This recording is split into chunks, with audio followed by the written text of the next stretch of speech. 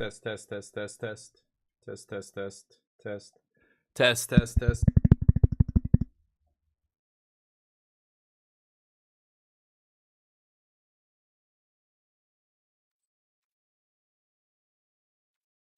Can you hear me? Oh my god. What the fuck? Weird. The interface just didn't like, so I thought it was voice mod. So I opened up voice mod. I wanted to show you guys voice mod. And then voice mod's like, "Wait, it can't see my mic?" But and then I go, "What the fuck? Voice mod's not seeing the mic. That's weird." I thought it was OBS again not seeing voice mod. It's voice mod not seeing the mic. So I'm like, "Wait, why the fuck?" And then I realized the interface, I can't, it's not responding. And I'm like, "What the like the actual physical interface. Normally there's I use a Scarlett Solo interface, and you can see the like when there's audio, when there's input coming in, you can see this green light kind of like, you know, blinking. And it wasn't, I'm like, what the fuck? So I literally, I'm unplugging it, plugging it back in, and it just works again. Okay, great. Sorry, everybody. Let me catch up. I was gonna fix my cam here too. Hold on one second, and I'm gonna get some more coffee. Normally I have to zoom the cam in here a little bit.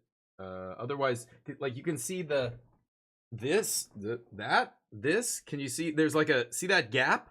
This is my desk, and then right behind it, like that's the edge of the green screen. So I have to zoom in a little bit so that the green screen edge can't be seen. I usually go to about here, and then I can pull the mic off the screen like that. Maybe a little bit more. Something like that. So beautiful. All right. Today. Oh, shut it down. You guys look beautiful. Christmas, Dugio, Scaper, Bags in here, Crispiness, Morgoat. Thank you guys. Sorry for the inconvenience there, but we are going to be watching some more Pro Tour today. I could be playing some games. Should I put up a poll and see if maybe people want me to play a game now while we watch this? I don't know, but you guys are looking good. Nano, how you doing? Mojo, what's up? Yeah, Christmas, literally, like the stupidest. And that's why when I was doing tech support, it was the first thing we used to tell customers to do. And they would call in and say, my internet doesn't work. We would always be like, well, what does your modem show? Oh, the lights are all good. Okay, unplug the modem. Wait 30 seconds. And this is important. You have to wait. Or this is back in 2004, 2003 when I was doing that stuff.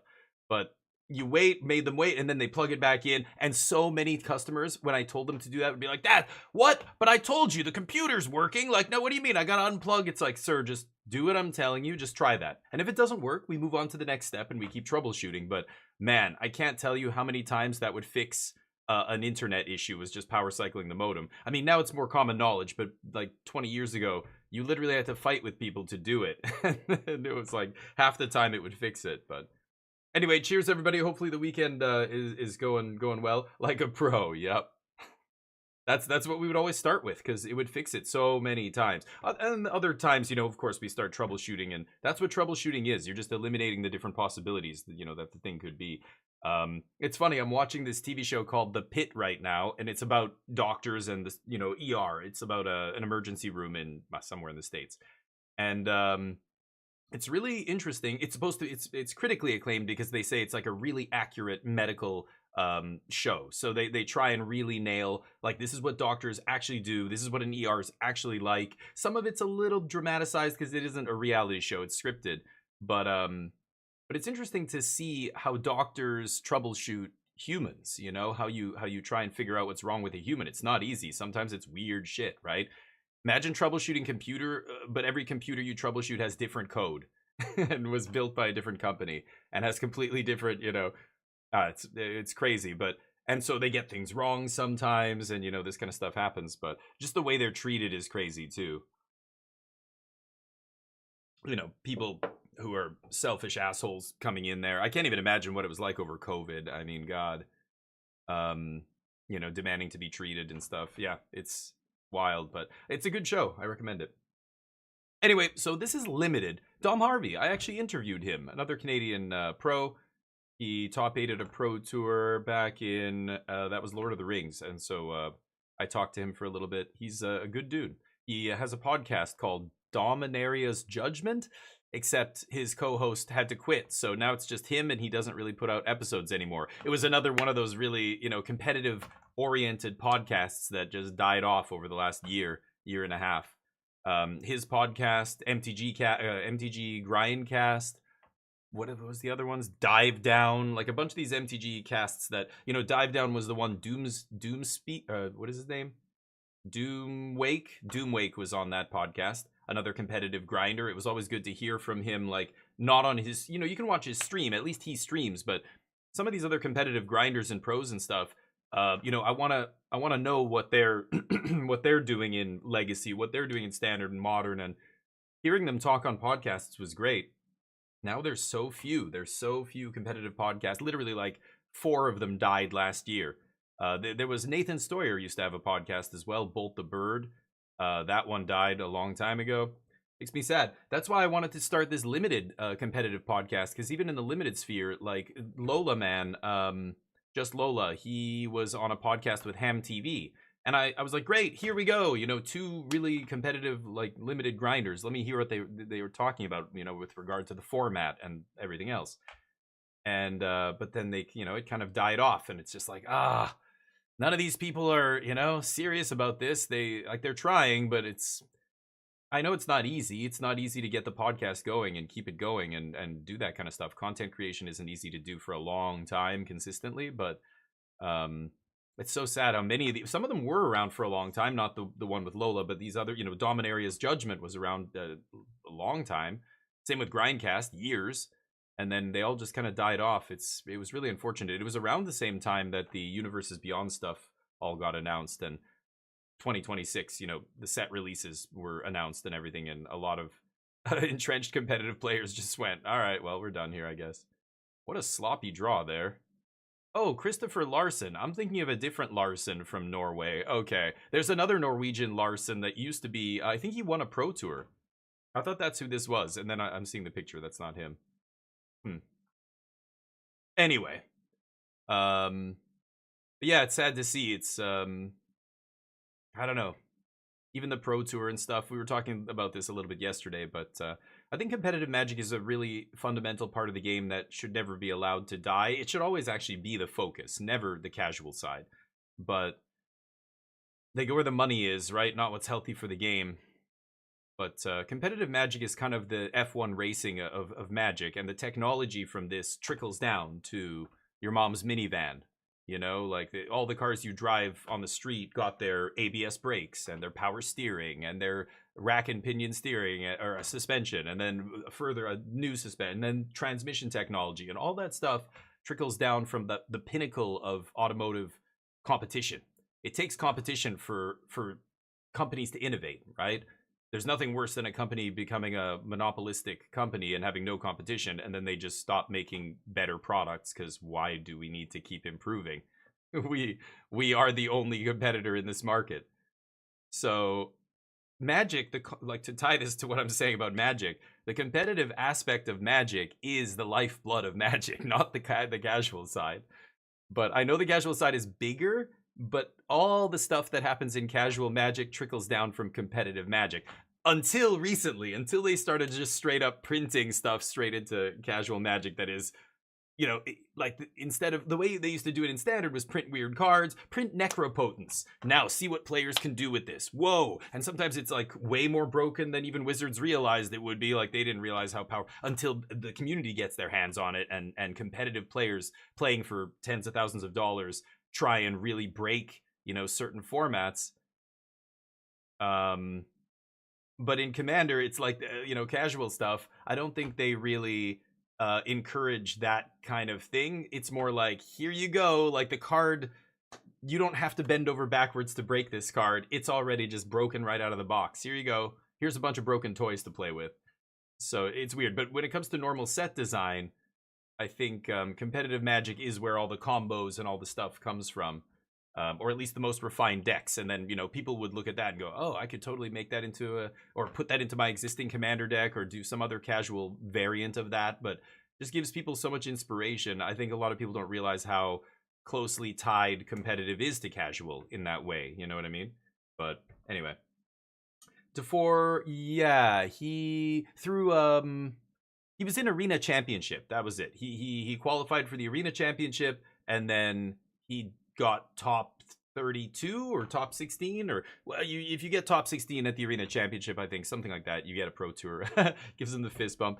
You get a Pro Tour invite. So Larson takes down Harvey. Yeah.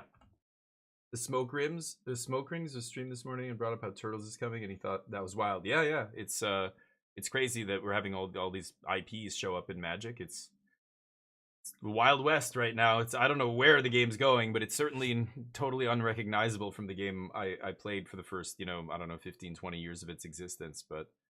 And there were gaps there where I didn't play every single set that came out, but, oh, it's Willie Edel? It'd be cool. I have sat next to some semi-pros and down the table from, like, Reed Duke and stuff, but I've never gotten to play one-on-one with, like, an actual, like, Hall of Fame pro. I'd still like to do that someday. I think it would be fun. You think so, Mojo? Yeah, I mean, you're the same generation as me, I think, Mojo, right? Like I grew up with Ninja Turtles. They were awesome. We used to watch every Saturday morning. We would watch Ninja Turtles. It was Saturday morning cartoons. It was part of the lineup back then. But and the toys, I had a bunch of toys. My neighbor, this kid Michael, Little Mike. There was Big Mike and Little Mike in our neighborhood. Little Mike had like the Turtles van, like the actual van and stuff. But some of it, Mojo, like, I mean, look at what they did to my boy Casey. What the fuck? Casey, the hockey dude, I don't know. The vibe is all wrong on that Magic card. I don't know what happened, but the van, yeah, you remember the van? We used to have all that. I miss it. I like it, but I don't know what it is. I don't need my, childhood nostalgia thing to be shoved into this other game that I play. That's what's so weird to me. I can love both those things. I don't need them to be mixed together like putting ice cream on your pizza or whatever. I don't know. I can like I don't know. It's just, and of course when you realize it's such a blatant money grab and whatever, it just feels like, I don't know. It feels so disingenuous. Like they're not doing it because they're paying homage to the IP and they have this respect for this old 80s, thing. Like, look what they, I don't know. Anyway, I hope Teenage Mutant Ninja Turtles isn't like Spider-Man. But Final Fantasy, it looks like they took some care to actually really make it match, the magic cards capture what the game characters and different things were. Same with Avatar. A lot of people said it was really well done in terms of, matching the style, the flavor. Like, what would the Fire Nation be? Would they be red? Would they be red, black? Would they be, what would Aang, what colors will Aang be or whatever? They did a pretty good job from what I have heard, because I'm not a big Avatar fan or whatever. But for Final Fantasy, I mean, I was a Final Fantasy fan back when the franchise, or not franchise, IP began. But I stopped playing Final Fantasies after number 10, number 9. So all the new shit, there was tons of stuff in that set. I had no idea, but Commander right now is such a big driving force behind. Yeah. Oh yes, absolutely, Neo. Yeah, I've talked about this too many times on the podcast, on my stream. Yeah, it is. It's casual is driving the design, and I think that's where we kind of lost our way a little bit with the game. When you're chasing the money and chasing casual, like, again, there's so many similar situations that have happened to video game developers. I use PUBG famously as an example.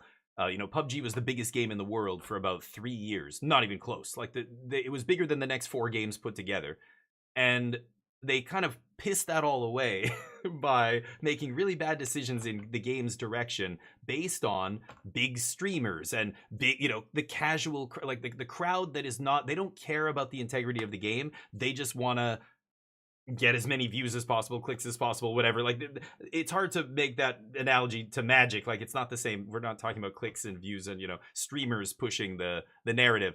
But like, it's almost a lesson in, you can't listen to the most rabid fans of your game. They love whatever aspect they love about the game, but they're not thinking about the wider community and the bigger picture and the long-term health of Magic. And I don't know. I think they literally saw people like me and other people on our Facebook group back in the day making memes with the fake image card generator. Remember those websites you used to go to, and it was like you could make like a fake card and put whatever text you want. That was hilarious. People used to do celebrities and famous athletes and whatever else, right? And I think they just went like, look at how popular this is. Why don't we just start making other shit, because some of the designs were so good. Like, there was straight up like Vladimir Putin, the card, and like he's a shithead planeswalker, and like his abilities were horrible shit. And it's so funny. Obviously, they didn't, they would never go near anything like that. But they basically went like, holy crap, like you can map anything onto a Magic card. Like, look at what people are doing just casually for fun. Some of it is brilliant. Let's... Oh, Ken Yukihiro crushing it. Did he just go 3-0, 3-0 in drafts? Damn. Yep. Oh, Nassif, 6-4. Come on, buddy. Rally. 6-4. He's already out of the top 8, right? He can't make top 8 now. Anyway, it's just, yeah, I think they saw that and went, why don't we just start taking other IPs and mapping it onto Magic? If these fucking chuds can do it on this website, we're the Magic team. We can do better than that. Let's put X into Magic, whatever it is. And I bet you that's how it started. But I know the lady who kind of started the whole program, she got laid off immediately the year Final Fantasy came out. Was it last year? The year before?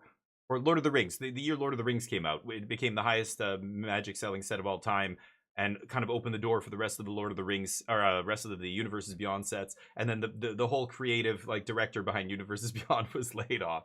Or she quit. I don't know. She left the company. Rudy. Ice cream on pizza, yeah. Not gonna be as awful as Spider-Man. Yeah, but he's a grifter, dude. That guy. He like the Magic secondary market is so full of grifters, and that's the king grifter. Like he's like the dude on like Fox money line or whatever. Some like stock investors like, you guys should never do this. Blah. Don't invest in blah blah blah. And then he quietly buys them all up, and then they spike in value. Like he's totally playing the whole community on the side. I don't know. That guy's a grifter. A level. Careful. Don't take everything he says. Just remember what his motivations are. That's all. Just remember how he makes all his money, and then with that lens, listen to what he's saying, and yeah.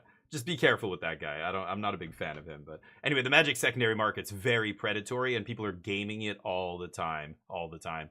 So, yeah, that I don't know. Anyway, nothing personal against the guy. He's out there making money the way he knows how, but I'm not gonna. I don't know.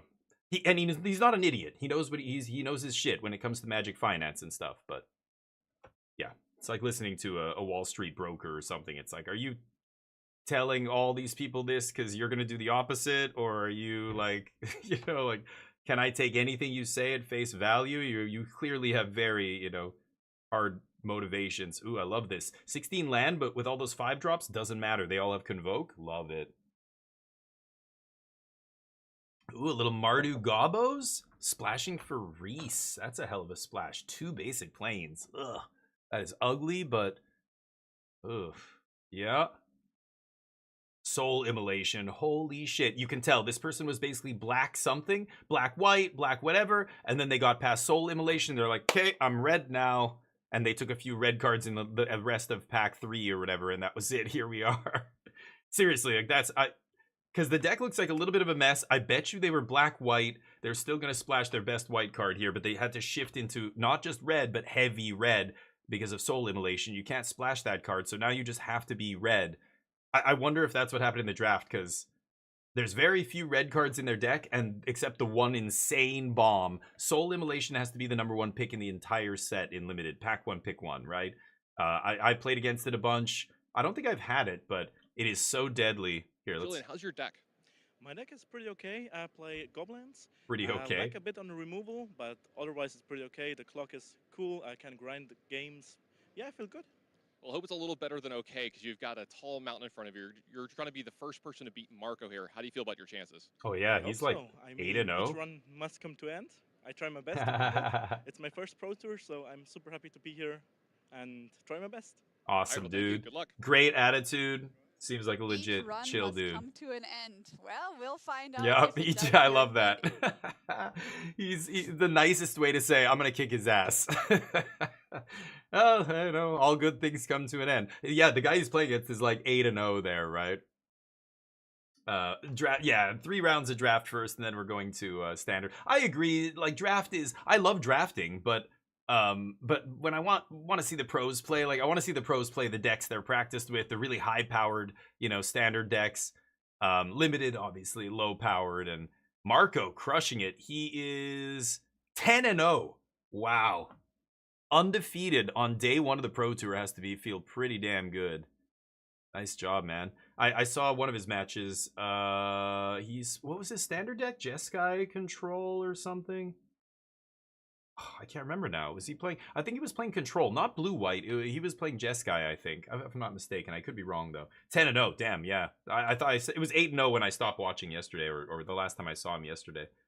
All right, well, Limited's a different dog here. Totally different animals. So let's see if he can pull it together. Ooh, this guy bringing his unstable lands for the Limited portion. Respect.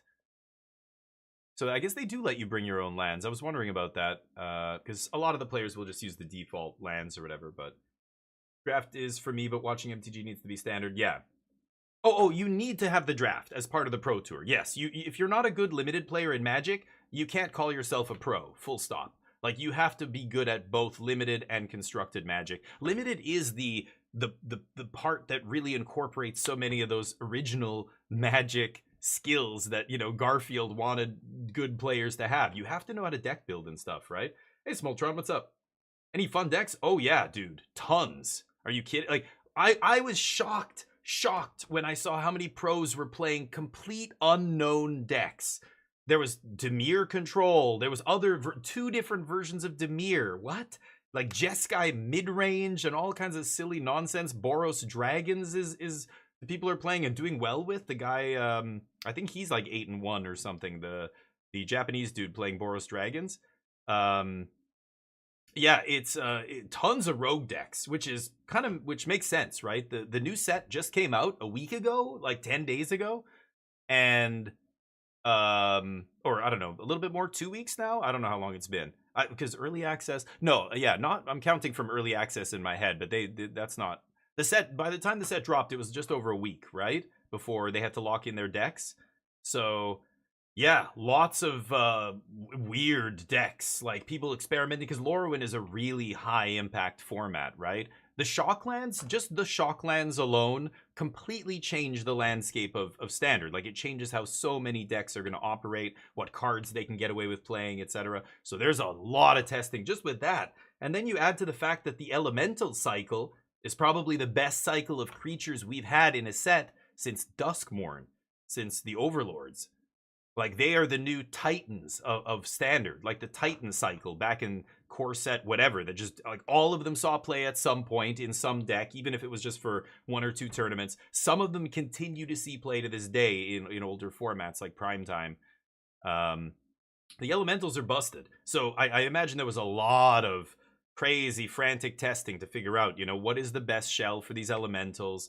Like, what existing shells can we jam them into to beef them up? Like, you know, so many ways to approach it. And then, if we know everybody else is playing Elementals, what if there's a deck that beats the Elementals? We don't play Elementals. We play what beats it. You know, we got to go to that level and figure that out if there's something there.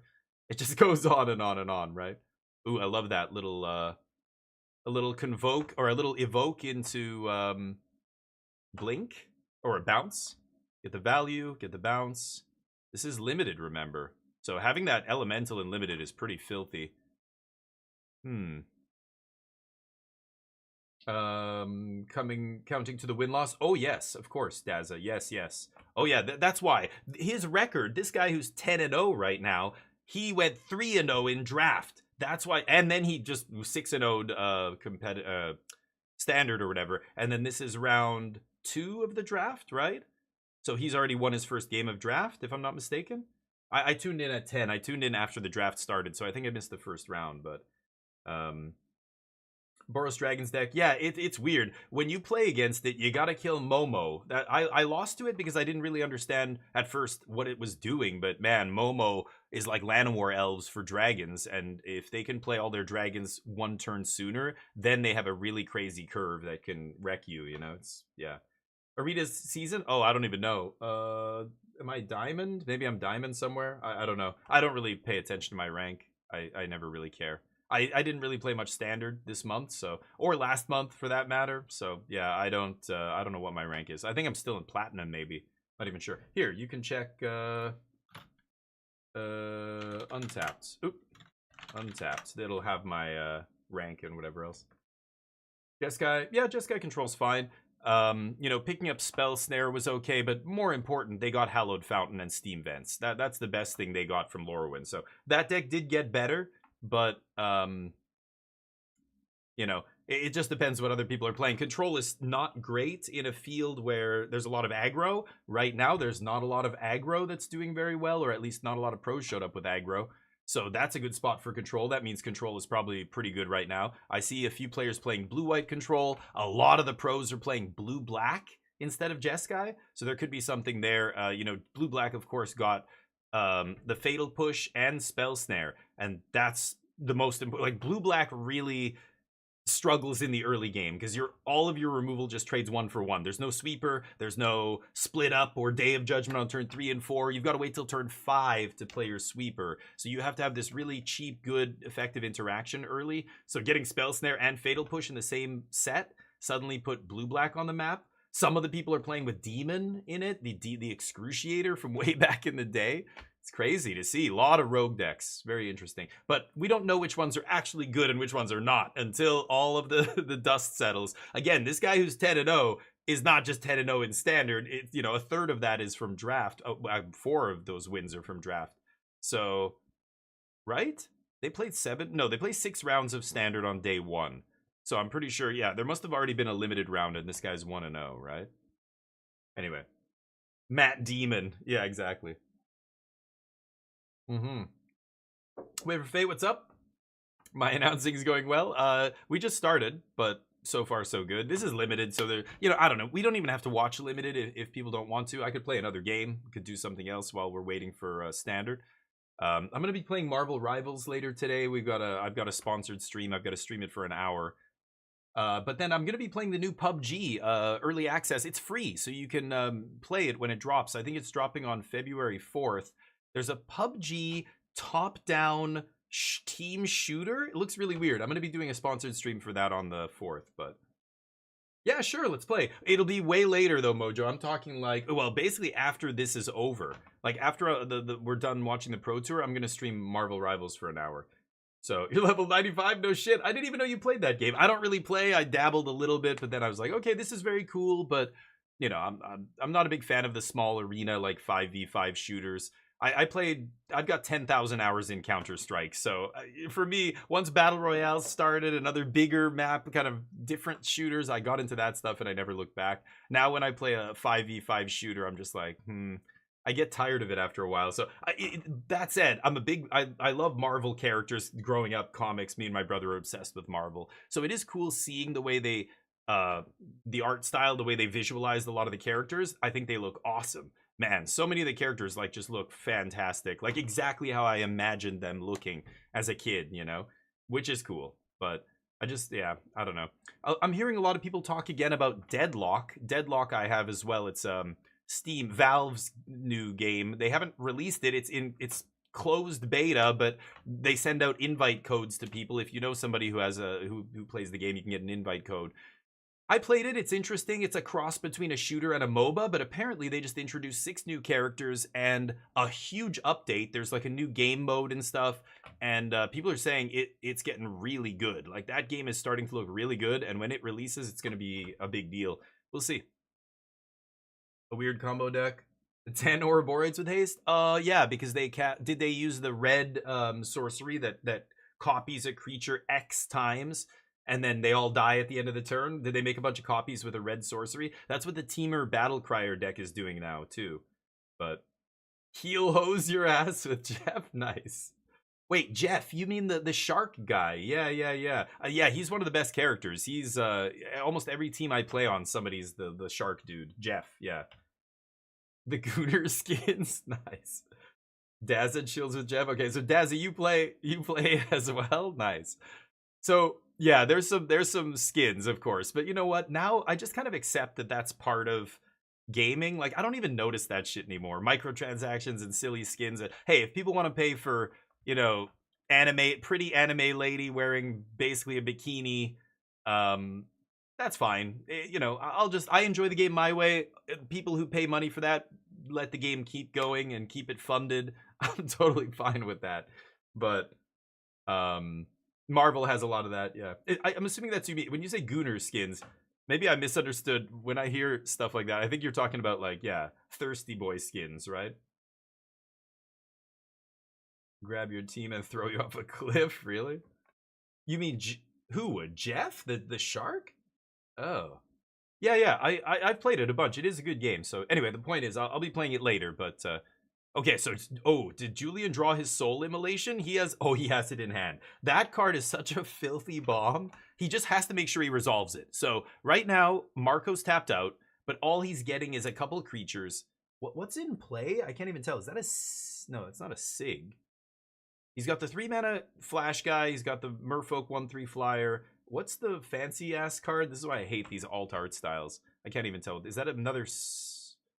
No, it's not a sky swimmer. I don't know what that is. Jeff could swallow people and spit them out. Damn. He didn't play red. Oh, the guy who comboed you? Oh, then I don't know. Because that's what I see Teamer Battlecryer do all the time. They play Ouroboros or some other creature, and then they just copy it a bunch of times. Helps the team. It could have been Mockingbird.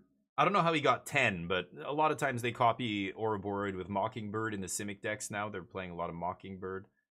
But 10 copies? That has to be some spell that copied a bunch, right? Who knows? Maybe a rogue deck playing like Mirror Form or some stupid thing. Could be something like that. All right, getting in there. He wipes with Soul Immolation. That card is just lights out usually. So wipe the board, keep my board. All you have to do is lose one creature because you've got a blight onto your creature equal to the toughness, however high the toughness is of your creature. But then the opponent takes that much damage. Like, it's such a nasty card. Soul Immolation is done, though, and Marco's still at a healthy 15, and he's going to rebuild with 3 cards in his hand. So that Soul Immolation is good, but in this spot, it's not just game-winning here. Marco's stuck on land drops. Meanwhile, Julian found his white source, has all the options here. There's Reaping Willow, so he can activate. What's the best thing he could bring back, though? I'm not even sure. I haven't been watching to the paying attention to the first part of the game. I see a bunch of creatures in there. Yeah, spread it out. The Glistener or Gristle guy, whatever, is not gonna come into play here. It could be the 5/4 Chaos Spewer. Oh, this is the big guy. Oh, he's gonna. Oh no, he can only get back 3 or less, right? 3 CMC or less. Yeah, it's got to be the 5/4. It's gonna be Chaos Spewer coming back, almost certainly. And then blight onto the tree again, and then activate again. And it's kind of a sweet little loop here, right? The Reaping Willow with the 3-mana Chaos Spewer lets you continually get back a 5/4 over and over and over and over. I'm pretty sure it's mana 3 or less, right? Okay, then it was yeah, then almost certainly this card. This just came out in Lorwyn. Was he said he was blue-green? If he was playing blue, then yeah, he might have cast something like that on you. And all of his guys became Ouroboros. I've seen people do it. It's terrible. 6 mana instant, like no, but Beam Town.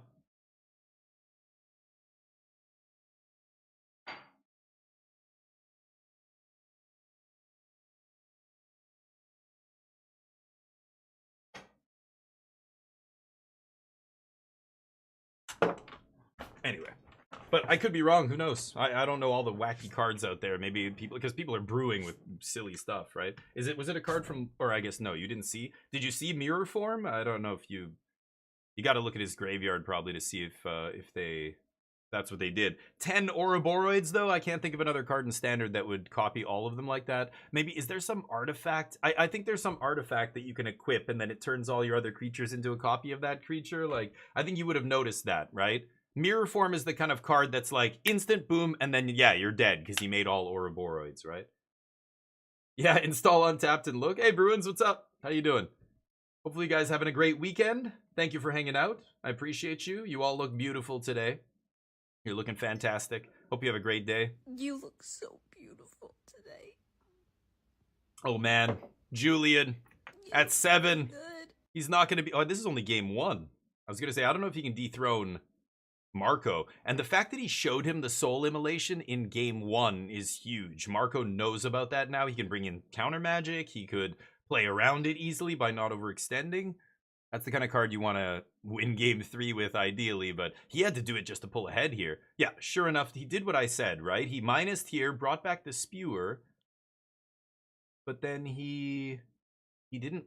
Oh, and then he blighted again, and then he brought back the Glistener. Yeah, or Gristle Glutton, whatever. Yep, that's right. I might have even saved the 2 counter, or the blight counters to bring back the Spewer again, but he's probably got other ways to blight. That's sweet. I like the Willow. Reaping Willow in the Goblins deck is awesome. Mm-hmm. Because you have so many ways to blight, right? You couldn't, yeah, exactly. Yeah, Smoltron. That's why you would have had to, like, the moment he killed you, you should have been like, okay, what? Like, yeah, you had to look at his graveyard. I bet you it was Mirror Form. Do you have any rooting interest? Any rooting interest? I used to root my phone back when the first, Galaxy smartphones I had, I rooted them. Is that what you're referring to? Planting trees. I'm not big into planting. I'm all for planting trees, but don't have a big interest in rooting per se. Are you talking about who am I rooting for? Is that what you're asking? Who is my rooting? Do I have any rooting interest? You mean who am I cheering for? I mean, I want somebody to beat the guy who's 10-0, so I'm rooting for anybody who's playing against Marco. Marco's 10-0 right now. He's undefeated. He's the only undefeated player, and well, you know what? No, that's not true. I was gonna say we don't usually see an undefeated player at the end of day one of the Pro Tour. Sometimes we do, but it's not very often. I think there's more often than not, nobody has a perfect record after day one, but that's not actually true. I remember Jim Davis doing it a couple times, but I don't know. Maybe every other Pro Tour somebody makes a run like this. So, and we're day two here. I'd like to see somebody even up the playing field a little bit. Otherwise, this guy just gets to go on, at the end of today, he can just go buy.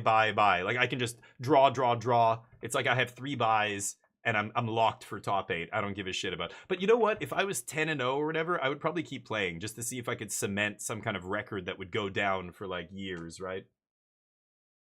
High on Life. No, I didn't. I heard it was a good game though, Dazza. Have you played it? I haven't actually played it. Only 10k for VIP Berm. Yeah. I don't know. I'm a man of the people. But I take away VIP sometimes if I haven't seen you in a long time. So it's permanent, but only as long as you stick around. Bunch of games in February. High on Life 2. Oh yeah, Reanimal I'm playing. Resident Evil I'm playing. Yeah. But I have a couple other games. Menace is coming out from the makers of Battle Brothers. I'm looking forward to that too. There's some weird ones. I've got some indie games. I've got a bunch of stuff. Everybody redeeming VIP. Okay. The Berm. There you go, buddy. How's the weekend going so far? Hopefully good. The Baginator. Getting VIP. Yeah, you've got some points. Do it. I could make it higher, but the channel points are kind of... I don't give a shit. I have my own point system, right? The wings. Wings are what matters. Channel points you can use for these awesome gifts that I've put in the channel. I'm always looking for more. If you see any new ones, let me know. We've got a few good ones in here. They're basically perfect, so. Pardon me, Mr. Perfect. And you just gotta know when to use them. And yeah, I don't know. Daz, I keep saving them. 1 million channel points. I'll get a tattoo on my forehead. What do you think? What should I get though? My Damien F16. The logo would be a little weird. The logo wouldn't really work, but I don't know. Rasta, what's up? Ooh, red IPA? I hate your face, Dugio. That sounds delicious.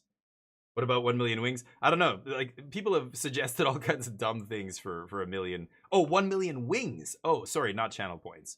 Wings, we haven't done anything special. People have had over 1 million wings easily at the end of the month, but that was the wing system operated a little bit differently back then. But yeah, wings, you have to watch the channel to get wings. Channel points are part of Twitch, right? But before they even had predictions and all that other crap, they would give you channel points, but I don't even know what you could do with them, like spam emotes and stuff. So I decided to use Stream Elements. They have this built-in, economy. I'm like, I'm gonna make this the wing economy here and use the wings to power, giveaways, and we do Wing Champ, and all the gambling on Casino Day and all that stuff is using the wings. And predictions. We used to always bet, will I win this match? Will I, do this, whatever. Like, we would bet on everything, and that was all through wings, because Twitch didn't have any of that. And then after, I don't know, I was streaming about 1.5 years, and then Twitch decided to make this predictions. Oh, it's fancy and new. And I'm like, what? We've been doing this for over 1 year already. What do you mean? Now Twitch has their own version? Okay. So there's like 2 versions of the betting and stuff now. One of them uses channel points, the predictions. So I just never use it because I've always just had my own system, right? But wings you get by watching the channel. Yeah, you also get them by gambling. Sometimes we do a number game. Anybody beat me? I'll give you 1,000 wings right now. And I got a 47. So if you type number and you beat a 47, I'll give you 1,000 wings right now. You can duel Dugio. Tattoo Dugio on the forehead because he's the wing champ. 17, nope. Oh, but see, and this is where you guys got to keep Keep spamming it until it says your name. Dugio with a 38. No. You can also duel people. Like right now, Dugio is on the wing leaderboard. He's at the top. He's got 869k. So I'm going to go duel Dugio 50k. Come on, Dugio. What are you, scared? Step up. You're the wing champ, act like it. See? Easy. Game's easy. That's what you have to do to Dugio to try and knock him down a peg. Bruins with a 47? Isn't that the same one I got? Oh no, the tie. Who got it? Rasta got a 67. There you go. Rasta gets a G. No. Oh, I just gave you 10 Gs by accident, Rasta. That's okay. They're all going to disappear tomorrow. At the end of the month, we reset the whole wing leaderboard. And this is where, I don't know, I feel like I've done it this way since day one, and I think it's the best way to do it, because I want people who are new to the channel to have the same chance of winning at the end of the month and becoming the wing champ as people who have been in here a long time, right? So every month we reset all the wings from the first day of the month. So everybody starts at 0 again, and then we move on, people start climbing, and every casino day that happens, there's big shakeups, right? People will gamble away all their wings, some people will double up. And yeah, anyway. You're the one still sipping on a red IPA. Touche.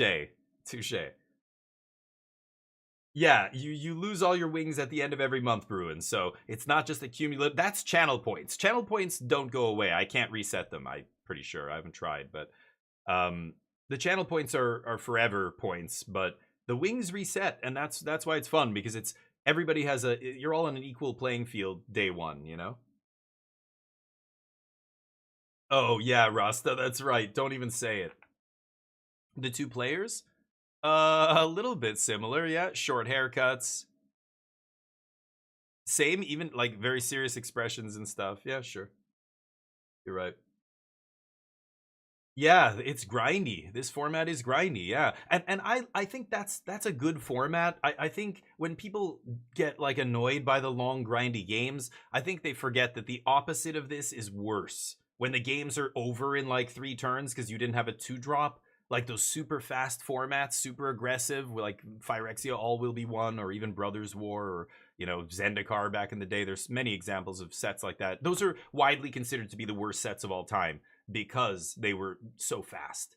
Fast sets are really bad. So slow sets can be annoying, they're grindy, and, you know, but that's actually better than fast sets still. So you just kind of have to get used to the grind, get used to the complicated board states and figuring stuff out. I would say long grindy formats are more skill intensive, basically, because the player who's tracking all this stuff well better than their opponent is probably going to win, right? But anyway. Oh, the gamble is not on today, though. There's only once a week. No, guys, you can't. Everybody tries to gamble. The games are only live on Casino Day. Casino Day. So you can duel still, we can bet, I can do the number game, we can do that stuff. But the gambling, roulette, slots, all of that stuff's only on Thursday. You had 50 or 60 million? Did they ever reset it? Yeah, like what's, it's almost, I don't know. I feel like if you don't reset it, what's the point? Ooh, Goblins takes it. Uh-oh, Marco might lose his perfect record. His deck looks insane though. He's got an Elemental, Evoke Elemental, and a bunch of good synergy. The other guy, though, with that soul immolation is filthy, right? They had giveaways. Yeah, that's what I do too. Yeah, but my giveaways aren't, you know, I don't know how much they were charging, but usually when I do a giveaway, the first ticket is free for everybody. It's a raffle, right? But you can buy 20 more or 19 more tickets. You can buy up to 20 tickets, but each one after the first costs you 20 wings. 20 wings, that's it. So if you have 1,000 wings, you can buy 20 tickets and that's it, right? $1 million or 2 per ticket. Okay, so it's essentially the same thing I'm doing, just the numbers are way bigger. You played that was a JRPG channel version of what I do, basically, where the damage numbers, it's the Claire Obscure, like 52 million damage, but every enemy has like 500 million HP. Like it's like Magic versus, I don't know, Yu-Gi-Oh, or no, they're kind of similar. Like, Magic is a game of big, chunky dials, right? Just changing 1 point compared to Dota or I don't know, other games where it's like thousands of HP and like you got to do so much damage to something to like destroy it. I don't know. Big numbers are fun though. Having like 100 million wings sounds so insane, but it's the same as having 1,000 wings in a channel where everything scales down to, you know, everything's different prices. But people like big numbers. I know. Believe me, it's silly. We worship people who can put up big numbers. No human should ever have $400 billion. I think most people don't even realize how much 1 billion is.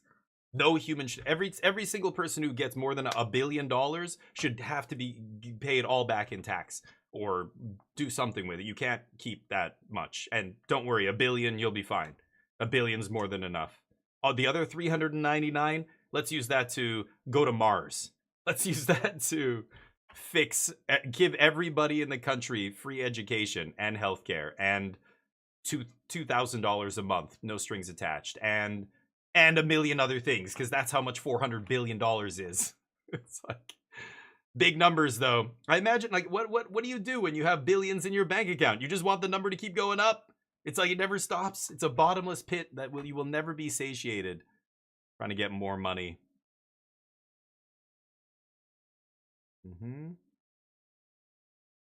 Ooh.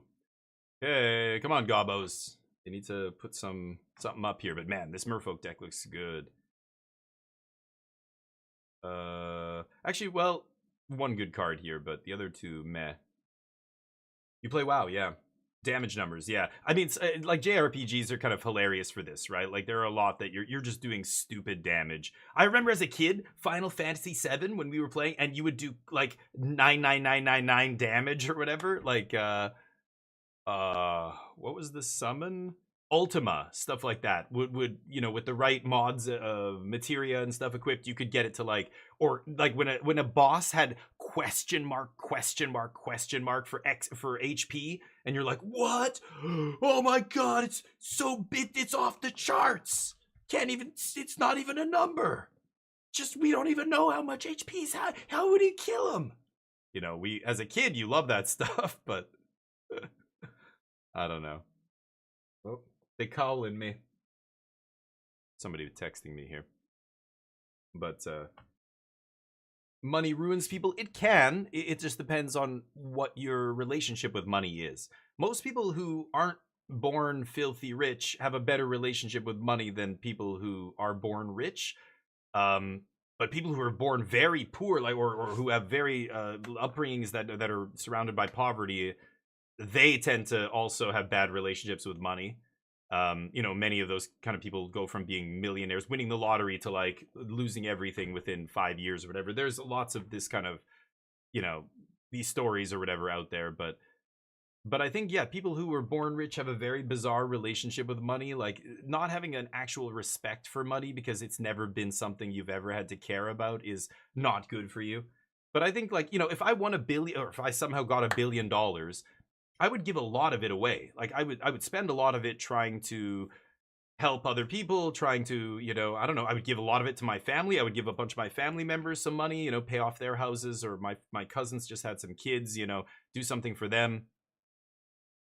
And I don't know, I would try and you know, when you're talking about that much money, now you have to start working with organizations to try and most effectively distribute or give back. You know, they're like, effective altruism movement is a good place to start.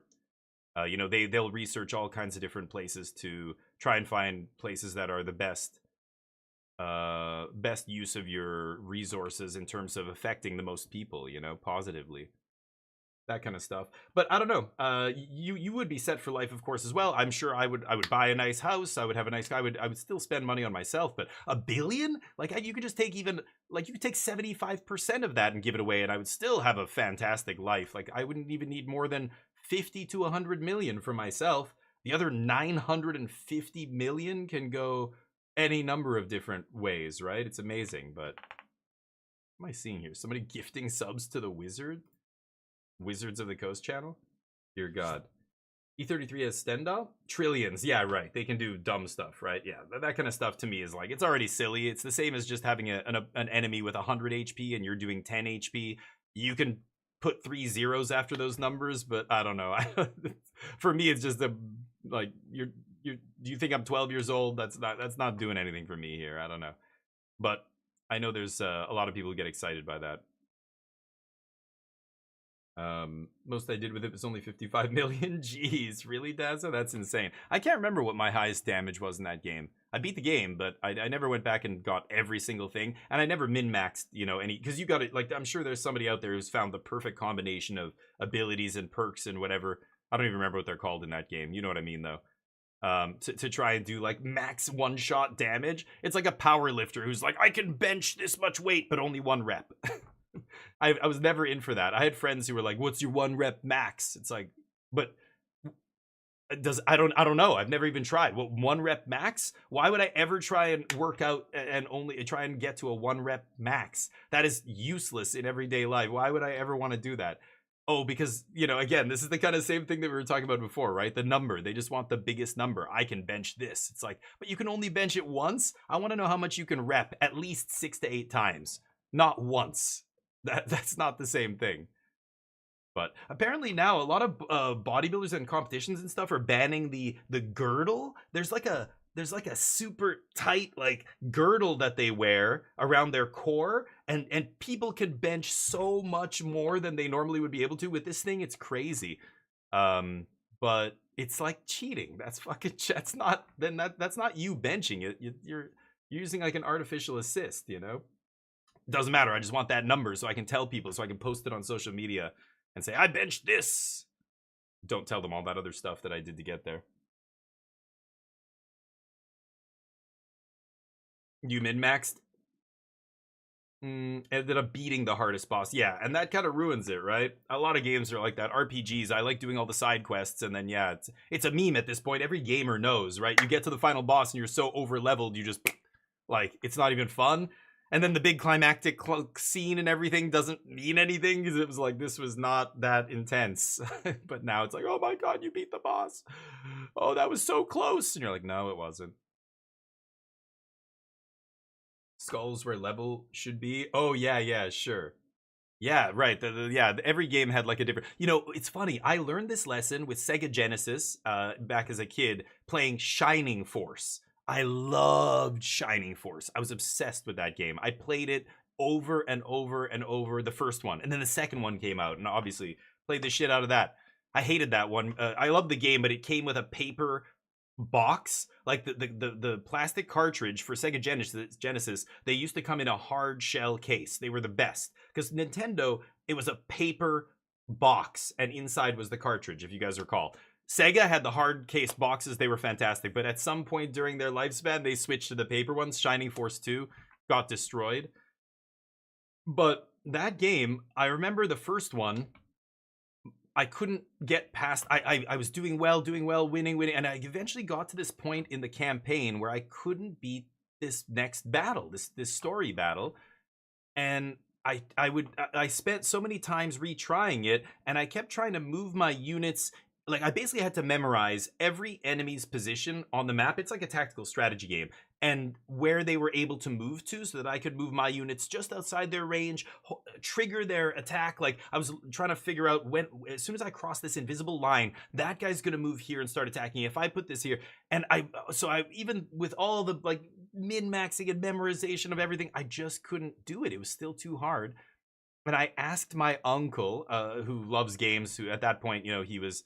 in computer science, like had just graduated or getting his degree or whatever when he was dating my aunt, and we would ask him about advice on games and stuff, and he looked at it and he played and he goes, well, yeah, you're not high enough level to beat this.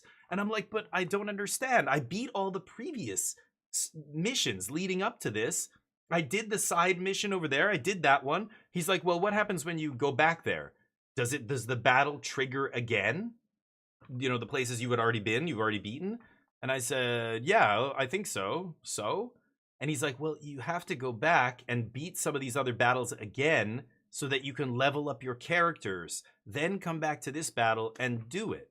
And I'm like, what? But I beat those battles. You're saying I have to go back to a battle that I already beat and beat it again just to level up my characters? That I had never even considered, and it blew my mind. It was the first time I learned about leveling by grinding another area to level up my character so they could take on this next battle.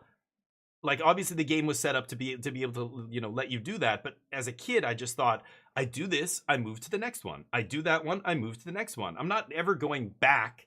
You know, one of my character's abilities, the main character has this ability called egress, which, as you can imagine, lets you escape from battle. And one of the big mechanics in the game was you had to, you know, you were expected to kind of fight through battles, and if it was too hard, you use your egress ability and you back out. All the enemies you killed, you know, halfway through the battle before you egressed, you would still get XP for and everything. So you had to keep doing this until you were strong enough to actually beat it without running away, without egressing. But as a kid, I never used the egress ability. I just was like, what? Like, it just lets you run away. I'm never doing that. If I lose, I lose. I do it again until I win. It was the first time I had my eyes opened and I realized, oh, you actually have to like do some of this stuff over again or play it multiple times, and that's what levels you up. Okay. So funny. I can remember to this day, that was it. That was the epiphany. And then from then on, it was like, yeah, we're leveling up our characters like more than enough so that we're definitely going to do the next story mission or whatever. Ancestral recall. Anyway, it's just funny. Story from my childhood. Pokemon Gold with a splashy fish, sure. Yeah, and I mean, people beating games with weird stuff, that's already a tale as old as time now, right? Didn't you see that there was a Pokemon game that the community played, a Twitch channel, where people were typing shit into the chat and the game was doing whatever they were typing? Like, Twitch chat beats Pokemon whatever it was. Pokemon something. There's too many Pokemons. Some Pokemon game. And chat was typing in the commands, and it was like moving the like. But eventually, they beat the game. Like, it just took enough time of everybody spamming random shit that it beat it, right? Yeah, Twitch plays Pokemon. Yeah, someone that trained their Pokemon to level 80 before getting the first badge. Oh yeah, see, yeah, that kind of stuff is childhood hilarity to me, because back then we didn't have tutorials. There wasn't the internet. You couldn't just go like, you had to talk to somebody else.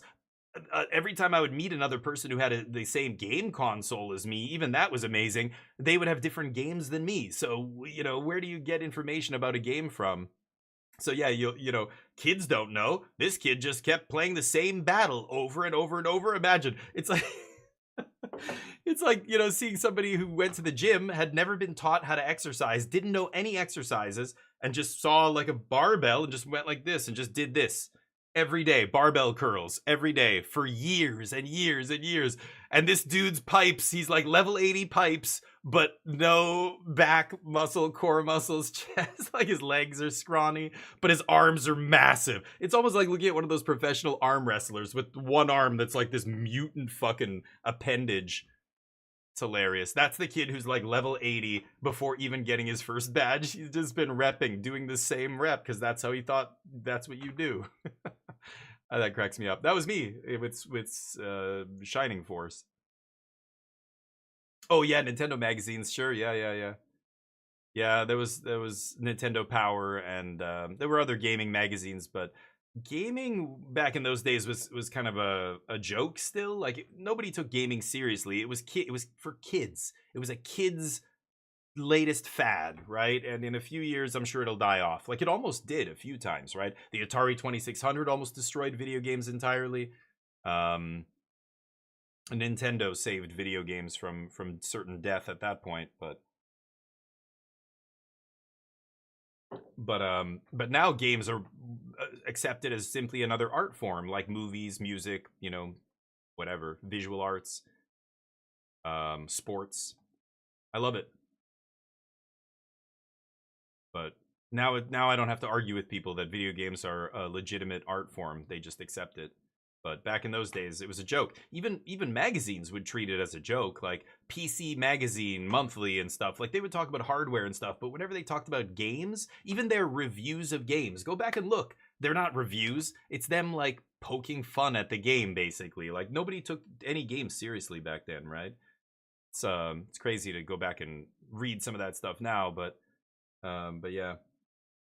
Oh yeah, well, and PlayStation is fascinating because when PlayStation first came out, nobody thought it was going to be anything good. I mean, we had seen Panasonic make a thing, 3DO had come out. The like I can't even remember. Hitachi had a console at one point. Like all these TV manufacturers had tried to get into video games and their stuff was garbage. And immediately people were like, this is garbage, don't buy this, and it disappeared. So when Sony said we're gonna do the same thing, people were like, yeah, sure you will. Here's another dumpster fire in 6 months that nobody's gonna buy. But Sony decided to actually spend the money to do it well. And again, this was at the advent of CDs, compact disc technology, which let them do way more than a cartridge. So they kind of came along at the right time. And then the PS2 being a DVD player was really almost like a no-brainer, but such a insane profitable no-brainer. Everybody bought a PS2, and many people did, because at that time you either had a DVD player and a gaming console, or look at this, we can do both in one. Like, wow, so many people bought it because of that. But yeah, Nintendo betrayed Sony. Huh? Really? CDs killed Milli Vanilli. Oh, I remember Milli Vanilli. That's hilarious. What a big... Can you imagine? That was the biggest scandal of the year back then, Mojo. Can you imagine? Jesus.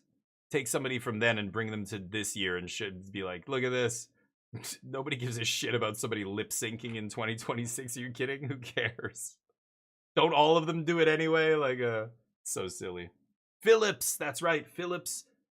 Oh no, Philips had their own console at some point too. I was gonna say that was another company.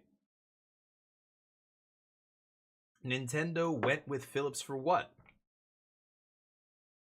80s Karen. What was Philips doing for Sony? Or what was, well, I don't know what was their contract? Like what were they making for Nintendo? But that's interesting if that's the case. I've never heard that, but huh.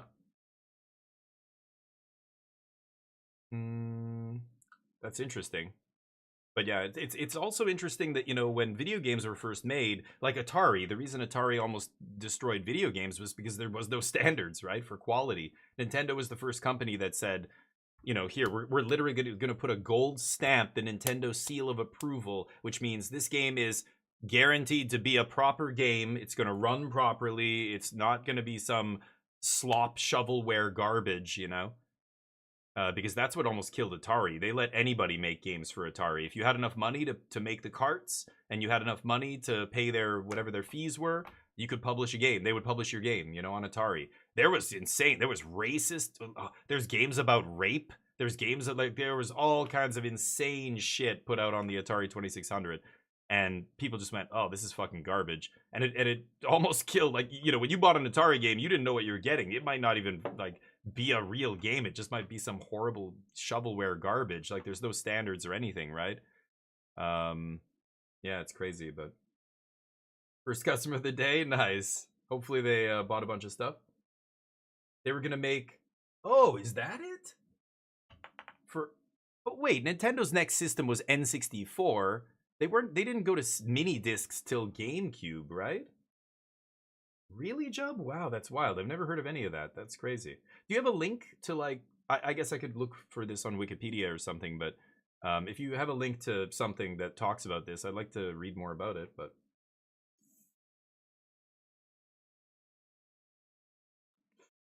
Yeah, Steam needs to do a better job cleaning up their shit, but so does Nintendo. Now, this is the irony.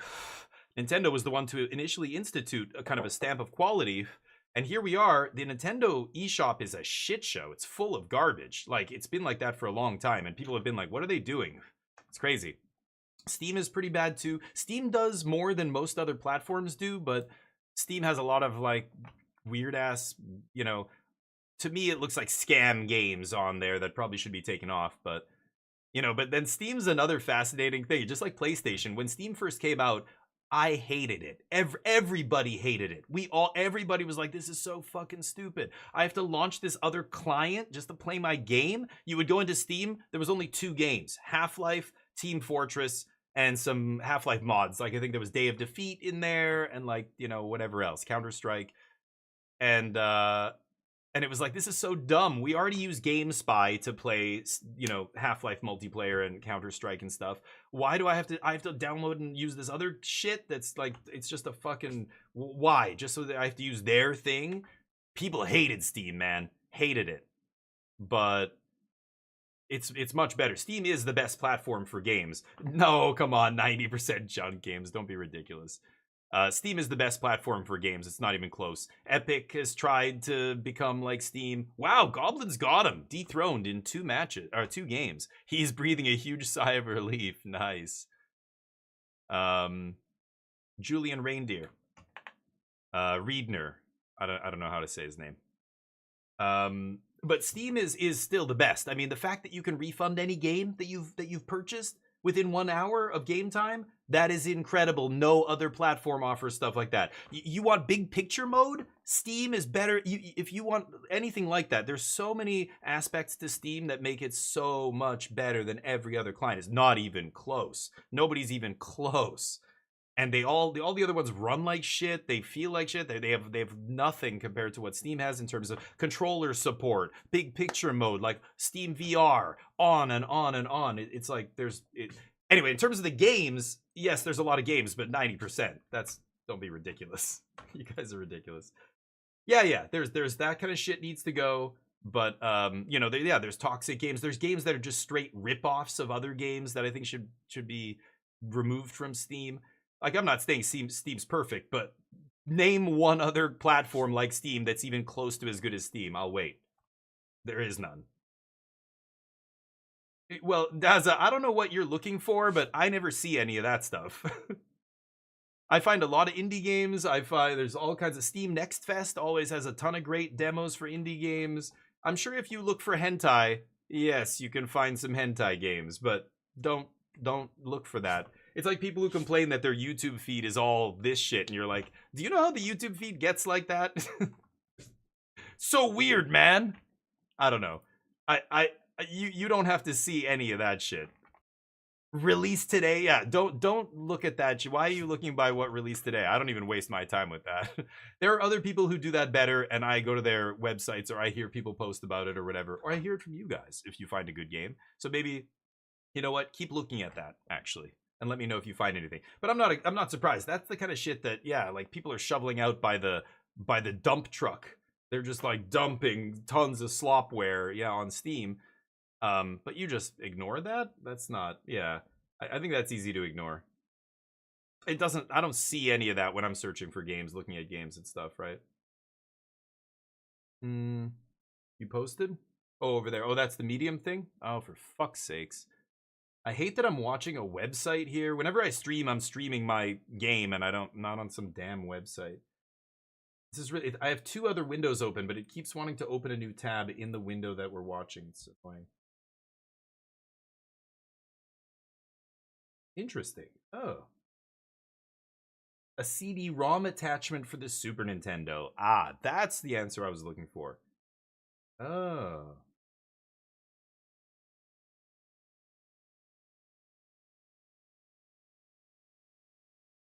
Oh, that's so funny.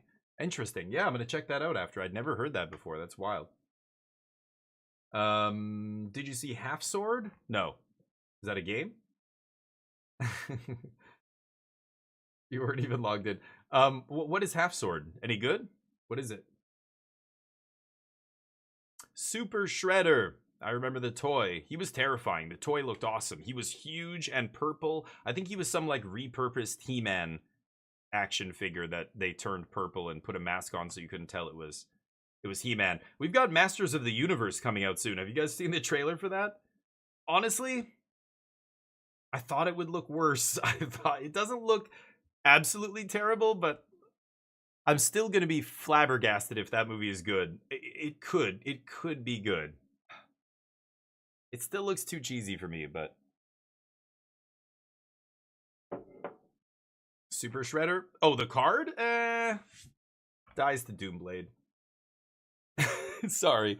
Super Shredder is a 1/1? What does he show up as, like a little frail embryo? Super Shredder should crash onto the scene as like an 8/8 with trample and haste. Instead, he starts as a 1/1? Nah. Super Shredder. Fire magic. Super Shredder. Okay, something died and I trigger up fire magic. Nope. I know. I know. Dies to Doomblade. You know what I mean. Doomblade is a euphemism for every removal spell that costs 2 or less mana, is what I'm really saying. But that takes too many words. If I just say Doomblade, it's faster. So dies to Doomblade means dies to Lightning Strike, means dies to Nowhere to Run, means dies to... I could talk for the next 30 minutes and say how many removal spells are in Standard that kills Super Shredder on turn 1 or 2. I just say Doomblade instead, it's faster. But you know what I mean. Davor, 7-3-1, he picked up a draw. Oh no. Okay. Ooh, that is so crazy close. That record is right on the wire of... If he wins from here on out and his opponent match win percentage, like his opponents are the people he beats are really good, they end up doing well, then he still has a shot for top 8 with that record, but it's like right on the line. As soon as you go X4, you're dead for top 8. All the people who are 7 and 4 are now not top 8 contenders, right? But anybody who's X3, he's X3-1. Ugh. That's gonna hurt him, but yeah, it probably puts him out, but you never know. He might squeak in. That would be wild. Get Super Shreddered? Yeah, I might. I might get Super Shreddered in Standard. Probably Limited. I can see Limited Super Shredder is gonna be great, but in Constructed, I don't see it, man. I'm not a big fan of creatures that don't do anything when they ETB. I think that's just... You're not good enough for Standard anymore if you don't do anything when you ETB. Unless you're like 1 mana. 1 mana is 1 mana. I mean, there's nobody's getting under you with removal if you're 1 mana. But even if you pay 2 mana for a Super Shredder and they kill it for 1 mana, they're up a mana on you. That already feels bad. But oh, that's so weird, Jub. You know, that just screams to me of all kinds of shit happening behind the scenes that never got reported because it's Japan and it's super high level execs. They don't talk to anybody outside, you know. And who knows, like maybe one of the guys at Sony, like his son was married to a woman who was related to the chairman of Nintendo, and like there's some family drama, so they were fucking with each other's business. Like who knows what was going on behind the scenes there. That sounds crazy though. That like the next day in that article, Nintendo just announces they're going with the competitor, like after making a deal with the other. Like what was going on there? Wild. There's some weird cultural power move shit going on there that we don't know, I think, and we maybe never will, but it's kind of interesting though. Yeah, Moon Shadow's another one. Yeah. How much play is that one seeing? It's not the best card. Oh no, you're right. I don't think Super Shredder is good, but yeah, like I don't know. I thought you were saying it was like in a C play or something. I don't even look at it. Like when a creature, I know a creature is not going to be good enough for Standard. I just don't even pay attention. But who knows? I could be wrong. I just think the chance of being wrong on a card like that is pretty slim. So this is Handshake, Ely and Guglielmo. That's a tough name to say. Arne doing well. Arne's put up very consistent results over the last few Pro Tours. I've been very impressed with that dude. You know, he spiked a Mythic Championship and he just came out of nowhere. Like nobody had ever heard of him before. He won that Mythic Championship. A lot of times people fade off pretty quick when that happens. But he's been consistently putting up like top 16, top 32 at the Pro Tour, at Worlds results every single tournament. I think he's quietly one of the most consistent Pro Tour grinders on the Pro Tour circuit or whatever. I don't know. Hey, Brimmer, how you doing, buddy? He's a weenie. I know, right? That's what I'm saying. He should come in as like an 8-8 trample mojo. He comes in as a 1-1. Moon Shadow comes in as a 1-1, but it makes sense. It's been reduced by magic, by whatever, by its curse, and then it slowly gets bigger as things die and it feeds, right? As not things die, but things go to the graveyard. You know what I mean? But for Super Shredder to come in as a 1-1 is almost implying that he's like a tiny little infant-sized Super Shredder, and as things die, he starts getting bigger, or like he looks huge. Does he come in as a huge dude, but he's paralyzed? He's like basically he can barely move, and then as he gets bigger, he starts to be able to actually fight? I have no idea. The Italians crushing it. I mean, that's on the back of that one guy who was 10-0, now 10-1. Japan doing well as always. The Boulder. This is team win percentages. And of course, like the fewer people on the team, the higher the win percent. Like it kind of skews this. Like some people who have like 30 members on their team are going to have a much lower average or close to middle of the road average than, you know, it's me and two other dudes and we just, all three of us happen to be doing well. Our win percentage as a team is like 60%, but it's because there's only three of us. The number of matches played is so small there compared to teams of 30 players, right? Hey, okay, Scoop, what's up?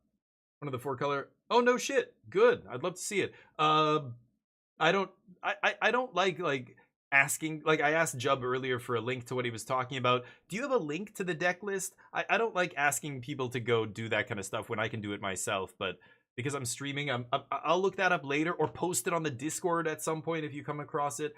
But I'm not gonna like bring up MTG Melee while we're watching this. I every time I open a new window, it opens in this window and annoys me. It just cuts off the stream basically.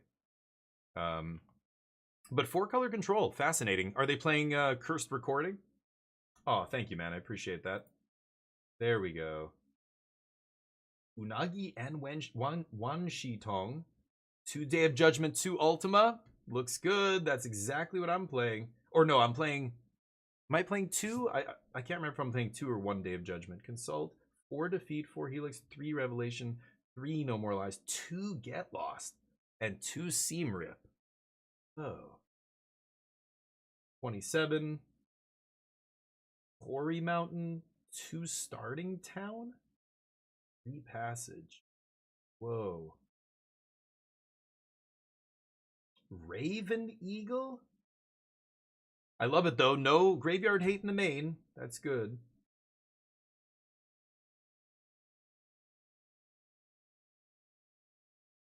Wow. Raven Eagle. That is an insane sideboard card. Strategic Betrayal I get. Raven Eagle? So you have, for graveyard hate, you have Rest in Peace, Strategic Betrayal. Instead of just playing another Rest in Peace, you're playing a Raven Eagle. Oh, Stoic Sphinx is another interesting one. I like that for the mirror. Elenda? Oh, her. Against aggro. Okay, I can see that being an anti-aggro card. It's a weird one, but sure. Okay, that's a cool list. I wouldn't mind trying that.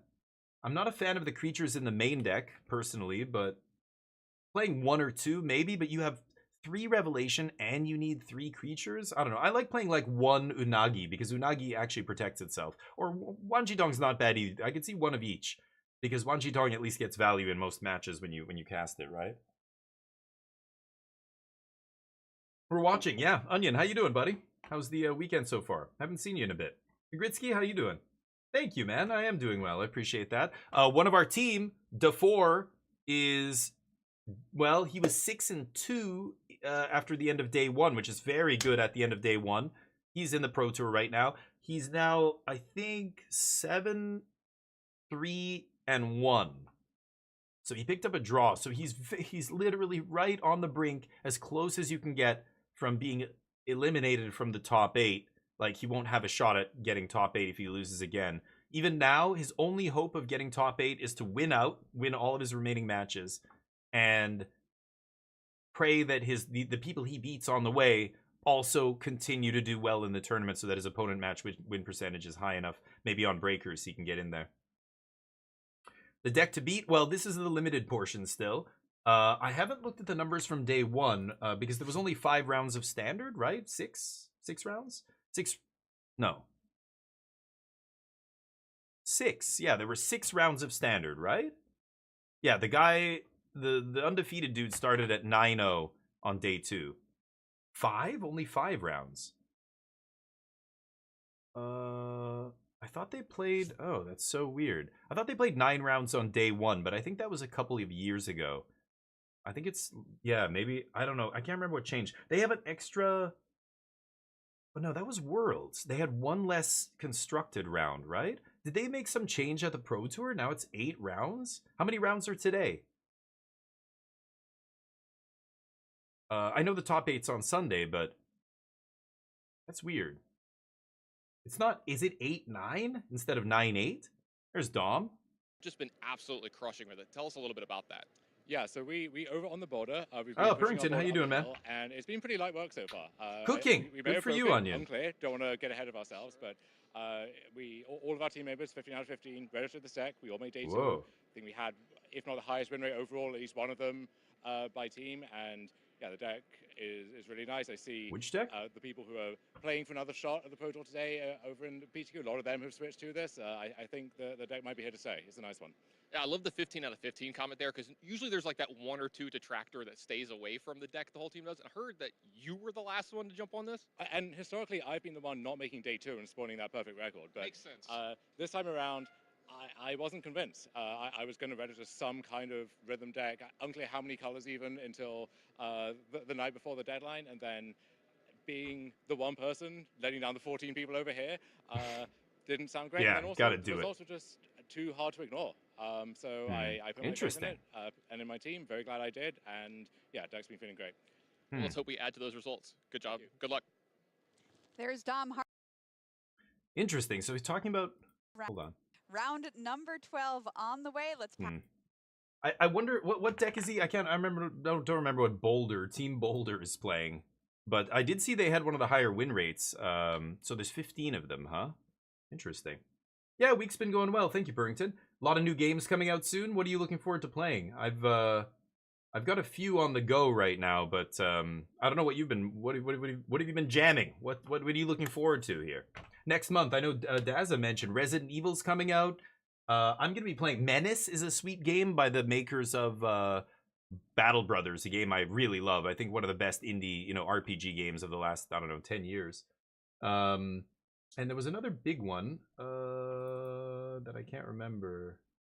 PUBG Blind Spot I'm going to be playing. I can't remember. There was one more game. I've got to look at the Xbox Game Pass list and see what's coming out. I think there's another game coming that I wanted to try. But yeah, Menace is the makers of Battle Brothers. But it's totally different than Battle Brothers. Completely different. I don't know if it's going to be good. I'm just saying I like the last game that these devs made. So you can check it out. It's like, I think it's like a... It looks like an RTS, but it's not. It's turn-based. It's almost like XCOM, but with like army units or something. I don't even know. They had a demo a while back. I never got to play it though. But oh yeah, Cairn. That's right. Cairn just dropped. A lot of people are talking about that. I played Jusant. Jusant was cool, but it was more like it was a little too slow-paced for me. Like it was like a narrative game with some climbing almost, But apparently Cairn is really sweet, and a lot of people are saying good things about it. So, I mean, it was hyped up even before it dropped. So I totally forgot about that. That's a good reminder. I don't have that game. These days I try and play games that I get for free because I have, because I'm a Twitch partner, there's a few different places I can go and request game codes. Sometimes they'll reach out to me and offer codes, and I'll go, oh, I've never heard of that game. Sure, I'll play that. Do wrestling voices. Macho Man. And they would never interview you again, Mojo. That's one way to guarantee they never... Unless you're dressed the part and you're doing a whole act, then maybe it could work. But if you just start doing a voice, they're going to be like, dude, never put that guy on camera again. Unless you keep winning and they don't have a choice. That's the best. I would take the high ground. I would just say, I'm sorry, no thank you. They're like, hi, Damien, you're 8-0. We want to talk to you about your deck. Cedric over here is going to interview you in about 15 minutes, okay? When we go live to the bubba. And I go, no, sorry, no thank you. And I go, oh, they'd be like, wait, no, what? But we want you to showcase your deck. What do you mean? You don't want to? I'm like, no, sorry, I don't do interviews. Thank you, though. I appreciate it. But you have to do it. No. I'm 9-0. Don't push me to do the interview. I will walk out of here right now and we'll let everybody know why. Don't push it. I don't have to do shit. I would walk away. I would be the only Pro Tour winner that would never. Oh, but I can't. I have content. I was gonna say I would never talk about it. I wouldn't do interviews. I wouldn't write articles. I wouldn't do anything. I would just be this. He doesn't work on any teams. He shows up to the Pro Tour solo, lone wolf. Nobody knows how or who he's doing his testing with, and he just keeps winning Pro Tours. Can you imagine? You'd be a legend. I mean, that's kind of what it was like back in the day before the internet and everybody, knew, and there was these pro teams, and You know, Kai recently passed, you know, the goat of competitive Magic. He was doing that kind of stuff back in those days, and that must have been what people said of him, right? Crushing 7 Pro Tours in like 4 years. People are just like, this guy cheating? What the no. He's the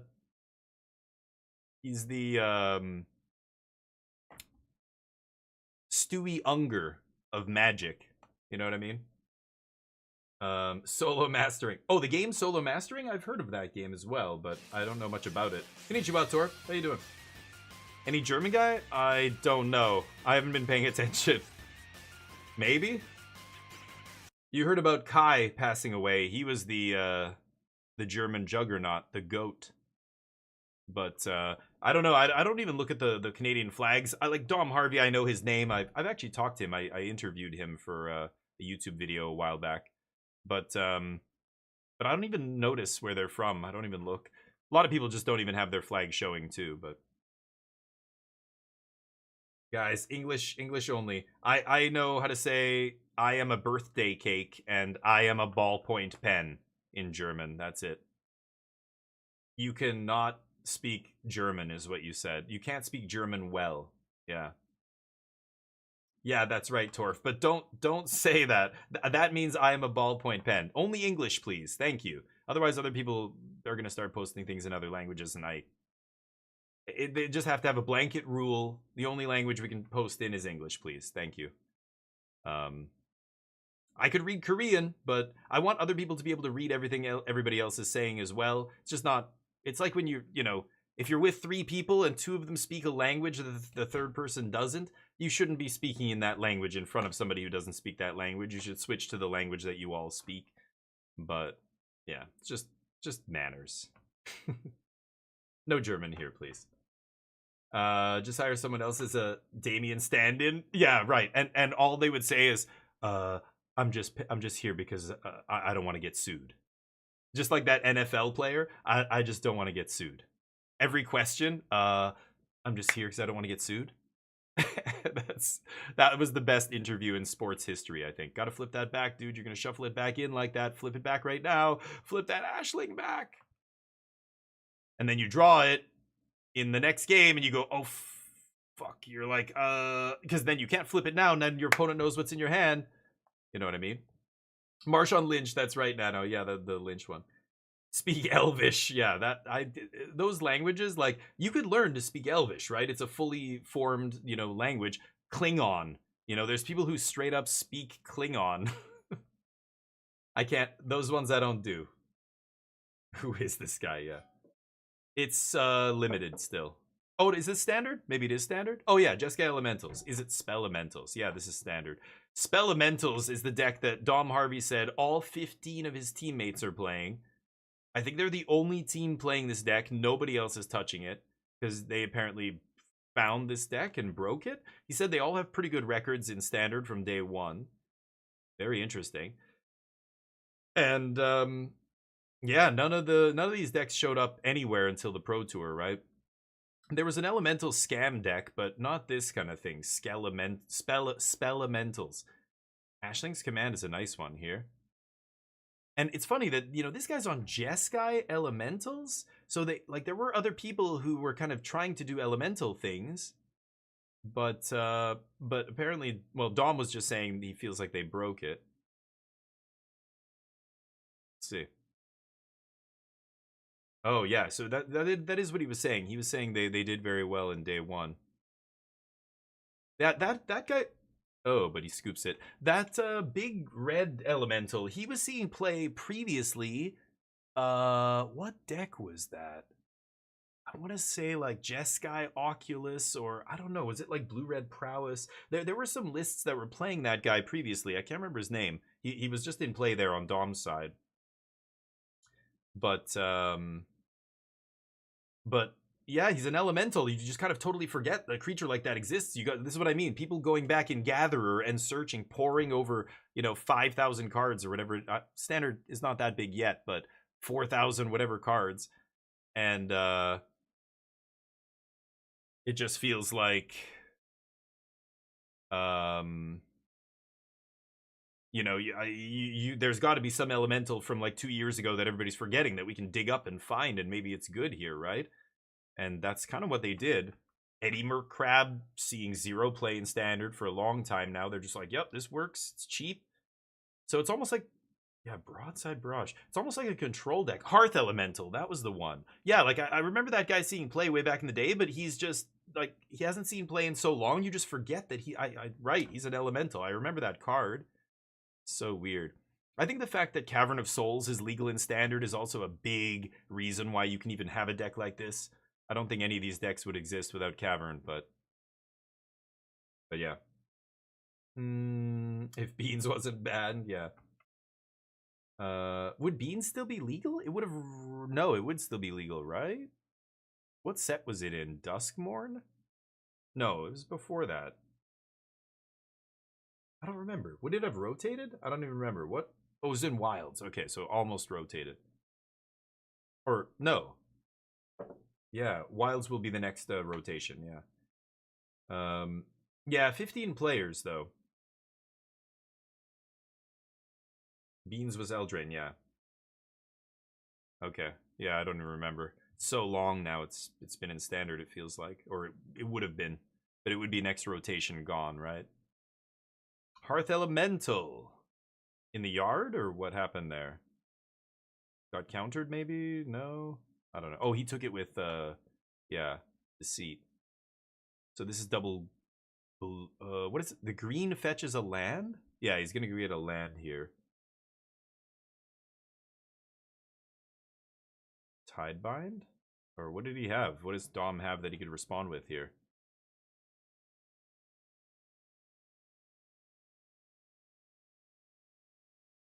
Broadside?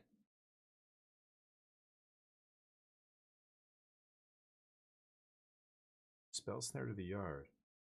Wow.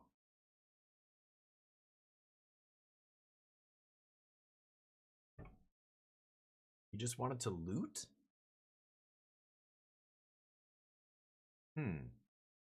What is Glacial Dragon Hunt? I've never even seen that card. What? Blue-red, draw a card. Oh, that thing. Yes, yes. I can't see the red symbol because, there it is. I thought it was just one blue for a second. I'm like, what the hell is that? The blue-red thing. Yeah, I know that card. Okay. Elvish for Mojo's King of the World? Is that really? I love it. It's cool. I think, yeah, like Elvish, the fact that, you know, somebody just came up with that language themselves is bananas. Like J.R.R. Tolkien is, that kind of thing is genius literary talent to me, but, and he wrote poetry and songs in Elvish and all this other stuff. Like, that's crazy. I don't know. To me, language is something that's created by many people, usually. People who are experts in something, either literature or the academic arts, but he just came up with it himself. It's wild. But it is a language, yeah. Like I said, Klingon's the same. It's an actual language that you can learn and speak, and you could just have a whole society of people speak Klingon if you taught them all from birth to speak Klingon or Elvish. I think at some point it would break down, though, because it's not like languages have to evolve, and Elvish doesn't evolve, right? So there's no word for computer in Elvish. Like to use that kind of a language in everyday life, you would still be speaking mostly broken English. You would have to inject words from other languages, or you would have to make up new words. But then, like, who are you to come up with these words? Like, are you the Elvish archivist who created the language, who's responsible for curating it? No, right? So it's like, language has to keep evolving. Sometimes it evolves in such weird ways, though. You know, there were things that I grew up being taught were incorrect and not words. You know, when I was writing college level essays, if you used a word like irregardless, your professor would certainly get, this is not a word, you know, points docked for that. And then you know, years later, they just officially made it a word. I think when people refuse to learn the language and they keep using the bastardized form of words, eventually Webster's and Merriam and whoever gives up and goes, yeah, you know what, let's just add it to the language. People are too stupid. They're not, like, the education level of most people. They're not, you know. It's the way like aristocratic English became, you know, the common English. China, you know, there's Mandarin and Cantonese. Cantonese was the slave language. Cantonese was the language of the common person who barely had any education. And which language is the most popular today? It's Cantonese, right? It's like not even close. Or I don't know. Mandarin was only for aristocrats, so now the current Chinese is like a mixed form of both. But the fact that the vast majority of people were not aristocrats, you know, the lower language usually gets much more widely spoken and everything, right? German? What about German? Do you have stuff like that, or like what is? I don't know what you're saying, Torf. Computer Chan? Yeah, you would have to make up, like in Korean, like when I was learning Korean and I read the Korean word for computer and I'm sounding it out and I go, okay, I know that is computer.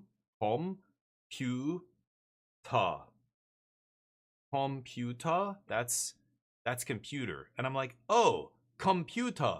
That's the word computer, but in Korean. Oh, okay, I get it. Because they don't have an R, so there's no computer on the end. It's just computer. And shower and sandwichy. And, you know, on and on. There's so many English words that have been incorporated into Korean because, you know, there were no Korean words for these inventions that were coming out. So if you go to North Korea doesn't use those kind of words. They refuse to put any English words of any kind, nothing in their language. So they have their own word for computer, which is like some bizarre, because it has to be based on these kind of fundamental building blocks to build words in that language.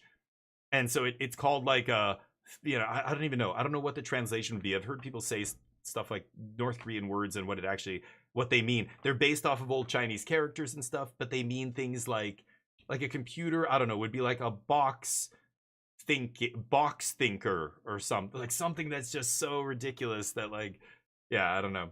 Anyway, it's funny. Katana is a foreign word? Yeah, sure. There's Portuguese words in Japanese too. Like arigato is not a Japanese word. It comes from Portuguese.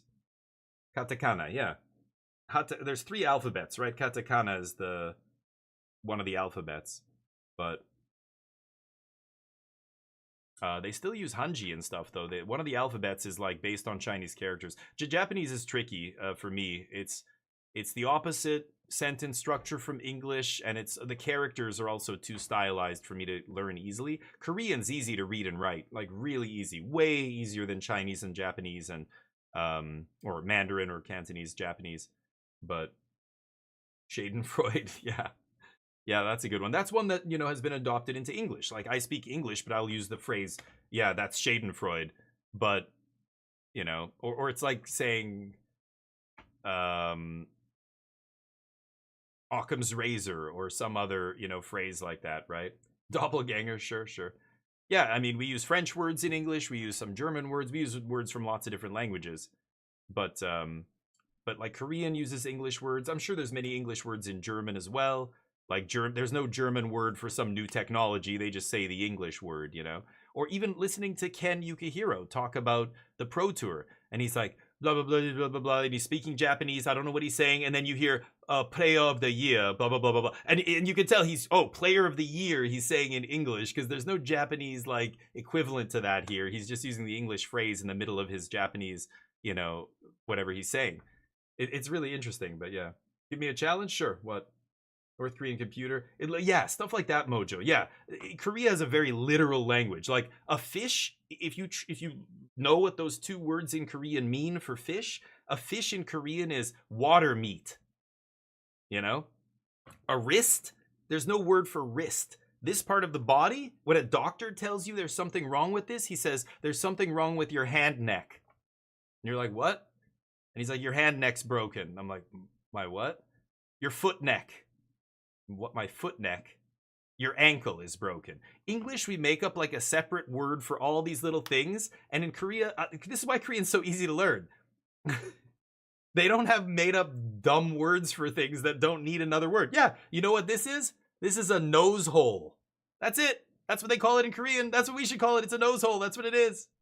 Why do we make like the fact that we call, in North America, they call football soccer and they call whatever hand egg ball they call it football is so backwards and dumb to me, but it's just the way we've always done it. So we're doing it. English has all kinds of dumb words. We don't need, it would be cool if they were just super literal. Everybody would know. What's a rhinoceros? Like you have to learn as a kid, oh, that's a rhinoceros, this big, it's based on Latin and whatever else. Like what? Korean, you know what a rhinoceros is called? A horn-nosed cow. Because that's what it is. No fucking around. We don't put any icing on this cake. It's just, here you go. What the hell's that thing? Oh, well, can't you see? It's a horn-nosed cow. See the horn? Right on his nose? It's a big cow. It's ornery. But basically a cow with a horn on its nose. So it's a horn-nosed cow. Do we need to, you know?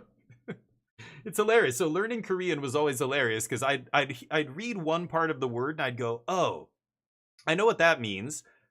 But then what is that? And I'm like, well, that means like, you know, pig. So I'm like, okay. And I know that means like, you know, whatever the next word is, grill. Okay, it's a pork barbecue place or whatever. Those usually were the easiest places to determine what they are. Champy, you're Hungarian, nice.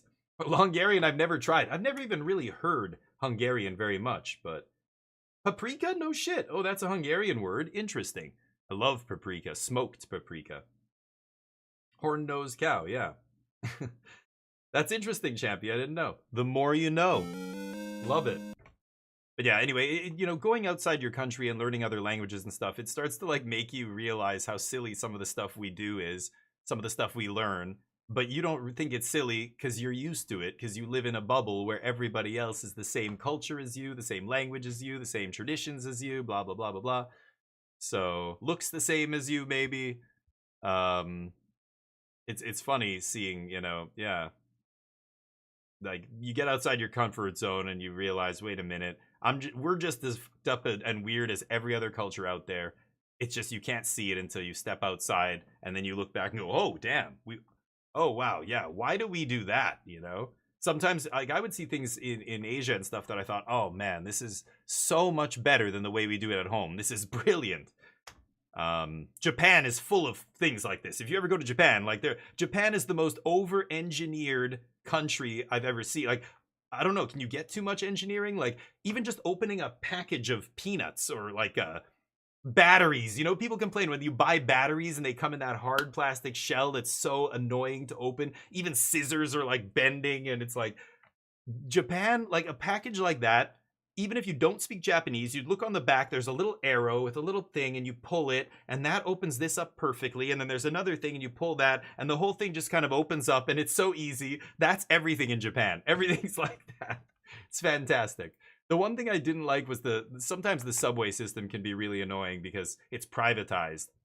So every subway line is run by a different company. So all their standards are different. Things look different. And so you know, you get the ticket here and you do that and whatever at one subway station, but at the next one it's a whole different system and you're like, what? But I just did it that way, but here I have to do some other thing. And they're like, yeah, because you're on the blah blah blah line now. You're like, oh, that's dumb. But all right. Rivals, yeah. Well, where do you want me to message you? On Discord? I'll shoot you a message on Discord, Mojo. No problem, man. Thank you for hanging out, by the way. Have a great one. And you guys can go check out Mojo. There he is. Go give him some love. He's a crazy, crazy boy. I love him. The soda with the pop ball on the top. Yeah, stuff like that. Like weird little thing. Yeah, you open the ketchup and the ketchup squirts out. Or, you know, the things that annoy us, they have like a machine that does it. Or it's just like the package is engineered. Or the thing that you're interacting with is super intuitive. And even if you don't speak Japanese, a lot of times you can kind of figure out, you know, where things are. And I love it. Anyway. Rushing to Mythic. Get it, buddy. Bird sounds in the yeah, stuff like that is cool. I mean, god, just go on the high-speed rail, the train.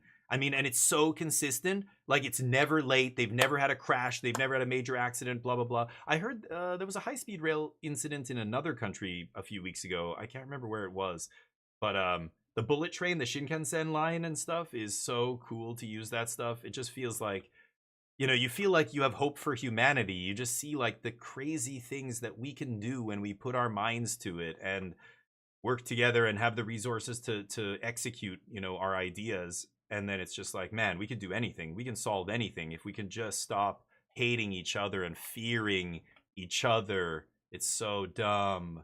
No reason to be scared of other people who are not like you. They are like you. We're all the same. Just the fine details can differ from person to person, but basic ass forest. We're playing constructed, right? You leave the draft lands in the box, Tom. Get some nice lands, dude. I like the planet lands. Good choice. A modern choice for a modern Pro Tour.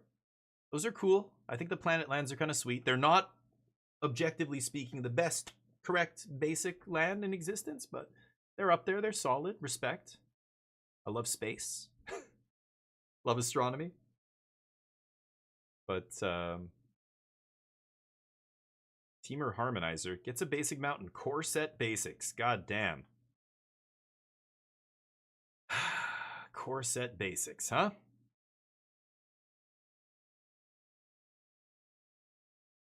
I don't know what it is. When I see core set basics, I immediately judge you. You have a bachelor pad, totally filthy, garbage bags over the windows to block out the light. You know, that's who uses core set basics.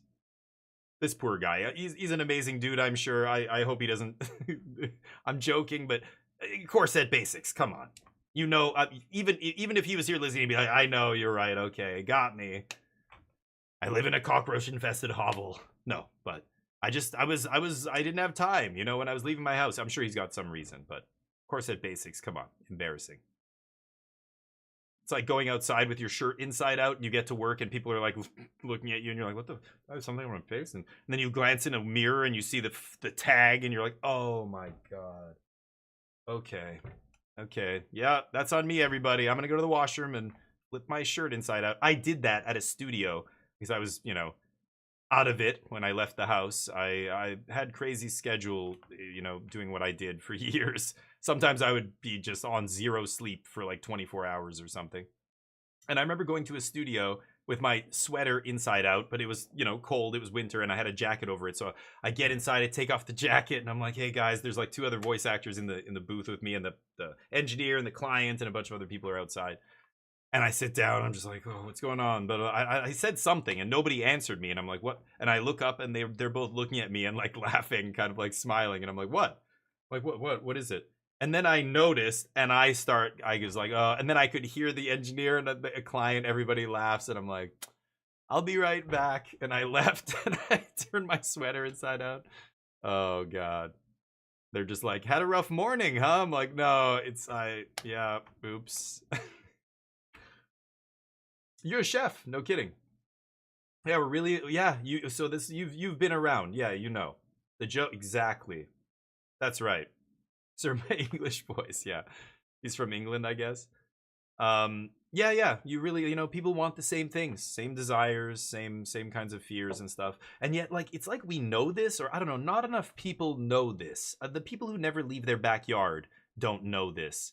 They just know what they see through the filter of, God forbid, social media, or even news and things like that, which in a lot of countries are not objective, unbiased sources of news. You know, I have friends, when I was in Korea, I used to work with a lot of Russian people, a lot of Russian models and stuff like that.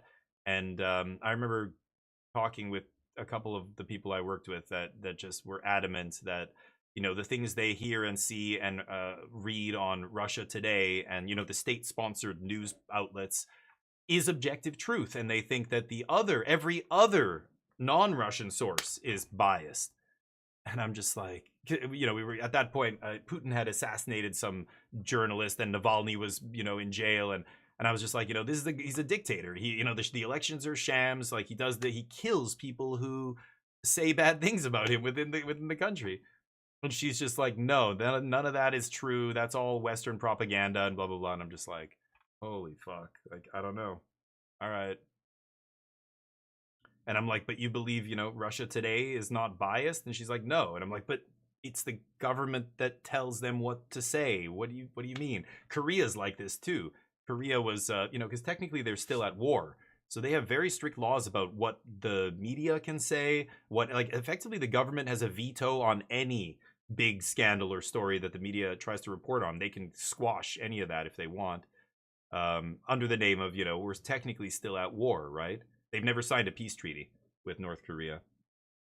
So anyway, you go to different countries, it's different, but yeah, getting out of your backyard, you can't escape it. You get to see it face to face, and you realize I used to think very differently about people not like me. I realize that everybody's like me. We're all the same, but there's a lot of people who are ignorant about certain things. But yeah, people want peace, they want stability, they want enough money to live a decent life, have a family, whatever. But yeah. Anyway, things are not great in the world right now, but I hope getting this bad makes things turn around, and in the future we're better because we learn our lesson. But it is depressing, though, how we keep failing to remember the lessons of history. I mean, the world coming together to unite against fascism wasn't even 100 years ago. Like, it wasn't even that long ago. It's like, have we forgotten? Like, you can literally just pick up any history book about the 20th century and read about all the things that were happening in Germany and Italy and Japan and other places. And then look at what's happening today. It's so obvious, the same thing happening over and over. And yet it's like we keep forgetting. It's so annoying. It's frustrating, I never get mad at somebody if they make a mistake the first time, if they're ignorant, if they just didn't know, something. But to do it again and again, like the same mistake, like what? That is so disheartening. Like, how can we be so stupid? Yeah, I don't know. It's people eroding education too, right? A lot of governments making sure that people stay stupid, stay desperate, desperately need a job because they desperately need insurance for their health care. They desperately need the money to pay their bills. Just keep them desperate enough that they can never think about losing their job or turning against the status quo because they would lose their everything. It's right where they want you, right? Desperate and dumb. Religion did a good job doing that to people for many, many centuries. That was kind of their shtick. But now it's late stage capitalism that's letting rich people basically do this to everybody else. It's unfortunate. Anyway, find a better way. There are countries who are going in a positive direction. But okay, Roaring Furnace. Snare, nice. It's a nice one. Nice snare target there. Countering a lot of value for 1 mana.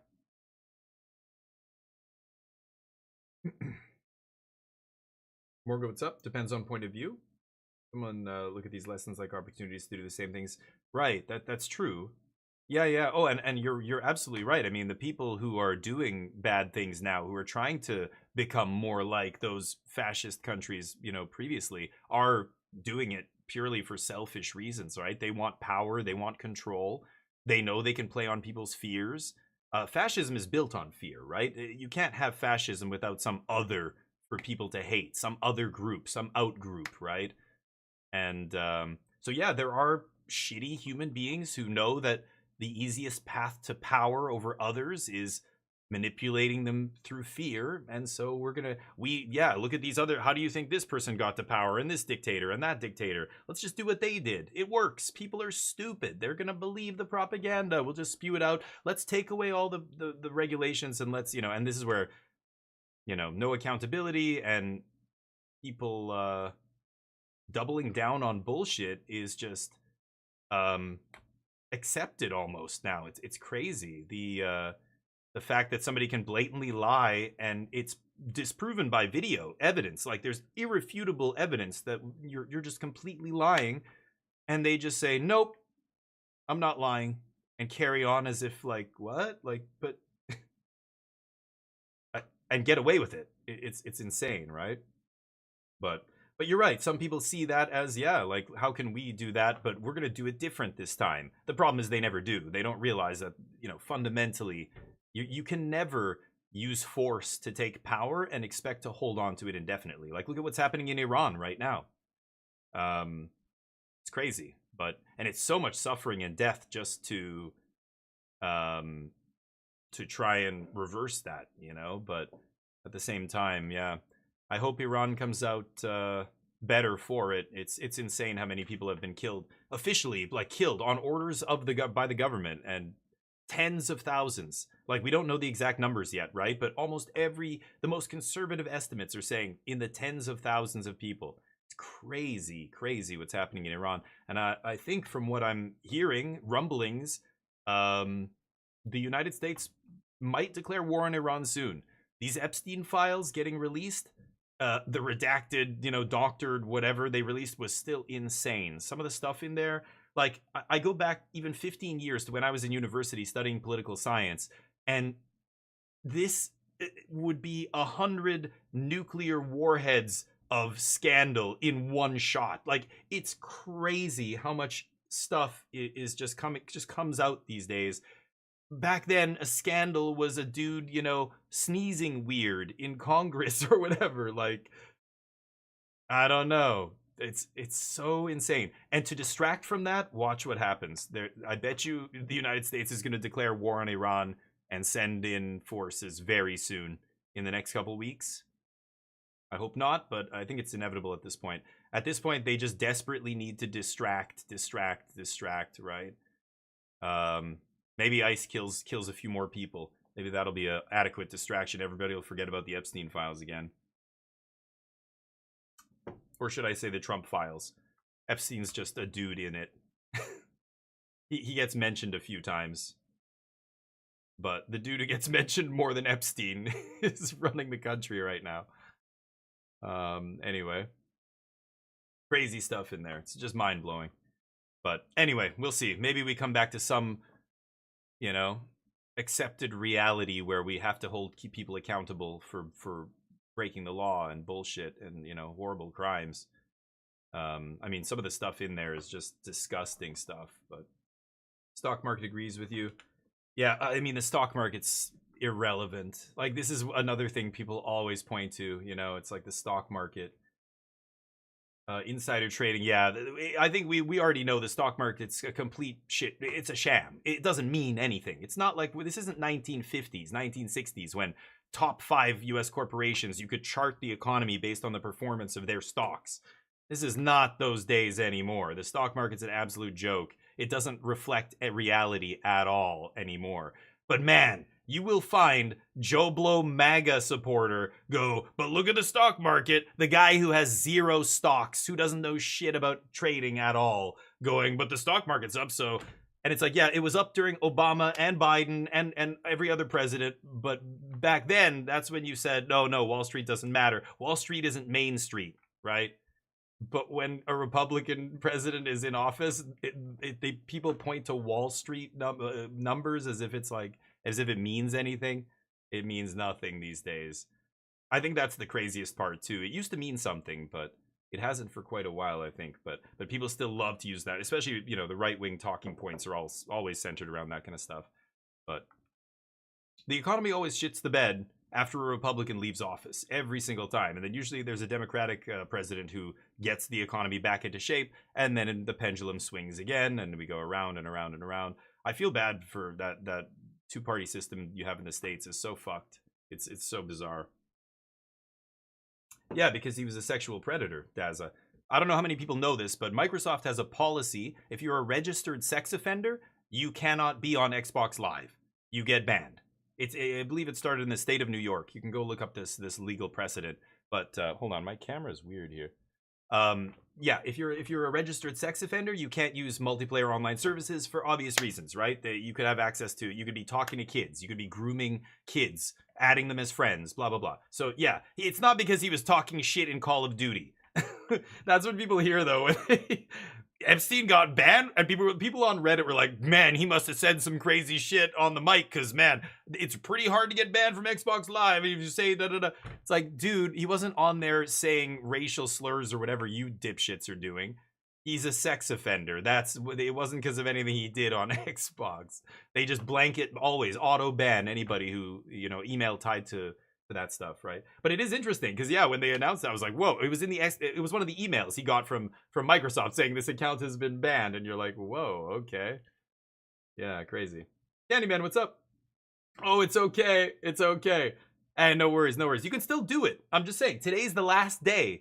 But Dugio has like a ton of wings here. He's got 820. I took 50k off him earlier today. I don't know if he's here, but you are the second in line. Ignore me. I'm the bank. I can't challenge Dugio to all my wings, but you can. 87k. You might be able to take it, but anyway, don't worry about it. I felt bad because you were just popping in to say hi, and I'm like, hey, wait a minute. Stay in duel. No, do your thing. Don't have to stick around. But thank you for letting me know. I appreciate that. Trump is, yeah, I don't know. Yeah, I have no idea. It's really interesting thinking about the Baron Trump. And, you know, he was raised, like, he had an accent until he was, like, in school, like 5 or 6 years old. There's, like, audio clips of him when he's a kid, and he has a very heavy Eastern European accent. Like, his mom basically raised him, and he was raised outside the U.S. for a lot of his youth. And it's like, you know, it's such a weird dynamic with him and I mean, I don't know. I am not watching the Brett Ratner directed Melania biopic, which I'm hearing you hear all kinds of shit about. I mean, Brett Ratner is a whole other dirt bag. He was in the Epstein files as well, which is wild, but Candyman, yeah. Dugio says he's here. Okay, so just type !duel. Not D-U-A-L, D-U-E-E-L, like to duel, and type !duel space, and then use the @ sign, and you'll just hit letter D. You'll see Dugio, hit Dugio's name, and then all. Just type the word all, and you could do all your wings. I feel bad. I don't want you to do this unless you want to, but tomorrow, everybody's wings are going to disappear, and you go back to 0. At the beginning of the month, right? So this is your last day to do it, so who cares? Yeah, there you go. Okay, here we go. Are you ready, Dugio? Let the battle begin. Who won?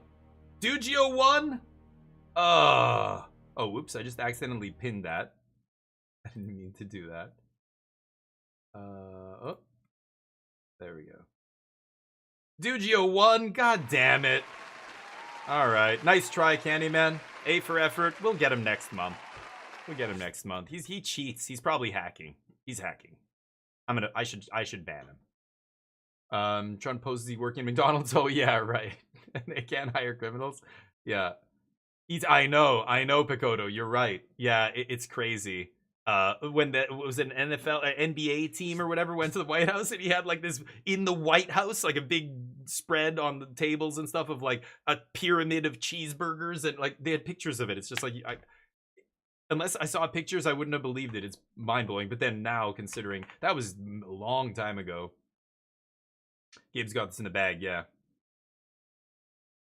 The Empire continues its reign. The Empire of Dooge. He's a cheater. Yeah, Tom drawing a lot of lands. No filtering, right? Did he... Oh, no, he's stocked up. God, how did he not find gas? But he's losing here. Teamer Harmonizer losing to Is It Blink. Is It Blink? Another deck that I don't think I've really even heard of. I think I remember a deck with Splash Portal. Is that this one? I guess so, right? Yeah, Splash Portal and stuff. I think that's this deck. I remember seeing a deck like that, but I can't remember. Was it just Is It? I thought it might have been Jeskai Blink or something. Songcrafter Mage? Whoa. Okay. The Teamer Harmonizer deck is the combo deck, right? Is this the CFT Sock deck? Was it called Teamer? I think it was Teamer Harmonizer, right? Yeah. The new stock up? Oh. I don't know what the new stock up looks like. Is it a promo version or something? You're saying? What is it? Is it a secret layer or something? Or is it an arena only skin? I haven't seen anything for stock up, but yeah, so standard. A lot of weird decks, a lot of new decks. Yeah, some interesting ones. A lot of rogue decks. All right, I'm gonna grab a drink here. If you don't know, I would say, won't say, oh, Strixhaven spoiler. Okay, cool. I haven't looked at any spoilers yet. Strixhaven? When the hell does that come out? That's summer? Or something? TMNT is next. Then, is it Marvel set? No, it's not. Is it TMNT then Marvel, or TMNT then the new, what is the other in-universe set called? Something Reality Shift or something, right? And then the Strixhaven set, I thought, is way later. I don't know anymore when the sets come out now this year. I don't know what the order is. Oh, triggers.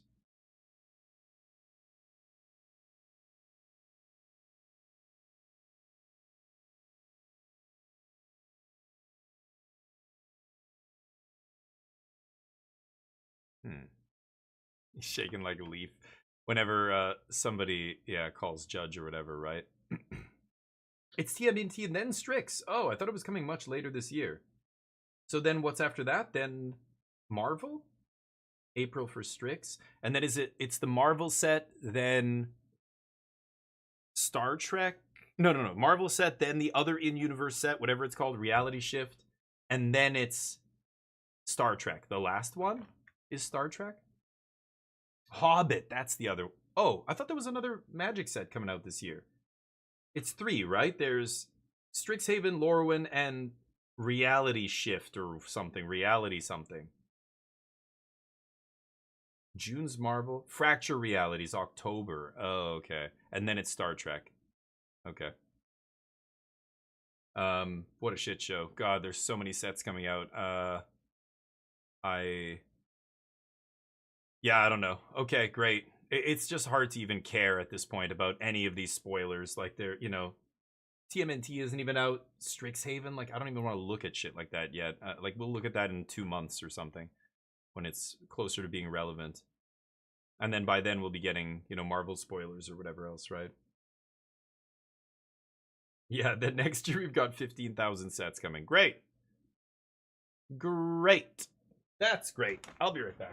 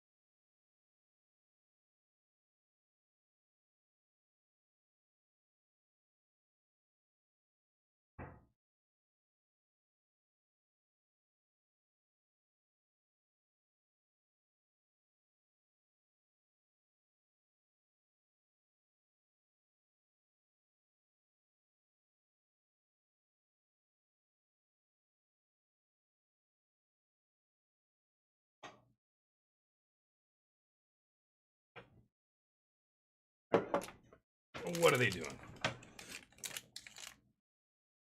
Got these new protein bars.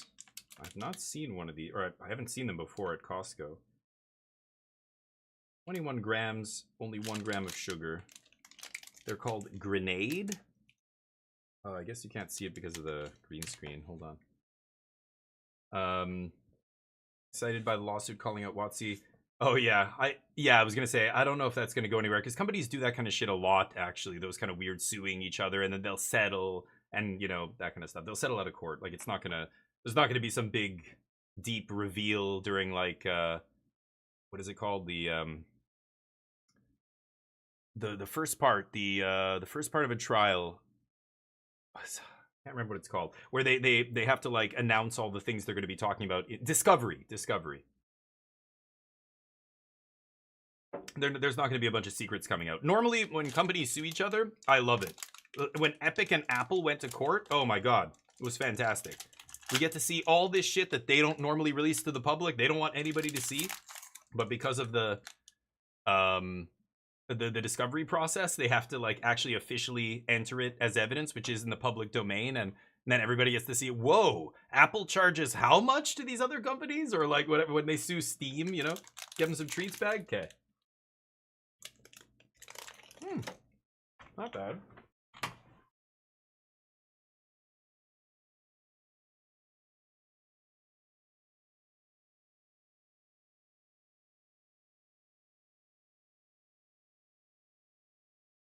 Pretty fun.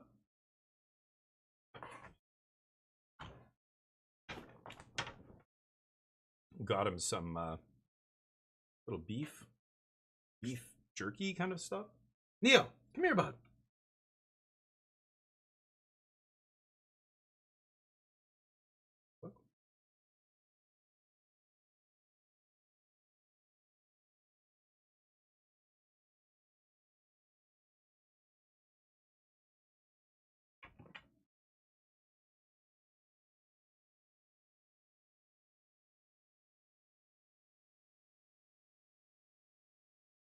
What?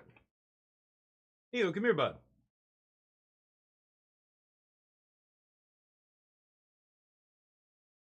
I just enabled the Neo cam, but where is it? It's not even here?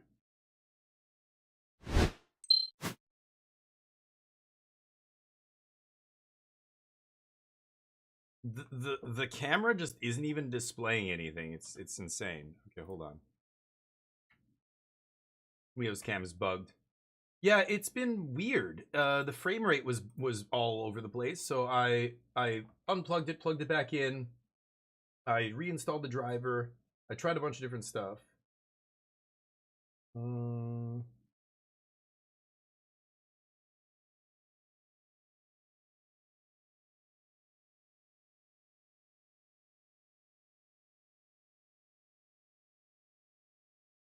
Microsoft LifeCam.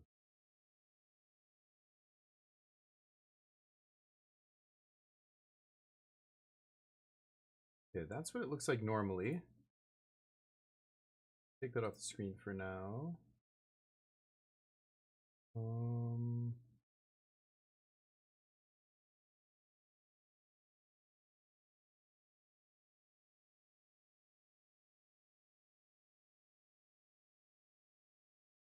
Okay, trying to add it again here.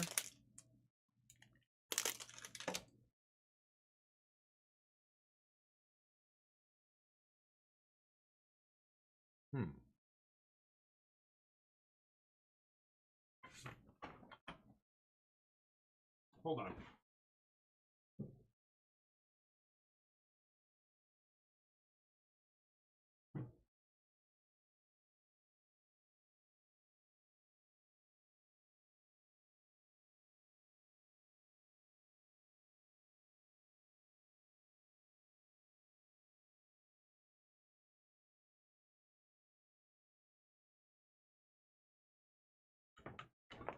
All right, I tried unplugging it, plugging it back in. See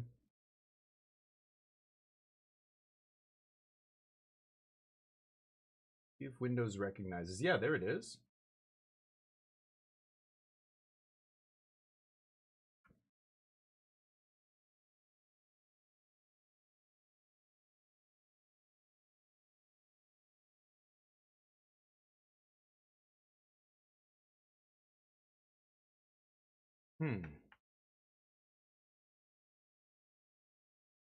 Weird.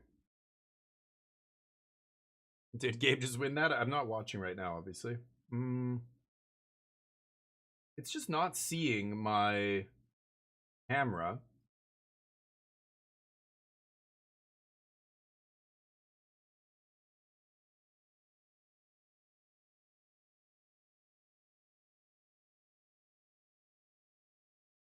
Search for cameras. It sees my main cam, obviously, but it's just not seeing the Microsoft one.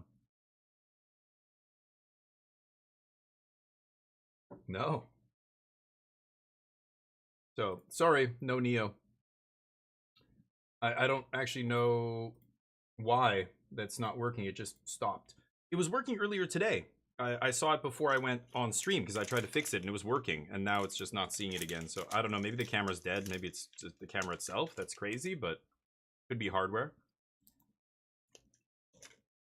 Neo, come here, bud. Neo.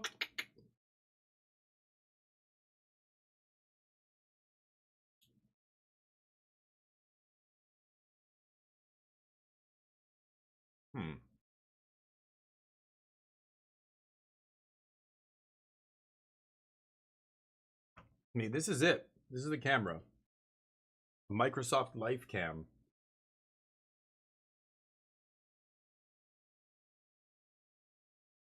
But Windows will not see it. Well, he hasn't got his treat yet. I gotta drag his ass over here. Except he's not coming over here. Doesn't like this room.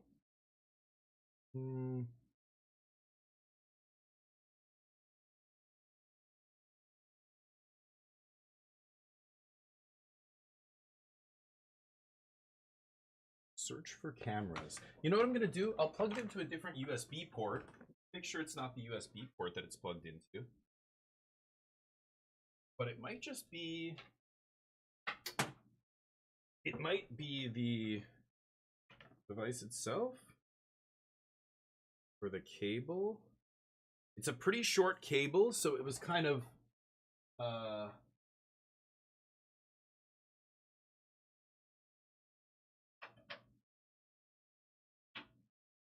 It was kind of, oh, that just did it. Okay, it found it. It's working. Okay. So let's go in here and now tell OBS to point at that.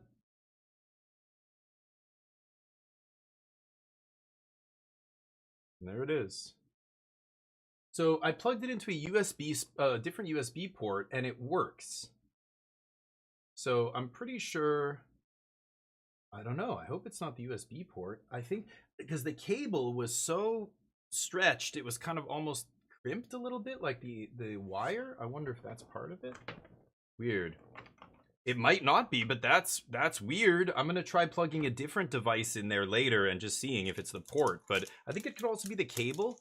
You know, like this cable is not very long, and I had it going from the back of my computer under the desk all the way to the other side of the desk.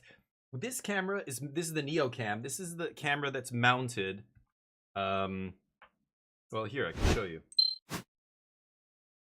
There, you can see. This is the camera pointing at me now. You can see, right? There's the desk. There's Neo's treats I just put there for him. This camera is usually sitting right here, right on this edge, and pointing at Neo's bed. It's clipped to the desk, so I don't have to touch it, right? So I don't want a wire going across. Right now, you know, there's my PC, and here's the wire going to the USB port on top that I plugged it into, right? So I can't have this like this permanently, but for now it works, I guess. But there's a lot of slack here. When I had it plugged in the back, the USB head that plugs into the USB socket, the wire was like 90 degrees turned, you know what I mean? But it might be the USB port as well. I've noticed I had USB ports fail. Oh.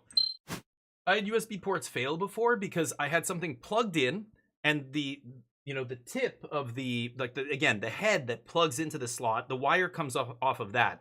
And if the wire is like bent and pulled, it pulls the head and it actually loosens, it twists the USB socket. Like the USB port on my old PC got like essentially jostled out of place. Like it must have almost broke off a little bit from the motherboard. So it was... it wouldn't work. It wouldn't work anymore, and it's because somebody bumped into that part of the computer when I had different headphones. They were wired, and they had a big like 7.5 millimeter jack, and somebody pushed it, and it like bent on the inside, like where it attaches to the motherboard. It bent it so hard that it stopped. Like it was no connection there anymore. It's really annoying. Yeah, that's what I'm saying. Like I think I think that cable was just too short, but the way I'm going to troubleshoot it, of course, is to take a different device, plug it into that USB port, and see if I get any response, right? If other devices work and this camera randomly isn't, I think it's just the wire was too pinched there. And, you know, I probably should have not plugged it in there, but I don't really have anything closer, because, again, I don't want to keep it up there, so... Is it lessons?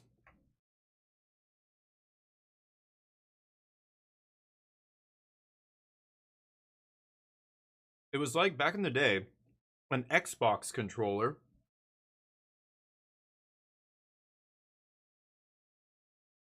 This is wireless, but before, you know, the wire came out here and it had this big, thick attachment, and people would always take the cable and tightly wind it around the controller to put them away, right?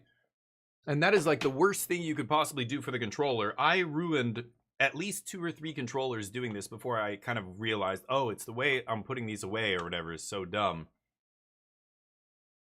And, you know, I just like keeping things clean and cable management, but you realize I'm just stressing that connection, like you said, so hard that it's eventually causing it to fail, you know? I think that's maybe what happened there. Anyway, gotta reposition it.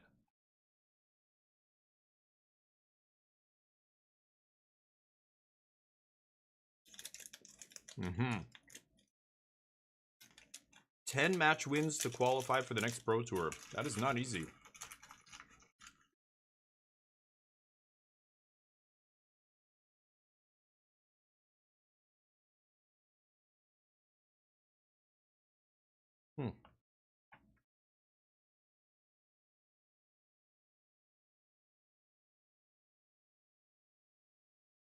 Pretty good record.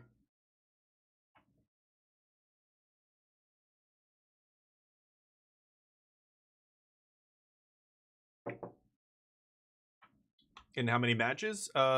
16? No. 8 and 9? Is it 8 and 8 or 8 and 9? It was 8 rounds on day 1, and then 8 rounds on day 2, or 9 rounds. So 16 or 17 matches. Gotta win 10. Very hard. Because if you win 10, then you can't play on Sunday unless your record is good enough, right? So if you... Basically, it means you have to top 8 the Pro Tour to play on the next Pro Tour. 10 match wins is going to be top 8 for the next Pro Tour, right? I can't remember. The rules change around competitive Magic and qualifying so often that I can't actually remember if it's now... Like, if your wins carry over multiple events. I don't think they do, but I don't remember anymore. Maybe it's over 2 Pro Tours? 10 match wins combined? Oh, it's ridiculously complex. Wait for Fate. The path to stay on the Pro Tour, it's very narrow. It's a very difficult path to walk. Back in the day, it was much easier. Even if you flamed out and did horribly at a Pro Tour, as long as you were still, you were still a Platinum Pro, and like once you get to a certain level of Pro, it stays for a certain period of time. You have to lose consistently for a long time before you fall out of that bracket. But the way it works now, you could have one bad tournament and then that's it. You're back on the streets. You're having to claw your way back up from the same place as me or you or anybody who's going to RCQs, going to regional championships, trying to qualify again that way. It's very, very tough to stay a Magic Pro these days. It's almost impossible. Like some of the best players in the world still can't stick with it. Like they have to dedicate a ridiculous amount of time, and then it's also just getting lucky. That's the worst part. Like you could really be one of the best players in the room, playing one of the best decks, maybe the best deck, and still just not do well because the variance, the draft portions, it's especially are the big kind of deciders. Because it's very hard to prepare for draft. There's more edge to be gained in draft. Like if you're a very, very good limited player, you're almost automatically at an advantage against a lot of the competitors of the Pro Tour who are very strong constructed players, but are not great limited players.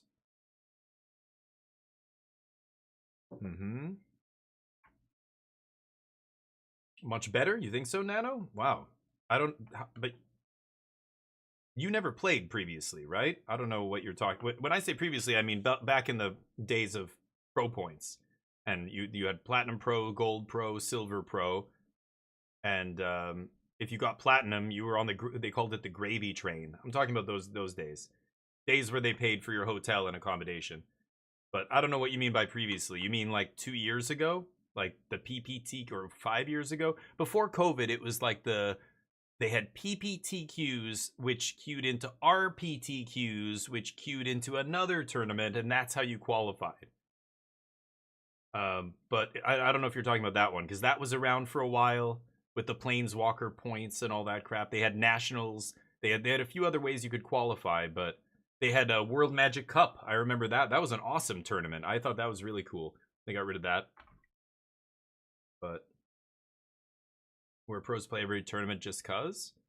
I mean, I don't know. You mean GPs and stuff, like with the GP circuit.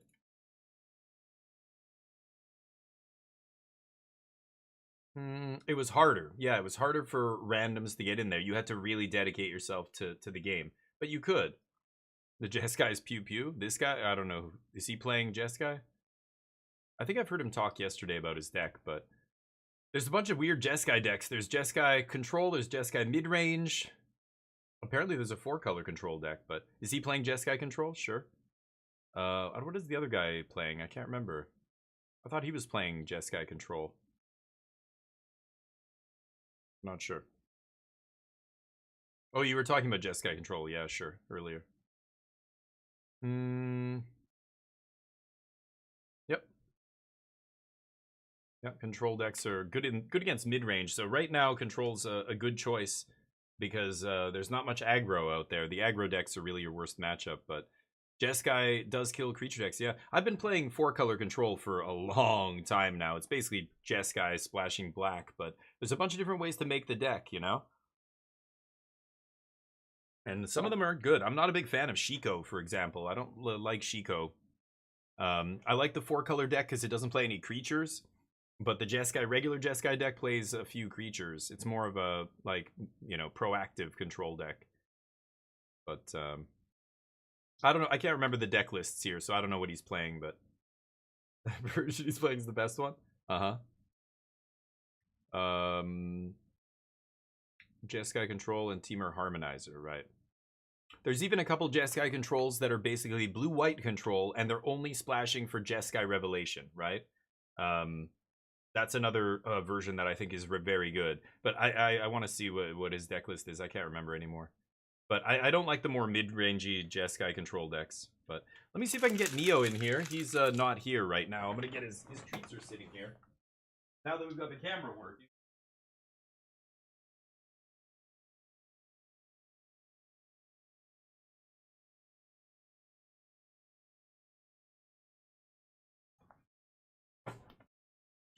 Alright. Yeah, you're burning out your opponent. It's pretty hard in that deck, though. The Jeskai black deck, you can burn out your opponent, but with regular Jeskai, it's not easy. Good boy. There you go. Oh, okay. But yeah, the Jeskai black deck gets to play Inevitable Defeat, and that lets you kill them a lot, but, yeah, the Revelations, yeah. There's a bunch of these decks, yeah. There's a few different ways to build it. So, like I said, I'm playing the one with black. Some people are playing the one with no red spells, just Jeskai Revelation, and that's it. And then some of them are playing a bunch of red spells, like, I don't know if he's playing Lightning Helix, or is he playing the blue-white splash red. It's basically blue-white control, splash red, right? You're not really playing any red cards, just Jeskai Revelation. Maybe a sideboard card or something. Little unglued island over there. Tony's a maniac. He's playing all different basics. Lightning, yeah, so he's more of the, like, actual traditional Jeskai control. Yeah, this deck's been around for a long time now, like maybe at least 6 months. And it's gone up, it's gone down. It's actually, what am I saying, longer than 6 months. MTGDG played this last May at the Regional Championship. I played Omni Combo. Jeskai Control was even a deck back then. It's gotten better, I think. And the metagame's changed. Like, back then, yeah, they were playing, like, Shiko with the 3-mana Saga, Jeskai Saga. I thought all that stuff was garbage. I was not a fan of that. But blue-white control splashing red for Jeskai Revelation, I think is very good. I was playing this exact deck on the ladder this week before I even knew any pros were playing it. Neo Silencer was actually saying he was going to experiment with a deck. I think it was him saying he was going to play something like this: blue, white, splash red for Jeskai Revelation. But yeah, this one's playing Helix, so a bit more mid-rangey, I guess. Not the one I was playing. Yeah, you're right. He just drew the Helix there. Earthbender Ascension. Oh. Demoralize? Nice.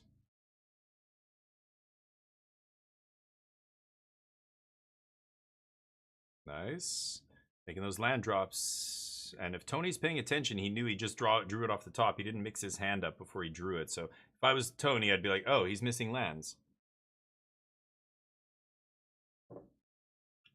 1 mana counter. Spell Snare, yeah. Yeah, it's okay. Spell Snare is not a big, thing really for these decks. They're playing 1, maybe 2, right? They're not playing, it's not like you're playing 4 of them. No More Lies is still just the best counter spell in Magic in Standard right now. And then 3 Steps, of course, is still solid, but Spell Snare helps. Yeah, in some matches, Spell Snare is very good. In some matches, it's pretty bad. So you can't play too many, but you definitely should put some in your sideboard and maybe play 1 in the main deck, 2 in the main deck. Like, some people are playing 1, some people are playing 2.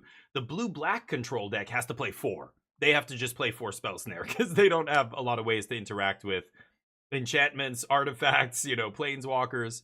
I guess what does Bitter Triumph hits planeswalkers technically, right? Are they playing? I think they're playing Bitter Triumph. The blue-black control decks are crazy to me.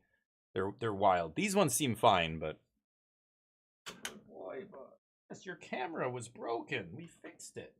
And it actually looks good. The frame rate looks good. I think I fixed it. Yeah, the rip in the main, I haven't been a fan of.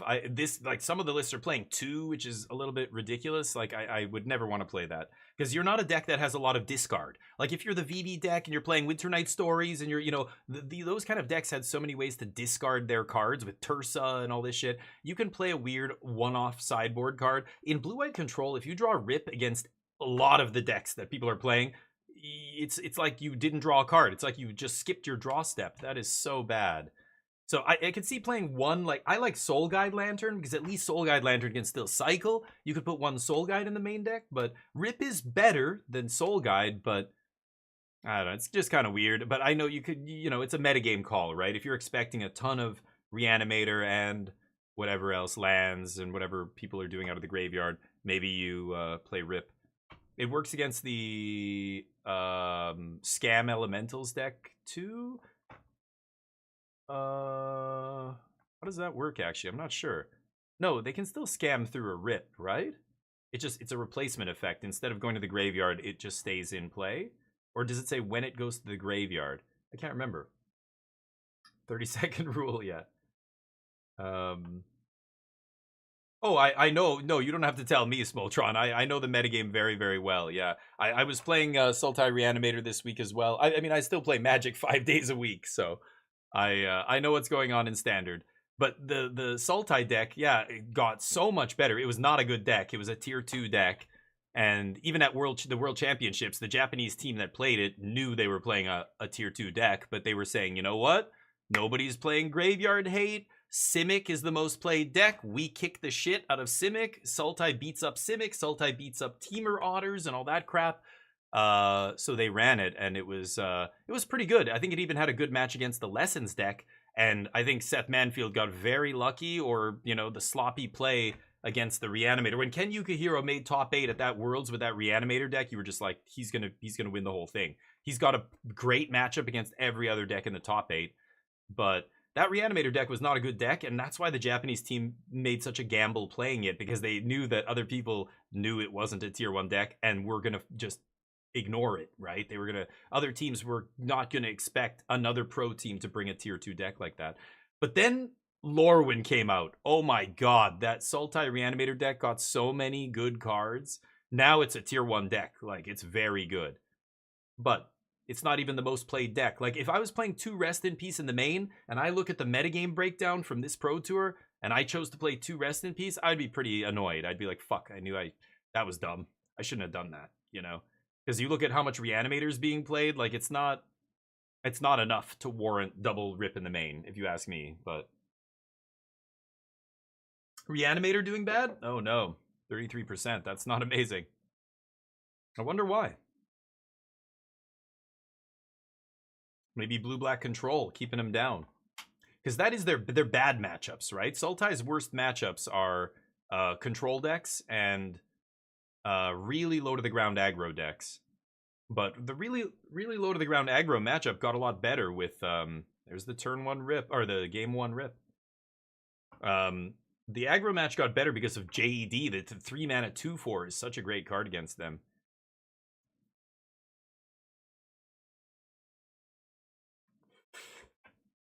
Yeah, Rest in Peace does some stuff here, but it's not even that amazing against the lands deck. They just want their triggers, so they're just going to keep playing lands and keep triggering. They won't be able to play them out of the graveyard with Ice Till, but they're not going to kill you with Ice Till. They're going to kill you with Might Form or Creature Lands. Yeah, now the Ascension is going to make their lands bigger and bigger. But Lightning Helix still hits it here. Lightning Helix still good. Bag Avapuff. I had so much fun versus a mono green Cub deck. Yeah, the green Cub decks are funny. Everybody was so scared of the Cub being the best card in Standard. It's like dies to everything. Sure enough, it did not do great at the last at Worlds, its big debut. And here we are. It's fine. It's just a good card. It's powerful, but it's not like, oh god, Standard is gonna be all Cub decks now. People were saying that though, right? Exile all the forests, yeah. If you're playing Cruel, what is it called? The Sweeper, right? A bunch of protein, all the people playing blue-black control are playing that Sweeper. The lands deck, you can strip their forests is pretty good. But this guy's playing Temur Harmonizer, not even really the lands combo deck. Or the lands, mono green lands kind of deck. Yep, there's another trigger. I'm wondering when he's going to get lost this Ascension. He should have get losted the Ascension already, you know what I mean? But he doesn't want to give him maps. Make it uncounterable. Lightning Helix. Okay, he's activating Village there to make sure it resolves. He's got to kill that Ascension or it's just going to keep making bodies. Okay, and then he's going to take 1 off the land.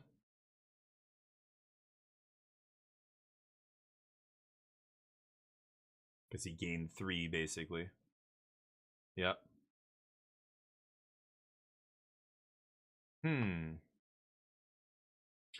I like Control's spot here a lot. Now we've got Jeskai Revelation up. He's just trying to get to 9 mana to play around Counterspell now. So if he can just buy enough time to make 2 more land drops, he's already got Plains in hand. Ultima's very good here. Ultima means the lands...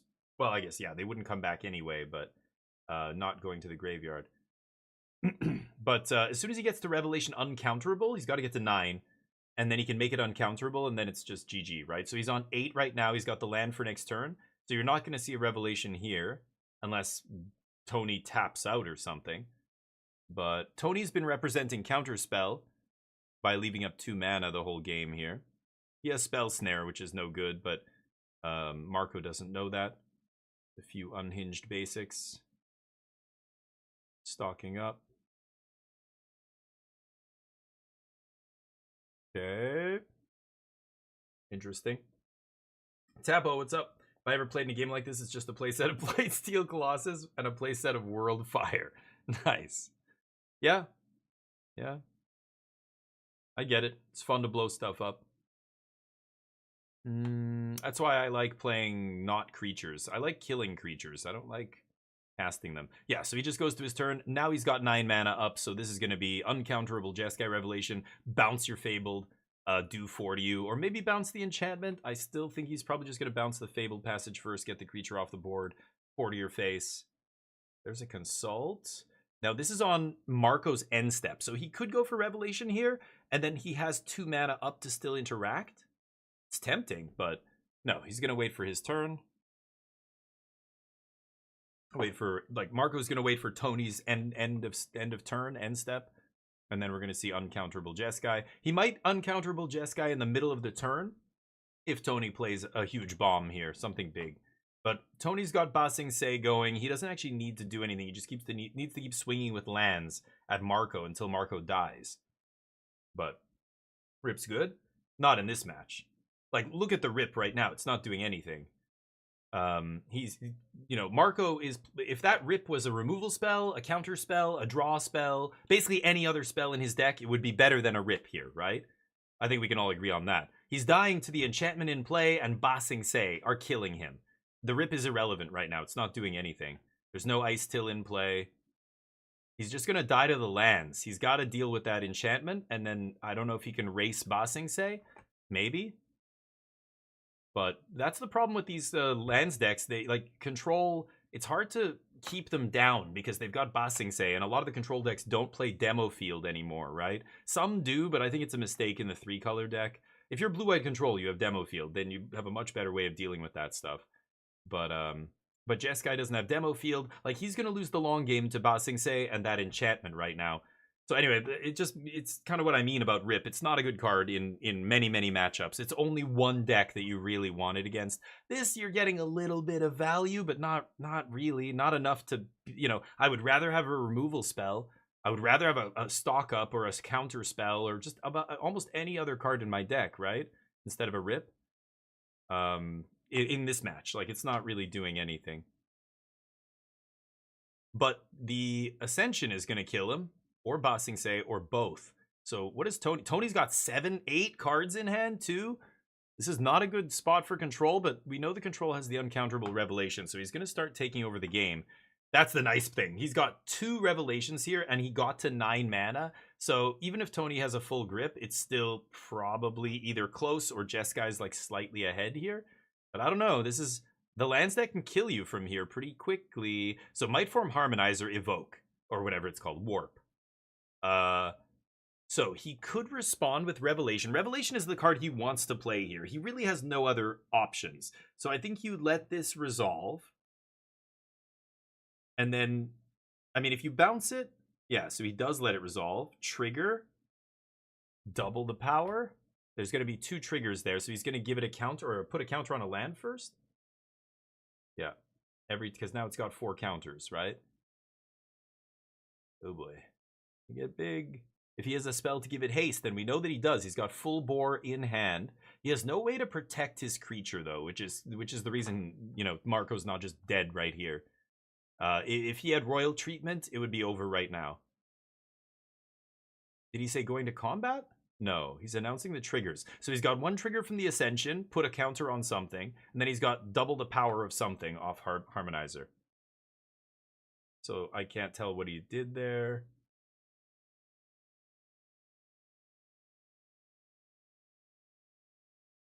The blue one is the one that's doubling the power, I think he's saying. And the Harmonizer's gonna get the counter? Yeah, because he's planning on giving it haste here, right? So now Marco's thinking this is with the triggers on the stack. So Marco has a lot of options. I think he just says go for it here, right? So Harmonizer gets the counter. The other guy doubles its power. So 5 doubled. It's a weird way to keep track of this, but... So basically that thing has 10 power here. It's a 10-5. So here's full bore, which is going to give it haste and trample. So that resolves. If you're Marco, you don't do anything there. You're waiting for combat here. So they've got 1 fetch, 2 fetches. So 2 more Mightform Harmonizer triggers. But this is getting rough because now he's got to make monks to block the guy that doesn't have trample. But we know that Tony has another full bore. So Marco's in trouble here. He can bounce one of these things. He probably has to bounce the double power guy, and the other guy's already 4. He should have, yeah, with that counter trigger on the stack, I think he should have gone for the Jeskai Revelation right there. Bounce the bounce the Fabled Passage and kill Mightform. As soon as Mightform becomes a 5/5 and you can't kill it with your Jeskai Revelation, you've already, you went past the point of no return there. You can't survive this. So he actually missed his window there. I think he needed to kill that Harmonizer before that trigger hit. But then again, he could just crack Passage and then just give it another counter. So no, that wouldn't even work. Yeah, uncounterable Jeskai Revelation as expected here. and it's going to be bounce and then do 4 and then try and put some monks in front of it, but that's still way too much damage. He knows. Marco knows he's dead. He is dead here. And not to mention, Tony's got another full bore, a burst lightning he could even point. Might Form has trample, and he's got 2 fetches. He's just gonna double and do 20 trample damage here. Yeah, he went 4 to the face because he can't kill Might Form. Yep, and you lose. So, yeah, lost to the enchantment, plus the full bore is nice. That deck's kind of a combo deck, because normally Might Form can't attack the turn you play it, but when you get to warp it for 3, so it's, you know, a 4/4 that doubles the power and gets haste and trample, like, what? Full bore is insane with, in that deck.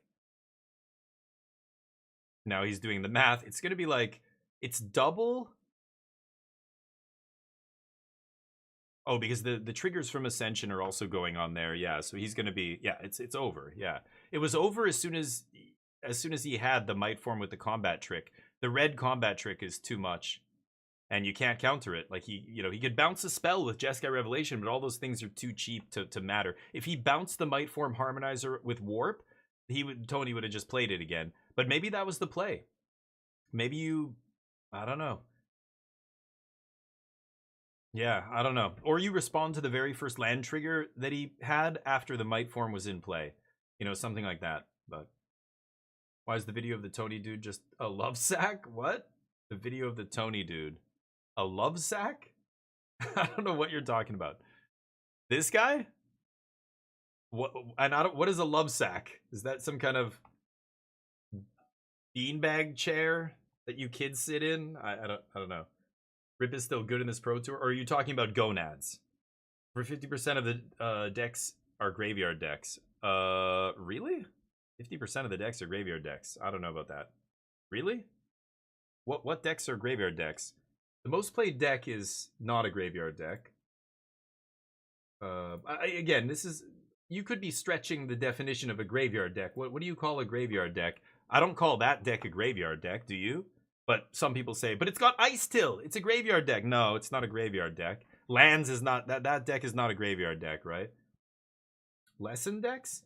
A little bit? Yeah, like a little bit against Lessons. You're not really winning with a Rest in Peace. You're not killing them. But it does do something.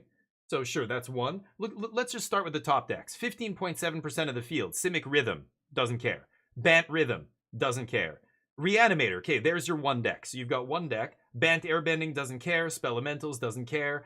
And then Lessons. So out of the top 6 decks, only 2 of them really care about the graveyard. And even Is It Lessons? They don't need the graveyard to kill you. They can still, once they get Artist Talent Monument going, they can kill you without the graveyard. But Dimir Midrange doesn't care. 5-color Rhythm doesn't care. Dimir doesn't care. Every other deck. So out of all the top decks, 70%, and then there's other we don't know, right? The last 30%, but the top 70%, only 14% of it is graveyard decks, so way less than half. So I'm sorry, no, I think you're wrong. I don't know where you get those numbers from. Bazaar of Magic. Rhythm cares? No. Oh, because it has flashback? No. That's not good enough to play Rip in your main deck. Again, you're just trying to pick cards that care about the graveyard, but the Rhythm is great because it's still going to work even without being cast from the graveyard. It's still going to kill you even when they just cast it. It doesn't matter that you're just cutting off the icing. You're not cutting their cake off, or, you know, dealing with the actual cake that they're forcing down your throat. I don't know, you know what I mean? You're dealing with the extras and not the actual thing that matters. You know, I think that's what I'm saying. It's not a graveyard deck. Anyway, like I said, I could see 1 Soul Guide Lantern, something like that, but 2 Rip in the main? Nope. But again, it's the same thing that I just said with this deck. If you look at Temur Harmonizer, they play Ice Till. Ice Till lets them play lands from the graveyard and get triggers. Like, that's really good. You could say that that's a graveyard deck, but I'm saying if it's just 1 card in their deck that does something from the graveyard, that does not make it a graveyard deck. Like, you're not shutting off their deck by shutting off their graveyard. You know what I mean? That's a graveyard deck. Dredge is a graveyard deck. Reanimator is a graveyard deck, because when you shut off the graveyard, you shut off the deck.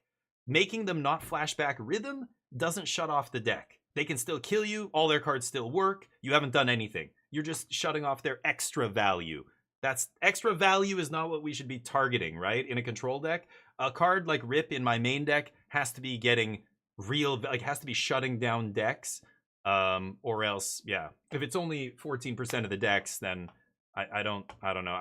I don't think it's correct. But hey, everybody's different. Maybe this person, his teammates were all saying Reanimator was the worst match and blah blah blah. I don't know.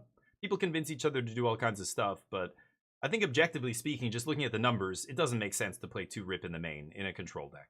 Like, to me, it's overkill for sure. But you can do it, and you might still win games. You know, like, he just lost because Rip didn't do anything there. Maybe if Rip was an actual card, he could have won that game. I don't know. Maybe not, but it would have been better than it did nothing, right? He drew a card, he spent 2 mana on it, and it did nothing that game, and he lost. Like, I mean, we just saw it happen live on camera, right? Kind of what I'm saying. So you could say that's a graveyard deck because it's playing Ice-Till Explorer, and you would justify putting Rip in your deck, and then you would lose games because you have Rip in your deck against that deck, and go, but I don't get it. I had Rip in everything, and they're a graveyard deck. Like, now you're having, you know, cognitive like, it doesn't make sense why these things are happening, because you drew your sideboard card against the graveyard, but then you realize, wait a minute, I'm operating from the false assumption that that's a graveyard deck. It's not. And this is the danger. Nature's Rhythm, I wouldn't call that a graveyard deck. If you do, then you might trick yourself into thinking Rip is good against, you know, more decks than it is, because you're identifying things as graveyard decks that you probably shouldn't be. Anyway, classic, you know, I don't know. Again, I've never heard this guy defend why he's playing 2 Rip. It's a metagame call. Maybe in his experience, his testing with his team, they thought Sultai was going to be the #1 deck. It's not. It's like the 3rd most or 4th most played deck. 3rd, maybe? So, you know, 2 Rip in the main, if Sultai is 20% of the field, yeah, okay, I could see that. That in a metagame like that, maybe 2 Rip in the main makes sense. But in this metagame, I mean, just look at the metagame breakdown. I think it's not great, right? I think that's probably if he could go back now and now that he's seen what everybody else is playing, he wouldn't be playing 2 Rip in the main. I would be surprised, but I'd love to ask him that one day if I interview these pros and be like, hey, so you did this? That's the kind of question I would ask. I'd be like, so what's up? Were you happy with your deck construction? Two Rest in Peace in the main, you know, how did that work out for you? I would love to get a post-tournament interview from him. I can't speak for him, but I would be surprised if he would agree that 2 Rip was, you know, if I could go back, would I play 2? No way, right? Like, now that you've seen that, I think he probably just thought Sultai was going to be awesome, and once your deck is registered, you're just like, okay, I'm gonna play this. It'll be fine. Like, Rip isn't gonna be terrible. Like, it's, you know, yeah, it's gonna eat their graveyard here, so they're not gonna be able to use Ice-Till. But that's not what their deck is trying to do. They're not called Teamer Ice-Till. They're called Teamer Harmonizer. And sure enough, last game, Harmonizer ends the game. It's over. So I don't know. Maybe that Rip should have been another No More Lies or another removal spell or a counter spell, something to actually counter the card that's killing you. All right. See what they do here. He's got a Null in hand. A Null is interesting. Just for the enchantment. I mean, he got wrecked by that enchantment last game, so it makes sense. But there's no other enchantments in that deck, right? It's just for the 3 mana... whatever it's called. I don't even remember what it's called. The Ascension. Ascension? Something like that. Yeah, board wipes is another one. I like 6 in my control decks. 4 is not a lot, but I've been talking about Ultima being good for a while, and even online, on Magic Online, people stopped playing Ultima. Like, I mean, even the last regional championship that happened the week before this with Lorwyn cards, there was a Jeskai control deck that got in the top 4 with 4 Day of Judgment. And I was like, okay, that means, you know, yeah, we've got to answer these small creatures right on turn 4 every game. Like, we can't afford to play a 5-mana sweeper.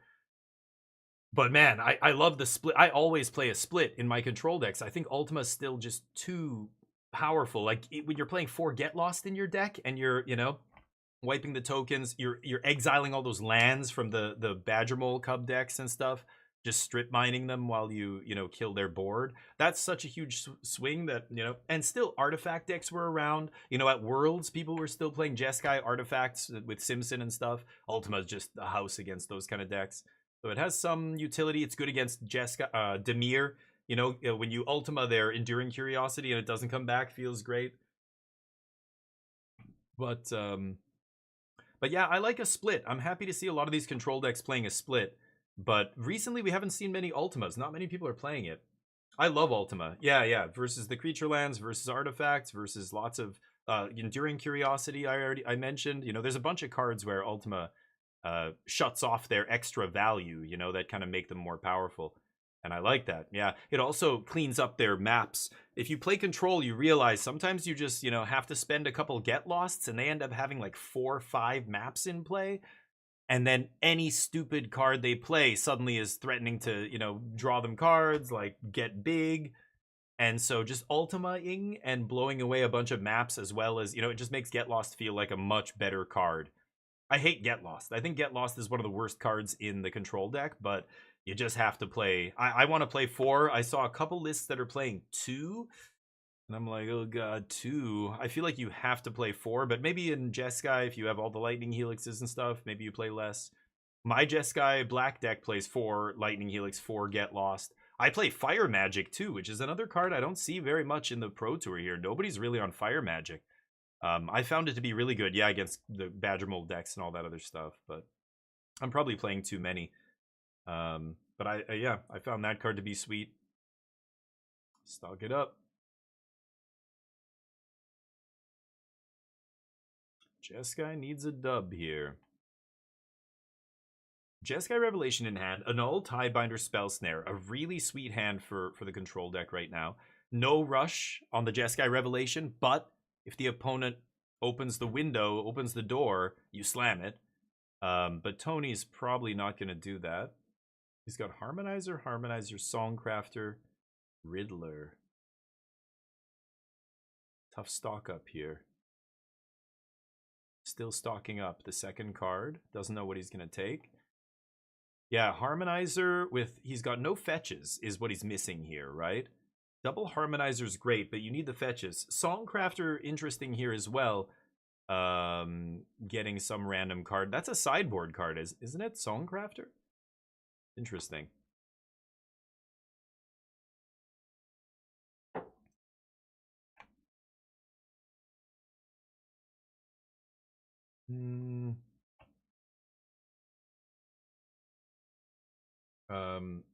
His fetches are exiled.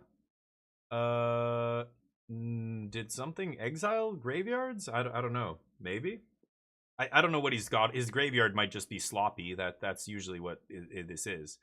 I turn my cards sideways when I exile them, but I also move them out of the way. Yeah, I think he just does that with his graveyard here. That's just how he puts his graveyard. I don't know. Now he's got 2 piles. Yeah, that's all graveyard, so it's just where he puts it. So yeah, it's, you know. Yeah, a lot of players play different ways. I think your graveyard should be easily visible, like the way... Well, the other guy, Marco's, kind of got his hidden, but at least you can kind of see what's in there at a glance. But I know graveyards get big and everything. I don't know. I think people are just bad at managing board states. Some people are just sloppy. Because that's their, you know, it's their personality. It's their life. You go to their house, it's the same thing. They know where everything is, but to you it looks like chaos. I don't know. Yeah, I turn for exile, but that's not, you know, that's not a rule. You don't have to do that, so. He's, oh, okay. I'm like, what? He's playing Jeskai Revelation for 2 mana here? He's just, yeah, uncounterable Jeskai Revelation. Now, he's far enough ahead that now Jeskai can turn the corner here. He can kill him in 1 shot. And yeah, Tony has no removal. So this is game over now. Did he draw? He needs a card draw spell or something. No more lies. That's not going to do it. What did he draw? Consult? Oh, it's over. Yeah. Oh, he still has the Rip-In. Dear God. Maybe he knows Songcrafter Mage is coming in. I could see that. But at least there's something else to hit. But Yeah, just consult and this is over, right? Triggers. He doesn't even need to kick it here. Now we're gonna see Spell Snare? No, he doesn't have... I thought he had Spell Snare. Never mind. Just making him think. Yeah. Tony knows he can't counter it, but he's just stopping and going, hold on, let me think about it. Make him think I have a counter, and then, okay, go ahead, it resolves. 7 mana. Yeah, it resolves. That's triggers. I don't know if he announced the prowess triggers there, but yeah, Lightning Helix, that's it. GG. Take Helix. And what, another Revelation? What is the other? I can't tell what the other card is. Take Helix, obviously, and that's all you need here. Yeah, that's the first thing he takes. And what was the other card? Jeskai Revelation, maybe? I saw a Revelation. I think I would have taken Revelation, but I think there was another Consult, too. Plays Rip, sure, get the Prowess trigger. Null, Spell Snare. Maybe it was No More Lies? Songcrafter? I think... What's in the yard? Yeah, let me see your yard before I decide if that's going to resolve. Oh, he's got Stock Up? No, he can't play that. Spell Pierce? He doesn't have removal, does he? I think, yeah, I would still fight. Make him waste the mana here. Wait a minute, dude. You need to cast Lightning Helix. Yeah, there you go. Now you realized. Okay. Yeah, do the No More Lies. He's got 2 prowess triggers on the monks, so this is already lethal. No More Lies makes the monks 4/4s.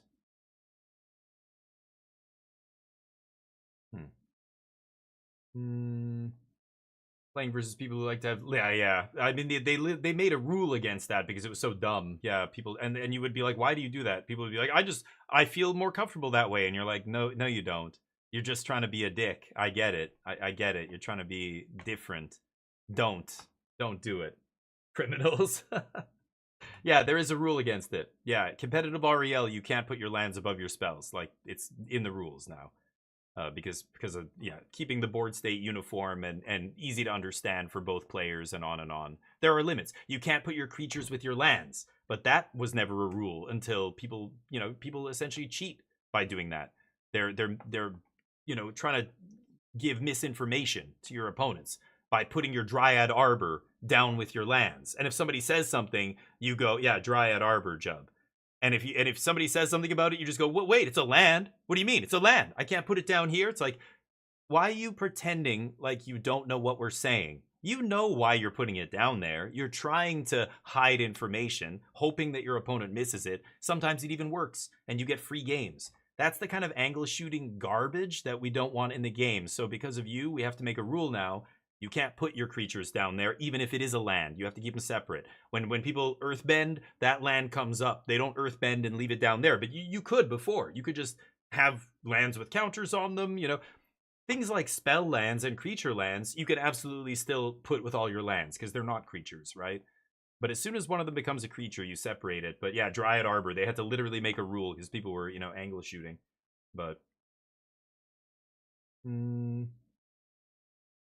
Oh, interesting, Bag. No, I usually put it below, but again, that was just, as a kid, it was the way that they would teach you to play the game. The rule book showed a little picture of deck, graveyard, but you could put it on top. I generally save the top for my exiled zone, but I find my opponents can usually see my graveyard because I fan it out, 3x3x3 or whatever. So if they want to see it, they can just lean over a little bit, unless I'm playing against a little kid who can't see over the table. Maybe they can't see it, but I could see, like, EDH, like if you're playing Commander, your deck is so tall, most people can't see your graveyard behind it. So maybe there you move it to the side or whatever. I could see doing that, but 60 card decks, I've never had a problem seeing my opponent's graveyard. I just lean over a little bit. I can see everything unless it's in a one big pile. But if my opponent does ask to see it, I just scoop it up and give it to them. And then they give it back and I fan it out again. Sometimes that's still fine. You can still take a look because it is a lot of cards, but yeah, I find it's not too much of an issue, but that's still interesting. Yeah, it's even more clear for them. You put it above, sure. but I don't think that's necessary as much. It's not the same thing as like putting your lands above your spells, or putting your creatures with your lands, or, you know, if there's a suspended creature or a creature that's impending or whatever stupid mechanic, you know, a lot of creatures will be, I have a warp creature, I have, you know, an adventure creature. Right now, even in standard, there's like 5 or 6 different exiled zones that you could have creatures in, right? Warp zone, adventure zone, there's plot, there's like I don't even, I'm sure there's more that I'm not thinking of off the top of my head. And they all are technically different zones. Some of them, all of them can be cast with cards that say, you know, cast any card from exile, like the Harmonizer, whatever that artifact is in the Bant Airbending deck, for example. But some of them say specifically, you know, you have to do this or that, or, you know, like there's different different stipulations, like plot. You know, you can't cast the plot spell on your opponent's turn, for example. But the a spell you cast with or exiled with blah blah blah can be cast at any time. You know, like, oh my god, it's a little ridiculous. Like, exile should just be exile. Now we have like 8 different exiled zones. Kind of gets weird, because where do you got to keep them separate on the battle. Like, where do you put your exiled cards when there's 3 different exiled zones and your creatures in play are here? Like, you're running out of space already, right? This table is extra big. For those of you who don't play tournament Magic, the space you normally get at your average shop, or even at a regional championship that's full, is like the size of a playmat. That's it. This is way bigger than a playmat, right? They have tons of room. I mean, your pen and paper, your phone, like these guys even have their other shit on the table. But yeah, most tournament venues are not so gracious or generous with space as this, you know, televised feature match area. Even at this tournament, in the background, they're playing at big long tables, like card tables. I bet you it's a lot more cozy than the feature match table. But yeah. You're playing Commander all the time. Okay, that's why. That makes sense then, yeah. But see, when you leave that part out, then I'm like, no, I don't think you need to do that in Magic. You know, and I'm right, I think. You don't need to put your graveyard above your deck. Oh, you're playing that way, that specific type of Magic, yes. Then now that changes everything. Yeah. I think it makes sense there, yeah. Oh, then yeah, that again, context is everything here. Oh, yeah, Commander and a graveyard deck, then yeah, that makes sense. But everybody does weird things with their zones and the way they handle cards and the way they shuffle. Like, even drawing a card, I do what Marco does here. I'm right-handed, but when I draw cards, I take the card with my left, and I like taking it sideways off the deck. I find I can more easily draw one single card or 2 or however many I want to draw by drawing sideways. But I obviously see lots of people, including pros, who have the deck vertically and they like take it vertically. To me, that is so awkward. I don't know why. Maybe it's a poker thing. Like, I would always like look at cards and pick up cards sideways. I don't like looking, even poker, people like lifting them up vertically is so weird to me. I always looked at them sideways, like, you know, perpendicular to me, right? But yeah.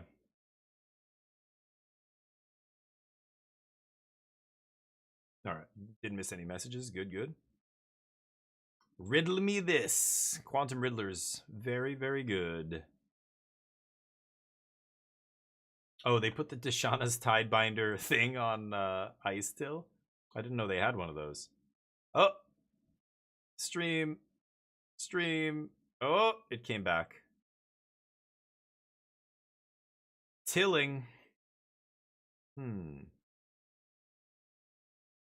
Tilling and milling? Has 1 fetch in the yard. No fetches in play. 2 lands in the yard, though. I'd probably keep Tiller on top. What's in his hand? Harmonizer, Spell Pierce, Steam Vents, Harmonizer. Oh, I don't know, actually. Maybe I would mill it. Double Harmonizer? You have no fetch. But your Spell Pierce is dead. He keeps it on top. Okay. Oh, he wants him to put it back. Yeah, he was just going to leave it face up, which is cool. Sometimes you'll see players do that with their hand, right? Especially now that we're playing with Thoughtseize kind of card in the format again. They evoke deceit. Look at your hand, and a couple players would reveal their hand and then just leave it face up.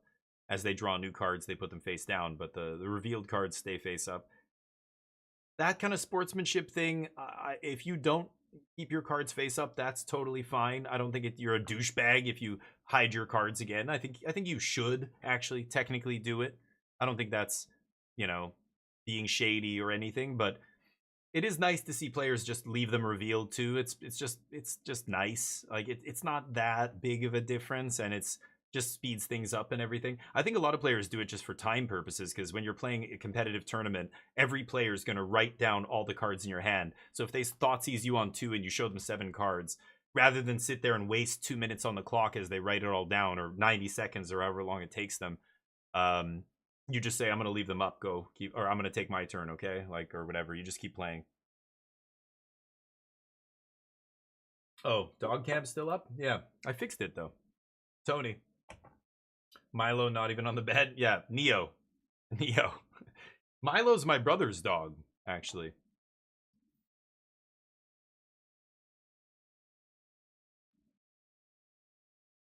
All right. Ice Till in play. Does he have another one in his hand? Or did they just haven't changed his hand? He didn't have one before. He drew that one. He played it, right? Anyway, it's going to be land out of the yard. But what he could do here is go Might Form Harmonizer and then jam. Now, you look at Marco's hand. Oh, and he's going to go for it. This is game over. Marco's got 5 mana up 3 cards, but no plays. He really needs to not do this. His body language is conveying that he's weak here, and I don't like that. I would actually be acting like I had something. He's acting like he can't do anything, and that's, to me, if I'm Tony, I'm like, I don't know, man. This guy's... I mean, he could obviously be acting here. Body language is not reliable, but Tony goes for it, Might Form, and this is GG now. Because Marco doesn't have any interaction. Tony doesn't know this, so he's going to play it all out. We've got Might Form trigger. Crack the fetch. Play another fetch. Same fetch out of the graveyard with Ice Till. Trigger again. Double the power on Quantum. Quantum has evasion, so this is lights out, right?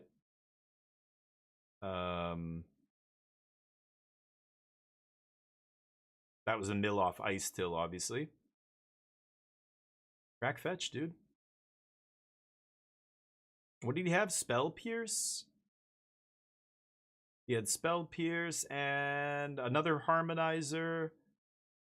Oh, and he found a Steam Vents. So he could crack fetch, play fetch, and get like 4 triggers here, but instead he's just going to play the land from his hand. So that's his 2 land drops. He's only going to get 2 triggers here, and then he's got the fetch for the 3rd, but he's not going to get 4, right? So it doesn't matter. 3's enough. Like, this is already double-double, so that's 16.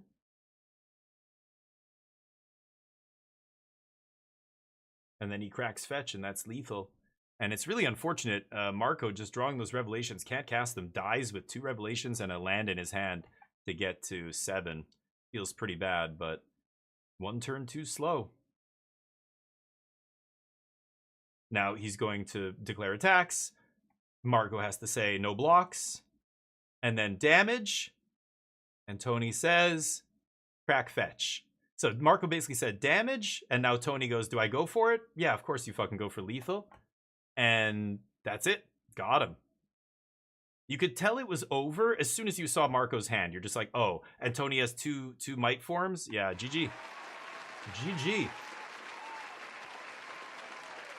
That's good games. Good, yeah, that embarrassed control there. The lands deck is really tough. I played against the lands deck with my control deck, and I felt like, you know, we were talking about Rest in Peace. I had Rest in Peace, or I had Kutzel's Flanker, or whatever my graveyard hate was, and it wasn't good enough because they just killed me with that shit. And I was like, God, like, how do I attack this deck? I brought in Tishana's Tidebinder.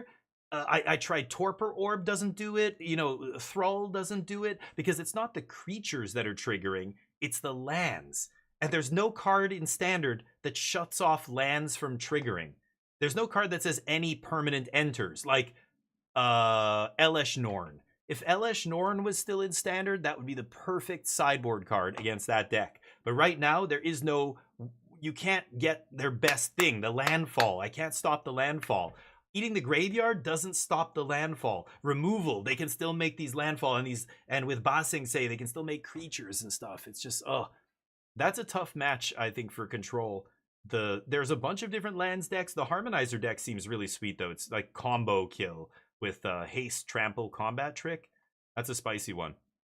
Ooh, all these dudes at 11 and 2 are basically locked. Eduardo Sajilik, fuck that guy. I do not like that guy. He's a dirtbag. I'll say it. I name and shame. He's done really shady shit in Magic. He was a giant asshole to me at a GP once. Just like, not even talking to him or whatever. He just happened to be sitting close by and he was listening in on our conversation and just turned and made like a snarky comment to us. And we were just like, what the fuck? And I remember going like, dude, what? Like, if I want your opinion, you know, I'll ask you. Thanks, though. Appreciate that. And we walked away and we're like, what the fuck was that? And I remember, I'm like, I know that guy. I've seen him write, like, his face. He's on, he's written articles for, like, TCG Player or some, like, Star City Games back in the day. I'm not even sure. But he did some, ask MTG about what he did at RC Montreal. Like, not last year, but was it the year before? Like, a few months before, the previous one.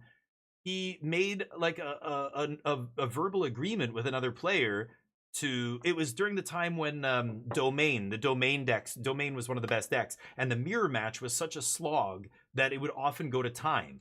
And so he made this agreement with his opponent to draw the match, or sorry, he made an agreement to say whoever was ahead, the other person should scoop if they run out of time. If we go to time, like before they even shuffled their decks, they just basically said, like, this is one of the final rounds. Whoever wins this is going to guarantee, you know, get the top 8 or whatever, top 16 or whatever they were trying to get. It was for, you know, Pro Tour invite. So I think it's top 16. And you know, if we get a draw, both of us are fucked. So one of us has to win. If we get to the end of the game where time and turns and everything, the person who is losing that game, who is going to lose, should scoop to the other one. And they both agreed and shook on it and whatever. Sure enough, the match goes to time. They get right to the end, turns, you know, time is called. And this guy's opponent, Eduardo Sajilik's opponent, was crushing him. And it was going to be over, like, next turn. Like, super, like, almost guaranteed next turn or the turn after. And the guy's like, well, and, you know, like, one of us maybe should scoop to the other or whatever. I don't know. You got to be very careful what you say in that situation. I don't know what he said. But Eduardo basically said, you know what? No, I'm not going to scoop. Let's draw. And the other guy's like, what? If we draw, we're screwed. He's like, I don't know. Maybe there's a chance I can get it. Because he knew that he had no chance. So he screwed the other guy. They both did not get it. And people were pissed. So many people that saw this. And there were so many witnesses to this. And people were like, what the fuck? He just like, really? You dirtbag? Like, that's what you do? Like, that kind of shit. Like, you know, he didn't do anything illegal. He wasn't cheating. He's just a dirtbag. I don't know. I don't like that. That speaks volumes about somebody. So anyway, and my only other interaction personally for me, again, I wasn't at that RC. This is all from people who were right there who saw all this. And he, at the RC, or the Grand Prix in Bangkok that I went to, he was there.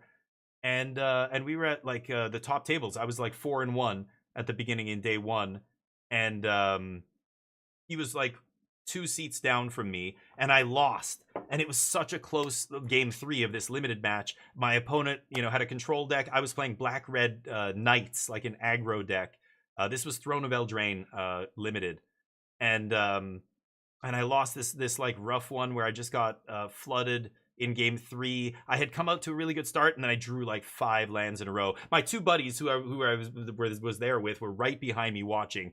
And after the game, they're like, dude, that sucks. Like, you were, because one more win, I lock up day 2, right? And and they're like, you know, you'll get the next one. I'm like, yeah, God, I could not stop drawing lands. You guys saw, right? I drew so many lands. And I hear this comment, yeah, welcome to Magic. And I'm just like, I turn, and he's just like, turns back to, he was playing a game. He was playing with another guy. It was the other guy's turn. I guess he was waiting. He heard me say that, and he just turned to make some shitty remark. Like, and I'm like, what? I'm like, yeah, I know, asshole. Like, what the fuck? I'm not I'm just saying, oh, it sucks. I got flooded. Like, you make some shitty comment to people you don't even know who aren't even talking to you. Like, who the fuck says that? Dirtbag. God. Do not like people like that. Just a cunt, you know? Like, 20, like, you know, it's just who he is. He can't help it, I guess. It's really weird. So, whatever. Do not like. Heard bad things. Had bad experiences myself. Guy's a douchebag. What can I say? Anyway, I could not say anything. Maybe, you know, I shouldn't talk shit about other people because, I don't know, people don't know them. Sorry, in this day and age, I think you got to name and shame. There's too many dirtbags that fly under the radar for way too long, you know? Fuck that. I mean, the Me Too movement was kind of what that was all about, right? A bunch of people that I had no idea what kind of creeps they were. I just knew they were good Magic players. And then it comes out they're just like total dirtbags to like specifically the women that play Magic and like other people, you know. You know, I don't even need to talk about some of the people who've been kicked out of Magic a little bit or blacklisted. Anyway. This is wild. So this is the 5-color rhythm deck playing one champion of the weird. I'm still flabbergasted by this. The Goblin Berserker that you have to champion another Goblin. They've got Explosive Prodigy in here, which is wild. This is the sideboard. I wish they would put it away. I want to look at the main deck again. But really spicy deck here. 5-color rhythm. Fetching up Bright Glass is really sweet. You basically fetch up Bright Glass, then fetch up, like you know, you go turn 3 JED into turn 4 Bright Glass. Bright Glass gets you 2 things, whatever you need. You're playing against Reanimator, you get that Soul Guide Lantern. You know, you're playing against whatever, you want Ramp, you want a Mockingbird to copy your Ouroboros next turn. You know, you go get that. Very sweet. Just a bunch of tutors, basically. Tutor cards. Yeah, I've been playing that for a while. It's a good one, but again, it's one of those cards that you try against the lands deck and it just doesn't work. Because it's not the creatures entering are not triggering, it's the lands entering that are triggering the creatures. So I like Doorkeeper, but there's still some decks it doesn't line up well against. Yeah, right, Nano. And I mean, he proposed it and he wanted to do it. You know, if their positions were reversed, the other guy would have done it. And no, when it came down to it, he just was a scumbag, and for almost no reason. The chance of him making it in on with his tiebreakers or whatever he thought he had a chance of doing was, you know, such a slim chance. You're gonna like forget about your word that you gave this person, that you know, your personal guarantee. You kind of have no, you know, ethics or moral standing there. You're just that's just a shitty thing to do no matter how you slice it. But you do it for such a tiny chance at getting something like that. That's what it's for. Almost, it's like murdering somebody over a crust of a sandwich, you know, or something. I don't know. It's wild. Dimir Doomsday. Yeah, we were talking about this deck yesterday. Yeah, Luis Salvado's an awesome player. He's very good. I haven't seen him on the Pro Tour in a while. I mean, or maybe he's been there and you just don't hear about him because he didn't do well. Maybe he hasn't played. He's a insanely good player. He drafts Vintage Cubes sometimes with LSV and those guys. I don't know, not for a long time, but when LSV first started that YouTube channel, people like Luis Salvado were drafting, and I remember going, God damn, I just like watching these drafts because all these players are really good Magic players. But who am I taking? This is Dimir Doomsday against what? Jeskai what? Oh, against him. Oh, that's close. I think I take Jeskai. I think I think, well, I guess Blue-Black plays Mistrise Village, right? Maybe there's a chance they could do something. They've got, I think Blue-Black has way more dead cards against Jeskai game 1, but then post-sideboard gets interesting, actually. Like, if they can force the Demon, then, yeah, there's nothing Jeskai can do. But I think Jeskai has more flexible cards, like cards that are better in that matchup, that still play well in that matchup. You know, even a Lightning Helix can still go to the face, but what are you going to do with a Fatal Push? Even like Spell Snare is not great. It counters a Consult at best, right? Intimidation Tactics is totally dead. Deadly Cover-Up something. Harvester sucks. Deceit is really good. Deceit's like your best card in the mirror, right? What does Arch Enemy's Charm do? And Arch Enemy not bad. Bring back Deceits? That's kind of interesting. But like Requiting Hex is absolutely terrible. Intimidation Tactics is terrible. Harvester is not good. Even Doomsday is pretty rough. Am I seeing no Mistrise Village in this deck? Wow. So if they can't force through their spells, I definitely give the nod to Jeskai here. Because Jeskai plays Mistrise, so this deck doesn't even play any hard counters, right? Like, they only play Spell Snare. That's crazy. I mean, if the blue-black deck manages to strip the Jeskai Revelations, then things get awkward, right? Here's another match where Rest in Peace is going to be totally dead, and you really wish you weren't playing 2 in the main deck, but everything else is going to be okay. Mistrise Village is going to be one of the most important cards. A Braid is kind of dead. So you have a couple dead cards, but far less. I think even the Day of Judgments and Ultima and stuff are still going to be okay, because the other deck is going to hardcast their elementals at some point and try beating down, right? But like the sweeper, whatever it's called, the black sweeper that strips, if they can strip the Jeskai Revelations, that's pretty good. In the top 8. Now, Louis?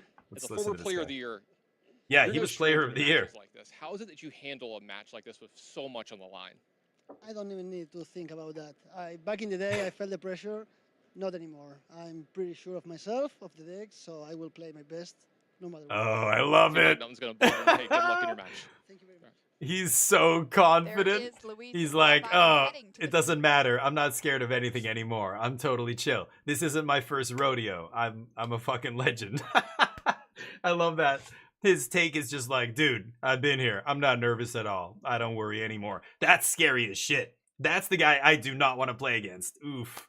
He's just so confident. He's like, I'm not even worried about this. And he's not acting. He's like, he's former player of the year, Pro Tour champ. You know he's good at Magic. And he's just like, yeah, I got this. It's great. Dimir Excruciator versus Jeskai Control. This is going to be great. I love a control mirror. All right, let's see. Poor Marco started the day at 10-0, and then now he's 11-2, taking a couple L's in the last few matches here. Louis is like, I just made it here 5 minutes ago. I haven't even showered yet. All right, here we go. One dude sponsored by Nike there, apparently. Marco, big contract. Okay, what do we got? Harvester's dead. Insatiable Avarice? I can't even remember. That's the tutor, right? It tutors or something for 3 mana. Like Grim Tutor. Harvester. Deceit is great, obviously. So a good start for Luis Salvado here. Yikes. Did they keep a 1? Oh, no, they have 2 lands? Oh, and there's the Hallowed Fountain. So he has to... Oh, he drew Thundering Falls off the top. Nice. I guess he surveilled it there. Yeah. Thundering Falls is so good here. So not only is he making his land drop, he's going to get to surveil again. He's got No More Lies up. Ooh, Luis doesn't go for the Deceit on 2. Yeah, interesting. He knows No More Lies is a thing. He's waiting till he has Spell Snare up, right? The funny thing is the Intimidation Tactics has almost no targets in Marco's deck, in Jeskai's deck, but it is going to have a target here now. Insatiable Avarice. I love it. Tutor. Target player draws 3, loses 3. Yeah, it's like Grim Tutor. Is he gonna... Yeah, draw 3, lose 3. Okay. Or not Grim Tutor, sorry. I'm thinking of the wrong card. Grim Tutor's the search. And put on top? Yeah, something like that. The draw 3, lose 3 is like Painful Truths? Is that what it was called? Yeah, like Sign in Blood, but the 3 mana version. I think it was Painful Truths. And then you would lose mana every time, or lose life every time you play a spell or something. I remember playing that in the Yorion decks back in the day, in Standard. But it's 3 mana though, right? 3 mana, draw 3, lose 3. It's like Super Sign in Blood, yeah, basically. There's the Deceit, and the No More Lies is interesting here because you could have Spell Snare, but I think you do it, right? I would go for No More Lies here, make him have it.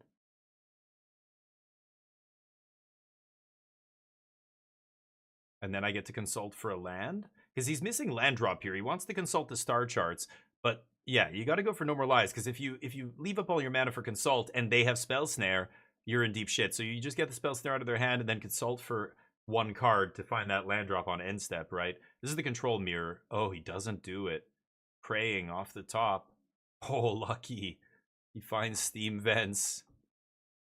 Okay, now he gets to consult for 2. That was lucky. Love those old school watery graves. Luis. I don't know where that basic is from. A basic from an old set. I can't identify it. A weird swamp. Anybody can identify that swamp, I'll give you 5,000 wings right now. Wings don't mean much. They're all going to reset tomorrow, but... Hardcast Harvester. Here's a consult.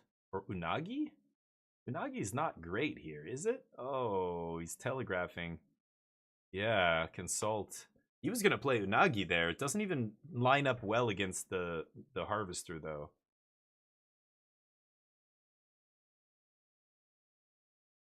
Okay, takes another consult and a land. Continuing to make those land drops. That's what's most important here in the control mirror. He untaps. Found, yeah, consult land, right? So he's got 2 more consults. Another land in hand for next turn. Gets him to 7, and he's got that revelation. So, yeah, I don't like Blue-Black's position now. He needed to draw a Spell Snare to force some kind of discard here, but... Takes 5. Has Get Lost for this, but of course not going to tap mana until end step. Life doesn't matter yet. And there's Doomsday. So this you have to answer. But he doesn't have anything in his hand. You've got to consult for a counter spell right now. So he is going to consult. He's going to look for a No More Lies here. He could consult for 2 mana. Then he has 3 steps as an out. Oh no.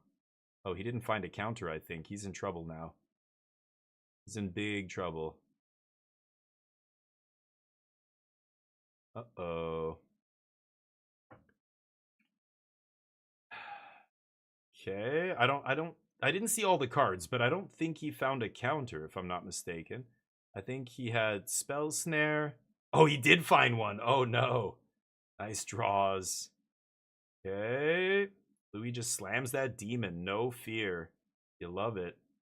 And the consult there obviously means... I mean, I don't know.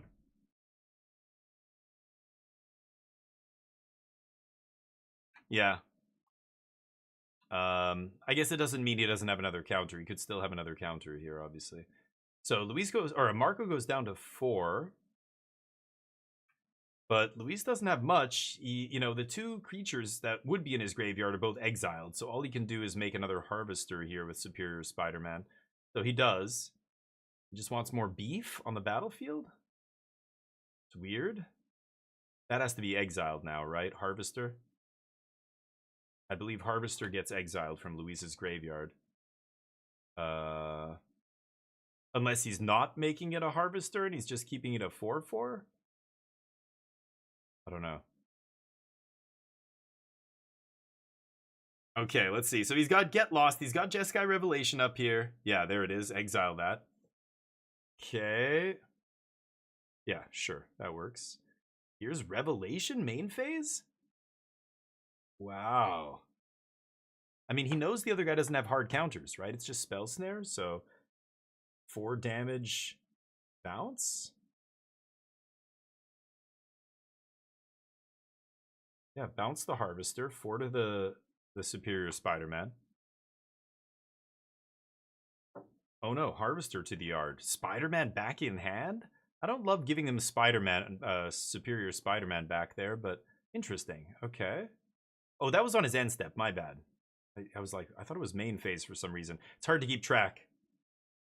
Because I can't hear the players or anything, but... Put Cavern in your deck? Yeah, no Mistrise, no Cavern, nothing. Very interesting. You're maulding? Nice. What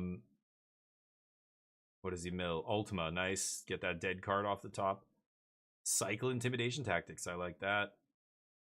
Okay, Deadly Cover-Up.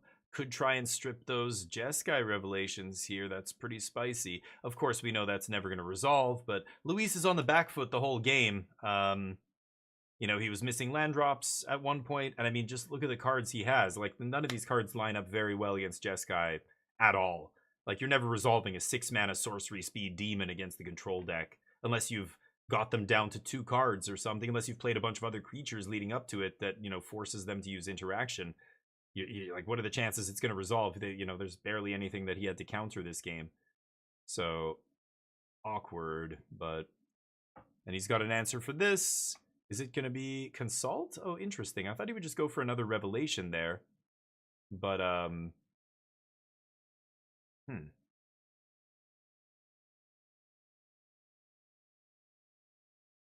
don't like the way he takes those Consult cards. I think if you're a new player, don't get into that habit of taking a couple cards at a time off the top. It's... You could easily fuck that up. I mean, one of the cards almost just came off the top there, but if it's like, look at the top 7, just pick up your deck and go 1, 2, 3, 4, 5, 6, 7. Put the deck down, pick up all 7, look at them, do all the things you're supposed to do, and that's it. I don't like when people take mittfuls of cards off their deck at a time. I've seen so many people accidentally draw too many, or a card flips off that's not supposed to be revealed, or, you know, just like... I don't know. Good habits versus bad habits. You know what I mean? Spend 4 minutes of brushing every day, kids. Okay? Brush your teeth 4 minutes every day. At least. Any good tribal decks? Kindred decks? No. No. Of course not. You know what? I shouldn't say that. Boros Dragons.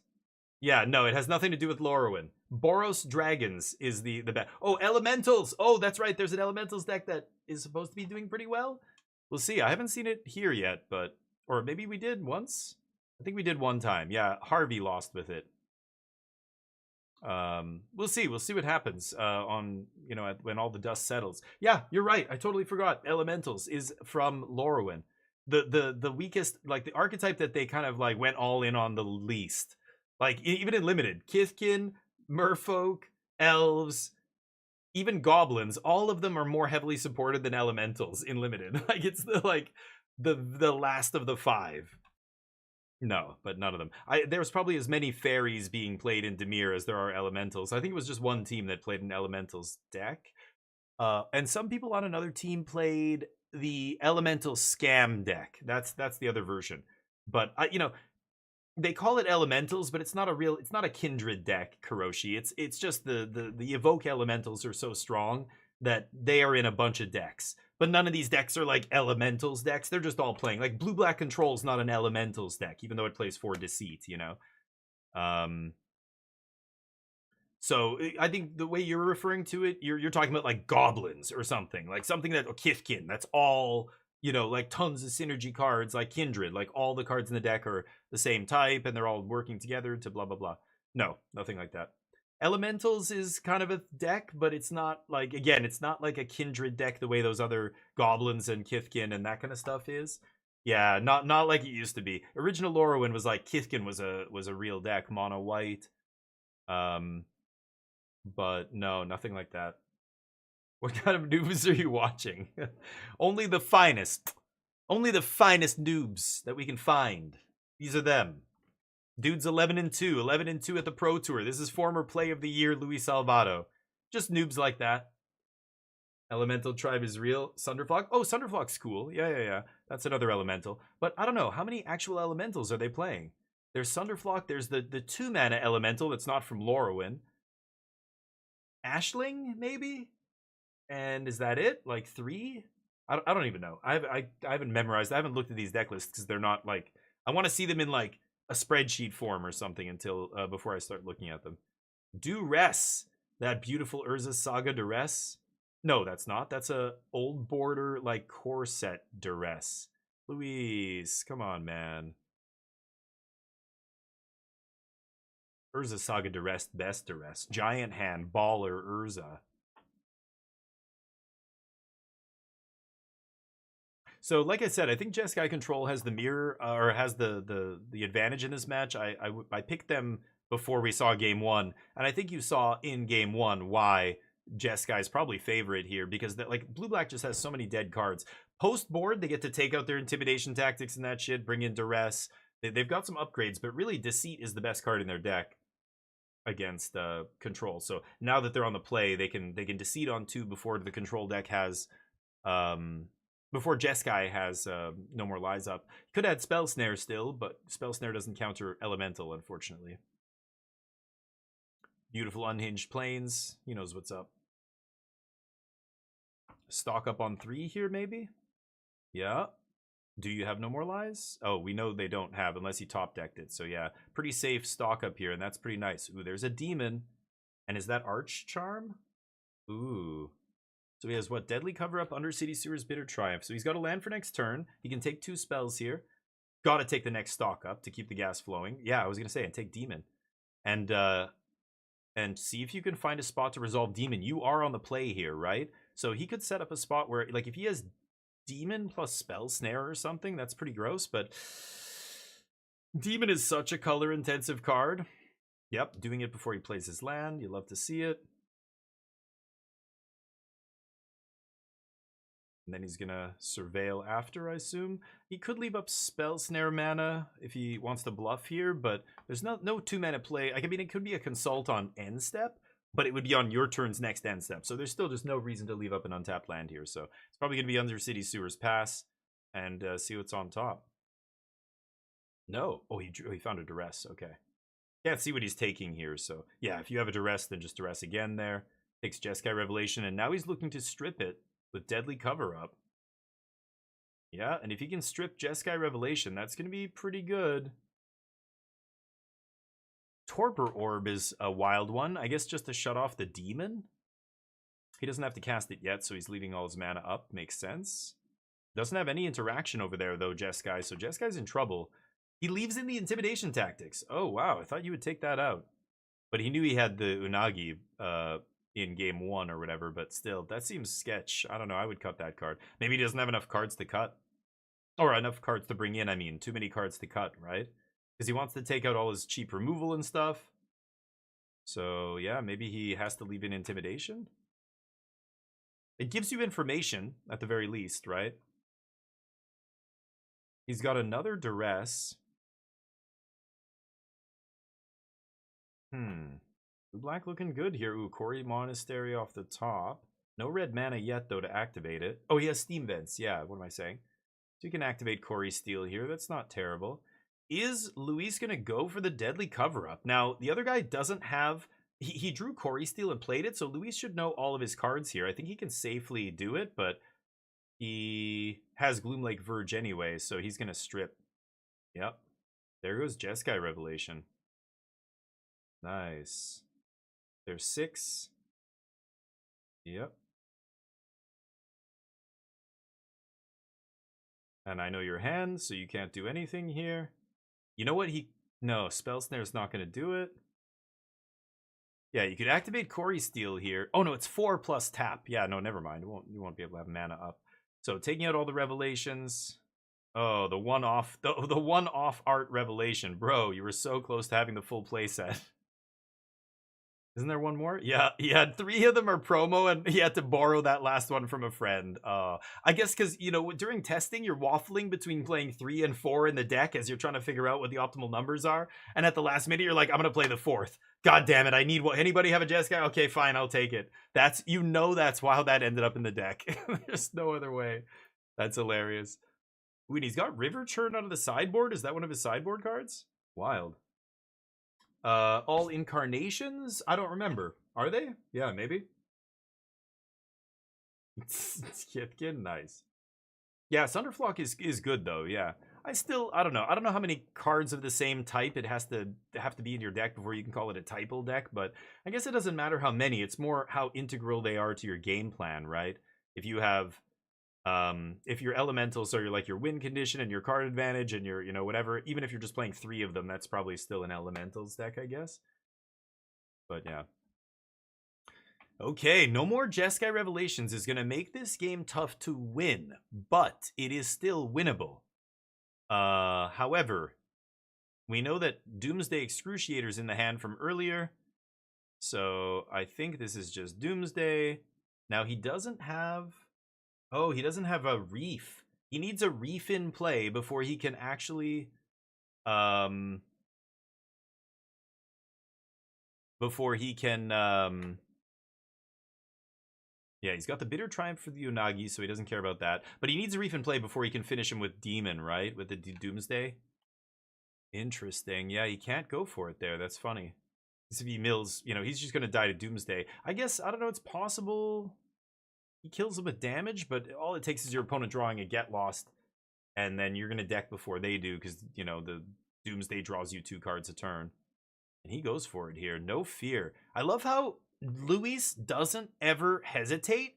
As soon as he gets to his turn, he knows what he's going to do, and he just does it. You'll see other players untap, take their time, even when they know the play is obvious. He's just like, I'm doing it. I know what I want to do. I know what, and it's right. He's just really fast and just like confident. Like, you can see the way he plays. It's so funny. Even when there's like, he looks at the opponent's hand, sees it, most of it, opponent draws new card, has 1 unknown card and 4 other cards. A lot of players would stop there and go, should I just go for this? What are the odds they draw a counter spell? You know, try and figure it out. He knows, it's like he knows already, and he's like, yep, and I'm confident, you know, this is going to resolve 95% of the time. And then it does, and you're like, yep. It's like, God. Other players would at least think about it a little bit. He just goes for it, right? Yeah, he found the second Unagi off the last stock up, right? So yeah, he's got another win con in hand, but you know, you're playing against blue-black control. Creature-based win conditions are not gonna last long unless you can protect them somehow. Waterbending 4 helps, but yeah. Now they have 5 cards in their decks.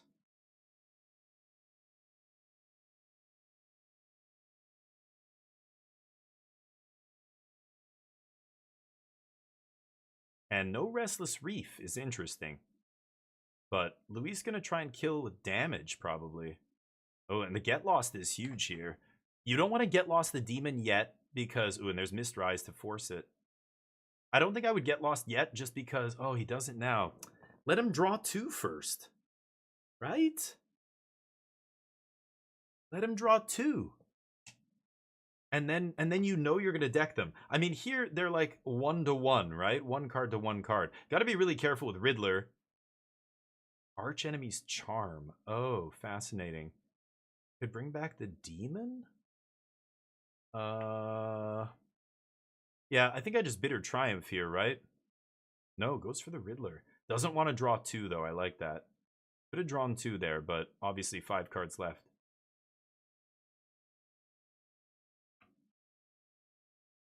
Whenever an opponent draws their second card, you draw 2. Oh, it's not a May. Yeah, with Unagi in play, the Riddler would have... Why didn't he just make them draw 4 then, right? I don't know. He doesn't have to, I guess. That's so funny. So even though he's drawing a card with 5 left, the other guy had to draw 2. Unagi burns him there. Ouch. That's hilarious. It's a forced draw 2. Yeah. At first, I'm like, oh, it's weird that he's drawing cards here. He's got no Restless Reef. You know, he's got to win on damage. Otherwise, he's going to lose.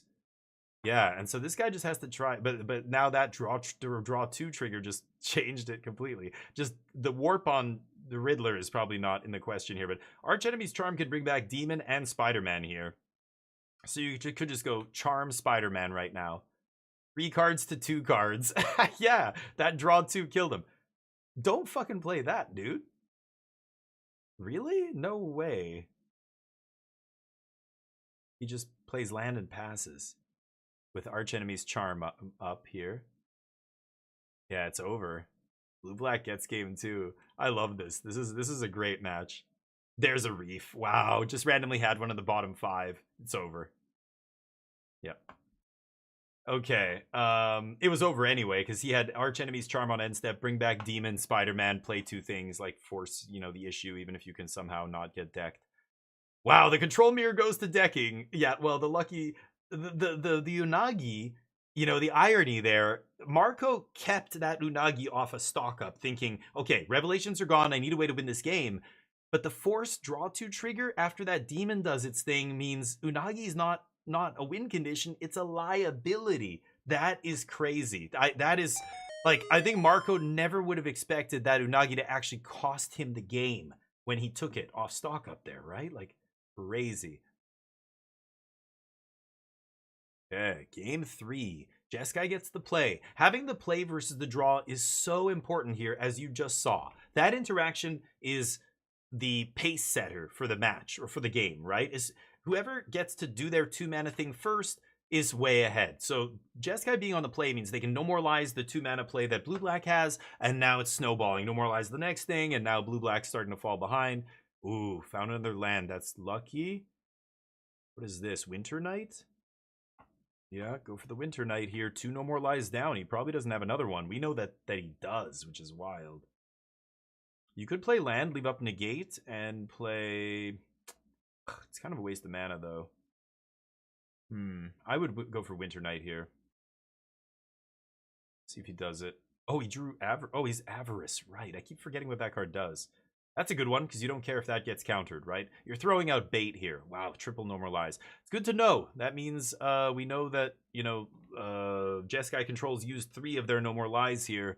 So we don't have to fear that card anymore. We can basically stop playing around it at this point, because the chance they have the last one in their deck. I don't even know if he plays 4. I think he only plays 3. They do know each other's deck lists. So if Luis knows, oh, that's all of them, now I can just straight up not play around it. Still have to think about other counters and stuff, but just having one thing off the list to keep track of is a big weight off your mental, you know, the resources being taxed, right? Winter Night Stories wasn't good and constructed? People said it was not good and constructed? I don't know about that. It's been pretty good since I think it came out. I mean, it's seen play in a lot of blue-red spells decks, Jeskai Oculus back in the day and things like that. I mean, the Corey Steel decks played it, the VV decks played it. I think even there was a blue-green deck that played it at one point. I don't know. I don't think I heard too much negative talk about it, but maybe you mean when it was first spoiled? I don't remember anybody really saying it was bad or anything, but it's very much a card that is not universal. Like, you only want it in a pretty specific range of decks. I would say the range is pretty wide for a card like that, but it is still a certain set of decks that want that. I don't think many, like, control decks don't play a card like that, right? Stock Up's better, Consult is better if you want to play good card draw. But for like a Graveyard Matters deck, or spells in the Graveyard Matter, like the Simic Crabs, or, you know, Is It spells, those kind of decks, yeah, then it's very good, right? Yeah, the Harmonized discount's a big part of it. Yeah. A blue tempo deck or something, yeah. Yeah, Stock Up is definitely the go-to. That is the best card draw spell in Standard. Consult is very good too. Like, Consult was awesome. Like, as soon as it was printed, as soon as it was spoiled, I'm like, oh yeah, we're getting back to the Memory Deluge days, you know? Like, this is a powerful card. It gets better in the late game.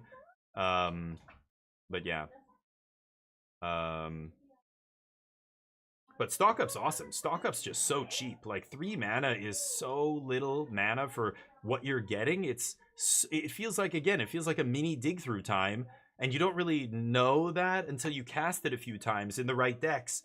And man, it just feels like it just digs you just deep enough to get you everything you need, and just getting 2 cards off it, like, it always feels like it just does exactly what you want it to do in a control deck, in a combo deck, in, you know, so many different types of decks. Consult is good too, but a lot of decks don't play 27 lands. Consult is for a 27 land deck, right? And that way, you know, when you consult for 10 in the late game, or 9, and you look at, like, you know, a third of your deck, or almost half your deck at that point, it's insane, right? It feels like super dig through time. But Deduce, yeah, and people were playing that. I played a little Deduce in my day. It was better in decks where the counters did something, but hell, I even played a control deck at one point. I tried playing who was the blue-white flying 5/5 detective that made clues? I had that as a win condition in blue-white control way back when whatever Karlov Manor came out. That was when Deduce came out and all that stuff. Ezrim, yeah. Yeah, those days. I feel like Standard's a little more powerful than even then, and that wasn't that long ago. There's a Deceit. Ooh, Tizzle Bizzle. Nice. Yeah, I love that Archenemy's charm. Archenemy. when the next word after arch starts with a vowel, we say arc, right? Like archangel. But like archmage, you say archbishop, because bishop, a consonant means you say arch. So arch enemy? No, it should be arch enemy, but nobody says arch enemy, right? I don't know. That rule still confuses me to this day. There's like exceptions to it. Agency chief, yeah. Crofts was gross, yeah. Anyway, I'll be right back. Hold on. Some people came home.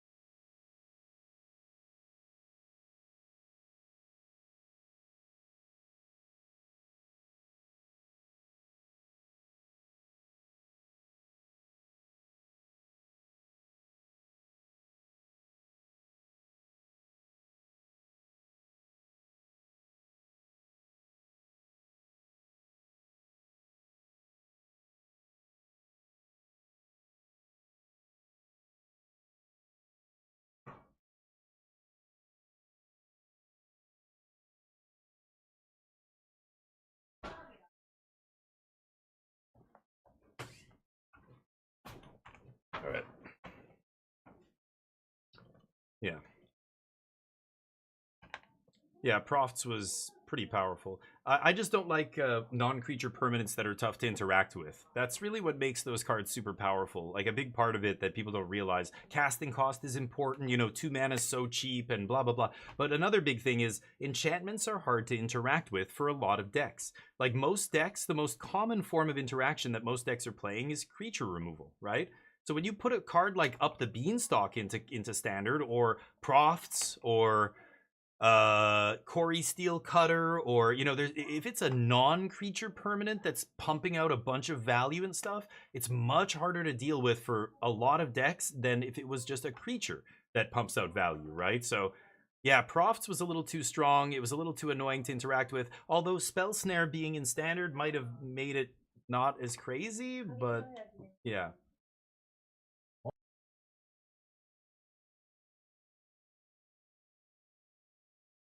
All right, anyway. But yeah, like it's like Planeswalkers. Back in the day when they first started printing Planeswalkers, I mean, the legend rule was different, but when they changed that legend rule, Planeswalkers became kind of dominant, like Gideon, ally of Zendikar days and stuff. It was just so impossible to interact with them profitably. The only spells that hit Planeswalkers were like really clunky and bad. I hope Torf, earmuffs, Torf, if you're listening. Hero's Downfall. You know, we used to play Vraska's something. What was it called? Vraska's Verdict or Vraska's Gaze or something. She that it was bad, but you just had to, you needed an answer for like a non-creature permanent. You know, it just became harder and harder to deal with different Planeswalkers, Vivian, stuff like that back then in that Golgari deck. Yeah, so Planeswalkers were now a lot of stuff hits Planeswalkers, which is nice. The way they word a lot of the new removal, they specific, and Planeswalkers have been reined in. You know, they're way less powerful than they used to be. Yeah, he gets the card and he gets to cast it, dude. Yeah. Oof. Luis might take this match. Yeah, it's looking bad for Control here.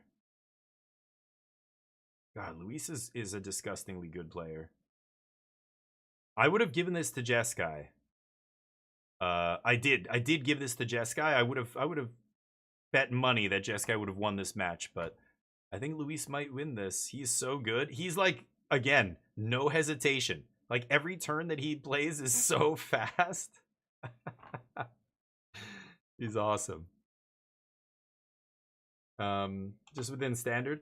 No. It's even other formats. Like I think again, you look at any format, and the vast majority of interaction is going to be stuff that hits creatures. Other formats have more options, so you will see better removal, like stuff that hits more than just creatures or whatever. But But yeah, the Pioneer, I don't know what Pioneer's like right now. I imagine if there was a high level Pioneer, tournament tomorrow, it would be fucking terrible. It would be terrible. It would be all VV decks, Corey Steele decks, Prof decks, up the Beanstalk deck, like all the banned cards from yesteryear of Standard, like that just got banned. That's what it would be, but did you say Demir? I missed what you said before, but I think Luis is such a good player that, like, yeah, he's just really, really good. You can see how good he is. And when it's not his turn, he doesn't do a thing. He just watches his opponent the whole time. And he's got that death stare. He's just so like, I don't even care what you do. I'm gonna do what I want, and I'm gonna win this game. Yeah, some people are just wired to be good at this game. It's weird to watch truly great players play. A lot of people say this about Jon Finkel. That, if you ask other pros, who is the one pro of all time ever that you would never want to sit across the table from for $1 million on one match of Magic? And almost all of them will say Jon Finkel. Not Kai, who is the actual GOAT. Kai is incredible. But Jon was like one of those players that is also like impossible to read, I guess, something like that. Like this X factor that pros are just like, it feels like when you play against him, he just knows every card in your hand and he knows exactly what you're gonna do every single turn, and it's just like you can't shake this feeling that he's just like can see right through you. Like some players can do that and others can't. People say that about Finkel a lot, but one ball nice. A 92%. There you go. Is it a rank thing, Crispers? A 92%. Is this like against a certain rank of players, or how do they? I don't know. Yeah, he's very, very good. He was Player of the Year. He's won Pro Tours. I think he's in the Hall of Fame. I'm not sure, but he's one of those players that, yeah, Luis. I think he's happy there because he knows that was. I don't think that was a great matchup for Demir, but he got there. Damn, nice. And this guy's just like, Mamma mia. I can't believe this. I'm sorry, I just, when you call your team the Italians, you better be ready for some people to start doing Mario lines and stuff, right? But yeah, the Demir deck pilot there, yeah, he's very good. So we'll see. He's at 12 and whatever. I think he just locked up top 8, so that's why he's cheering there.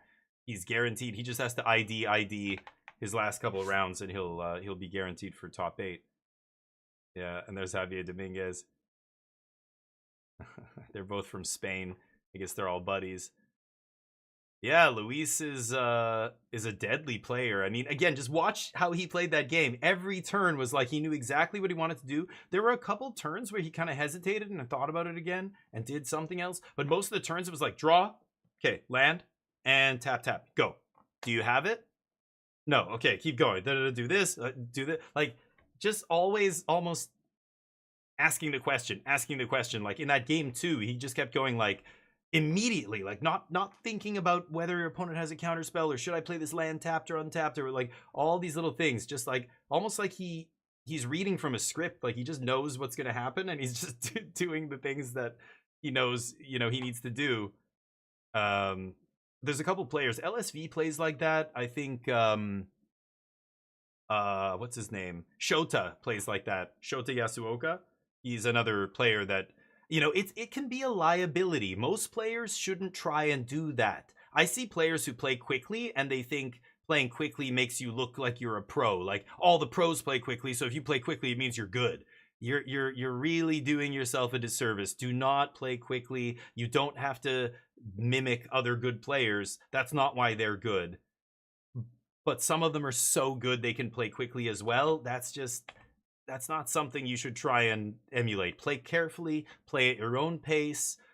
But when somebody is that good, it is cool to watch because they just feel like, again, it's people who are that good who do it. Don't try that at home, right? Like Luis Salvato plays fast. Scott Vargas plays quickly too. Watching him back in the day. And Shota and players like that, I don't know. They're fast. They know exactly what they want. What the game's about, One above all is reserved for the top 500 players of the region. Oh, no shit. Oh, nice. Oh, that's awesome. So, but are you playing? Yeah, you're playing against all these other players, and you slowly go up in rank. So this is the highest rank, basically, right? Is this the highest? Top 500. Is there any ranks above that? And what region? I wonder what the region is. Do they mean North America, or is it just the United States, or is it like West Coast United States? The game can't be that big. It's probably all of North America, right? Yeah. NA. Yeah. Yeah, it wouldn't be big enough to have smaller regions, I think. That's pretty sweet. Nice. Cool. A good accomplishment. What are the characters you main? Psylocke and Hawkeye. Psylocke is new, right? Didn't they just add her recently? Yeah, there's probably not a ton of players in Southeast Asia and stuff. Interesting. So here's the Harmonizer deck again. This deck's looked pretty impressive, actually. In this guy's hands, anyway. He's very good. And this guy's playing... What?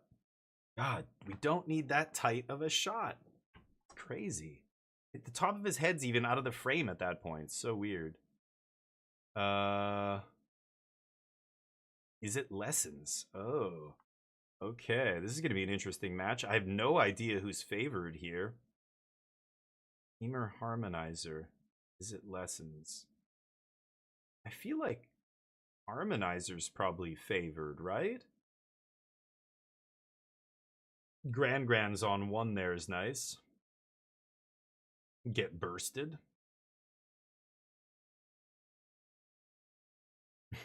He's reminding him, I shocked myself, I'm at 18. Yeah, the zoom-ins are so bad. I don't need to see the pores on the guy's nose, for fuck's sakes. Okay, tossing that removal spell. Ooh, almost drew... E there? I don't know. Yeah. Yeah, I just don't like taking my cards like that vertically. It bothers me. I don't know why. But each their own. Crack fetch. Get that green source. Which forest is it going to be? Oh, excellent choice. He's got some wacky choices in there, I'll tell you that much. No white bordered lands. At least he's not completely unhinged. No pun intended. I mean, I wish he was completely unhinged. What am I saying? Play all unhinged basics. Do it right.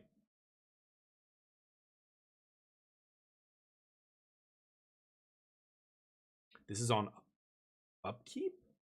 Oh, interesting. On upkeep. Okay. No, end step. That was end step. It's hard to tell when you're not able to listen. Okay. Unless they do that. When I see that hand action, then it's good. But if the guy just says go, like I think he just went go there. I think it's end step now again on Tony's turn. Okay, he goes to his turn. Draw. But you have to catch that hand motion. That's an obvious pass turn motion. Okay. Go. He's just doing this. He's not like going like that. He's going like this. End step ancestral. Get snared.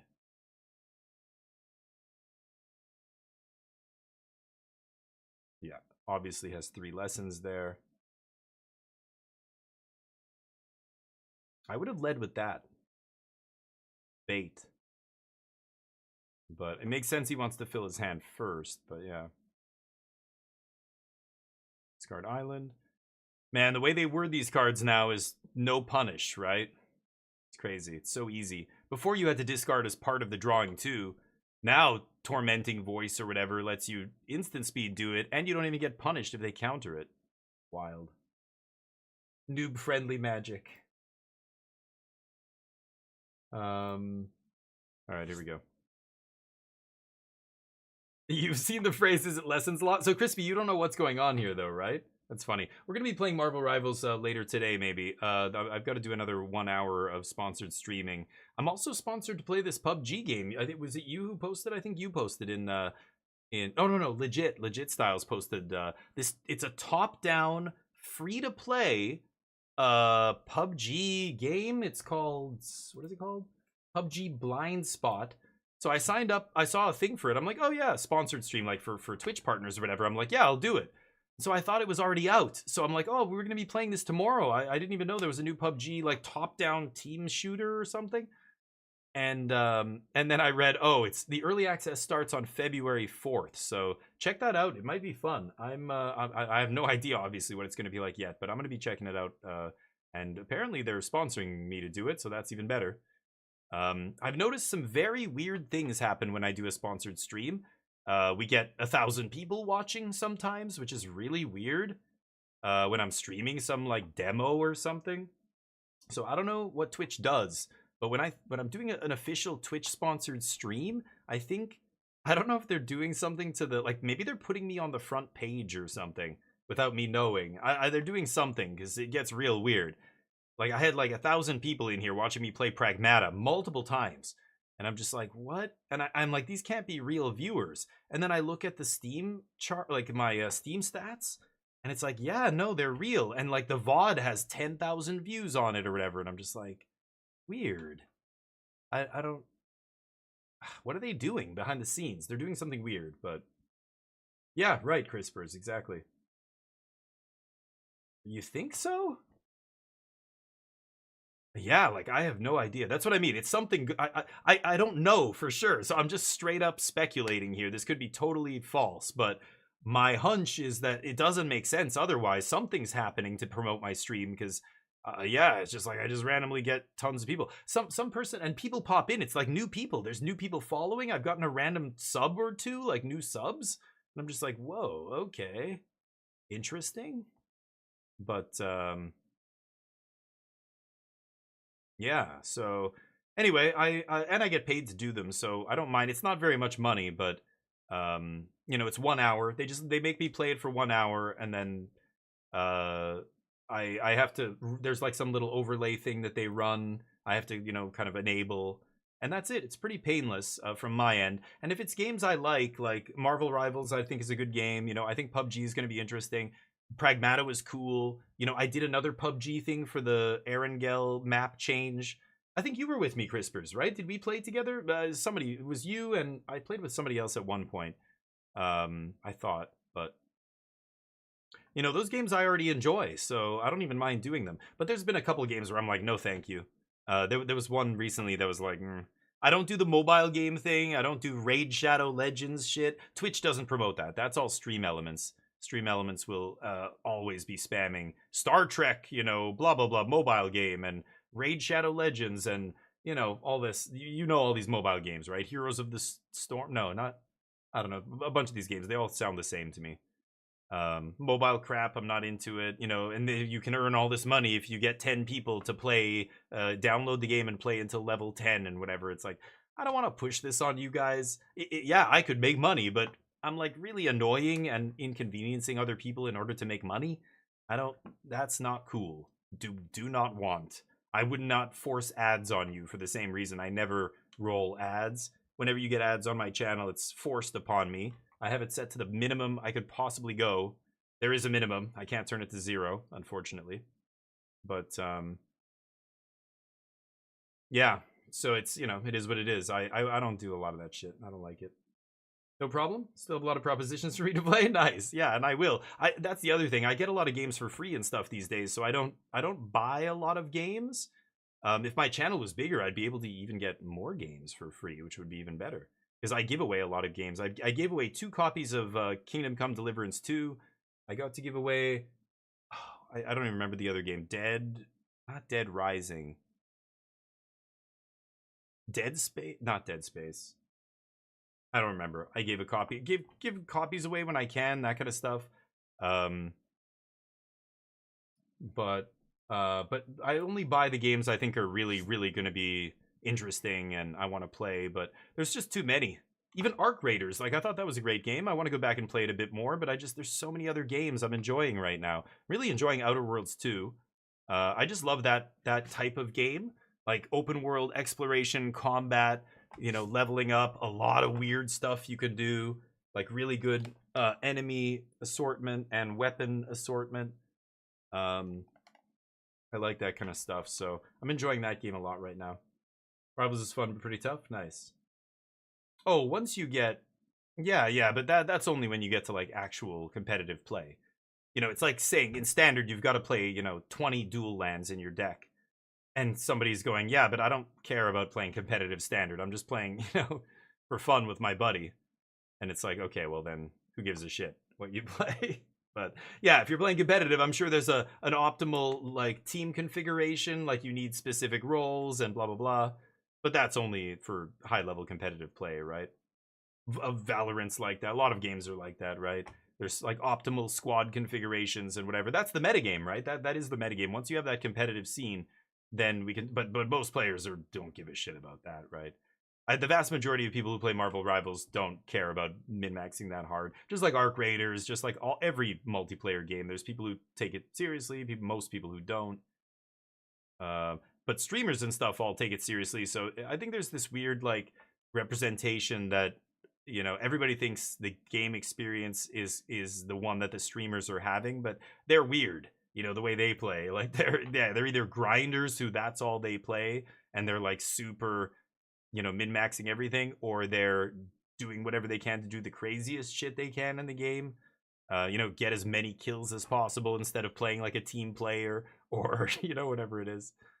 Kind of funny, but like watching pros play PUBG is hilarious, like solo squatting and stuff like that. Ring of Pain was cool. Yeah, I remember that. It was weird, but kind of cool. But yeah. But Karoshi, like all those games that you recommended to me, a lot of the games you like, I find to be very similar. They're all flavors of the same thing. You like a very specific kind of game, and I like those games, but I can't just play one specific type of game every single like game that I play. There's just too many. There's too many. I know you enjoy the you know, rogue deck building, roguelite type games and whatever. Those can be fun, but I get tired of them after a while. I want a good, you know, city builder or FPS or multiplayer online shooter or card TCG play, you know, game. But yeah, I thought a couple of them were cool that you recommended, so I've wish listed them, but they're all very similar. Like, I don't know. I imagine if I play all of them, many of them will be like, you know, whichever one is the best one here, that's the one we play, and the rest don't matter because you're just playing the same thing. It's the reason I don't like playing Hearthstone or other TCGs. Every time I play a different TCG that's not Magic, I keep going, man, Magic's more interesting than this. Magic is better than this. So, you know, if I'm going to play a TCG, why would I play this when I could just play the best TCG, you know? Like, so, I don't know. I don't end up playing a lot of games that are the same. When I started playing Apex Legends, I stopped playing PUBG because Apex at that time was just more interesting, better in many ways, etc. You know, and then when I stopped playing Apex, I started playing Warzone, called PUBG again, and, you know, but I don't play all of them at the same time. I don't know, it's funny. Magic players are like that, though. They play Riftbound, they play this, they play all these other TCGs. Like, they only can play one type of game or something. I don't know. That's all they like, I guess. But my tastes are too diverse for that. Cooking recipes. Oh, nice. You're creating a web page for your family? What kind of recipes? What are we talking here? Next game from devs. Oh, interesting. Winnie's Hole, dear God. Well, the ring is kind of the hole or whatever. So it's basically the same game again? Or what? Slay the Spire 2. Yeah, like that. Slay the Spire is example. That's one of the best ones. Like, if you play a bunch of Slay the Spire, you can play Monster Train. That's pretty good too. Or you could play some other, and they're slightly different or whatever, but they're so similar that it's like, I don't know.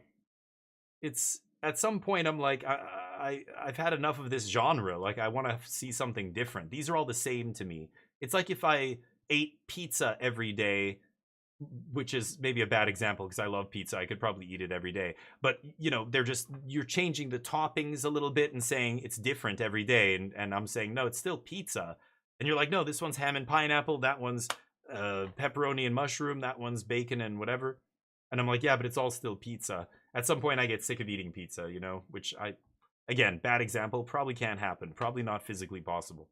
But he's got all his Shocklands signed over there, huh? Nice. Unhinged Basics. He knows what's up. Oh, Oh, okay, never mind. I thought I saw a white bordered land there. You playing a virus that transforms? Okay, if it's different, that sounds interesting then. Okay, I'll check it out.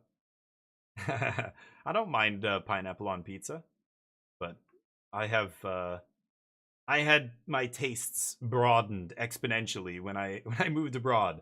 When you start having pizza with potato and seafood and, you know, all kinds of different dressings and sweet potato stuffed crust, your whole concept of what's good pizza goes right out the window.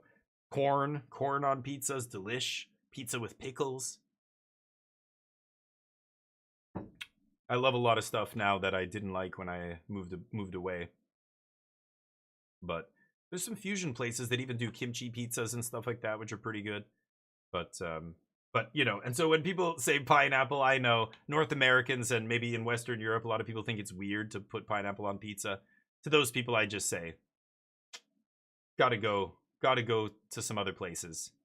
Get out of your backyard, you'll see. People put all kinds of weirder shit than pineapple on pizza. Go to Japan. Japan has some crazy pizzas. Probably the craziest I think I've seen.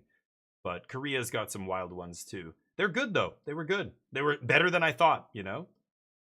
Tuna on pizza? Japan does stuff like that. Crazy, weird shit. But anyway. So I don't mind. Pizza to me is tame. That's not so bad. What's happening over here? Spider-Man is on the stack. So a bunch of spells in the stack here. Very interesting. Spell snare trigger. There's a bunch of artist talent triggers in between too. Interesting. So this was Might Form Harmonizer, Combat Trick. Respond, Kill Harmonizer. Respond, counter, respond, counter. There's 2 triggers for artist talent. There's the first. Now, Spell Snare gonna resolve? It does. Trigger artist talent?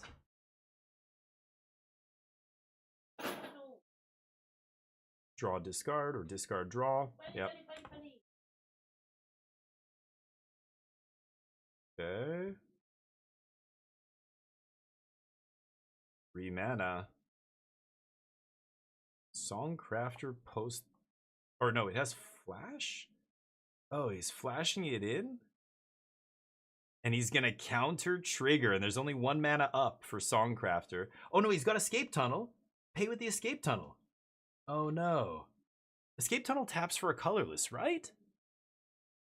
Or is it only a fetch? Oh, maybe it's only a fetch, and then it sacks to, yeah, make a creature unblockable? Yeah, I'm thinking of some other weird colorless fetch. The Modern Horizons one, I think, taps for colorless or something. Never mind. So the stack resolves, and Lessons comes out on top. Gets that Harmonizer, gets the Combat Trick, draws a bunch of cards. Gotta find that Monument here. Looking for the Monument. Drew a lot of cards. Lots of mana. Draw... How many? Oh, he's got 4 in his hand. There's the Monument. Yep. That's gonna be trouble. Oof. Big trouble. Non-creature spell trigger. Discard, draw. Trigger, trigger. Oh, wait, no, that's with the Monument on the stack. Right, so the second one won't trigger. First one draws. They're going to have to keep it separate. They need tags for those monuments. Trigger, trigger. So now we're going to see... Oh, and there's the draw 3. It's over. Lessons. 2-0's the Teamer deck. Nasty.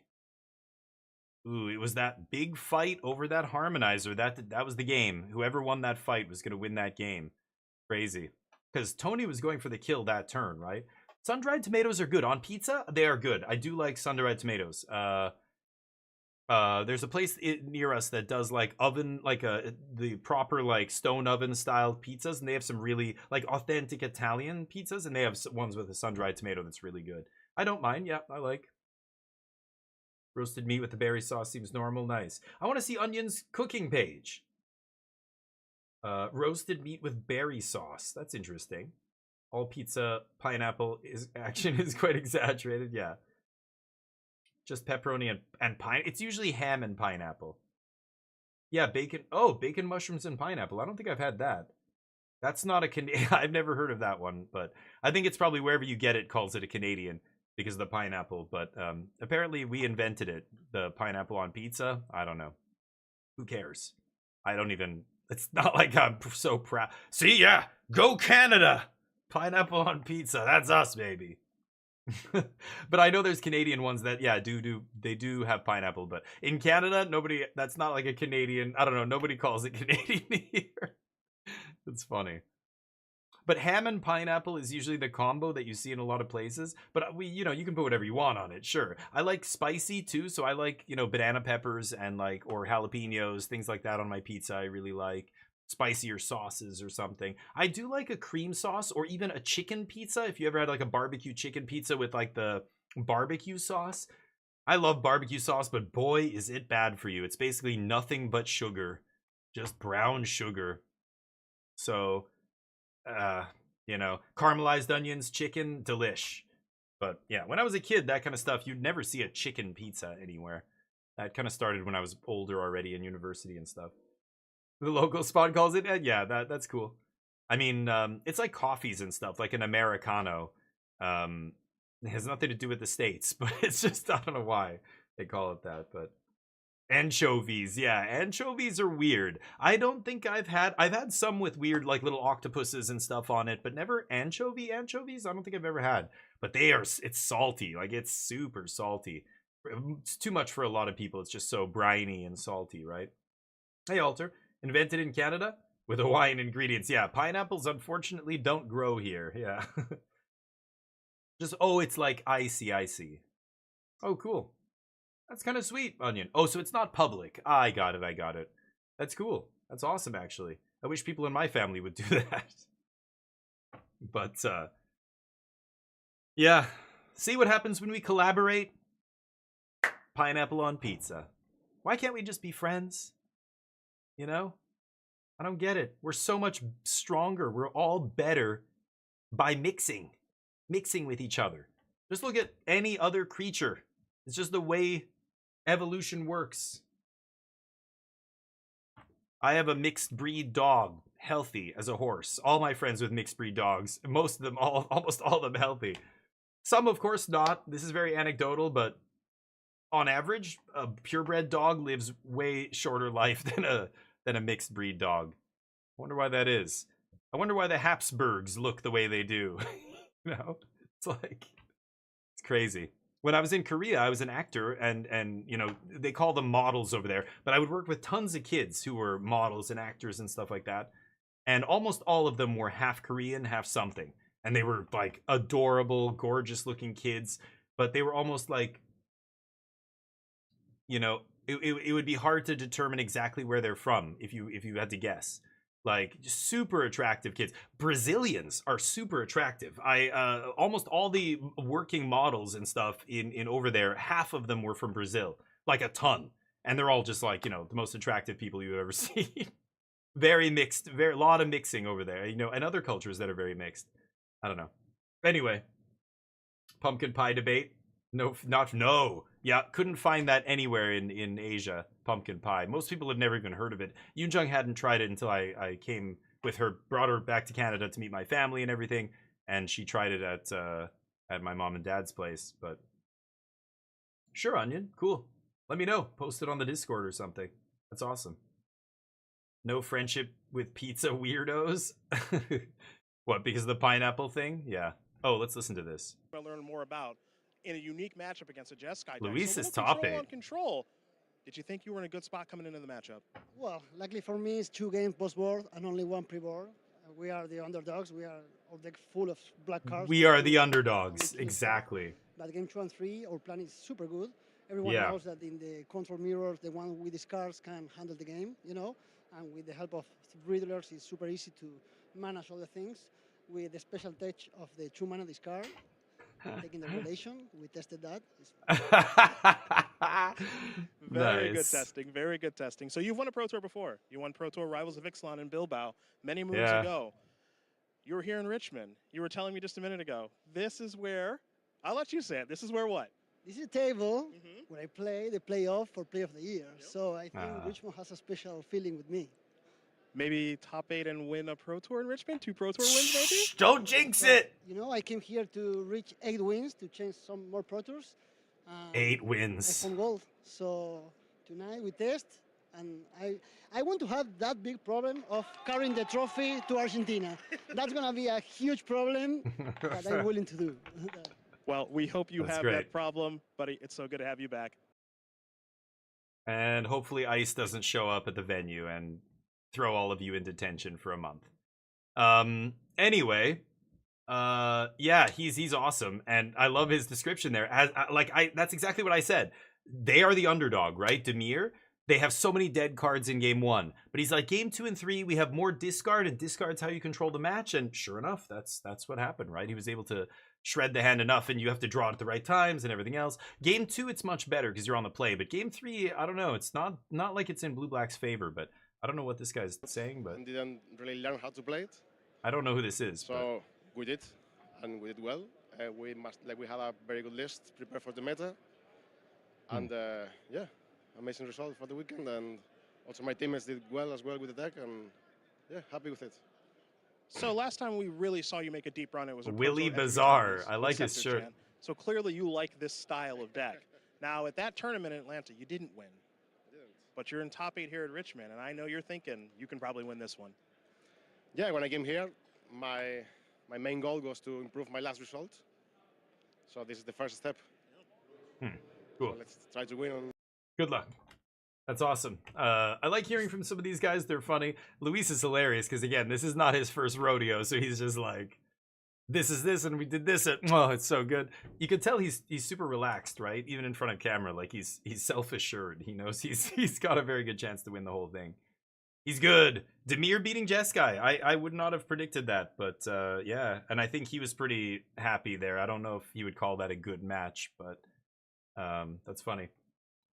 I'm mixed. No, I'm 100% Portuguese. I look better than you. No. Beauty's in the eye of the beholder, dude. I'm sure many people would look at you and go, no, you look better than that guy. It just depends who you talk to. So these two people are locked for top 8. Now they can basically draw the last few rounds, right? Awesome. That's got to be a great feeling, right? Luis is a deadly ringer, though. If I was in the top 8 with Luis, I'd be like, oh, shit. Okay, well, I mean, that's kind of what I expected. Here's your first big, favorite to win the whole thing in the top 8. Who else is going to join him, But, anyway, I think we can maybe wrap it up. Is that it for today? I don't know if there's any more here. I'm waiting to see, but 18 versus 18 game mode? Dear God. But no, yeah, both my parents are from Portugal. My dad is from the Azores. My mom is from, well, originally north of Lisbon in Suning, and then lived in Lisbon, I guess, for a few years before she came over to Canada. But they both came over when they were kids, but yeah. But Portuguese people are mixed. I mean, there's a lot of blood from mixing with Arab cultures, North African cultures. There's Scottish, people who got basically excommunicated in like the year 500 or whatever. They came all the way down the coast to southern Portugal. So when you go to like the Algarve, there are people who have blonde hair. Like one of my mom's cousins is like blonde, blue-eyed, full Portuguese, 100%. Just, it's interesting. My grandfather's brother used to own a big business in Angola, and there was mixing with, African nations and stuff. A lot of Senegalese and stuff living in Portugal and working and stuff. So, yeah, Portugal's pretty mixed. I mean, that's why we have Algarve and Al blah, blah, blah. Like, it was ruled by, there's Persian influence that got all the way to Portugal, to the edge of Europe there, right? So, yeah, Portugal's had lots of mixing over the years, so even pure Portuguese, like, what does that even mean? Who knows? I'm a million different things, probably. That's why it's silly that, like, who cares? What the lines on the map don't mean anything, right? Spain and Portugal, basically the same genetic people. Same with a bunch of the other countries around there, It's like, yeah. Do you know ball? What do you mean? When people talk about ball, are you talking about a sport? Basketball. Do I know it? I used to play it in like junior high and not even early high school. I think I stopped playing in grade 8, and that's all I know. I don't follow the NBA or anything, no. I don't follow really any sports anymore. I don't just stop caring about sports completely, which is unfortunate, but I don't know. It's weird. I got away from North America for a long time, and all that stuff falls away. Like, I used to be obsessed with sports, mostly hockey and football and soccer, because Portuguese family, none of my friends cared about soccer. I was the only one. But basketball, no, because once grade 8, I kind of became one of the short. I started becoming the short kid. I was never a tall dude, so basketball was just never a thing. And the game's fun. I love playing basketball. My neighbor used to have a basketball hoop. We used to play constantly when I was growing up. But just screwing around, playing horse, playing 2v2 and stuff like that. But 3v3. You got into hockey? No kidding. Hockey can be fun, but hockey's really fucking expensive, Tapo. That's the shitty thing. Hockey is expensive and it's, rough. Like, you can get hurt. People you're old? Oh, watching. Okay. I was like, yeah, like if you, all the guys I know who used to play a lot of hockey all have injury, like bad knees. Knees is the big one. All of them have bad knees. Some of them have like bad, like dislocated shoulders and like back like hockey's a rough sport and it's really hard on your body. I mean, it's got to be like football probably. So yeah, I used to play a lot of hockey too, and I stopped playing when I was like 13 or something, 12. But watching, yeah, hockey's a great sport to watch. Sure, yeah. I still like watching, the playoffs, the Stanley Cup games, like big events. But I just don't follow it the way I used to. Like, I don't watch every single game. I don't know who's being traded. I don't know all this other stuff happening in the league and blah, blah, blah, blah, blah. Like, same with baseball. I'll watch the World Series. I'll watch the Super Bowl for the entertainment value. It's a spectacle. It's fun. But I don't really give a shit. Like, I don't, I'm not painted up and wearing the jersey and doing all the thing. Like, some people are so obsessed with sports. It's almost unhealthy level of obsession. But it feels like in North America specifically, it's so culturally accepted that this obsession is okay to have. And there's so many other people who kind of share this obsession. I don't know. Some of it seems so ridiculous to me. I'm not a fan, but your prime went away a long time ago. Nice. Sure you are. Yeah. I cuss. This is an 18 or over channel. At least that's the warning that should pop up when you come here. But World Cup this year. Yeah, it's going to be very interesting to see what happens. It would be funny to see a soccer team all get, apprehended by ICE and thrown in a detention center or something. I don't know. There's a bunch of countries going, I don't know. Do we even send our team over there? What's going on? Vancouver. We've got 8 games happening right here in Vancouver. Vancouver's going to get crazy. It's like the Olympics when they came here in 2010. You're talking an influx of hundreds of thousands of people into the city just for that. It's going to be crazy. Fuck the Patriots. Well, Tom Brady, I mean, they did so well for so long that, yeah, they became like the New York Yankees of football. So a lot of people hate the Patriots. It makes sense. That kind of thing is common in every sport, right? People hate the New York Yankee, the money team, the team with the big budget and all the best, and they keep winning championships. Yeah, I know. A lot of people hate the Patriots. I have no love or hate for any of it. I think it's funny, but you want me to say it? The New England Patriots are absolute garbo. I wish they would all burn in hell. Fuck you, Tom Brady. I don't know. Is that it? I want to love you. So it's transactional. Your love comes with a price. Is that what you're saying? I gotta pay, and then you're gonna love. I gotta do what you want, and then. Only sport I religiously follow is baseball. Yeah, and so you have sure, and that to me makes total sense. No judgment, totally. You went with your pair. It's a family thing. Like, you have this memory from your childhood. Absolutely, I totally get it. Why people love that stuff. But man, when I see grown men cry over a sports game result, like literally, like you watch the World Cup, there's going to be cuts to in public, bars, all kinds of people that are like emotionally like, oh my God. Like, come on. Grow up, please. This is ridiculous, but it's, yeah. People get so obsessed with it. It's celebrity worship too, a lot of it. Individual players and stuff. And then they mock people who are obsessed over some Hollywood starlet or star, and they don't blink twice about worshiping the quarterback or Ronaldo or whoever, right? It's funny. You cried when Buffalo lost? Why? Is it that bad? I don't know. There's things that would make me cry. Maybe, you know what? I don't. There are people who cry for, like, reasons that I totally get it. I would cry at a sad movie. That would make more sense than crying over a sports game. I don't know.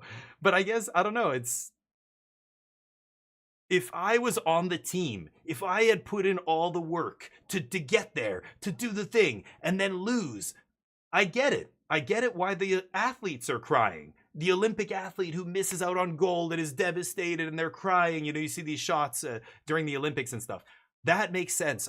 That I totally get. You put so much time and effort to get here and you did everything, and then just to lose it by this much, and it's got to be devastating. But the dude at home watching, why the fuck are you crying? It's funny. They cheered. Yeah, wait a minute. Like, yeah, I don't get it. I don't get that part. Escape from reality. That's interesting. You're on the team? What do you mean? I mean, okay, so is that how people view it? I don't know. Like, I don't see those people as on the team. But you're saying, okay, the people who are like that devoted, they consider themselves to be on the team. So the successes and the failures affect them as if they were on the team. Isn't that like a level of delusion almost? Like that's almost like a level of almost, I don't know. You're forcing this association, but like there is no actual association there. You're just forcing it. I don't know. Like the athletes don't give a shit about you. The team manager, none of them give a shit about you, even though they have to pay lip service. They always thank the fans, and the fans are so great, blah, blah, blah. I don't think they give a shit about their fans on a personal level. I don't know. Many of them are just giant assholes. They don't give a fuck. So I don't know. Like, it's weird to me still, but I get that sentiment. What you're saying, when you do consider yourself as part of the team, you do become emotionally attached, and you know, for better or worse. I think it's for worse. Like Magic. I knew guys who were so into Magic, and they tested and practiced and did whatever and went to the tournament, and then they scrubbed out and they were almost in tears. Like when they lost that RCQ or the RC, you know, they just had to make day 2. They were 1 win away, and I get it, but you have to control that aspect of yourself. Just like a professional poker player, you never let emotions come into the game. You are a stone wall. You never tilt. You know, those are the best players. Like Magic, right? The ones who have the mental fortitude to just not be emotionally attached to their results. They know it's a game of variance. That's how it went. That sucks, but, you know, we'll try again. I guess, you know, the World Cup or like even the Olympics, every 4 years is a long time. Like when you only get one shot every 4 years, that can feel pretty rough to like not get there, right? I can see, again, Olympic athletes or even the World Cup, like I can see why those kind of players are devastated when they don't win.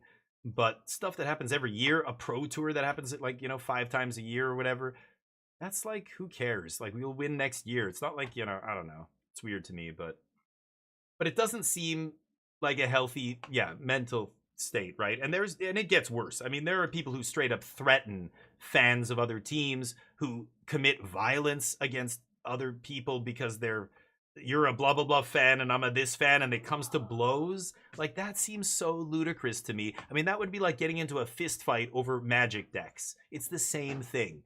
But if you talk to sports fans, they probably disagree. They don't see it as the same thing. Even though we're both fantasy drafting. It's literally like identical things, but Magic players punching each other is ridiculous, but sports fans, I mean, obviously there's alcohol involved, there's all kinds of other factors here when people get violent, but it's just a dangerous level of tribalism that I just don't like it. Not dangerous, but like it's extreme. It's ridiculous. I don't know. There's more important shit than sports to me, especially in this day and age. Like, sports are not important. They never have been. They never will be. They're just a distraction, just like movies, just like a lot of stuff. I think art has more value than sports, but sports are valuable when you're a kid. Sports are valuable to keep in shape and teach kids, learn coordination. I think all kids should be going through sports programs because they're developing their bodies and their brains. But adults kind of just stop caring about the big fat, overweight, like doesn't give a shit, eats garbage food, but is obsessed with sports. Like, are you just living vicariously through the athletes on the screen at that point? The armchair quarterback who's like, I don't know, can't even go up the stairs without, losing his breath. That's what it ends up becoming for a lot of people. And it's like, now it just makes even less sense. Like, you couldn't even play this sport if your life depended on it, but you're still that obsessed with it. I don't know. Maybe like if you're a former athlete who's sidelined by injury, I could see, there's specific cases where I could see people still caring, or it's your job. Maybe you're working for the team or something. That's a reason to care. Some actual reason. But just random people being obsessed with some team and like it becomes their life. My uncle, his brother, named his kid Chicago because he's such a Blackhawks fan. His firstborn child is named Chicago. Like, okay, I guess there's people who name their kids after Magic cards, so whatever, but what a weird thing to base your kid's name on. I don't know, that to me is so, like, what? Okay, what? It's just, like, it's their identity. It's their whole identity. It's so, I don't know, that's weird to me. That's a dangerous level of obsession to me. It's the same as the people who are obsessed with the Beatles, who shoot John Lennon and, you know, George Harrison, or people who stalk celebrities. You're borderline, like, obsessed with something to the point where it's not healthy if you're, like, that emotionally attached to something that has nothing to do with you, no bearing on your life at all. Whether your team wins or loses, your day-to-day job is not going to change. None of your life is going to change. Nothing will be affected by you, this happening, unless, of course, you work for the team or there's some connection business-wise to, you know, maybe you own a business, and when the sports team wins the championship, tons of people come out and party. You're a bar owner in wherever, you know, Miami, Florida. When the Panthers win the Stanley Cup, it's great for your business because tons of people are at your bar that whole playoffs, just drinking and celebrating. And, you know, but obviously those are extenuating circumstances. Like, if you aren't connected financially to the team, why would it matter at all what happens, right? I don't know, especially in this day and age when there's so many more important things to care about. But that's just always, I don't know. I used to be obsessed with sports until I stepped outside of that bubble again, moved away from North America, left a lot of my sports obsessed friends behind me. And even in Korea, there were dudes who would wake up, you know, go to the bar on a Monday at 2 a.m, the Canadian bar, Rocky Mountain Tavern, because the time change, they would be showing NHL games live at like 2 a.m. on a Monday. It would start. So people would go there, and then some of them would go to work after, like tipsy and shit if Canada won. So there were still sports obsessed dudes over there, but most people were not. Like, you know, I'm mostly Korean people and stuff. People love baseball over there. Korean people love baseball. Japan baseball is really big too. But there's just a different, I don't know. I just kind of fell off like being obsessed with sports. It's weird because I played sports my entire life, many sports. I was proud of my athleticism. I was a very good soccer player for many years, for example. I wasn't hockey. I was okay, but then I stopped playing. I kind of lost it all. Basketball the same, but I used to play soccer, you know, 2 years above me, and just was obsessed with soccer. I loved soccer. But at some point, it becomes your life. You know, if you want to play a sport, now I'm 18 years old, and it's like, okay, well, you can't play soccer casually anymore. You have a choice. You can't play like semi-casually. You've got to either be on like the provincial team, like some university level team, or you play the beer league, which I did for 1 year, and I was like, this is fucking pointless. This is dumb. Most guys here aren't even, like, the worst player on my previous team is 10 times better than our best player here. It was kind of a joke, but hockey's like that. A lot of beer leagues and stuff. Baseball, I guess, as well. But Tarmogoyf, I like that. Soccer hooligans are nuts. Yeah, that kind of obsession is crazy, where they actually do commit violent acts. Yeah, destroying property, attacking other people. Like, that's what the kind of obviously mental derangement that comes with a unhealthy obsession with something, right?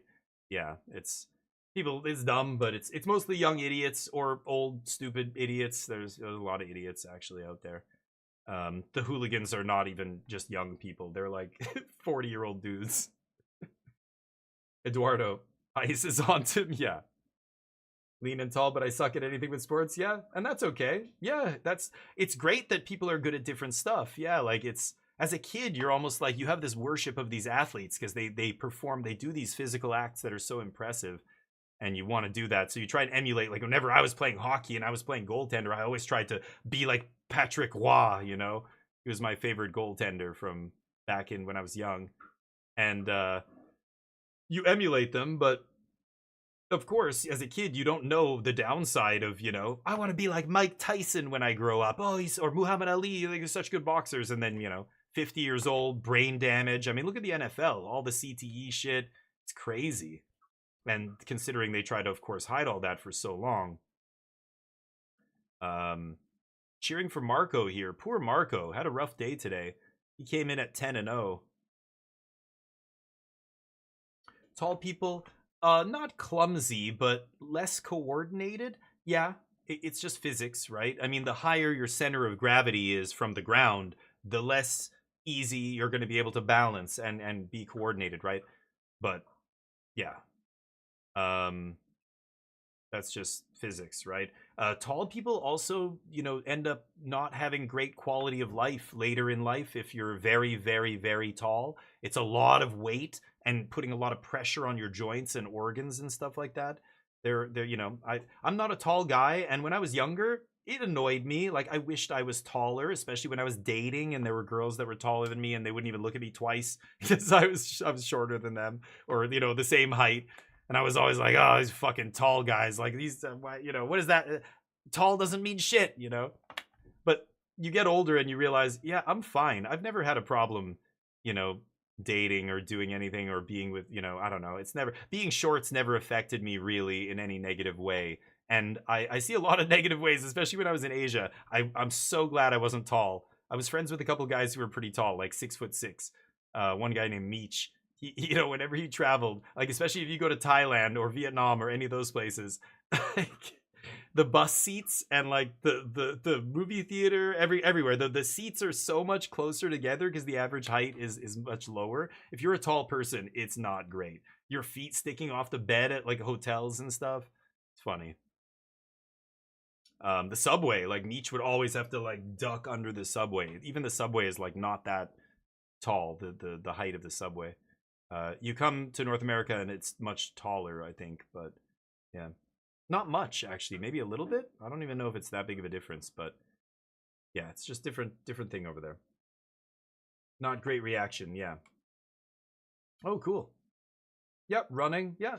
And I mean, God, there's stuff that taller people are incredible at doing that shorter people would never be able to do, like the high jump, obviously those kind of events in the Olympics, and even things like water polo. Have you guys ever seen a water polo player? They are humongous. They're like really big dudes, not just tall, but like built like a brick shithouse, like big dudes. It's a violent sport apparently under the water where nobody can see. What happens under the water stays under the water. Hey. Just got revelation on end step. Pray. Hey. Nice. Pick up some tokens, get some life, get a couple cards. And was that on Eduardo's end step? I think so, right? No, it's still Eduardo's turn. Oh, that was mid-combat. Okay. Naming elemental with all the lands. You think they would just need one elemental tag and not 5. But here we are. Wistfulness with bounce off. Okay.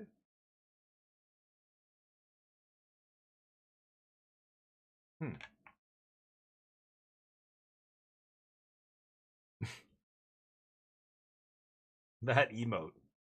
Nice.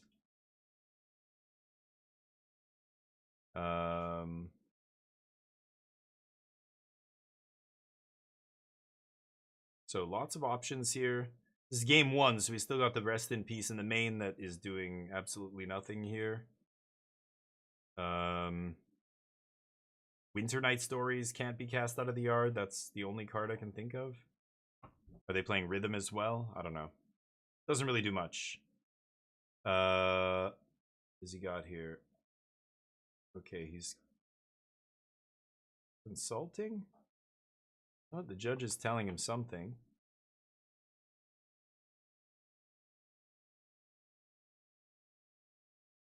Saying? He says he doesn't remember if he's had another GRV today. Yeah. Another So what? look it up, and yeah, you can continue. Yeah, this is an important part of operating at a tournament. At What do you this do? level, Right. which is that, maybe if you're playing with your friends and you tap wrong, you just say, you just fix it. But usually the judges will mark that as either a game rule violation. So he quickly just tapped 4 mana, but he didn't tap double blue for this, and he tapped this, and then the judge said something, and he's like, oh yeah, sure, and he switched the blue for the red, and the judge said, that's a game rule violation, and that doesn't mean anything the first time it happens, but if you get 3 of them in a tournament, you get a game loss, I believe. And if he gets a game loss at this stage of the tournament, it's absolutely devastating. So, like, that's why the rules are like that. Play tight. Don't play sloppy. Because he technically did that, and then he immediately started looking, which means he basically didn't pay the mana he was supposed to. Now, it doesn't matter that he has the mana available. He just tapped wrong. That could be seen as cheating, because what if he finds another double blue card off the top, and now he has, or, you know, like, if they catch it later, that now you cheated, you know? So, yeah, it's important that they, that he taps correctly, before he starts resolving that spell. That's interesting. That good. I'm glad they said something to him. Because, yeah, he's got to be careful. If he gets more than, I think it's 3. You get 3, you get a game loss, something like that, in a tournament. You can even be disqualified if you get enough of them, I believe. It escalates, but interesting. So 18 to 14, he ripped a main phase consult, I guess. That is so weird. And then he cast Get Lost, killed the Wistfulness. Elementals, finding a bunch of land. Let me guess, naming elemental. Okay.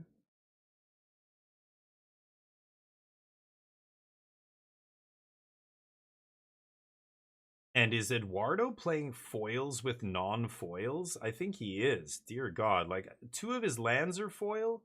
None of the other ones are foil, just Breeding Pool and Quarry Mountain. And then I think Bounce Off is foil. Weird. I'd be very careful with that.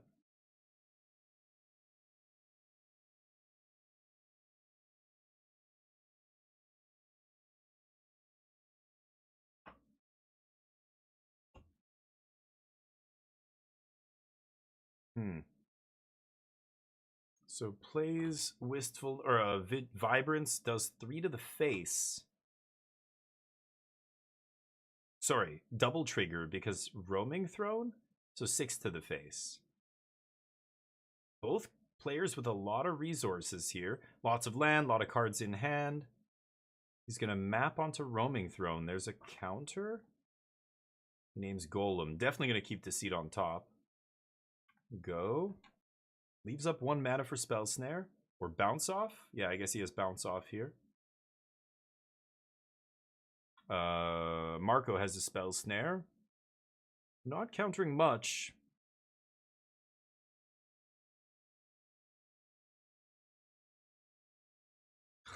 Rest in Peace just dead in his hand here. Kind of ugly. Has 2 Revelations, which is very capable of getting him back in this game. Vibrance being a 4/4, dying to the Revelation trigger, and then just bounce Roaming Throne. You just have to pay the ward for Roaming Throne, but he has the mana to do it. I think they know each other's deck lists. He knows the other, Eduardo doesn't have counter magic in the main, like hard counters.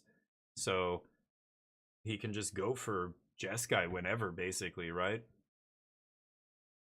And then Eduardo can bounce off something.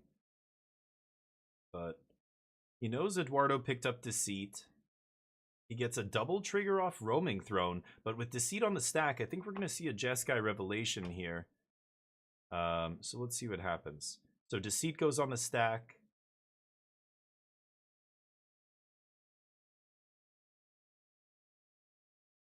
Yep. Jeskai Revelation. Bounce the Roaming Throne. 4 damage to Vibrance. And then pay the ward 2. And then take a look at my hand, you know, after I draw 2 cards and all that stuff. Now, let's see if Eduardo is going to bounce off in response. So they could bounce off Vibrance here, which is interesting. They only have 1 Breeding Pool up for blue mana. All those other lands can't make blue, right? Because you can't cast the spell with Cavern or that other land if it's not an elemental. Can't make colored mana here. So he's got 1 Breeding Pool. I think that other Pit of whatever is colorless only, right? So he's got 1 bounce off, and yeah, even his 2 mana elemental tapper doesn't let him cast it. Is that blue as well? Pit? Oh, blue is okay. I don't know. I can't remember what Pit says exactly. I guess it can make blue. And there's another blue. Okay, so he can... Okay, I wasn't sure if that other land could do it. Bounce roaming. So he bounces his 2 guys. Deceit resolves. Now he only gets 1 trigger. We're going to see Jeskai Revelation get taken here. Yeah. Did he draw his 2 cards?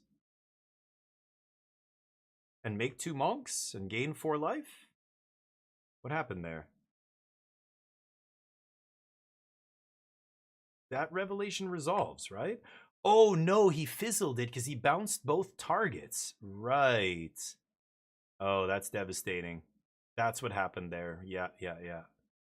Double bounce off was filthy. I didn't know Pit could make blue there. What is it called? Pit of something. Pit of offerings? Oh, exile 3. Okay, and then it makes color any of the exiled cards. That's it. So it's like a dual land there. Oh, that's interesting. Okay. That's why it made blue. I couldn't remember what that card did. Right, it exiles colored cards, then taps for that color. Wistfulness wants to get that to 5 to keep it out of range of being killed by a Revelation. Now he knows that Marco doesn't have a Revelation. What? Did I play 2 lands? He played no, that 2 was the lands? previous turn. I played this the turn out before. Yeah. I played the golem the turn before. Yeah, and named golem. I might have played another land. That's possible, but for sure, there were free. Yeah. He's right. Yeah, he played Thundering Falls. That's it. Yeah, the golem was the turn before. Okay, not looking good for Jeskai now. Oh, land off the top. Yup. Dead old rest in peace. Bet you wish that was anything else. Okay, let's see if he can come back from this. I don't think he can. Yeah, sure. Pass the turn. Yikes. He's at 8 life. Vibrance in hand, picks up a Wistfulness. Jeez. Flip Ashling. Make 2 mana. And that's going to trigger the Roaming Throne. So it's going to make 4 mana. So now he's got 4 mana floating. He can double evoke. Oh yeah, he has Deceit as well. Yeah, the elementals are silly, the evoke elementals.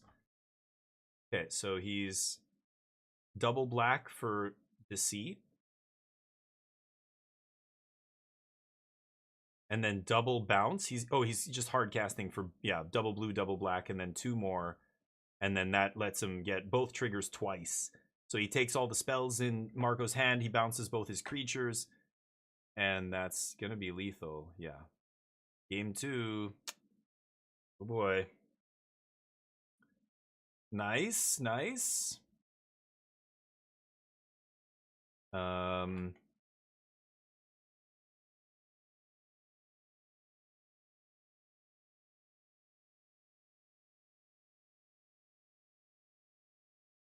Okay.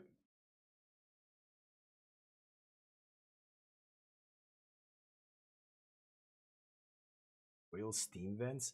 It's like his shocklands are foil. Oh man, I don't know. That's sus to me.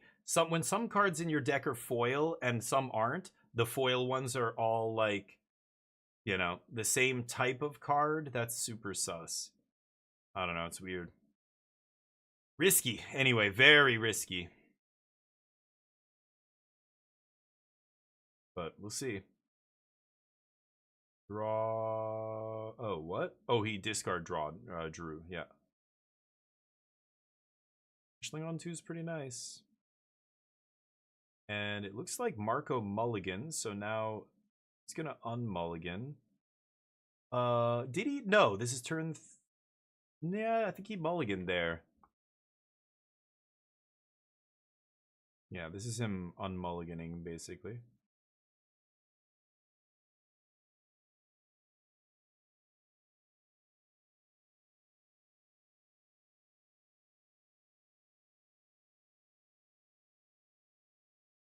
Okay.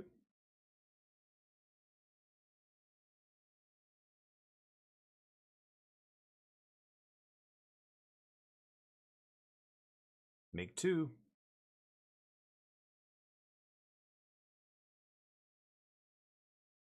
Roaming Throne, right? Yeah. Pretty easy Roaming Throne there, name Elemental. And now you're getting a bunch of triggers for every single Evoke Elemental you play. Pretty good. So many interesting decks here. I really want to try some of these decks. Elementals and like blue-black control and different things. It's interesting. I just don't see blue-black control doing great in a format with these kind of decks. Like, man, when you can cast all those elementals for 2 mana, it's impossible to like to beat that value with a control deck. Very tough. It's crazy. Elementals are the talk of the tournament for sure. Not this deck, but like the elementals in general, all of them. Like, I feel like they're obviously the most powerful cycle of creatures we've had in years since Duskmourn, I think, dropped almost 2 years ago. Force Strike? I don't know what that is. What is Force Strike? Have I ever played a game called Force Strike? That does not ring a bell. I was going to play Marvel Rivals. I'm waiting for this tournament to end, but gotta play Marvel Rivals before 9 p.m. tonight. Elementals are the best tribe.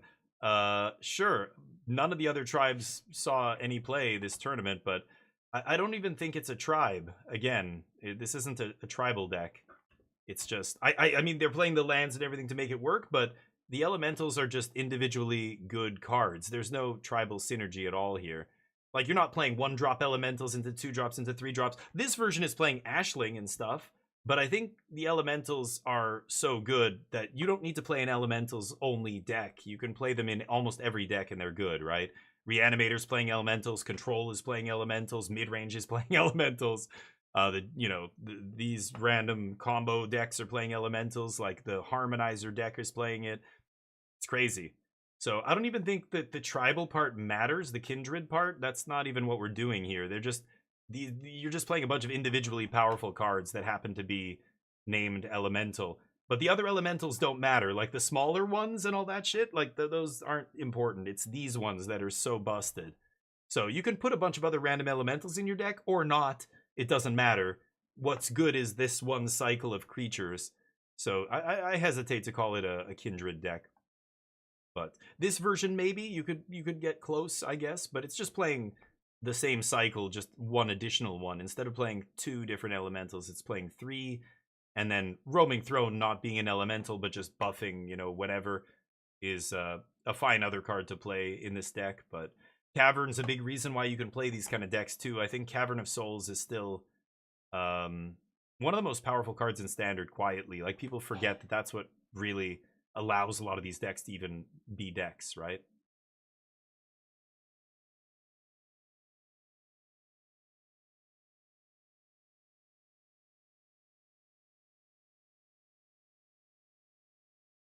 Unagi Get Lost, even with the card draw. Has Spell Snare, I assume? No Spell Snare, huh? Interesting.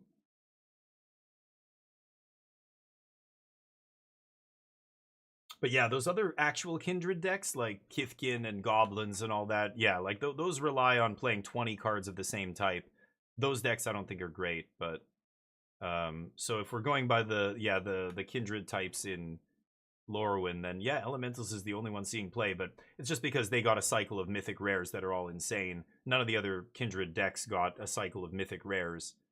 So it kind of makes sense that those would be the ones that see play. But I still wouldn't call the other decks elemental decks. This one's the only one that I've seen that's kind of close. There's Is It Skelementals, Spelementals, whatever. Even that one, I'm not sure if it's an elementals deck. I think it's just playing a couple good elementals plus a bunch of other random, tempo shit or whatever.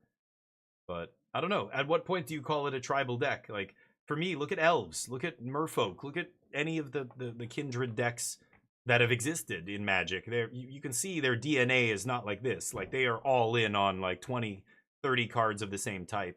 Roaming Throne's not an elemental. Ashling, I guess she's an elemental, but again, I don't even think those cards are important here. It's these guys. This cycle is so busted. It's going to dominate Standard for a while. I don't know, unless we get something even crazier this year. But yeah, they're the new overlords. Just like the overlords have dominated standard since they were printed. Like almost all of them saw play at some point. Many of them still saw play right up until very recently. I think I saw something recently that said up until the last set, Avatar, they broke down the most played cards from every set, and Duskmourn was #1. Had more played cards in Standard over the last 2 years than any other set. And I think this Elementals is going to now take over the top spot. The Elementals cycle. They're so ridiculous. Roaming Throne's a golem, isn't it? It's a golem. But anyway, whatever. The point is they're not playing 20 Elementals, right? Are they? 12 maybe? It's not the same Kindred deck as Elves or Goblins or Merfolk or any of the other Kindred decks in Modern, in Legacy, in any format. Those are the only formats where we really see Kindred decks. I haven't seen a Kindred deck in Standard in a long time. Allies, I guess. Allies would be the closest thing. And yeah, they play like 30 ally cards, right? But do I want to bet on what? 20 elementals? Yeah, but like you're counting Roaming Throne, which is not an elemental. Ashling doesn't matter. I'm only counting the actual elementals that matter. So the cycle, the Vibrance, what is it? Like this deck's playing all of them, right? Except the white-black one? Is that right? So Vibrance, Wistfulness, Deceit? They're playing 3 elementals, right? So I bet you there's 12 that matter. That's not very much. Ashling is irrelevant. The other 2-drop, like those 2-drops or whatever, who cares? Like they are not important for this deck. I think if you have Llanowar Elves or whatever, some other ramp card would be the same kind of thing. But Ashling is good though in this deck. I can see why they're playing it. I think it's good, but I don't think is it that important for the, I don't know. I look at the other Elementals decks, none of them are playing this, and they're still fine. Again, I think the more important cards are the cycle of Mythic Elementals. Those are the ones that matter. So you could put a bunch of other Elementals in your deck if you want, but they don't really matter. It's just the cycle of Elementals at Mythic that are so busted. So, I don't know. I don't call it a tribal deck. This one, sure. I'll give it to you. You know, here's the line for whether it's an Elemental deck or not. Right there. Sure. You barely cross the line. But not like other tribal decks, right? But I'm saying like Elves and Merfolk and Goblins. I don't know how many Goblins cards the Goblins deck in Legacy played, or Elves in Modern or Legacy, or Merfolk in Modern, or whatever other tribal deck you want to look at. Humans. The Humans deck in Pioneer and Modern played like, more Elementals than this deck, or more Humans than this deck plays Elementals, right? I think this is probably the bare minimum for what would qualify as a tribal deck. But again, I think the only ones that matter are really the cycle of Mythics. Those are the insane Elementals. So I don't know. You can call it a tribe, but sure, whatever. Like call it whatever you want. To me, it's not the same thing. But this deck's close. The other Elementals decks are not close. So the Elementals are the breakout creature type, but Kindred decks I don't think are going to be a thing. Even this version, it looks okay, but I don't think it's the best elemental. The best deck that has elementals in it, I don't think is this one. It could be the Spelementals deck, which, again, is not a tribal deck. Or it could be the Control deck or something. Maybe Dimir Control with just Deceit and Wistfulness? Or, no, they don't even play Wistfulness. What am I saying? Just Deceit. Maybe that's the best Elementals deck, even though it only plays 1.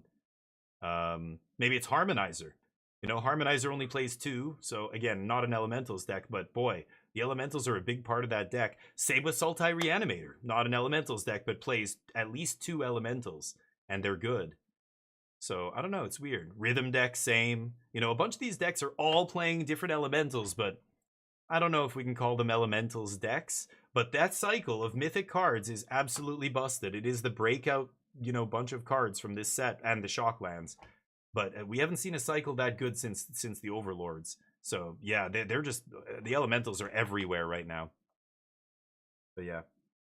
Force Strike was what? Indie game you played where you had infinite test tries?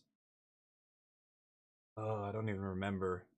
But, no. I mean, if I don't even remember what that game is, then almost certainly not going to be playing that again. Why would you ask? Are you into it or something? Are you playing Force? It does not. I have no idea what you're talking about. Even when you describe it, I had infinite test tries in my head, but I only get 1 life. The real attempt. What was I don't know what game you're talking about at all. Sorry, dude. No memory of that. Infinite test tries in my head. Are you saying I thought I had infinite lives, but I didn't? Is that what that sentence means? I only get 1 life for real attempt. I don't know what you're saying. I thought I had infinite lives? What game was that? I don't know what game. I thought I had infinite lives, but I didn't? No, don't remember. Anyway, we're going to be playing Marvel Rivals soon. Go to my creator dashboard.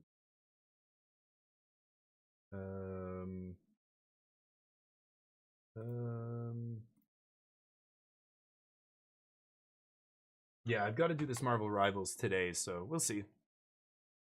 I'm just gonna play like shit and, you know, play for an hour and then stop. So whatever, but we'll try. If you want to join me, Crispers, go ahead. But I'm almost not interested in playing with you because if they have MMR, then we're gonna be match. You know, if we have not MMR, skill-based matchmaking, then I'm gonna be in a queue with like 95 level dudes or whatever your level is, and then I'm gonna get wrecked. I would rather play with like total noobs.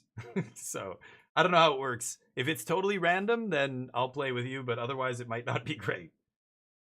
Practice mode, where you can do it in your head.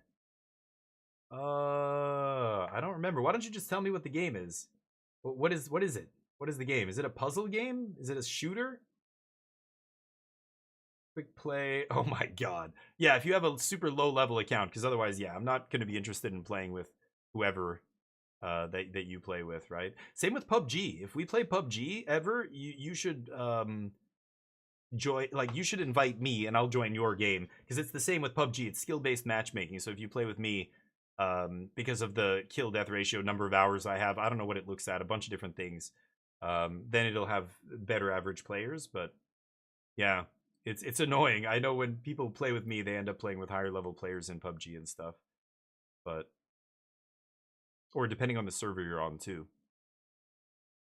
Okay, Unagi. And here's Jeskai Revelation. Bounce it?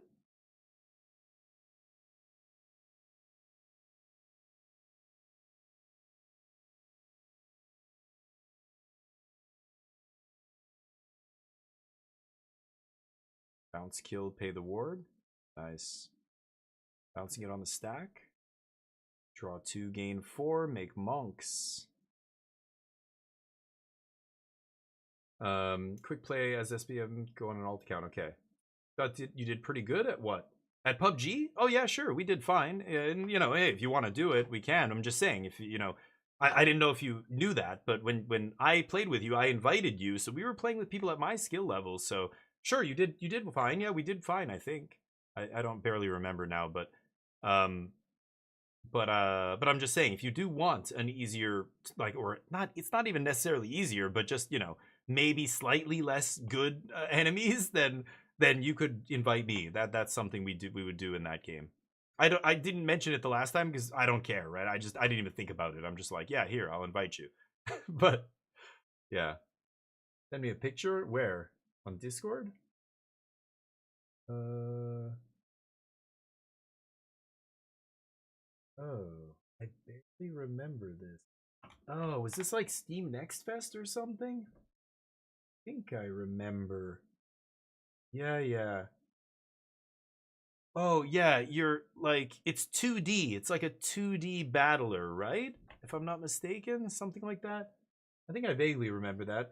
Yeah, I don't know. Maybe I would at some point. Did it release? I don't even know. Did I play it in early access, or I think I played the demo or something. I think I vaguely remember that. Yeah, but no, I'm probably never going back to that. I don't know. It was okay, but little games like that can be fun, but there's so many. Like, to devote any... Eduardo's such a prick. He's like, come on, go, dude, come on, keep going. And his facial expressions were so weird before. He looked at his opponent's hand and he went, pfft, like he did this thing a couple times, like, ugh, just a shitty human being. Sarcastic, rude, like, offensive with even his body language and the way he's you know, his actions. Come on, hurry up, come on, go. Like, who does that? It's relax. Good thing this dude didn't make a deal with you to draw the game or scoop the game if you go to time or whatever. Dirtbag. Peacocking. Is that what that's called? What that guy did? I don't know. I've never heard peacocking before. Peacocking's showing off? What does that even mean? Showing off, maybe? Something like that? Activate. Okay. Get that exiled hallowed fountain away from you, the rest of your lands, homie. Before you get a GRV. Is he going to play it? That hallowed fountain's in exile right there, right? Eduardo's at 5. Swing. This is going to be trouble. Unags. And he has Starting Town as his last card. Uncounterable. And there's Jeskai Revelation 4 to your face. Go to the next one. Nice. Like to see this to go to a game 3. Beat Eduardo, please. Beat his ass.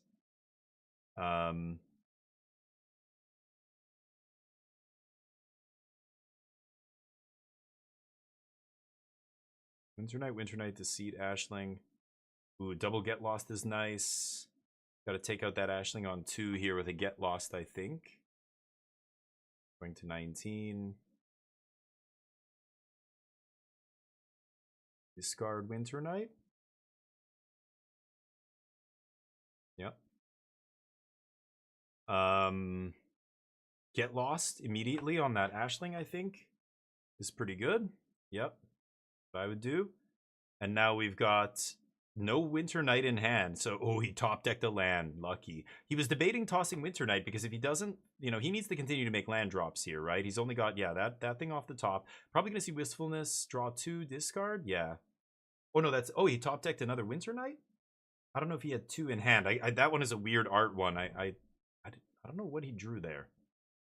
I thought he drew land. Now he drew a bunch of stuff, but maybe he had 2 in hand and I missed it. I hate looking at a list of cards. I need to see the cards. I want to see their hands, but I can't. Stock up.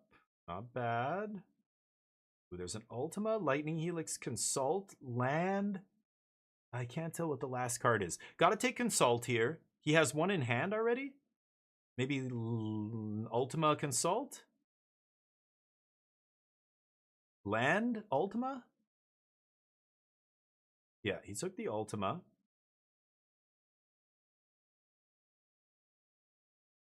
Eduardo's trying to play so fast here. Like, they're not running out of time, are they?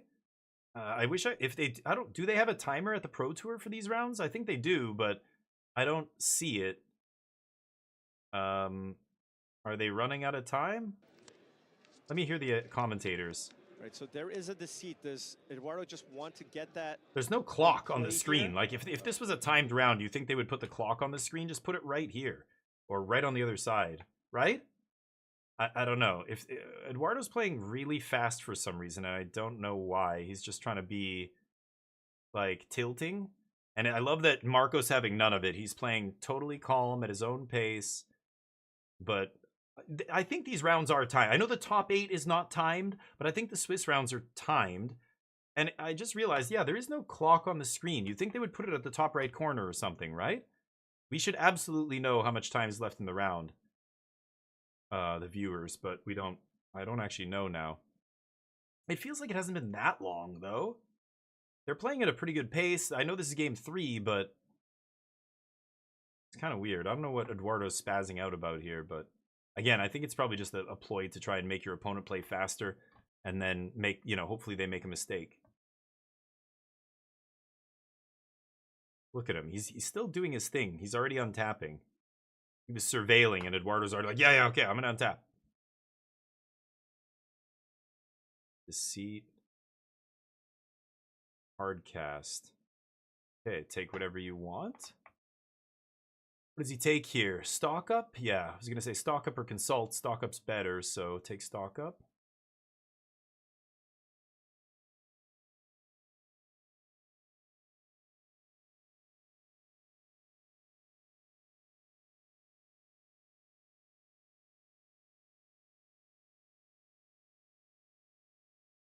Ultima?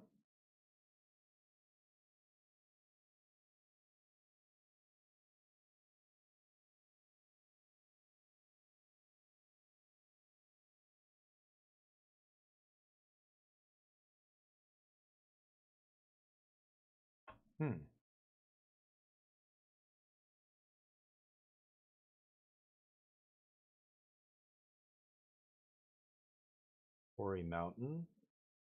Uncounterable, take Consult. And there's Winter Night. Discard 2 lands.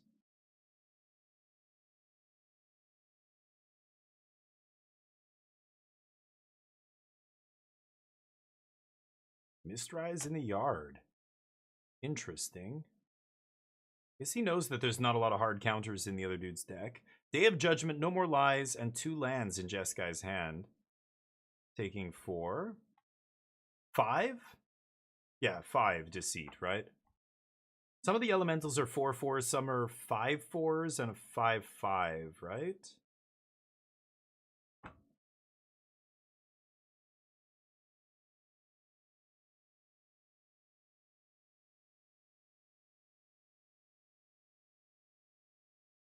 Discard draw.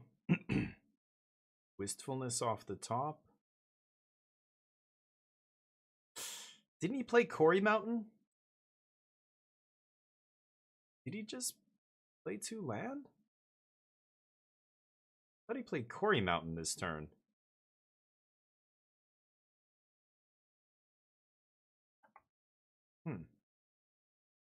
Maybe I'm wrong.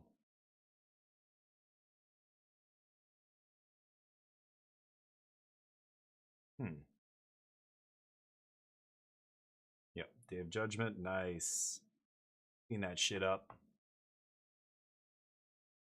Ooh, and there's Torpor Orb, nice. Oh, the Spell Snare, No More Lies, get fucked. Yes, Torpor Orb resolves. That shuts off all the elementals, baby. Nice. That's going to be tough. Because one of the few ways they have to get rid of enchantments or artifacts is Wistfulness, which, of course, does not trigger anymore. So unless he's got Heritage Reclamation in his deck out of the sideboard, he's not getting rid of that Torpor Orb, and the elementals ain't going to do shit. Uh-oh, bad news for elementals.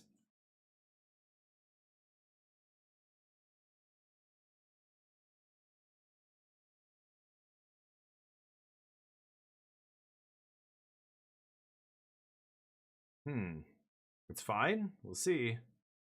It's pretty good. I don't know what he sides in, but he's looking for something here. 2 mana 5/5s? Yeah, we'll see. I don't know if that's good enough. 5/5s have to do something when they ETB, I think, against control. But maybe. A lot of them are in the yard already, too. A lot of elementals already used up here. Sunderflock is not amazing. Against control, it's just another dork. Spider Sense. Spider Sense is a great draw, though. That was... Oh, and he top-decked Revelation. Why did you bin that Mistrise Village, homie? Oh, and he's got Spider Sense. He can actually use it this turn. That is so filthy. What a draw. He's looking for counters in his yard. Like, should I go for this? Oh, fuck. That's fucking brutal. Eduardo Luxac off the top. Just enough. 1 mana and the tapped creature.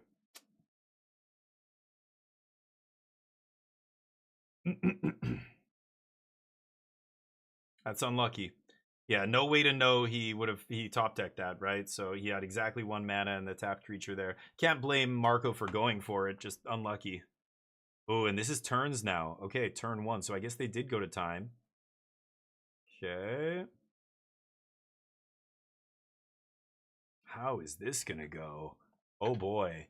If they get a draw here, they're both out of contention for top 8. Whoever wins is locked for top 8. Whoever loses is out. And if they draw, they're both out.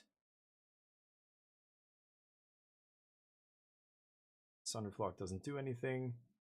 Draw cards. Discard lands. Sure. Control needs to find a sweeper or another Jeskai Revelation. And they'll be back into, I mean, or just, yeah, sweeper would be nice here. Or card draw into sweeper. Lots of outs here for control. If they find something relevant. Turn 2, oh, top deck mode feels so bad. No Quarry in play. Now you draw the Mistrise. Oh, that's so brutal. Oh, no. Some rough draws for Control here, but man, I feel like they had it. I think, or rough draws, or you could say Eduardo got pretty lucky finding the one counter spell for 1 mana that the only counter he could possibly have there that's relevant. That was a pretty good draw. That basically won him the game when that Jeskai Revelation didn't resolve. Marco got lucky finding it off the top for what it's worth, but yeah, now it's, you know, you got to draw something or bust. Spell Snare doesn't do anything. He's looking for another Wistfulness, or whatever that green one's called, to kill him, right? I wouldn't have played the 2/2 there, because Sweeper is one of his only outs. What did he find? Unagi. Yeah, that's not gonna be good enough, right? Oh, fuck. Oh, I hate seeing that guy get top 8. That sucks, but is this the last round? Ugh. He's a turd. But anyway. Yeah, wreck Jeskai. You don't like the Jeskai control deck? I think Elementals is kind of all over the place, but that version looks interesting. I don't know which Evoke Elementals deck is the best. There's so many. Team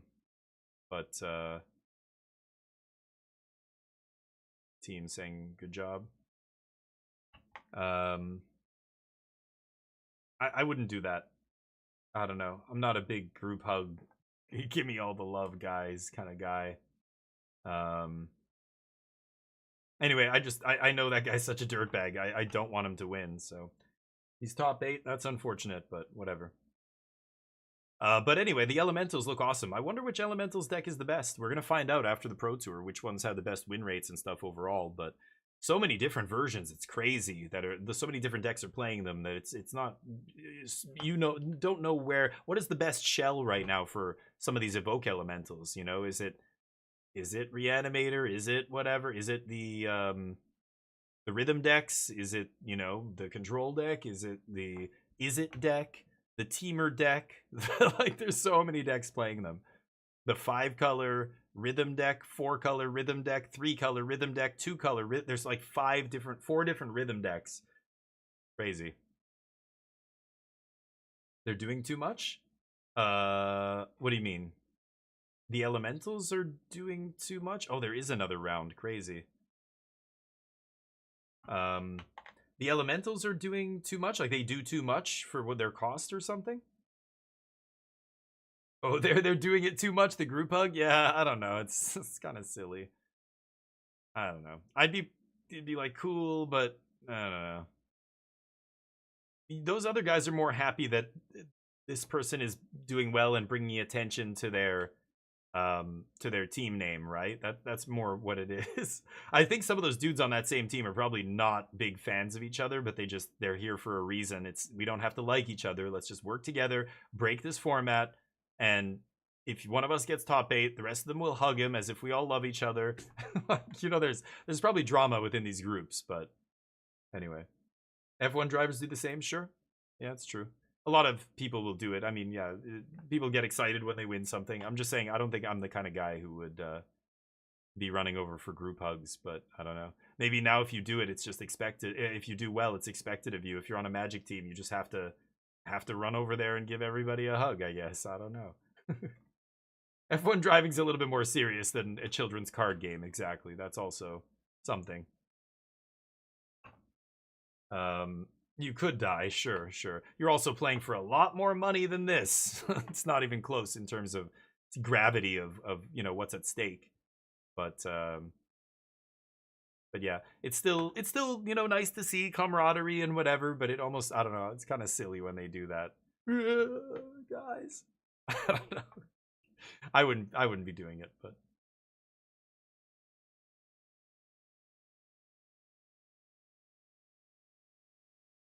I didn't see any of these big names do very well this tournament, unfortunately. Maybe they all played Dimir.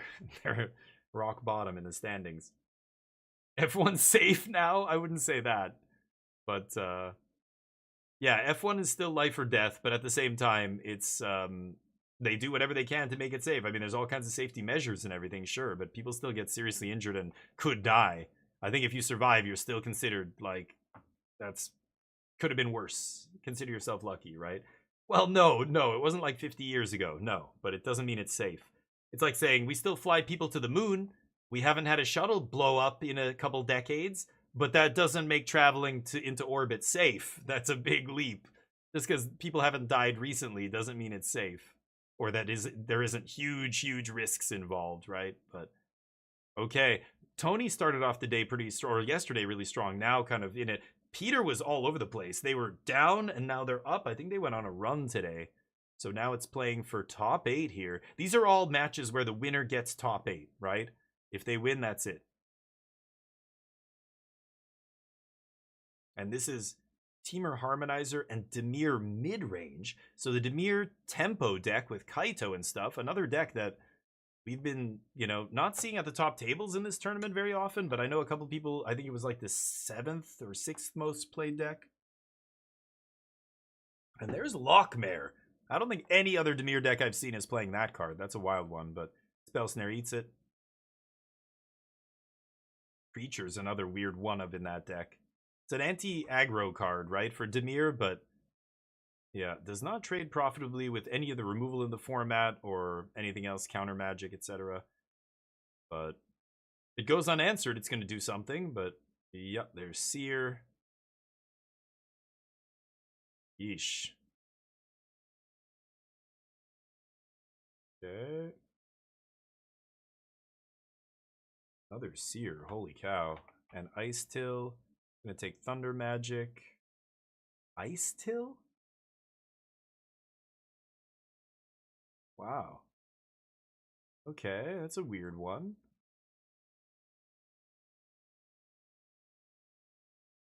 Tossing Say? I mean, 3 red removal spells just means, yeah, we're gonna screw up their next turn. They won't be able to cast Ice Till. They have to kill this bat or whatever. But,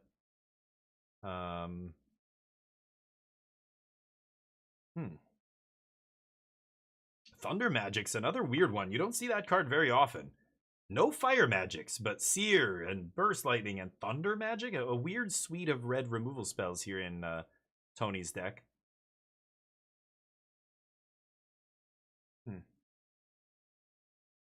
No Kaitos yet. Those Kaitos away. I'll be right back.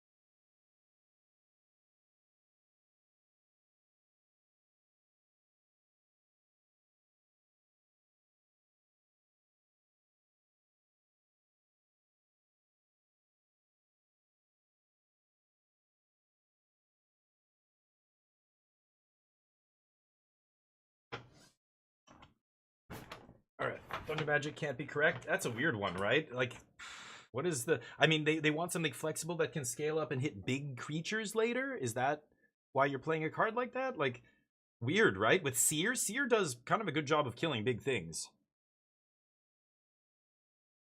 Burst and Seer both do 4. Do you need something that does 5? That's a weird one, right? Have you played Deadlock? Yeah. Yeah, I have Deadlock. I played it a bunch. Deadlock just got 6 new characters and a big update, so a lot of people are saying it's really good right now. They updated it and introduced a new game mode, 4v4, 1 lane, which is a lot, simpler and kind of more straightforward than 6v6, 3 lane. So it's an interesting game. It's not out yet, so I'm still waiting for it to kind of get into its final form before maybe going back and checking it out, but it was okay. I'm not a big MOBA guy. Like, MOBAs are not fun games. To me, I kind of don't really like them at all. It's one of the very few genres I barely play. I just don't like the gameplay. I think it's boring as shit. People wanted me to get into Smite and, Dota 2 and LOL. My brother played a lot of League for a while when it first came out. I mean, it was a phenomenon for a while, but I just don't like those kind of games. So I don't really get into them. So Deadlock's like, okay. It's definitely an interesting hybrid of 2 different genres of game, but I'm just like, because I'm not really a big fan of one of the genres, it just feels like a worse shooter. than a lot of the other shooters. But hey, if you like MOBAs, you're probably going to be into a game like that. Yeah. Yeah, that's what I heard. Yeah, so it's getting a lot of that's what I just said basically. Yeah, the new game mode is getting a lot of attention. The new update's supposed to be interesting, pretty good. So, cool. That's sweet. I like to see games evolve, and Valve knows what they're doing when it comes to games. So, it's just a bunch of random Valve developers that were like, "Hey, we were working on this side project. It's kind of sweet. Should we turn it into something?" Gabe's like, "Yeah, sure, why not?" Like, that's literally, that game was just a bunch of dudes fucking around in their off time, and they were like, "What about this?" And then they decided to make it into a game. Yeah, I find MOBAs are weird. They snowball. Like, it's a kind of game where as soon as one team gets to a certain point in the game, it's now deterministic. Like, the game is over. There's almost no chance you have of getting out of this. And now it's just a matter of you slowly dying. And you're never coming back from this no matter what you do now. But we're going to sit here for the next, I don't know how long, as you slowly try and hold back the inexorable mounting tide that your opponent is, throwing at you. It almost feels like, well, StarCraft, a lot of RTSs were like this. Like, as soon as you start falling behind, you're never getting back in the game unless the other player royally screws up. Like, something really, really crazy. Yeah, Thunder Magic, 4 mana, 4 damage. Like, that's just so much worse than Seer. Why aren't you just playing another copy of Seer? Do you have to deal 8 to something? Ever? That's wild. Really weird card choice there, but yeah, I don't know. Obviously had some specific thing in mind, right? But every game is winnable. Yeah, that's what I mean. Like, once you get to, like, where people know what they're doing, like, it's not, you can't get lucky. Like let's say I'm playing PUBG. You take another game, a different game. There's no point in that game where you're out of it. Not until you breathe your last breath and somebody takes away that last HP and you're dead. And your teammates are dead and it's over. At any point before then, you're still alive to win it. It's just like a poker tournament or a Magic game. There's a lot of Magic games where, a lot of matchups where, if one person draws that Cruel Ultimatum or Jeskai Revelation or some really big swingy card, even though they're way behind, they could actually still win this game if they draw just the right sequence of cards. If their opponent draws just the right sequence of bad cards, they can, even if you multi 4, even if, whatever, it might seem unwinnable, but Magic is the kind of game that you can still win. Poker, there's a reason we have an expression, a chip and a chair is all you need. It doesn't matter how big your stack is, as long as you have one chip to get in with, to get into a pot, you could win the whole tournament. It's not likely. It's going to involve you getting very lucky, but it's possible. I like that. Clutch games where, like, Counter-Strike, I played thousands and thousands of hours of CS, beta into 1.6, into CS Source and CSGO, like thousands of hours in all of those games. And even if I was the last guy on my team and all of the other team was still alive, I knew that if there's a chance I can clutch this. I could technically still win this, even though if my opponent, the other team is very good and they know what they're, there's no chance, right? But the 1 HP clutch, yeah. Dota, MOBAs, and certain games, RTSs, that's not a thing. There is no variance in a MOBA or an RTS. You know exactly, in RTS, you know exactly what you should buy in what order, and Like, there are some pros that get so good that they can do tricky things and they break the mold sometimes, but that's so rare. I mean, it's just not a part of the game once you get to, like, the people knowing what they're doing, right? I don't like that aspect of it. So MOBAs never really did it for me, and some of the other games, I think that's why. I'm not sure, because when people ask me why, I kind of try and think of why don't I like games like that more? I don't know. But anyway, Dimir midrange, holding it down with just 4 lands here, keeps missing their land drop. But, 2 Curiosities is interesting, but I think the lands deck is looking real good here. How many cards do they have in their hands? That'll be what actually determines it.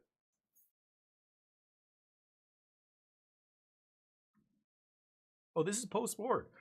Did we see game 1? I think they jump right to game 2, right?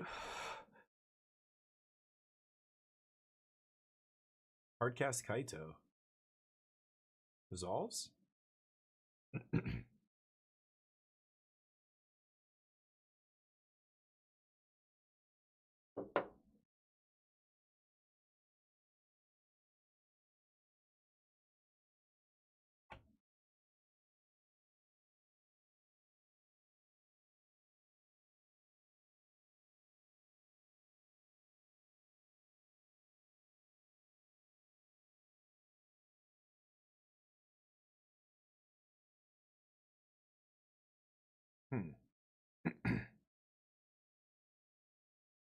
Surveil 2, but no draw here, right?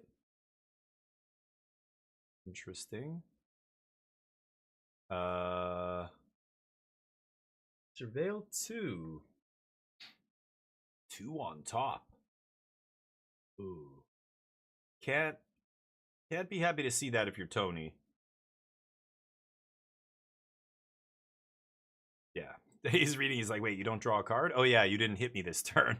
Usually when Kaito comes down and draws uses his ability, you're often drawing a card. But yeah, just hardcast Kaito. Tony gonna fetch. Is that? Oh, end step Songcrafter until end of turn. So until his next end step, it's gonna be. Oh, is he taking it back? What did he pulled something out of his yard? Consult. Okay. But then is he gonna cast it now? Spell Snare. No? Oh, he's tapped out over there. Yeah, what am I saying?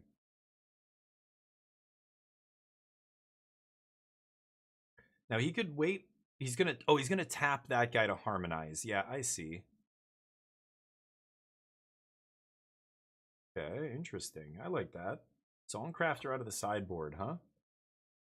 But yeah, I don't know. That's why Magic's such a cool game and why the variance can be so frustrating, but at the same time, it's also like the best part of the game. It's what makes it so exciting because that variance can also make you come back from a position where it feels like you cannot possibly win. But it's annoying when it happens the opposite way and you're the one who's like, what? I can't lose this game. How did he? Oh my god, he top decked that. And then they top decked, oh my god, and I'm drawing lands. What the what? And then suddenly you're losing the game. That kind of swing can go both ways, and it feels bad when it's going against you, but at the same time, it's what makes it so exciting when you have that chance to come back when you're the one that's behind. Oh boy, that's it. Holy shit. Lands, crunch, Dimir down. Filthy. And Peter's so good. Peter knows exactly, he's like, yeah, or they're just like, yeah, that's, as soon as he sees it, that's it, right? He, I don't know what they go by, but crazy. The lands deck's powerful. Tony's deck there, even earlier, it looks really good. That's the CFT Sock combo deck, I believe. Is that the last round? The year last year, ultimately, it was Ken Yukihiro who won it, but Tony was right there. Yeah, I mean, he wants to win it this year, apparently, because now he's locked up a seat into the top 8, and his dominant run over the last couple of years continues. And I can't believe that this is the deck that's doing it either. I would have not have thought that you were serious if you... Another round? Whoa. Okay. Syrup Baguette and Moxfield team. Handshake Moxfield. 5-color Rhythm. That deck is bananas too. And the Bant Airbending. Standard looks great right now. It really does look fantastic. I mean, there's so many different decks. There's combo decks. All of them are like different combos. The only weird thing right now is the elementals. They are everywhere. They're just good in everything. So that is a weird... Oh, so we're joining in the middle of game 2 here. Holy shit. What a board. So the Bant player has the Doc Orlock, the Appa, and the Aang, but flipped Aang. So, I don't know. They didn't really go infinite here, it looks like. Only 3 mana in play. 4 mana with the... Is it a Hallowed Fountain with a counter on it? And the 5-color Rhythm deck at 15, 17 life. Oh, Thrall, Doorkeeper Thrall's in play, shutting down all the ETB triggers. Ouroboros is going to break this game wide open right now, so the Bant player has to deal with Ouroboros. I think it might What is he doing? Is he doing combat math? Is this like declare attack step or something? I don't know where we are, whose turn we're on. Oh, that's a weird looking planes. Is that an avatar, like full art basic or something? Interesting.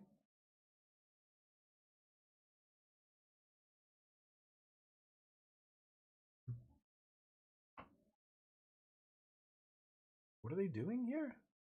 Yeah, it's mid-combat. They're going to blocks? Or attacks? I have no idea.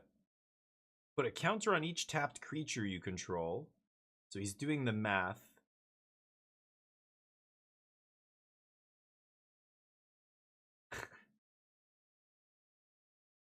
So if he attacks with Aang and everything, Aang pumps the whole team, and is that lethal? 4, 5, 6, 7, 8, 9, 10, 11, 12, 13, 14, 15, 16, 17, 18, 19. And then the Aang is 5. I mean, that's a lot of damage. So he blocks 2. So he's taking like 24 damage. He can absorb 5, 6, 7, 8, 9. Putting him at 15, and he's exactly at 15. That's lethal. I swing. They have no lifelink over there. Yeah, even if he blocks 5 power, 4 power, he's still taking lethal. So, yeah. Just make sure, but yep, it's pretty straightforward there, I think. The other guy's tapped out, so there's no trick involved. There's nothing you have to play around here. We don't have 0 mana, removal spells in standard right now, so it doesn't matter how he blocks, I'm pretty sure, but yeah, pump the entire team. Isn't it all your tapped creatures? Each tapped creature you control. Yeah, so that's lethal. It's exactly 15. Oh, and this guy has trample, right? Doesn't he have trample? Might even be... Oh, no, but that's going to be... Oh, no, yeah, 1 point to trample. It's like 16 damage or 15 2 exactly. Trample on the right. That's 17 extra damage coming. Oh, the 2 trample. Yeah. Yeah. As soon... I just added it up in my head. Like, that's... You just count, right? Like, add up all the damage after the counter, and then the trample? That's lethal, for sure. Nice. Ooh, I thought Ouroboros was going to get him there, but...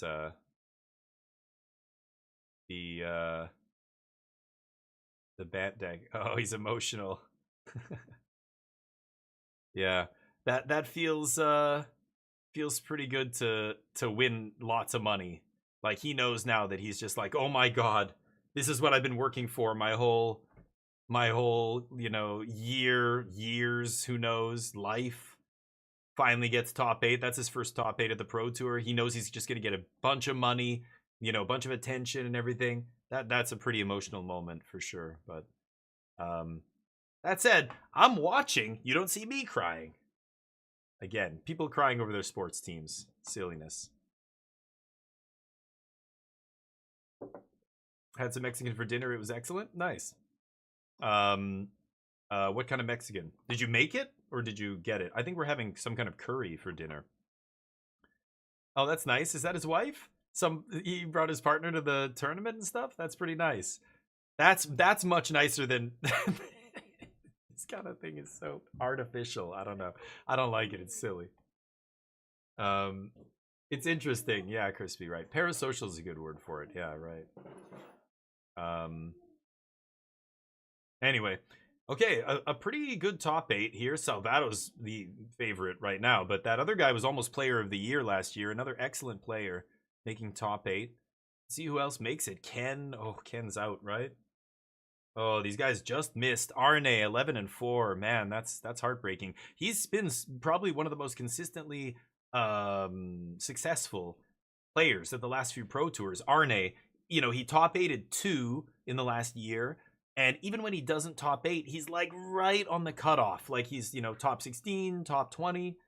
That's very, very difficult to do. Like, every single Pro Tour. Burritos. Ooh, nice. Chicken. Nice. That sounds good. Sounds good. What's your go-to? Do you have like a franchise place that you go to, or is it little like mom and pop shop down the street, taco stand, or is it like where do you go for your Mexican? I don't have a go-to Mexican place in Vancouver. It makes me sad. I love Mexican food, but in Korea I had a go-to place. Local place, nice. Some people like Chipotle. I don't really eat Chipotle. I think there's only one in Vancouver, and it's all the way downtown, so I never really eat that kind of stuff. If I ever get Mexican, it's like from a local, you know, non-franchise kind of place, but always looking for good Mexican. We've had some mediocre Mexican here, a couple places that are like fancier places, and they just were like, whatever. Not super impressive. I like the local, like, greasy little, you know, kind of not dirty, but like scuzzy. Little scuzzy place. You know what I mean? Like, it's an old building. And the floors and everything, it's not dirty, but it just, everything looks kind of run down. That's perfect. That's what I like. And lots of locals in there. A whole Mexican, you know, family running it, making it like authentic Mexican food, and, you know, that's the place I want to go to. I'm going to be going to Mexico in May, I think, actually. We'll see. Anyway, I don't know if there's another round here. I'm waiting to see. And I'm going to play this stupid Marvel Rivals. Maybe I should just bounce here, but I like seeing these last few rounds. They're pretty sweet. Because these are the like, we're determining who's going to be in the top 8 tomorrow, right? Only 6,000 people watching right now also. I think it feels low to me. I don't know why. I remember seeing 15K for big tournaments in Magic, like even as recently as a couple years ago. Weird. I don't know. Something's maybe I'm imagining things. I don't know. I've got to like go back and somebody compile the numbers. I want to see what the actual history was, but nah, don't want to see you. No thanks. So should I jump into Rivals? I don't know if this is going to be the last round or not.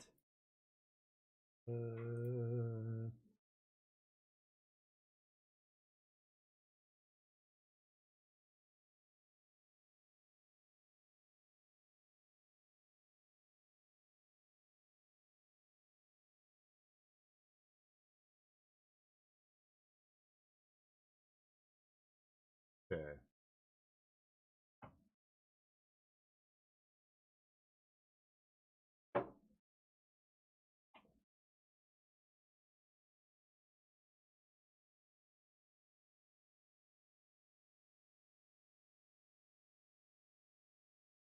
Just waiting to see if this last round is going to begin, but let me catch up with you guys. We just watched how Damien watched how people in the studio watch how people played MTG in tournament. Yeah. But I guess, yeah, we're not watching the people in the studio watching. We're watching the game happen, right? We're watching the actual players in the Pro Tour, but I am watching them, yes. Chipotle only occasionally, yeah. Yeah, here's... Oh no, it's not another round. Now they're interviewing a dude who just top 8'd. Is there going to be another round? Is the question. 2020 Magic. I feel like, yeah, the numbers on Twitch were higher, like at least double. I feel like I thought it was more like 15K, but why do I remember that? Maybe it was only 1 or 2 Pro Tours that were that high. Maybe it's just, but I remember those numbers being the peak for viewers ever, like for the channel. Like it used to be that kind of stuff. Anyway, I don't know, we'll see.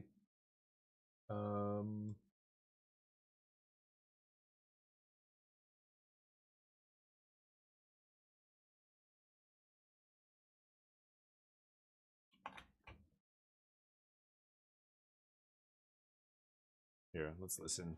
Well, look, it doesn't have to sink in right now. He just enjoy got this top for as 8. long as you He's want, 'cause just no one can ever take this away from you. And we could talk about Sunday and tomorrow and if you'll win the tournament.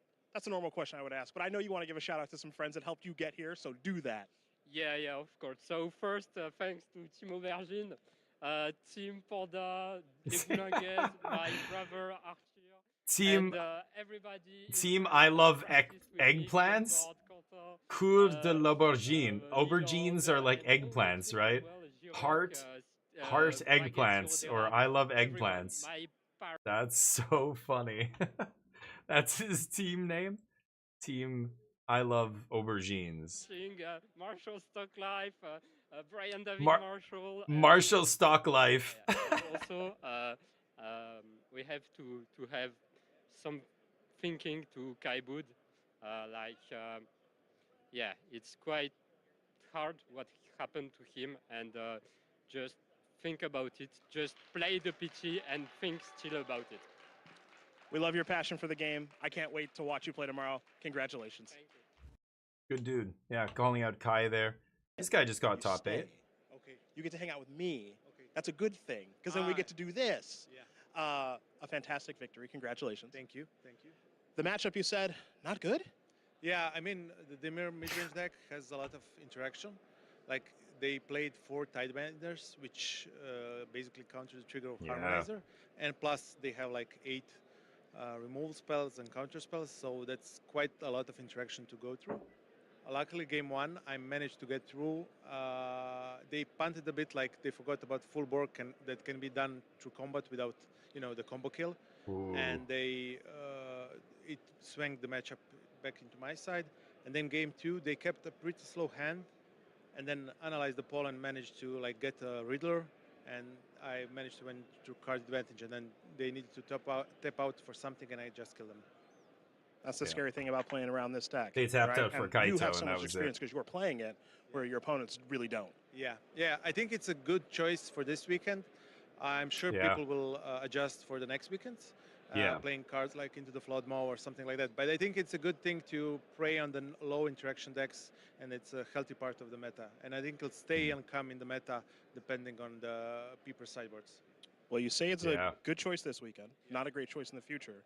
That's very wise. One day in the future, tomorrow. Is it a good choice for tomorrow? I think so. So we'll see who top 8 it. So for the matchups, but I feel confident. So the last matchup is like even. So hopefully I will not be paired into the top 8. Well, Tony, another impressive. Nice. So yeah, very knows his shit. I mean, like, he's just talking exactly what it's about. Like, this is what the match is about. This is what whatever. I don't care what this guy has to say. Bruh. We'll be playing Marvel Rivals soon, but Opens had 20K. Yeah, they used to get a lot of people watching for sure. But anyway, that's sweet. The dude cheers with a puff. That guy Tony is like speaking facts there, right? Just talking super bluntly about what the games were about. This one I did this card advantage. The reason this deck is good is because people have never played against it before. They're making a lot of mistakes. They're underestimating. When my last opponent tapped out for Kaito there, that's it, GG. But when you as the other player, like, how are they just gonna kill me here? It's warp in Harmonizer, cast this weird combat trick nobody's playing to give it haste, double land trigger, you're dead. It's like, it's kind of crazy actually. And so like a great deck for this tournament, but like he said, once people know about it and they are ready to counteract that, like he named one of the best cards I think in Standard, Into the Flood Maw. That card is ridiculous. People start playing good, cheap interaction again, and that deck struggles, So, he was saying Dimir isn't even a great matchup, but my opponent made some mistakes because they're not used to playing against this kind of deck and blah, blah, blah. So, that's what it's all about, right? I mean, picking the best deck for this tournament doesn't mean it's the best deck in Standard. It just means it was good for this tournament. So a lot of people who play Magic don't like fully appreciate that, and a lot of times they'll just take a deck like that, play it at their next big tournament, their RCQ or whatever, and not do very well against it and not realize why. And it's because again, the deck like that is at its best when nobody knows. Combat tricks, tricky shit like that, that's only good when people aren't ready for it. Just like combo decks, like a Bant Airbending, that kind of a combo deck can be very powerful if people don't know how it works and aren't ready for it. But as soon as people know what's up and they know which pieces matter, then it's just a matter of sniping the combo pieces and the whole thing falls apart, right? You take out the keystone cards and that's it. Sure. A draft decision? Sure, I'd love to. How you doing, Acute? By the way, have you been watching the Pro Tour? It's definitely interesting. A lot of rogue decks, a lot of crazy decks. I mean, it kind of makes sense. New set just dropped. New set is very impactful. Probably one of the most impactful sets we've had in almost 2 years. And it's, created all these crazy lists, right? Oh, but I need more info than that. Pick 2 Lorwyn solidly. Are you saying pack 2? Or pick 2 in pack 1, you're not solidly anything. So, do you mean pack 2? Which pack is it? Bitterbloom, Bearer, Formidable Speaker, and Morkant's Loyalist? I think it would depend on the rest of my deck. I would need, this is pack 2 or pack 3? As in the format? I don't know what you mean. Pack 1, pick 2? Or pack 2, pick 2? Or pack 3, pick 2? I'm not saying which pick, I mean which pack.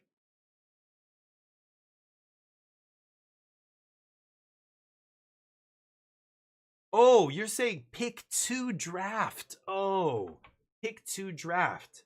Oh, the format. I see what you mean. What? So, what pack? Actually, I have no idea. So you would take 2 cards out of those 3? Which 2 would I take? Is that what you're asking? I still think the answer is it depends on whatever else is in your deck at that point. But, let's say I have a champion or some other crazy bomb. Right, but that's still not enough info. That's not enough info to actually give you a good answer. I need to see all the cards in your deck. This is why Magic's complicated. There is no I could just tell you a random 2 things there, but what would I be basing that on? If you said why would you pick those 2? I would just say I don't know, because they're good. I need more info to actually give you an answer. I think, again, let me try and explain what I mean. For example, if you have a champion in your deck, or let's say you have another the legendary 2-drop elf, or you have a really good uncommon creature you're going to go get, then Formidable Speaker's better, right? Formidable Speaker is exactly why I can't give you a good answer unless I see your whole pool. That's draft. That's the real answer. It depends. But Formidable Speaker gets way better or way worse depending on what you have in your deck. If you have a really good card to get with Speaker, then it's obviously Speaker, and then maybe the next decision is, okay, do I need Curve? Or how's my Curve? Can I have another 4-drop, or is Bitterbloom Bearer better? Or, so many other questions, again, based on context, which I don't have. So I think for Formidable Speaker, I would take for sure, especially if I had another good thing to fetch. That would be very important. If my Curve was atrocious and I needed another 2-drop, I would take the Bitterbloom Bearer. If my Curve was okay and I didn't have a ton of 4-drops, I would take Morkant. Or if I had another bunch of ways to use Morkant, I don't even know.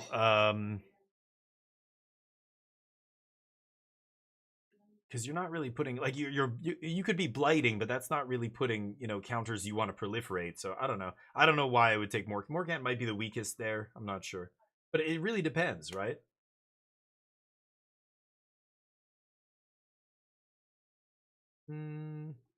Bearer was more powerful than Loyalist. Oh, you mean, yeah, I see what you mean. Oh, I'm thinking of Morkant, the 4-mana guy. Oh, you're talking about, the uncommon? Again, totally context. Now it's even more context dependent, right? If I had 2 Gravediggers, or let's say I had another copy of the Loyalist, then that Loyalist gets way better. I would never even think about Bitterbloom Bearer, not even close. I would take Loyalist for sure. So again, it totally depends. If I had Gravediggers and multiple Loyalists and ways, if I have the 6-mana elf sorcery in my deck, I'm definitely taking Loyalist. Not even close. Never touching Bitterbloom, whatever. Bitterbloom is not a great card in elves, so the only way I'm taking that card is if there's not another really good elf option. Yeah, Loyalist. But it depends what it was your first one. So again, that's another thing you didn't tell me. Is it pack 1, pack 2, or pack 3 that you're seeing this? When you say solidly in elves, I assume it was pack 2 at least, right? You're never solidly in anything pack 1, but actually, I don't know. Pick 2 is such a meme. It's so on rails that I think you're right. In pack 1, you're after the first 2 picks, you're probably like, okay, well, I'm elves. I think that's the all-in nature of that kind of draft format. It's really weird. Everybody just kind of establishes their signal immediately and is like, okay, that's it. Now we're all just blinders on, right?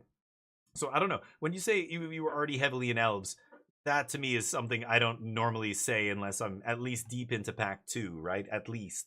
Maybe not even till pack 3. This is Sultai Elementals and Rhythm. Yeah, sure. A photo or... I mean, I would need... Again, without your card pool, it really, like... There's no right answer except it depends. What do they take here? I would take Gear Hulk. But Bramble is good too. What does he have? Requiting... Oh, he's got Requiting Hex, Thunderflock. Yeah, that's what I would take too. Gear Hulk, for sure. Sultai Elementals better than Is It Elementals? Who knows? That's what we're trying to find out. I'll tell you on Monday, Adam. But right now, nobody knows. Elementals are good. I think that's the only thing we can say for certain. The Elemental cycle from Lorwyn is probably the most powerful cycle of creatures we've gotten in the last 2 years. The last cycle I can think of that was this powerful were the Overlords in Duskmourn. Every other set, nothing's come close to this Elemental cycle. They're ridiculous. They're in so many different decks. Like, that's a testament to how good they are. Not just one deck, right? But the scam version? I don't know.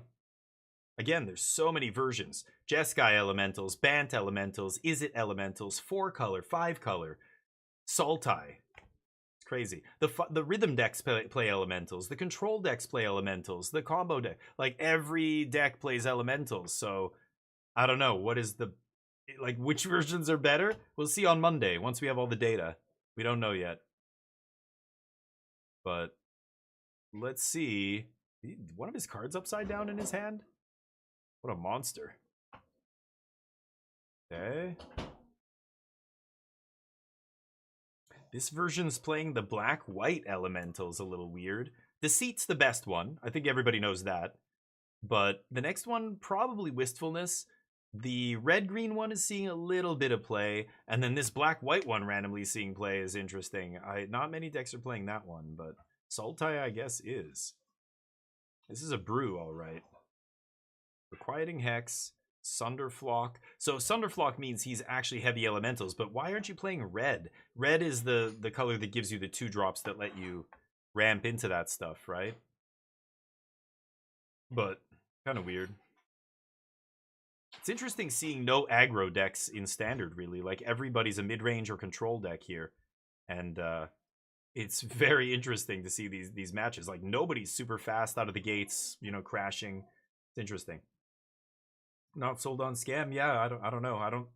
They're all doing interesting things, but we need to see what the win rates are like after and how these decks line up against each other. Not all of them are going to continue to see play. So which ones are the best? I'm not sure yet. They all look interesting. Like, there's just not enough. I'm not seeing them enough. Like, every match is a different deck. The last one was Temur Harmonizer with Elementals. This one's Sultai. The one before that was is it Jeskai Elementals or Blue Red? They're like or I can't remember, 4-color, but they're the ones playing the 2-drops with Ashling. The one before that was Is It Elementals, just 2-color Elementals.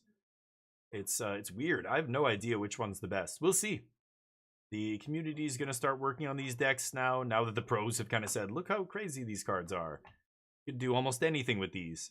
A bunch of different ways to build these decks. Kind of interesting, but the Boros one's the worst. The Boros one is seeing no play, but at some point, I wouldn't be surprised if it started seeing play. It's like the Titans in Standard, you know? They didn't all see the same amount of play, but at some point in their lifespan, they all saw some play in Standard.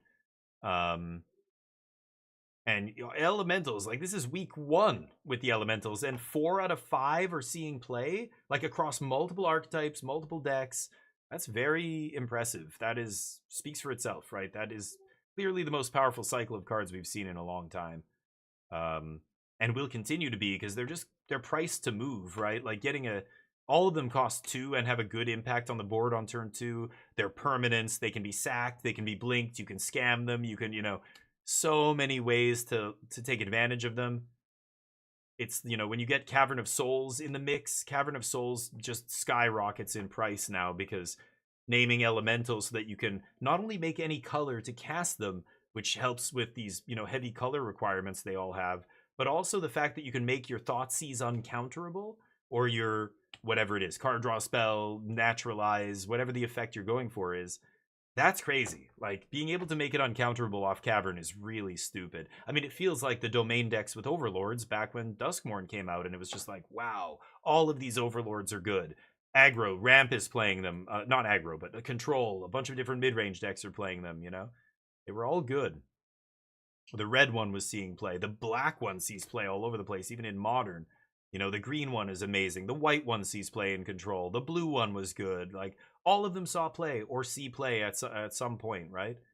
So the Elementals are up there. That's a great set, right? It's not a Universes Beyond set, but it's very powerful set, Lorwyn.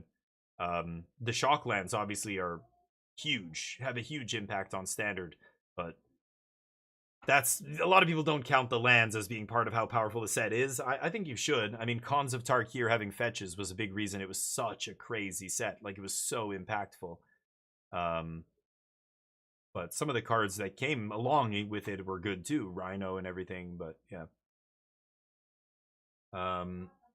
Every deck's kind of the same in how it just plays with minor. Yeah, I mean, a lot of the decks are doing the same kind of stuff. A lot of ETB triggers, that's for sure.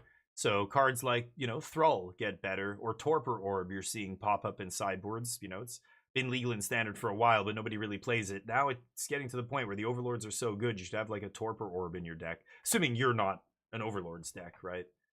But, so they're all the same? I don't know. They all don't feel, some of them feel similar, you're right, but they don't all feel the same to me. There's, to me, it seems like there's quite a bit of diversity right now, which is great. Doesn't really get better than this. If you want it to be even more diverse than this, I think it's kind of pie in the sky thinking. You're not, that just never happens. Ooh, hardcast, full amount. So this guy kills something, -3/-3, and then what? Brings back a 3-drop. So he's gonna eat Wistfulness, or eat whatever it's called, Deceit. And yeah, he won't get that creature. Is it any creature comes back? I can't even remember. But yeah, I mean, well, but again, Domain is one deck. We'll see which deck is, ends up being the favorite of all these different elementals, like decks playing elementals, but what is that?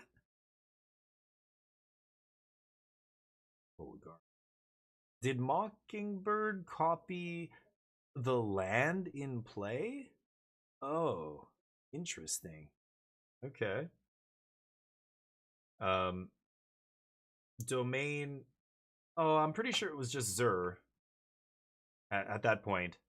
The deck changed over the years, but it was just one deck. There wasn't multiple versions of Domain being played, right? Yeah, but those were different decks. They didn't all exist at the same time like this. These are all different decks existing at the same time using the same cards. But Domain was just Domain. I mean, it was Topiary Stomper with the Battle, the first version of Domain, right? But Herd Migration, Leyline Binding, there were some cards into the whatever, Up the Beanstalk got printed. That was a staple in all of them. And then the ramp just changed. Topiary Stomper rotated. They got Overlord. Overlord let them do a bunch of stuff, so there were different Overlords. But there was only usually one version of Domain at any point. The deck evolved over time and changed forms, but it was only ever one deck. There wasn't 3 Domain decks in Standard, ever. There was one. And then, the next month it was this Domain deck, but it had a few different cards. A new set comes out, a few different cards, but it's still the same deck. That was just one deck called Domain in Standard. You know what I'm saying? Yeah, for a long time it was the one with Zur. That was just the version that you played of Domain. There weren't multiple versions of Domain. But some were playing different numbers, but they were all doing the same thing, right? Anyway, the decks changed over time, but that's not the same thing as what we're talking about here, right? Do you see the distinction? Like, a single deck changing over time is not the same as a bunch of control and mid-range and combo and all these other decks are playing some of the same cards, elementals, but they're not all the same deck, right? That's what I'm saying. I don't think it's that similar just because some of the elementals are seeing play in multiple decks. The decks are very different. They have very different game plans, very different shells they're all using, right? Domain was just Domain. It was always the same, you know, it was just one deck, but it changed, yeah. Anyway. 4 versions of Domain at the same time? I don't know. I don't remember that, so I don't know if you can prove it, but I don't agree with that. I don't think that was ever the case. I mean, there were people playing wacky cards in their Domain deck, but that doesn't make it a different archetype or something. Like, it wasn't like there were 4 versions that were all, you know, 5% of the metagame or something. I don't know what you're talking about. Again, this is where, you know, I like to be very fact-based, very objective with this stuff. I think some people love to mislabel things. Like we were talking earlier about what makes an elementals deck. Just because you have elementals in your deck doesn't make you an elementals deck, right? What is the threshold for like calling you a kindred deck in Magic? Everybody's gonna have a different line. When I say Rest in Peace isn't good against the deck, people will point out, oh, but it kills this one card that has flashback. And it's like, yeah, but that doesn't, just because you can cherry pick one card and say, well, this is affected, it's like, yeah, but we're talking about the whole matchup here. Does eating that one card out of exile really shift the magic, the matchup to the point where you're playing Rest in Peace in the main deck? No, right? Like, Rest in Peace is there for a deck where it hits their whole strategy, like Reanimator. It's not there to hit one flashback card like Nature's Rhythm. You know what I mean? Like, does it technically do something? Yes, but that's not what that doesn't matter if it technically hits something. What we're asking is it impactful enough to play in your main deck? The answer is no, if it's hitting just one thing. No, it's not. You know what I mean? So like the definition of what is a different Domain deck, to me, if one card is different between the lists, that's not a different deck. They're still playing 60, like out of 60 cards in the main deck, maybe like 55 are the same. I wouldn't call that 4 versions of Domain. But you ask somebody else and they say, hey, if even one card is different, it's a different list, it's a different deck. And, you know, so it just depends where your line is there. For me, I err on the side of kind of, you know, the conservative side of labeling things and stuff like that. I wouldn't call it different Domain decks if only 1 or 2 cards were different, but the one with the battle.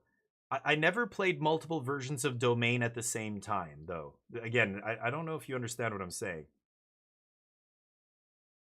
Right. During the RCQ season, Green-White Overlord... No. The Invasion one. The Green Invasion? No, they were all playing Atraxa. There were no versions that were not playing Atraxa of the Overlord Domain decks that I remember. And then after Atraxa, there was the Zur versions, and Atraxa fell off as the Overlords came in. But no, there was only ever one version. Like those were different versions of Domain. They never all existed at the same time. Again, some people were playing 2 copies of Atraxa, some people were playing 1, some people might have it in the sideboard, but you wouldn't call those different decks. They're all Domain deck. That's the Domain deck. There wasn't like again, what I'm talking about here with the elementals, you can clearly see how different these decks are. They're playing all different colors. Domain was all doing the same shit. Like, they were all playing the same core cards. None of these decks are playing the same core cards, right? This deck is completely different than the Harmonizer we saw, or the Elementals deck with Ashling that we saw, or the Izzet version that we saw, or the Scam version. Like, they're all totally different. It's not the same thing. It's just the deck lists are 5 cards off, right? I don't know. I think, again, my line there is very different. I don't consider those different decks, but you can say technically one card was different, so it's a different version. I think that's kind of what we're saying here. I don't think there's enough cards different for my standard to call it a different deck. But yeah. Yuna was another version. Yeah, that was the only version of Domain. Once Yuna came out, it became that deck. but we didn't say there was multiple versions of Domain at that point. It was just the Una version was the best one. There were people still doing wacky shit with Domain, but we're not talking about rogue decks and shit. You know, when we're talking about the metagame and you look at like Magic Online and the big tournaments, there was just one Domain deck that was seeing play at any given time. It evolved from one version to the next, but it was never like 4 versions. I don't remember that. Sorry. Don't remember. And again, if you find a deck list and you show me these 2 decks and you say, look, they're 2 different versions, I wonder if it's how much of it is just, hey, you're saying it's different because it's a few cards off.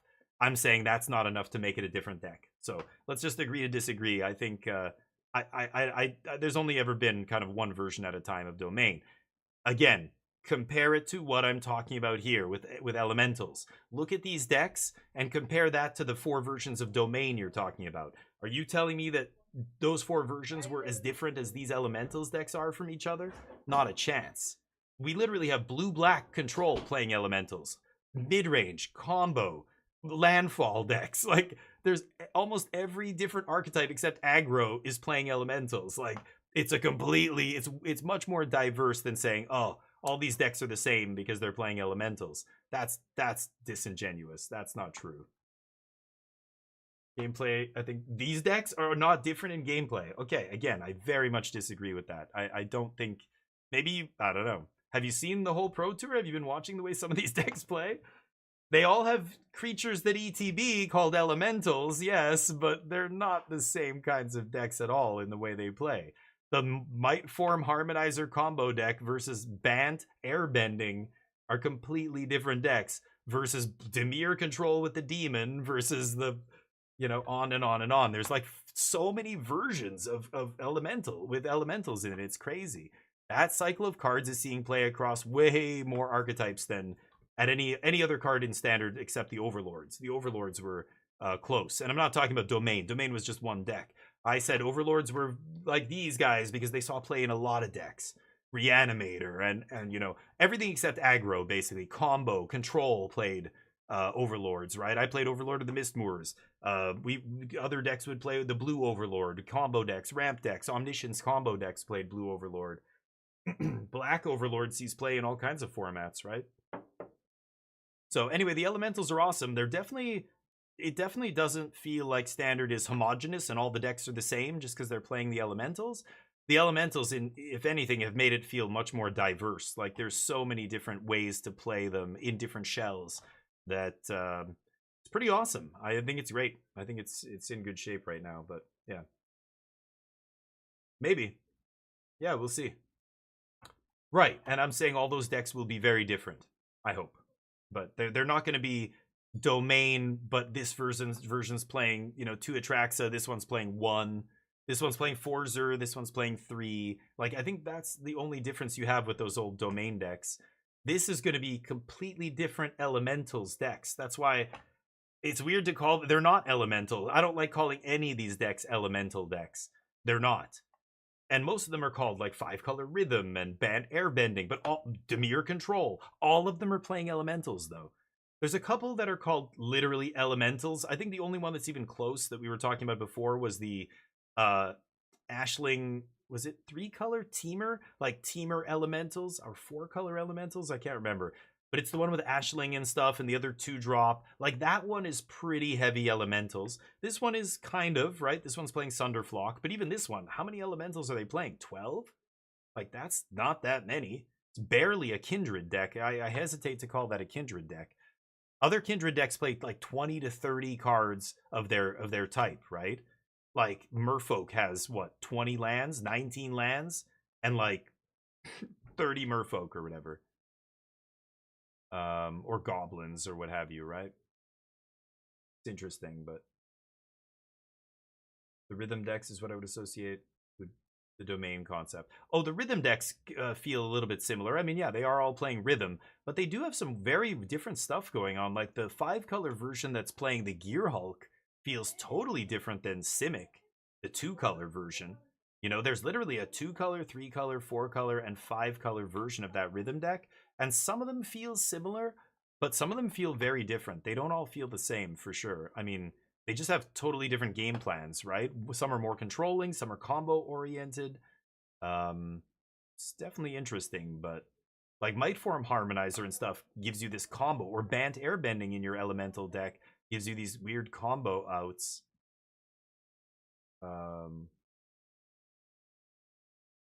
Okay. Is he playing the 2-mana permanent that... Wow.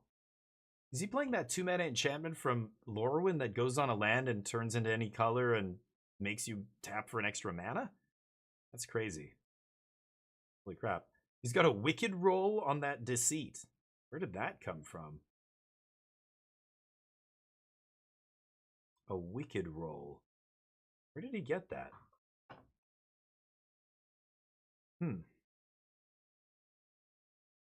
Dropping a 5.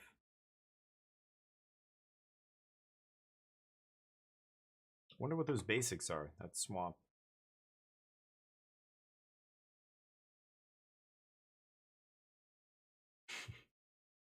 Got his hand on the table as he's doing the math.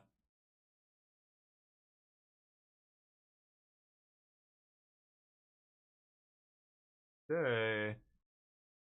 Can Guglielmo get out of this? Let's see. Shock himself? Ow. To 3. I mean, 3 and 5's no different at this point, right? What's this?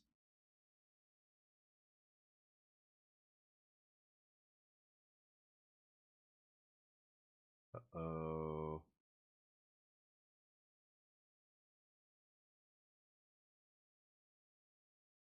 Two mana. It's first. 5. Riddler. Trying to draw 2 here. Untap the spider, or whatever that thing is. Okay. Played his land already. Pass with Soul Guide up, I guess. Riddler to chump the Sunderflock if he doesn't have... I guess the spider has reach? No, the spider doesn't have reach, does it? So yeah, removal spell wins Julian the game here. What? What do you think he's asking about? I don't know. He's asking the judge something? Maybe an Oracle text. No, yeah, I'm not sure what it would be, but Let's see if I can find out some secrets. now the world we're living in The now, scam with one? Julian, The Sultai not deck is the scam drawing one? anything of relevance here. Sunderflock's going to come in, the Deceit's going to come in, and I would think Guglielmo gets another turn. Blocks. You can either Quantum Riddler and Keen-Eyed. I mean, you've got a Quantum Riddler block Sunderflock, but then you chump with the 2/2. Try and maybe, but there's nothing enough. There's not enough in the graveyard to get the Keen-Eyed Curator to grow. I don't know if that Fatal Push is exiled already or not. Yeah, so maybe just put Keen-Eyed there. Keep your mana. He has Gene Pollinator, Ouroboros, Temple Garden. Yep. Yeesh. 2 lands in hand over here. Okay, but I mean, yeah.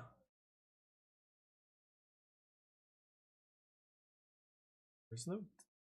Oh, I forgot. The Keen-Eyed, it's a 3/3. I guess he could double block. Oh, does that thing have reach? Oh. Yes, it does. Does the spider have reach? I didn't know that. Or Sunderflock flies, right? I didn't know that. Huh.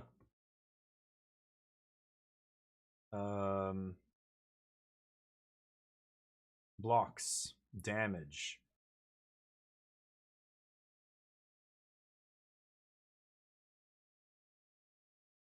Oh yeah, the Riddler's a 4/6, right? This is pretty spicy.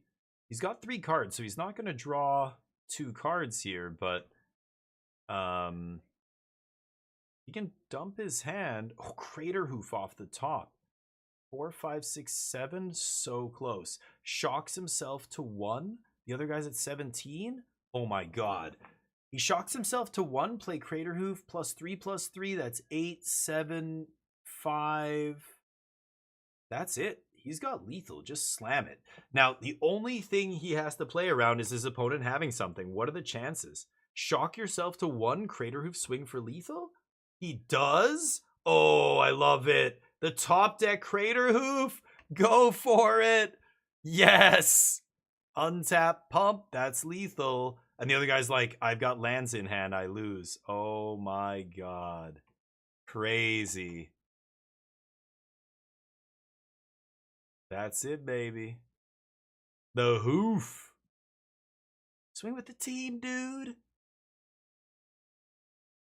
Oh no. You gotta swing with the team. You gotta go all in. You can't not, there's no attack here that keeps you alive on the backswing. You gotta end it here. You committed. You swing with the team. Now you're hesitating. You're past the point of no return. Yes. Yes. Yes. Huge. Oh, dude, when he's stopped there and he's hesitating, you can't hesitate there. You needed to make that decision before you played Crater Hoof, before you shocked yourself to 1 life. As soon as you did that, you're committed. You are committed to that line, and you're casting Crater Hoof, and you have to attack with everything, and you have to hope it's good enough. That was nice. Off the top. That was the top deck. Ooh, that was nasty. The other guy drew lands. Yeah, that's magic. That's how, you've seen me lose many games, and I say the same thing. I'm like, oh, they top decked whatever, and we just drew 4 lands in a row. Damn it. That's magic. That feels bad, but ooh, had to have the kind of gumption to go for it, though. You have to basically eliminate all the possibilities and go, well, if they have a removal spell here to keep themselves alive, or a counter, or whatever they, sideboard card you think they have, then I can't win anyway, right? So I just have to go for it there and hope they don't have it, and that's it. That's good enough, right? Ooh. Player of the year, Ken Yukihiro. This guy's like, God damn it. I have to play against player of the year for the winning in shit. Oh, hi. Yes, I know you. Yes, you're that. Oh, I think you won. Congratulations. Oh, I'm gonna fucking lose. You guys done great so far, though. 11-4. Okay. These guys, even if they win, though, they are not a shoe-in for top 8. Then it comes down to breakers, right? For the 11-4s. There's a Deceit on 2. Yep. Oh, this is a sped-up match, I see. Oh, this is 1-1. This is game 3. Ken on Bant Airbending. Dimir Excruciator. Nice. Llanowar on 2 feels kind of awkward, but what are you going to do? Dimir Excruciator is a fascinating deck. There's already 1 in the top 8. Could be more. That would be crazy. I just, again, love to see it. Didn't see anything like that on the ladder, or not even on the ladder, on the MTGO results, or any other tournaments. The RC that just happened. Didn't see any of these decks at the RC. Suddenly, boom. All these new decks. That's awesome. Rule Claws Heist. Gank Appa. Yeah, lots of discard in that blue-black deck. Elf coming in for 1. You don't like to be doing that when you're the Bant deck here. You want to be using that mana. It's going to be Ang. Ang Blink Speaker. Go find my next combo piece. Pretty good. Takes Riddler. Also a very good card. Sure. Shuffle that shit. Yeah.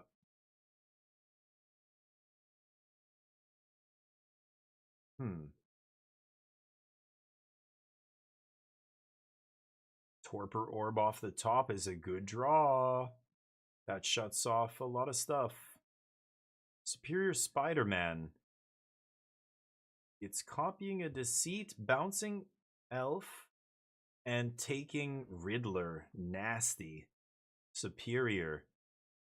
In the control deck. Ooh. And Ken's out of action. 1 card? What is his last card? He drew Doc Orlock. He played the elf that the other dude bounced. Torpor Orb down, and there's no trigger on that guy because of Torpor Orb. So they carry on. He just has a 6-mana demon now. Torpor Orb, kind of a non-bow. But, yeah. Still a 6/6 demon in play, so maybe... And you get to draw 2 cards off it. So maybe maybe that's good enough. Interesting. You don't often see Doomsday Excruciator just be a win condition, like attacking, but okay. Torpor Orb into Demon. Negate its trigger. I guess. Okay, Tradesies. Takes out Doc. Yeah, makes sense. What is this? Another Superior. Take Riddler? Yeah. Absolutely. No ETBs. Yeah, and yeah, Ken saying no ETB, but you still it ETBs as that card, but you still exile it, don't you? Torpor Orb doesn't stop the exile here. Riddler still gets exiled. So he will ETB as the Riddler. He won't trigger and draw a card, but he will still exile the Riddler from the graveyard. I think that's what they're asking about right now.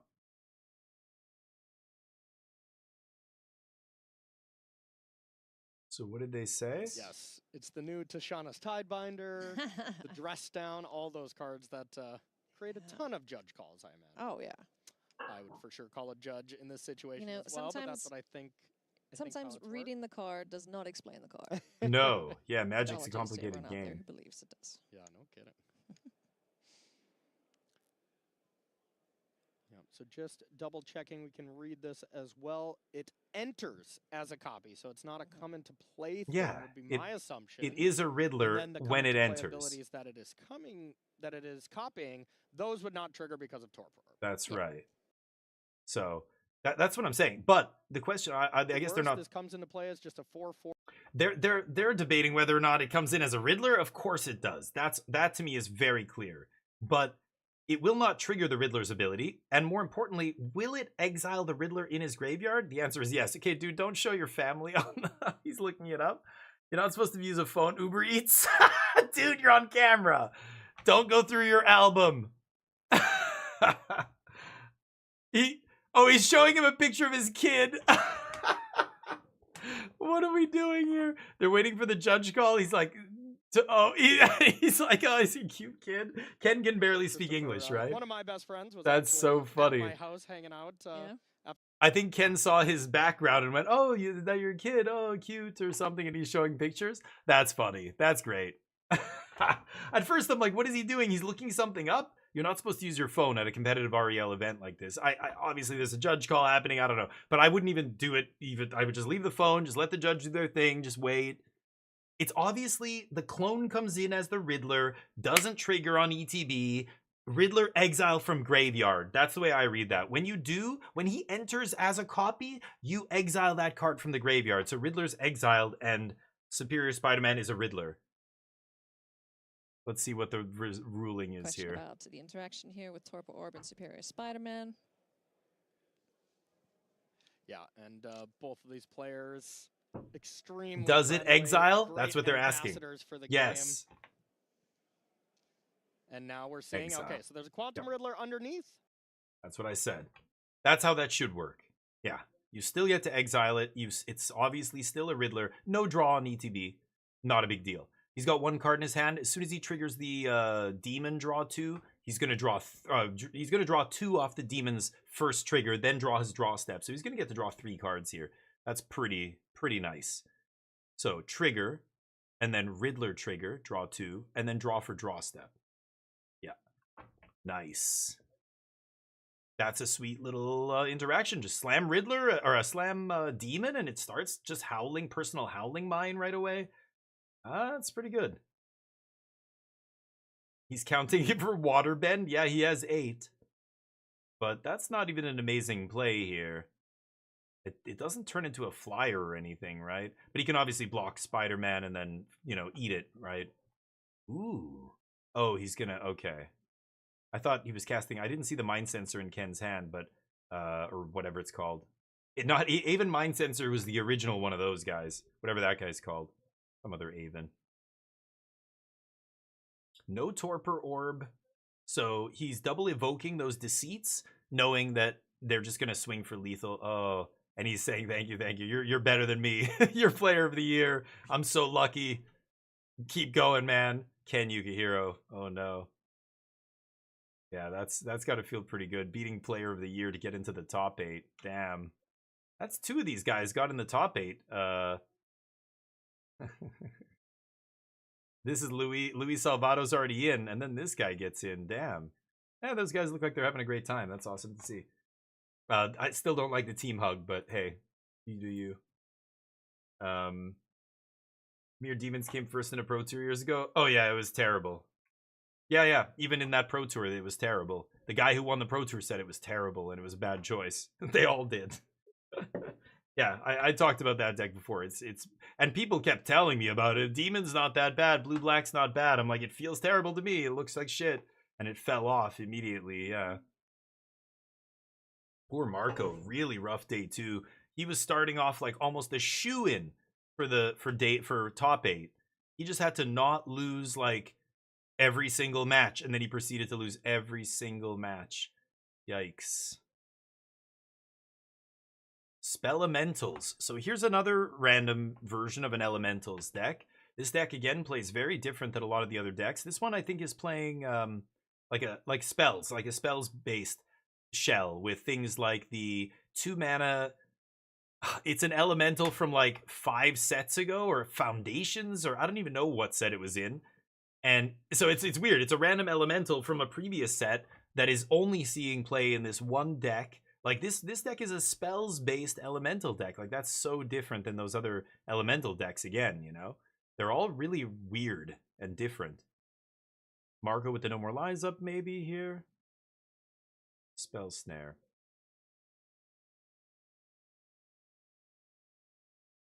Andy Garcia Romo is used to be a pro a long time ago. I haven't seen him in a long time, but I guess he's back.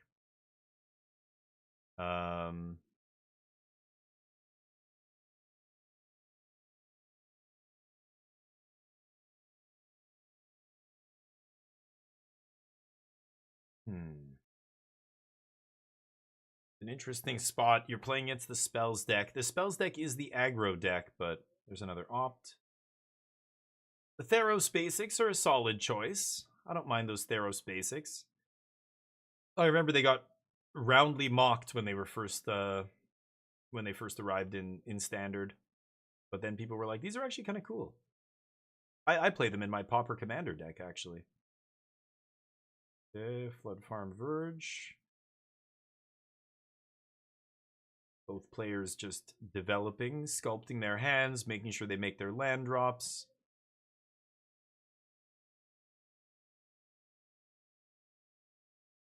Yes. Yeah, he's got that elemental, that weird one in his hand. I can't remember. Hearthstone elemental? Hearth something? Hearthfire? There's the crab. Yeah, like this elementals deck plays like a weird blue-red tempo deck, right? With spells and crabs and that other weird cheap elemental, the red one. I think it's Hearth elemental, is that right? Something like that. Seeing Spider-Man and Aang in an MTG game, yeah, it's weird, Dugio, for sure. It's gonna get way weirder, but ooh, flip in the Unagi. So the trigger resolves and then flip in Unagi. Not that it matters, they can't waterbend it anyway, but and now we've got Unagi to threaten to block? I don't know if I like that. But get it into play feels okay. That means every time they cantrip now, you get to draw some cards. Assuming they cantrip on their turn, which probably won't.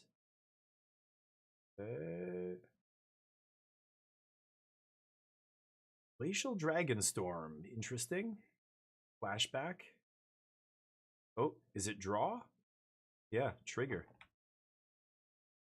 What does it say? Glacial Dragonstorm? I can't remember what it says. Does it say just put it into your hand? Oh. Draw a card. Then you may discard a card. So did Marco draw 2? Yeah, there's that weird elemental, right? Plays it as a 4/5. Earth elemental, yeah. Costs less, equal to the number of cards in your graveyard, and then you can use it as a loot spell. Oh yeah, he drew 2 there. Nice. Getting up there, needs to make a land drop. Rip. Rip doesn't really matter, of course, but I guess there was technically one flashback card in the yard, maybe, but that's not going to get cast for many turns still.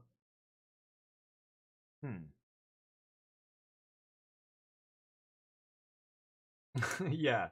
Donatello, Captain Jean-Luc, Wolverine's going to be in there. Maybe, obviously, Captain America is going to show up, and Iron Man, Hulk, all that nonsense. The Klingons. The Borg are going to be facing off against the Avengers. What a shit show. I don't know. It's going to be crazy times. Hulk we won't see? Oh, I have no idea. I'm just throwing out Marvel characters, so I haven't actually heard about which ones are going to be in it or not, but I assumed the Avengers would be, but yeah. Oh, you're talking about Arena? Oh, specific. Yeah, of course. That whole shit show is another layer to this, but no, Hulk will be a Magic card. It just won't be a made-up digital card. But real Magic, it will be there. I think. Who knows? I don't know what the cast of characters for Marvel is going to be, but can't imagine they're going to not put Hulk in there, right? We'll see. Swinging for 5. I block. Interesting. Trades? Huh. Throwing away Unagi. That's an interesting one. And he's got Revelations soon enough. He's got Day of Judgment, so he knows Unagi's probably not long for this world, right? Internight? Yeah. The card draw spell of spells-based tempo decks everywhere. Oh, gonna No More Lies this? Interesting. He wants to untap and slam Jeskai Revelation, so he's gonna go for the counter spell here. To either say, hey, tap out for me so I can do whatever I want on my turn, or you don't get to draw cards, right? Spell Snare. Resolves. Nice. Yeah, we will see it in paper. Like that's what matters. Arena's a tiny little corner of the Magic universe. Real Magic is what happens in paper. And then it's probably Magic Online second. And then it's Arena. Arena is the mobile game version of Magic. It's the least like real Magic you can actually have, but that's kind of what you have to do in order to make it convenient, right? It's super streamlined. There's a bunch of pseudo formats that aren't real Magic formats. They're just randomly on Arena. There's weird shit that happens in games like disconnects and, you know, people misclicking. I mean, that happens on Magic Online for what it's worth. But real paper Magic is the only Magic that truly matters when it comes to, you know, competitive play and serious tournaments and big money, all that stuff. And for a lot of humans, you know, playing casually, it's a big deal too. Paper Magic, I mean, Arena doesn't even have Commander, right? So it's weird. Arena is a very niche thing, but because I play a lot, because you guys play, like, for us, it's our whole experience. But yeah, Paper Magic is really where it's at.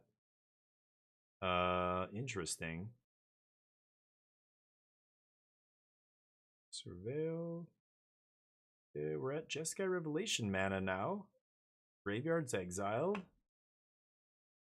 Let's see what happens. There's Ral.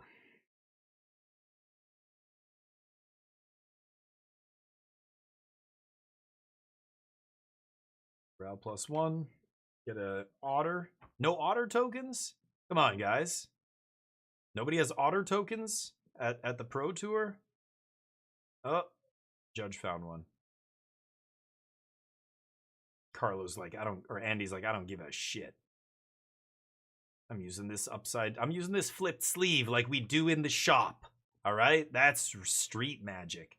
Oh, you have your official token. Fine. He doesn't care.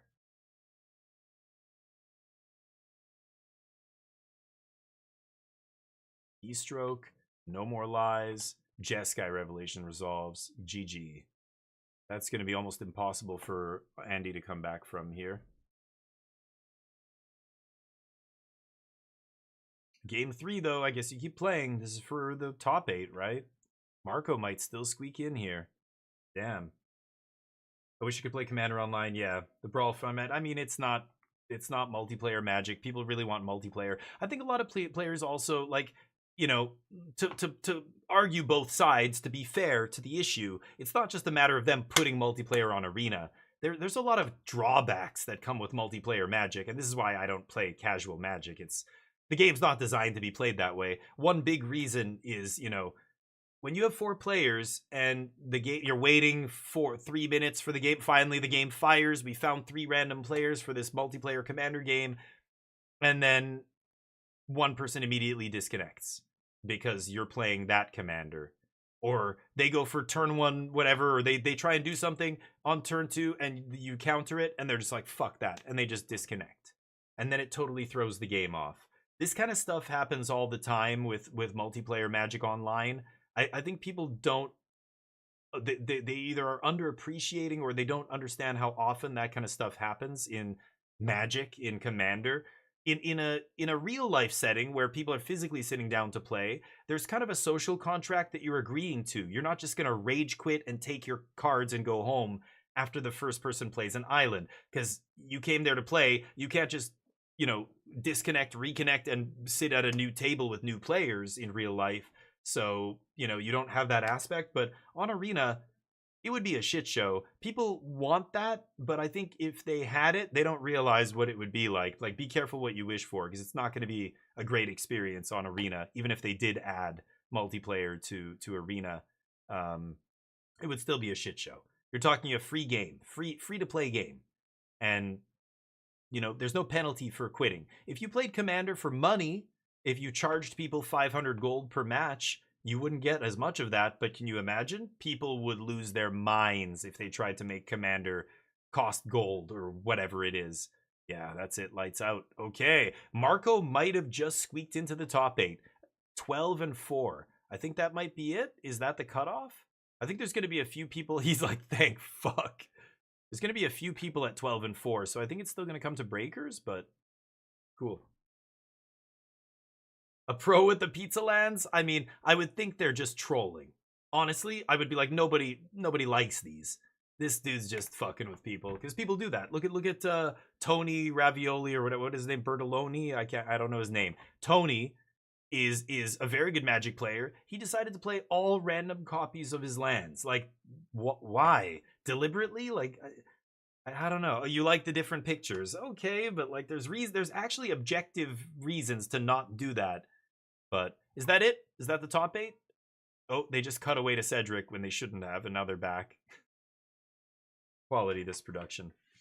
The inability to politic is a deal breaker. Yeah, like that's another part of it. Like, it's a multiplayer Magic game. This is why Magic doesn't work multiplayer. You have to change the rules a bunch to make it work. Just like Best of 1 is not real Magic, because if you have to change the rules of the game in order to make it work, then you're not really playing the game, are you? You're playing some weird pseudo version of the game with a hand smoother or with politics involved and, like, you know, all this shit. It's so weird. CEDH is a shit show. If you've ever, like, you hear stories and then you see tournaments, you're just like, what the fuck are we doing?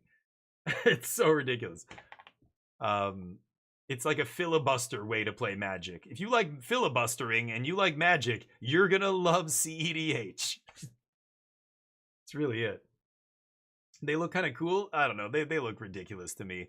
I don't like any lands that don't look like land, so they look dumb to me, but I'm sure some people like them. Some people like really crazy shit, and that's okay. Everybody likes different stuff, but if you ask me, they look like shit.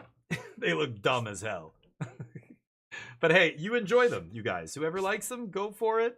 I don't like it. I like my lands to look like lands. I like it when they are, you know, an island looks like an island. It's not a guy on a horse and the sky is blue behind him. What? The sky is blue, so now it's an island. Like the Innistrad, you know, lands. There's a bunch of these like special art lands that I think are dumb looking. They don't look like lands at all. There should be no figure of anybody in a land unless it's like a zoomed out, like I can barely see this fisherman over on the shore of this big, you know, landscape. It should be a landscape. I don't know. Call me old fashioned, but I like my lands missionary style, you know? Make it look like a land. I don't need any kinky shit with ball gags and a ring in the ceiling. Come on. It's just a land. Okay? I know some people are into that. I don't kink shame. But it's not for me. The Pizza Swamp is cool. I don't even remember what they look like. I glanced at them and basically went, meh. They're not for me. They're for somebody, not me, though. The mush. Oh, I remember now. Yeah, that is kind of cool. Sure, yeah. Yeah. It'd be cool to see real pizza like that. That would be awesome. Can you imagine if, like, a company like Tombstone.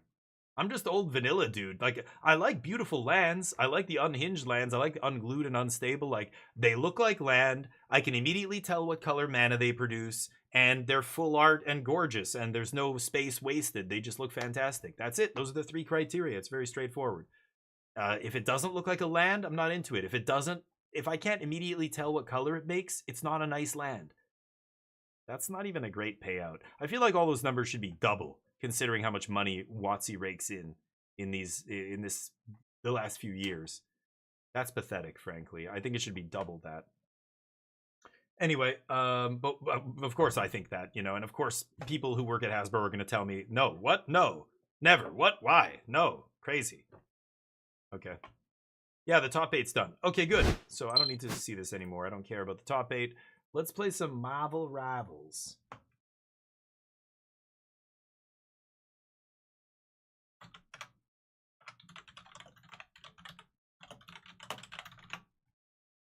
Okay. So let me activate the channel skin here. Oh, gotta change the stream title, my bad.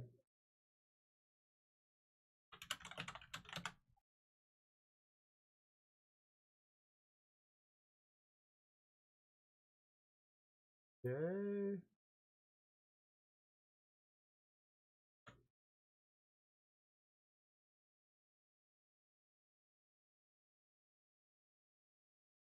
Still thinks I'm streaming Magic the Gathering. Taking a second to recognize that I'm not streaming Magic the Gathering anymore. Haven't seen a lot of licensed arts, just default, so it looks ugly. Yeah, and the art's another thing. Yeah, it depends. I like John Avon's art for lands. Oh my god. Fuck.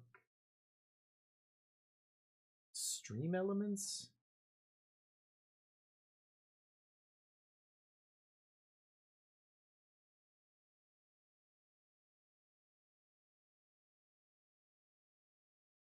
There we go. All right. Let's get into some Marvel Rivals here. And, give me a second. Well, the game boots up. The game boots up like a Commodore 64 here. Beautiful. Gonna boot up the game. Any rivals in a long time? Yeah, they added a bunch. Crispy was saying he's playing tons of it. I guess he's a high-ranked player now on here. I think they released a new character recently. I think Psylocke is new, right? But let's see. Jumping into it now. Turn off the display capture here too. So, here we go. So this is Marvel Rivals Season 6. Wow, Season 6? Hold on, let me see if I can get the display up here.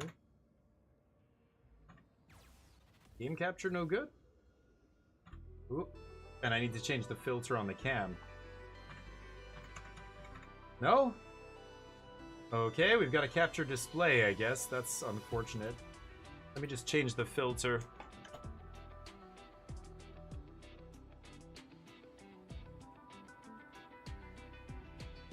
There we go. So let's see here. So, Marvel Rivals Season 6 just launched on January 16th. So, Deadpool joins Marvel Rivals on January 16th and is free to play. So, we could try as Deadpool here. The game keeps leveling up with non-stop updates, new hero, new team-ups, new costumes. Don't miss all the new content dropping on January 16th. So, it's been out for a while. And this stream, yeah, is officially sponsored by Marvel Rivals. So, let's do this. And we're going to be playing some Bounty, I think, or something. Gifts. Thank you. I dealt... Oh, really? Okay, I don't remember that. Rivals Reignite. Interesting. Okay, go match? I don't know. I was Black Widow last time. So there's the Battle Pass. There's a bunch of stuff here. Events. So there's a new event. Is it Bounty? 8-bit bash costume. Heroes. Let me check out Deadpool. There's Deadpool.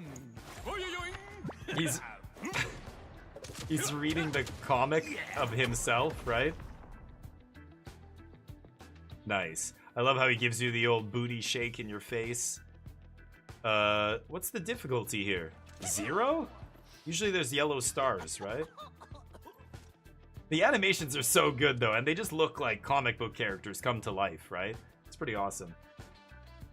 Deadpool can go all 3 roles, okay. He's inhales. Cosmetics. Dear God. That's a cool one.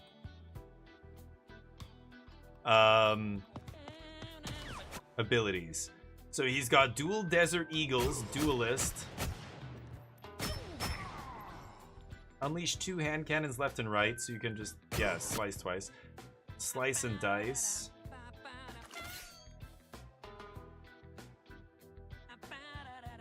Left shift. Oh, left shift just pulls out your weapons, okay. Deadpool in your area. Taunt face to face. Tank their hits like a boss. So he does this and it taunts everybody in the area? And what, they have to attack you? It redirects their shots to you or something? Do you get invulnerability or something? Upgrade. Punch baddies, get an XP, pick up a power. I didn't come here to read. Oh my god. He takes out a book. Come on. I didn't come here to read. Score the final hit and you force your foe into a selfie for more XP. And he's invincible. Oh my god, that's ridiculous. Bunny hop.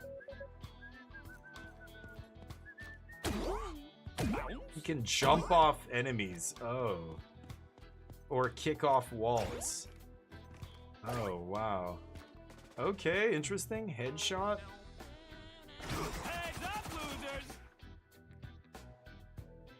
What? Show me that again? What did he just do? I don't even know what he's doing there. Is he throwing? He's throwing something?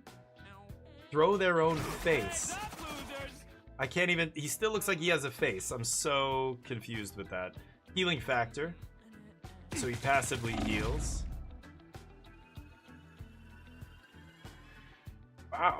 Does it come back that quickly? That's crazy. Maximum flare passive. Whatever that strange Oh. tingle is, I like it. His meter shoots up when he lands hits on the bad guys. When he gets Strange tingle is. when he gets to S, he can do his crazy thing. Comical Doing this or chaos. what? This is the passive with the land shark.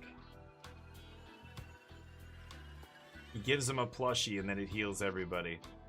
Okay. Doing this Where's... Oh, and these are all the katana moves?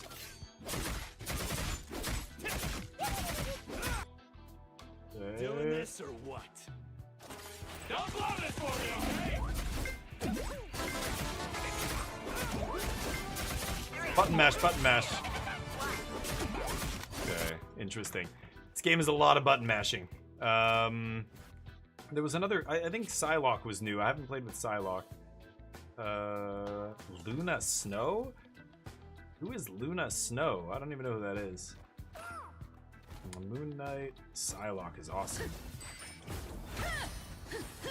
Wow, she looks very different.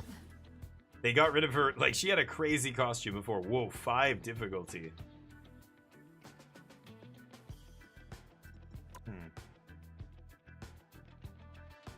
Crossbow.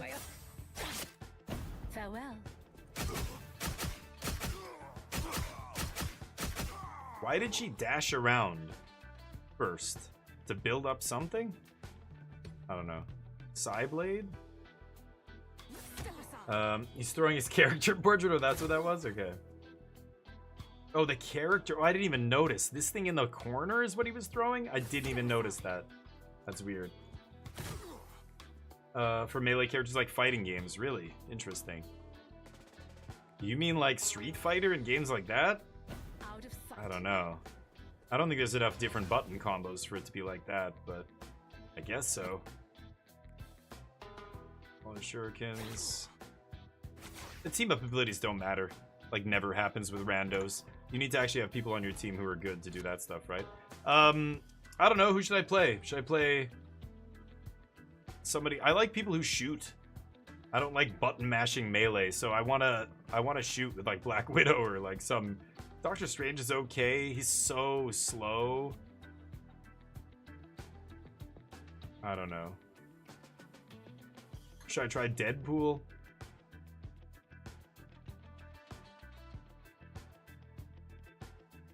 Punisher's weak though. Like, he's just a level 1 basic ass dude, right? Not weak, but like, he's basic. I played him before. He just shoots a bunch. But Phoenix? Hela Phoenix? What does she do again? I think I tried her, but I can't remember.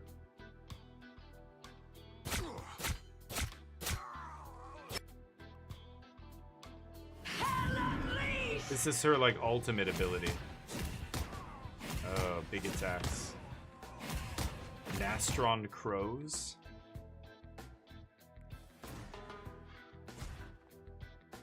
Oh, that's interesting. Okay.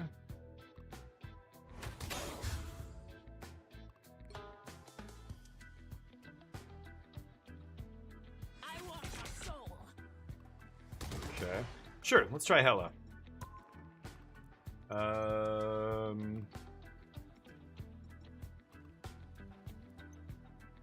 Rivals reignite, blah blah blah. Is it? Let me see. Is there a bounty one? I guess not. These are all servers. Never mind. I'll go quick match. But Crispers, do you want to play? I don't know. I know, but Punisher's not a sniper. He shoots from, like, up close. And he's so basic. All he does is, yeah, shoot. I don't know. I'll try somebody different. You're right, though. He does shoot. I could play him, but... Star-Lord? You want to see Star-Lord? Sure. So... How do I change my character? Change hero. Star-Lord.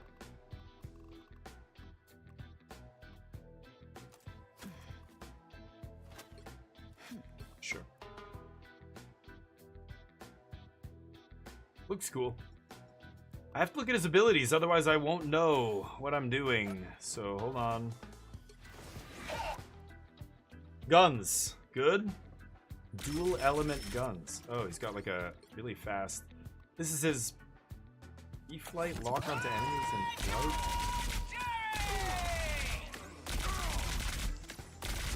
Fly and shoot, huh? Oh, that's cool. Do I have to hold it? No idea. Blaster barrage. Okay. Don't even have to aim that one. Okay.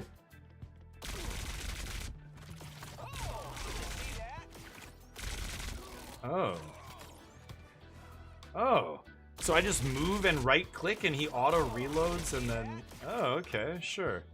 Okay, let's try it. Star-Lord. Here we go. Yeah, practice range. I'm only gonna be playing an hour, so I'm not gonna get... I'll just pick a guy and we'll learn as we go.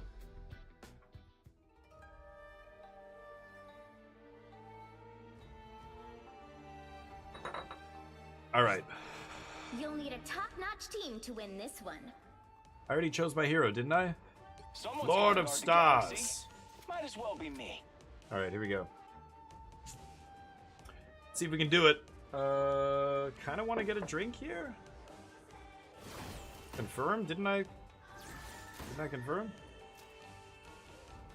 What? I don't know what these are. Team up request? Sure.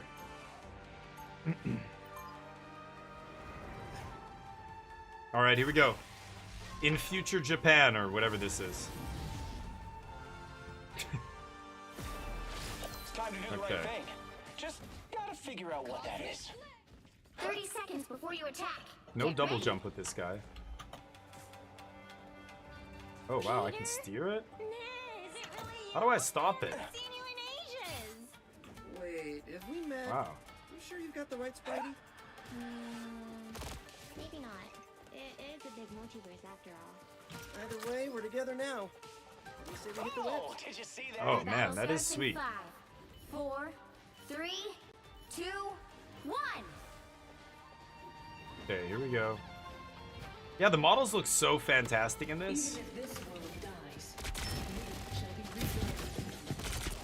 You need to stop that vehicle in its tracks. More bad guys. Just what we need. Oh, that's not the right move. Oh, they're trying to move that thing forward.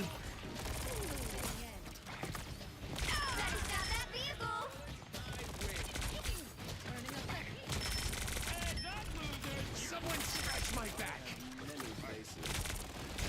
God. Feels like I'm not doing anything here.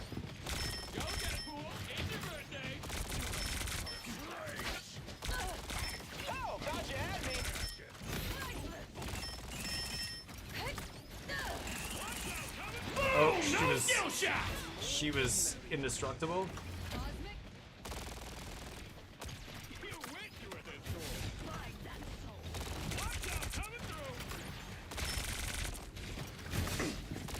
Oh, where'd that guy go?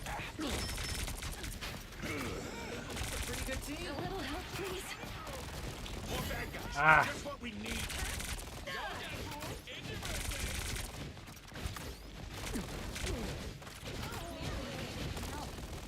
Ah! I can't expose myself there.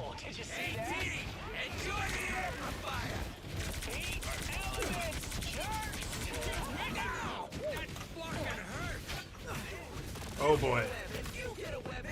Oh boy. Oh boy. Oh, that's bad. Oh boy, that's really bad. Your powers are mine. Oh shit. I don't know what that does. The pistols. Okay, hold on.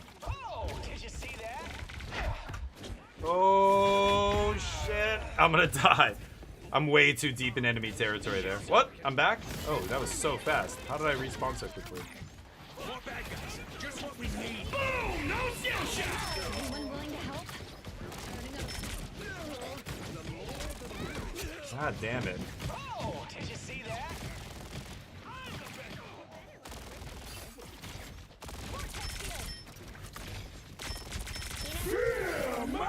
Oh. What's my ultimate again? Oh yeah.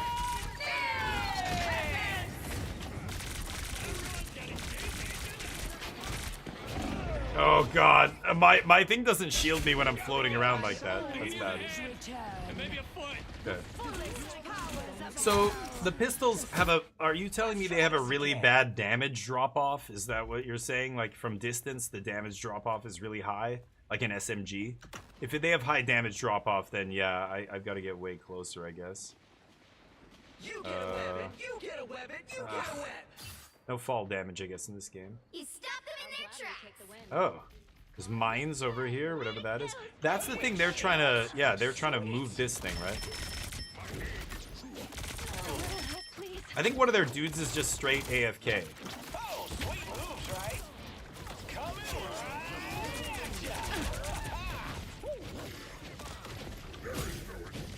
explosive.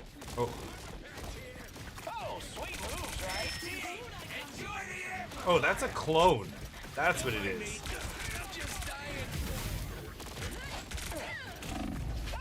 Oh boy. Oh boy, I'm dead. What's my C move? I can't remember what C is. I have another move I'm not using. I don't remember what it is. He got nerfed. Oh. Only 60 seconds Oh, left. okay. 60 seconds until what? The opponent has to. Their team has to get that thing. Yeah, that thing. So I can't do anything from up here, is what you're saying. That's brutal. They look like they mean business. Boom! No skill shot. What am I? Invisible? Down to 30 seconds. God, there's so many. Oh, what does that do? I don't know what that is.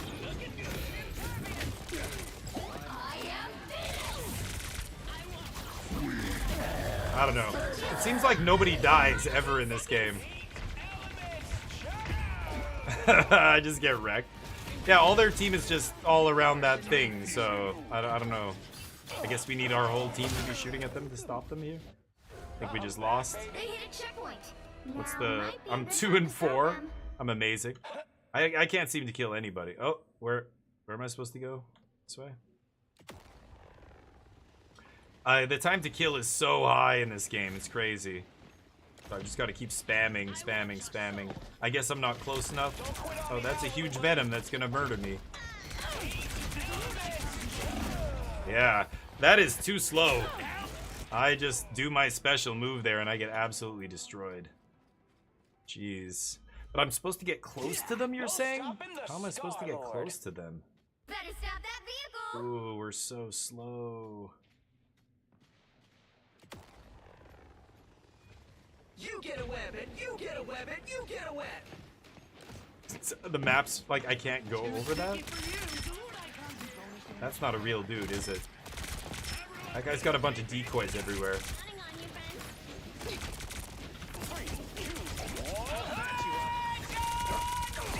Oh, I killed somebody.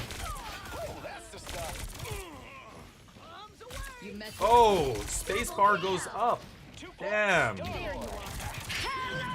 I didn't know that. Okay. Whoa. Oh, yeah, I do way more damage up close. You're right. Holy shit. Oh, you little bitch. Nice. White Emma Frost here, or whoever's really good. Oh, she slapped me. Oh, I'm not even paying attention to my... Oh, get out of there. Oh, God. I need healing. A little help, please.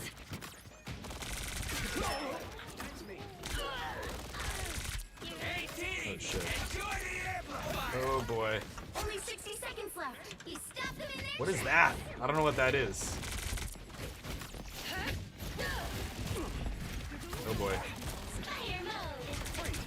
Your powers and tremble before boss!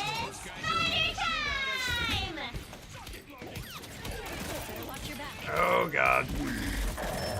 I don't know who that is. Venom doing the thing. That's who?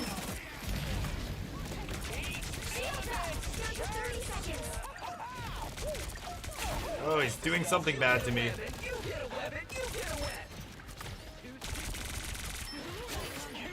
There we go. Holy crap. Ah, what? God damn it. Oh, she's pulling me in. What is that? That's Deadpool doing something? Some little Deadpool commentator? This guy. Oh my god. Everyone's getting DP'd tonight? Is that what he said? Dear God. That's pretty raunchy for a game that's like ostensibly PG-13, right? Marketed to younger audiences? That's funny.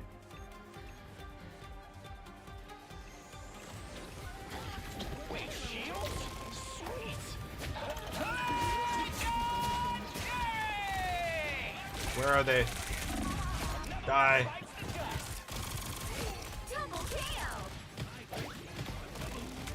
Where is he? We got him? I can't tell. I think we won. Hey. Dear God. Okay. It's very good for a free game. I mean, look at the animation. I just love the art style. He vomits. Rainbows. Yeah, this guy was not bad. I mean, the flying abilities and stuff are good, but it's so weird. The shooting is so like point and click. There's no obviously recoil or bullet drop or anything weird. It's just laser beam. Just got to keep it held onto the enemies, but they're zipping around so fast. Yeah, it's like Unreal Tournament style, right? Twitch shooter. All right, here we go. I could switch characters. Let's try Hela. Do I have to leave to switch heroes? I don't know. If I go one more round, it might not let me change heroes? I'm not sure. Who's the robot? The robot character? That's a weird one. I don't remember that card or that character from Marvel. You'll Heart need a of top-notch Heaven. team to win this one. Let's try Hela. No one escapes hell. I love that cape. That is awesome. It's very cool. Yeah, for a free to play game, it's cool for sure. But what is she from? Thor's universe somewhere? Oh, am I not confirming my hero? Maybe I'm the one holding up our whole team here. I'm not sure. But Can you pass the trial of your soul? oh, I didn't look at her moves, or I kind of did. I don't really remember what they are, but anyway, we'll figure them out. 2 of them are shooting 30 moves. seconds before you Shift attack. lets me Get fly and heal. You were an avatar of death. The hell once is that? Before, were you The guy with the not? portals? I don't recognize that guy. Not an avatar, shit. A horseman. But don't And you this? worry. What is this Gambit thing? got better. Anime girl. Gambit's awesome. Gambit I recognize. Sharky Boy. We have Emma Frost, and who's that? I have no idea. 4, 3, 2, 1. All you need to do is capture the mission area. Got it? Oh. It's so zen What the? here. Oh. I'm going to be brought out of my soul. Oh. Oh. What is this?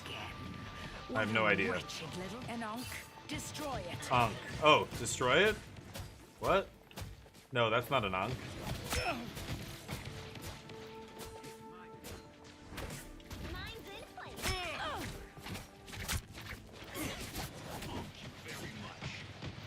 I am barely harmed. Oh! Didn't get over that wall. Spectre's toy is out. Oh, nasty. That's Spider-Man whooping my ass. Okay.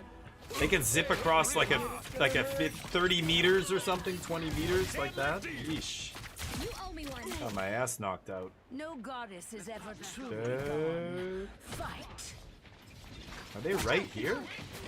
I don't know what mode we're playing currently. Find that soul.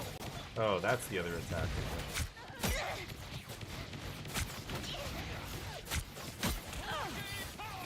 Son of a bitch. Find that soul. Whoa, what just killed me? Oh. Moves are gone. I don't know what just killed me there. Did I just get spammed by a bunch of dudes? Double KO. Something killed me through the wall. Immortality has its privileges. Okay. What are you aiming at? Deal that hurt. Healing. Why would I need healing?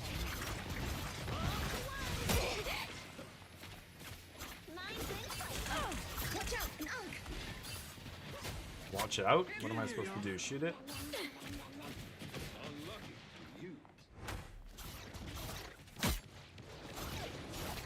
I want a soul. Whoa.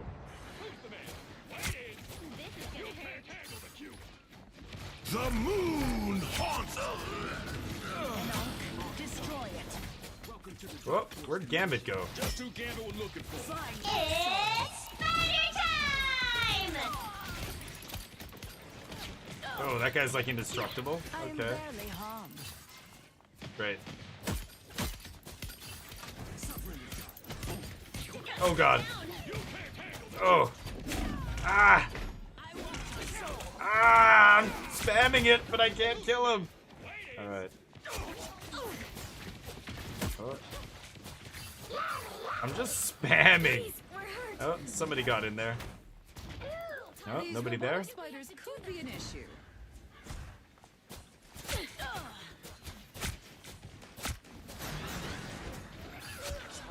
Nice. The assist on that one. What are we supposed to do? Are we supposed to stay in this circle or something? No. Man, she does big damage though, huh? Find that soul. Oh yeah. With the amazing Spider. Some uninvited guests. Oh, trying to get up there, but that didn't work. Oh, I have my special. What was her special again? I don't remember.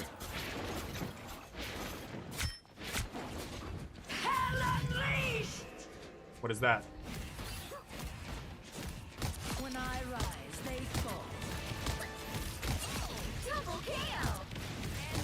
Ooh, that is powerful. They're AoE.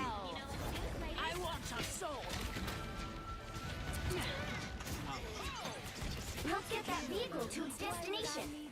Jeez. Yeah, that was deadly.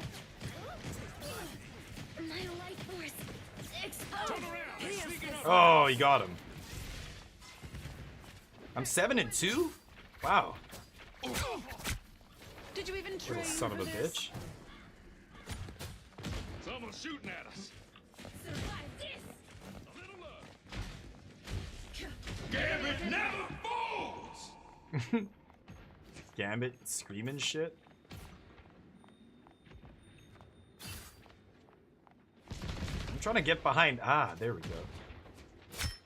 Shall I be struck by a sniper? Oh! No, but you might be. I want your soul. Oh, somebody else killed that guy I was shooting at. Black Widow. Yeah, Just in time. these are my teammates. I may return from my own realm. Okay. Another one gone duck. My team's all over here. We couldn't Where are the enemies? Well, I don't know what the goal is here. Little Angst will redirect Moonlight shots. Oh, that's what it's his guys, it's his stuff. Ready to unleash the life force. Man, her rate of fire is slow, but yeah, she packs a good punch here. Here's this life. Root that. Sneaking up on us. Helping from the shadows. Please, we're hurt. Okay. Ah, that guy almost died. Ah, got me good. Got me good.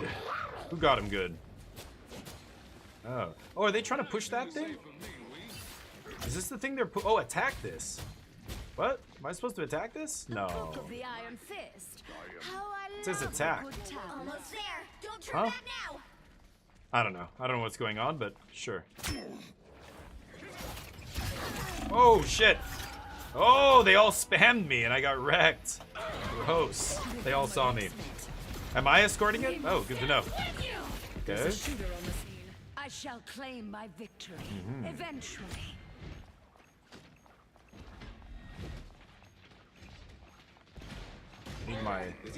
Need my teleport back. The moon haunts you.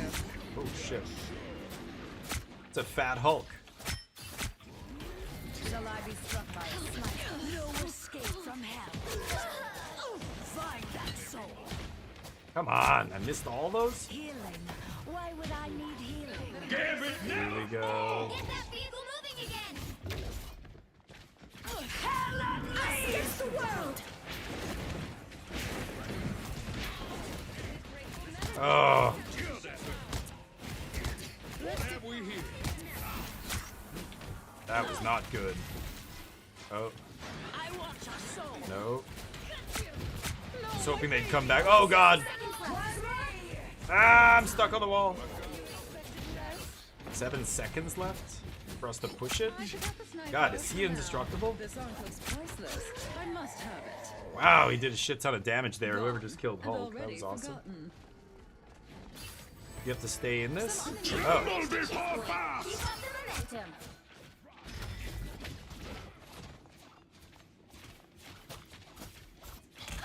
I am barely harmed.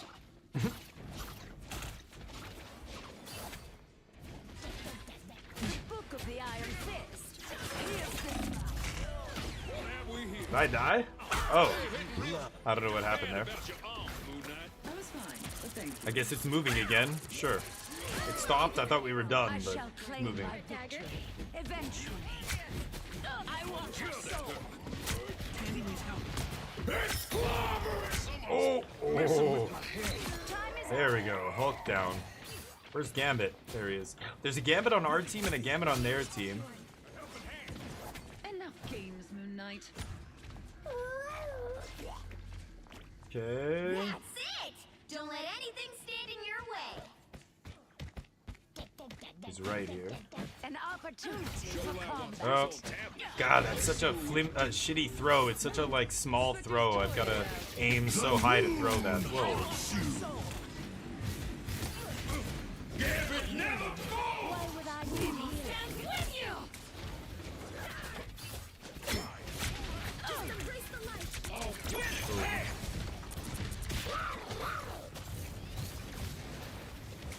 Jeez. Oh. I'm at 93. There. Oh, did I die? Wow, that guy wrecked me. Yeah, spamming it, and I just walk into it. Okay. Spams, the spams. It's like everybody's got a fully automatic weapon and everybody's just spraying. Okay, I gotta get in range of them and then use my special here. Us against the world. Hell unleashed! Down to 30 seconds. When I rise, stay tall.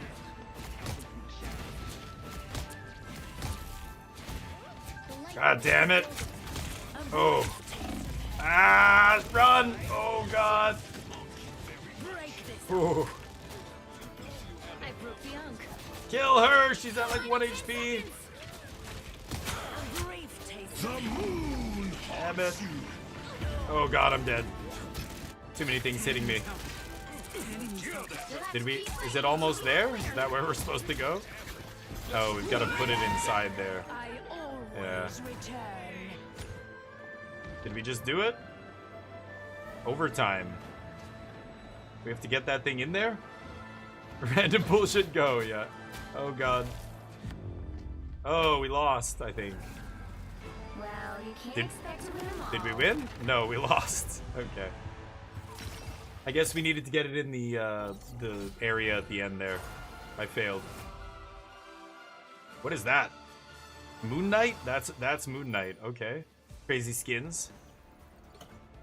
Uh-huh. How did I do? 16 and 7 is not amazing. But, it's not really about kills in this game, right? So she's not bad. She hits pretty hard. I don't know. I could try another one, but... Yeah, I was attacking the thing we were supposed to escort. That was not amazing. Yeah, there's so much mayhem. It's very, like, you know, chaotic, and... That's why it's not really super deep strategic play, right? But it's just, it's a free-to-play game. It's supposed to be in and out and have fun and, you know, quick rounds.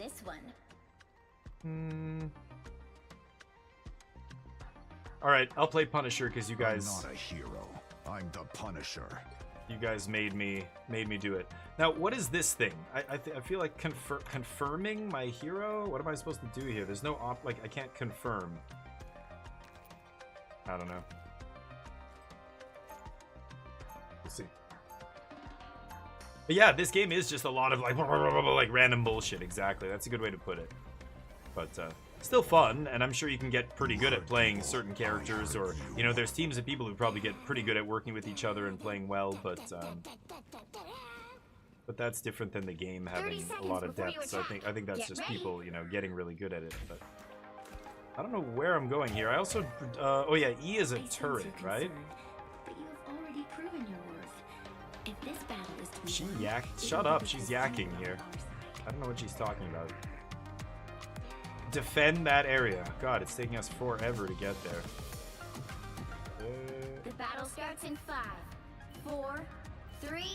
This area? The bus. Okay. Oh shit, they're right here? Oh god damn.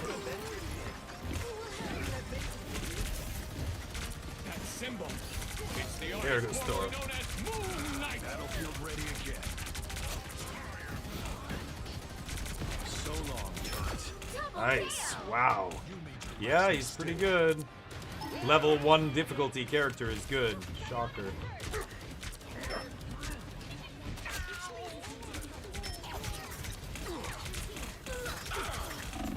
Ow. I'm hunkering down.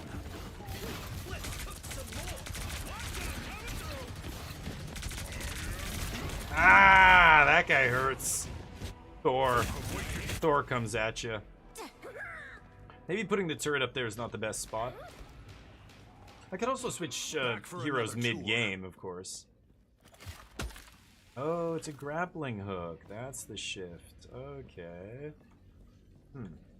And then right-click is what? Smoke grenade or something? Better stop that Not vehicle. even sure. I am wounded. The moon haunts you. Out of sight. It is smoke grenade. Oh, interesting.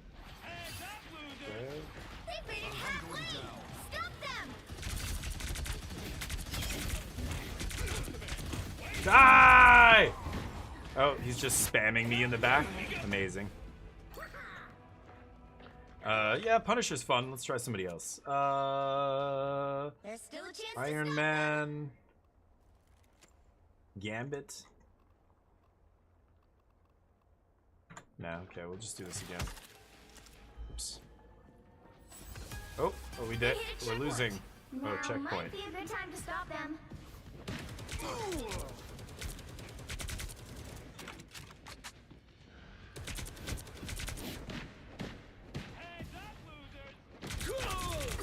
Out of sight. Better stop that vehicle. I'm good to go. Judge, jury, executioner!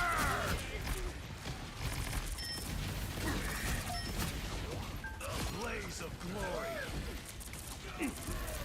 Oh my god. What am I doing? What is happening? Oh, I'm still wrecking people. Yes. Smoke. Nice. I'm not dead. How am I not dead?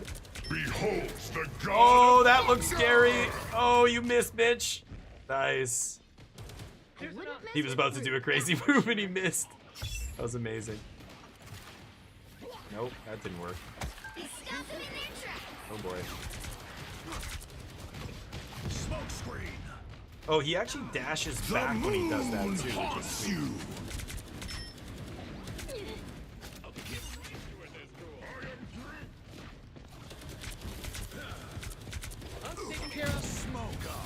Oh boy, that's bad. This fucking guy. Good old melee spammer gets on you. There's just no getting away from that, is there? Damn. Try Punisher again. Deployment. They've made it halfway. Stop them. That's not how that's supposed to go. Okay. Better stop that vehicle. Freeze down. Boom! No skill shot. Oh boy.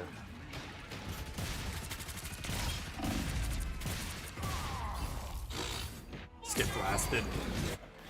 Okay. Us against the world. This is not over.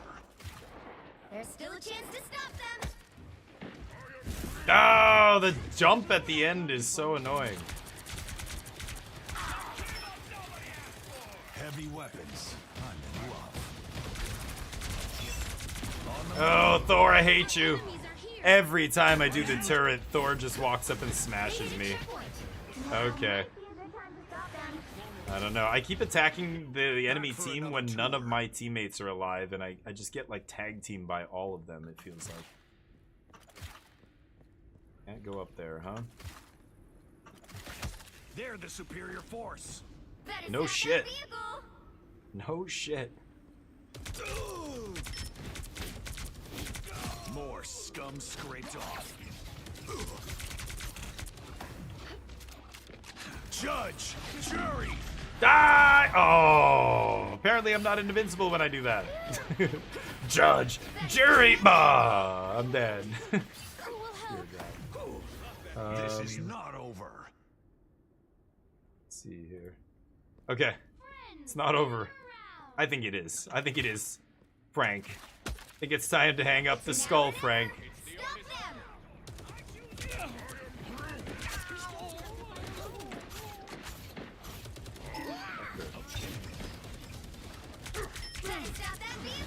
Behold the god of thunder!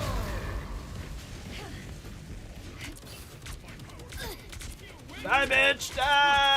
I hate you! Oh, what happened? How did you turn into that thing? Impossible! Grappling hook.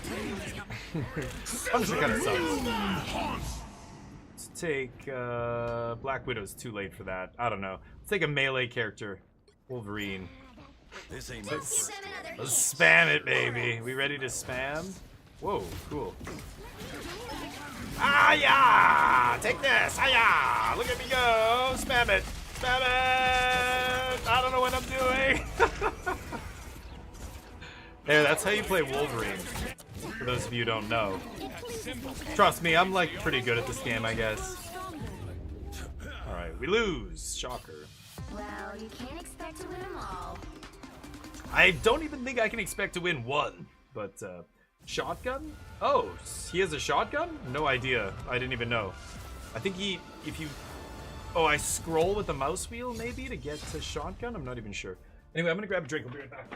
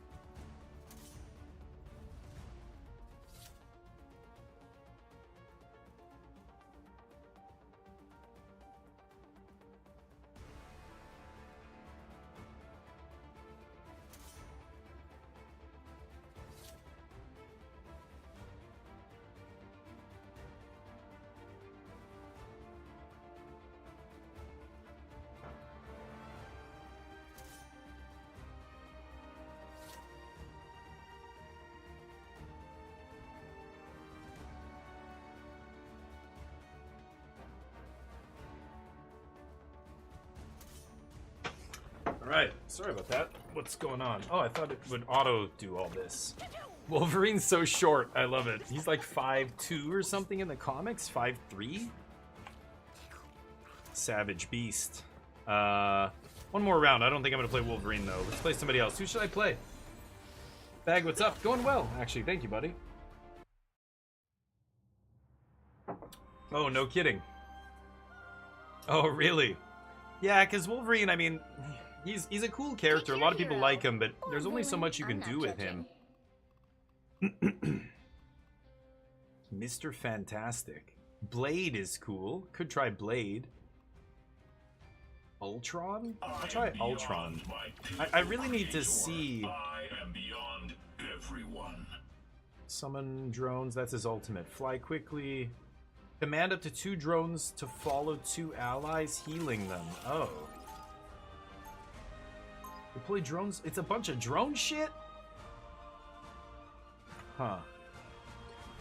I was built in humanity's image. Now I shall erase it. He's AI. You're looking at 30 it. seconds before you attack. Get ready. This guy's emoting, because of course. He's Deadpool. Dodge truck. Playing as Punisher. You know this guy's a mouth breather. The Dodge Ram 2500.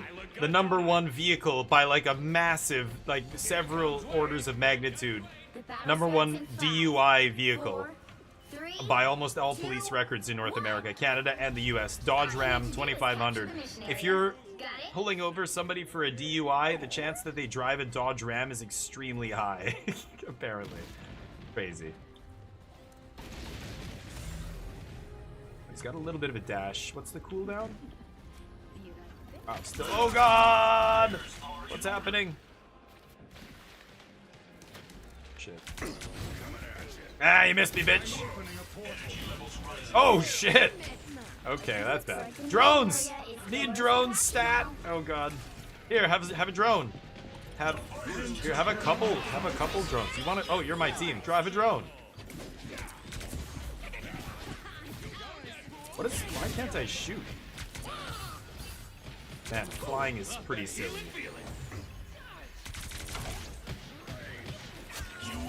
Ah.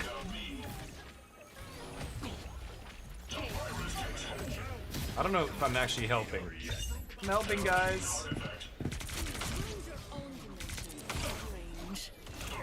Die, bitch! Alright, there we go.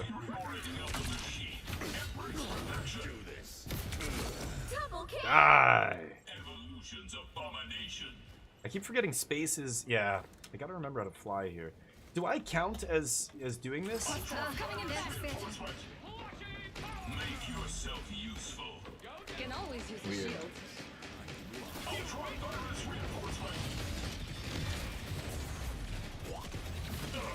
Oh lord. Oh, that stings. Wow, is that Iron Man? Doctor Strange Ultimate? What just happened there? That's Iron Man. Yeah. Okay. Good to know. Fundamentally immortal. Fundamentally? Because you're not alive, that's why. He wouldn't like to hear that. Tell him he's not alive. He would be unhappy to hear that, but it's true.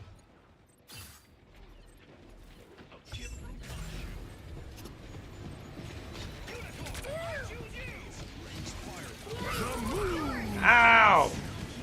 We're doing big shit.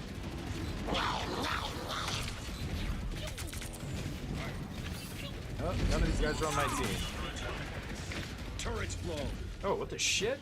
Wow, they restored the room or something? What did I just see? Oh god. Oh, that's bad. Oh, did I just use my ult right before I died? I think I just did. I just used the ult and I died the second I used the ult. Let's try one more ult. Yeah, it's back to 3%. Amazing. Oops. I didn't realize how close to death I was. I thought I was going to use the ult to get out of dying, but just waited a little too long to use it. But oh, did it not work, Crispy? That's interesting. I think it only works if you're... God, what the fuck? Okay, that guy's way faster than me, so I can't dodge his beam. Because I can't get away, right? Yeah, he's faster. He just followed me and that's it. I think you have to be VIP to do that, so get VIP and then you can do it.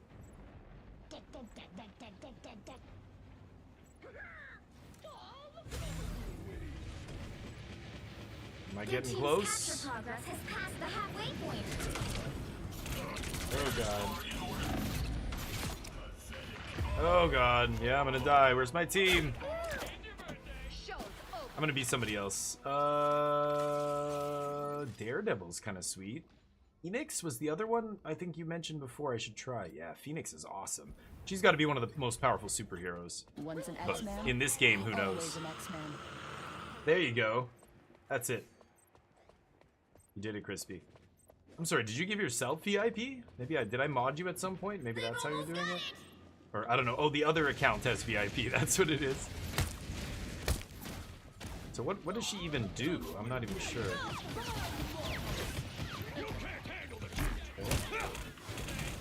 What does that do? Psychic shift, huh? So she's got a decently high rate of fire. Hey, I'm on your team, dipshit. Dodge truck playing like a master. Of course he is. I don't know what my abilities do, but I think they're good. Oh, I turn into her. Oh, okay. We lost. One more. She's Hela Deluxe. She's basically like the same as Hela, but different. Oh, this is one of those ones. Hold on. How do I... Here we go.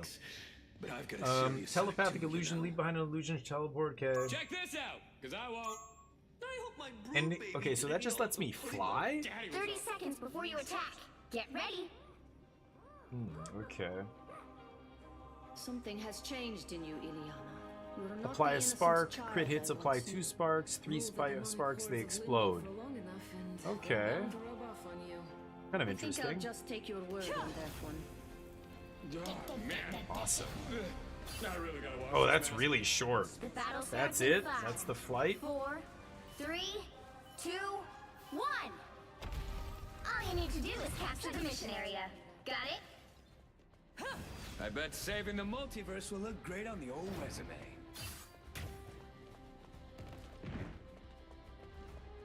Ladies, let's do this. Oh god.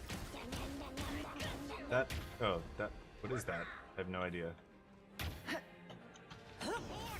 Psychic shift.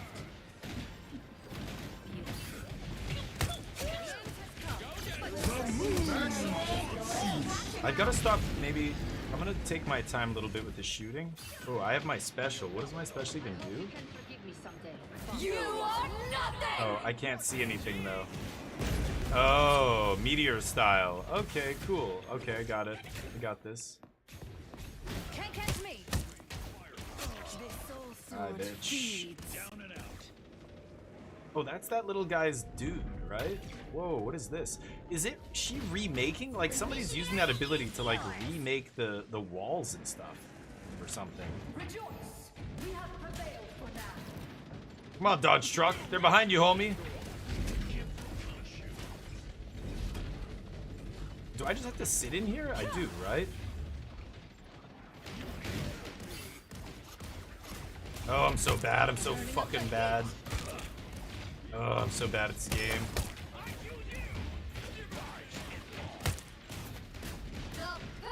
Oh. How am I not hitting dudes over there?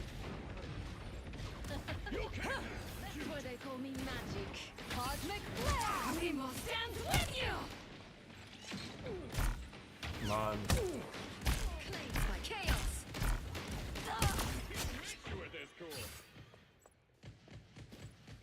Nope. Aren't we supposed to just hold this?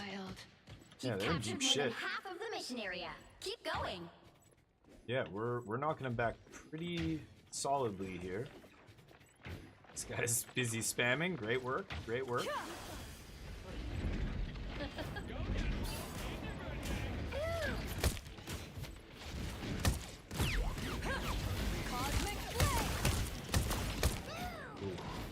Thanks for the boost.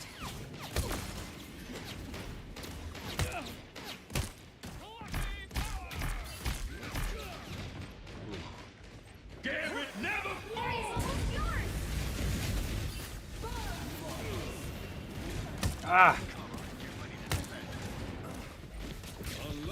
Oh my god. The end has come, but just for you. I can't hit shit. Cosmic flare. Ah! You really should have known You'll better. have to keep fighting until we have a winner. Die, bitch! Die! I can't hit him. There it is. Die. Get wrecked.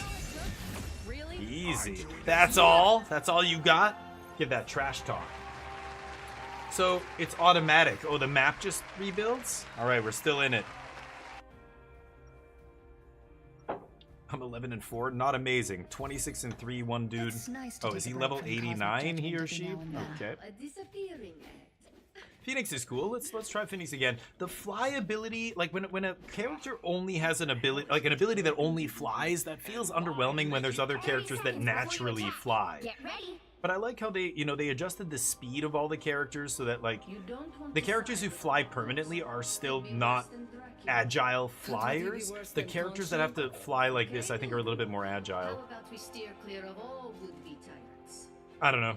Again, I don't know anything about this game. I'm just going by total anecdotal feel, like just what I feel in the moment of playing these characters for the very first time. My very first impressions of movement and dodges and abilities and shooting. She's got a decent fire rate. Like, fire rate's obviously a big part of this game. The flight is very short, though. What is that, about 6 seconds or 7 seconds? Why did that just break? Can't catch me. You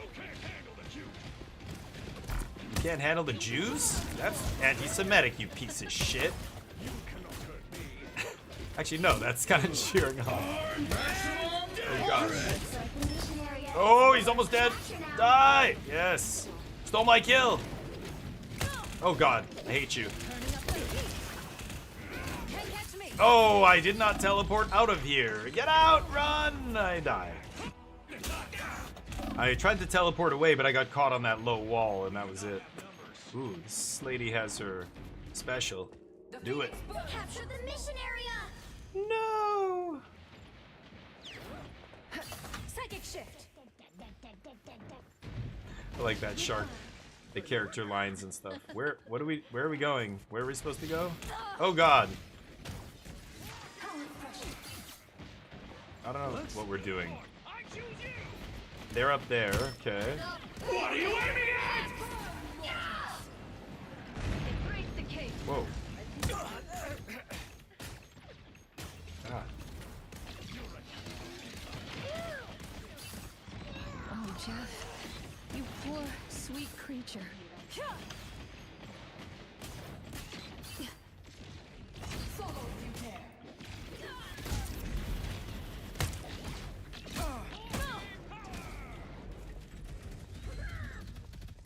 Damn it. Sniping this guy. Your team's capture progress has passed the halfway point. Go up. Turning up the heat.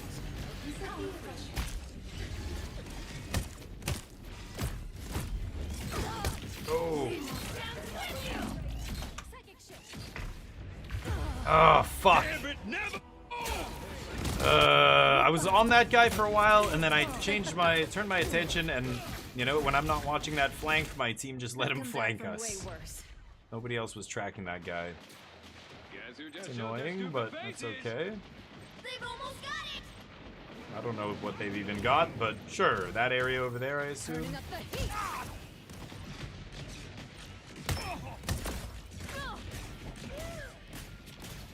Hi. Man, it looks like I'm right on it, dude. This is real firepower! Again! Oh, that's a lot of dudes around me. Oh, I have my special? Okay, I have my special too. Nah, whatever, we lose. I'm over it. Get the chance to play one more Psylocke? Sure, I'll try Psylocke. Psylocke is very sweet. My brother used to draw a really mean Psylocke. I know that sounds ridiculous, but my brother loves Psylocke. If you want to see some really cool art of her, I don't know what, I don't know, you'd have to go through his like Instagram or something. I'm sure you can probably find some sweet Psylocke art, but even as kids, he would draw her, you know, in the classic outfit, like her comic book outfit, which is very revealing, but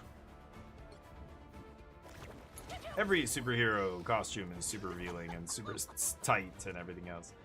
Literally like painted on, right? Oh, I guess I could have just gone one more round, but I want to actually look at my heroes' abilities. Psylocke. Let's see what you do. Yeah, this is a weird outfit for her. That is not the one I remember, but she's got telekinesis, so she can do the Psy Blade, which is her big fist thing, right? See, that she never had in the comics, the crossbow thing. How do I see the... I guess I have to go here.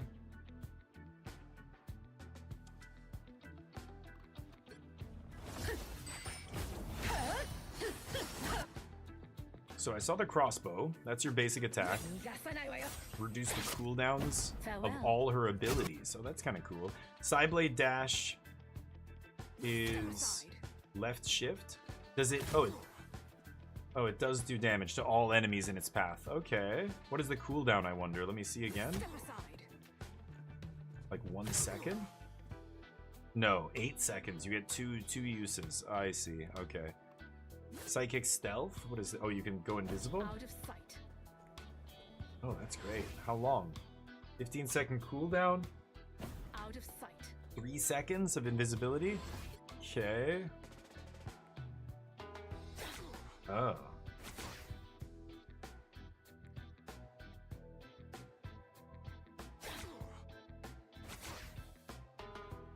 Oh, it's like additional health? Oh, that's crazy. How much? Holy shit. So 50 and then 25? But you only get... How many do you get? Just 2. Right click. And then you what? You right click again to recall them. Okay. And the dance of the butterfly. Slash them. Is it anybody in the circle? I assume it's anybody in the circle. That's a big circle. Okay, cool. I got it. Play. Sure. Let's try her. She's the hardest difficulty? That's kind of interesting. Kind of surprised to see that, actually. But cool. Instagram. Yeah, sure. I'll grab it after this. Hold on. See if I can find it here. You'll need a top-notch team to win this one.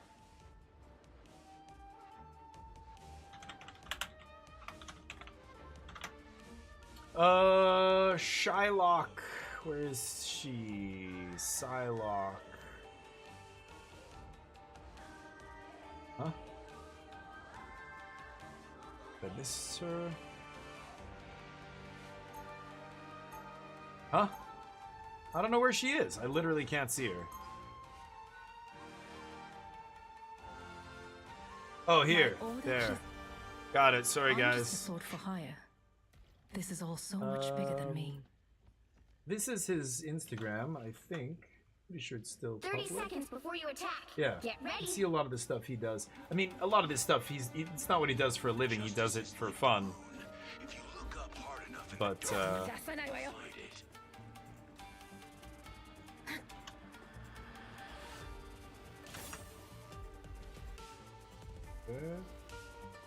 Visibility for 3 seconds, shurikens, and then right click gets me health back. 4, 3, 2, 1. Out of sight. Forgive me for what I have done. Human magic. You need to stop that vehicle in its tracks.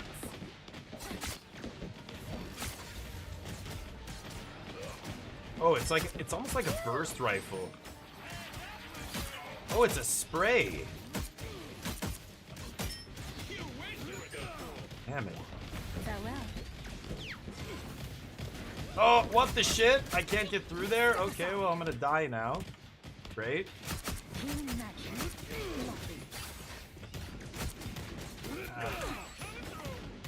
What? I recalled them.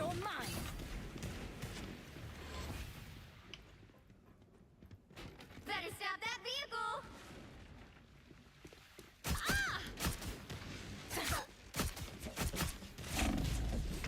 Fuck. So you gotta be really sneaky. I have reawakened. Farewell. Can anybody else use that? That would be cool if your teammates could use that zip line. I'm in trouble. Right, Barnes? What? Was that Punisher? Better stop that vehicle. Am I getting like no... I'm not getting any damage from that far away, right? You're mine. Oh. Recall, recall. Oh, what the fuck? How am I getting killed in one shot? I don't know. As soon as my cover disappears, I just die instantly. I don't know. I guess everybody hits They really... hit a checkpoint. Oh, new spawn Now room. might be a good time to stop them. Sayonara.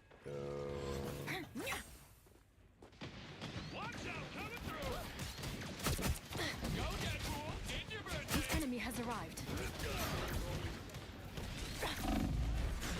Oh my god. Oh, I just teleported and died. God, I feel like we're not timing this correctly. Like my team, this is what always happens in these My games. hunt If we just infinitely respawn, I feel like some of us are not getting there at the same time as anybody else, and so we're all staggered. So it's essentially like a series of 4v1s as we throw single guy, single guy, single guy against their team. We have to rush all together here, right? Anyone willing to help? You get a weapon. You get a weapon. You get a weapon.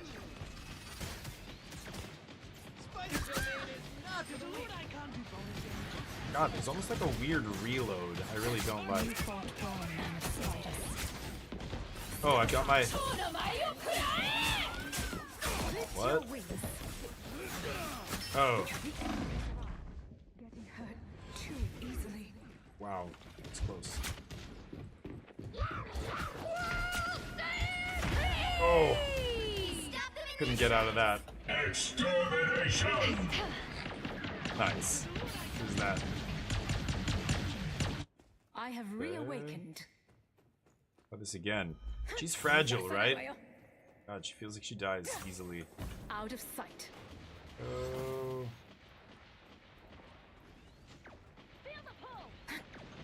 Leave them to Khonshu! Armed and dangerous!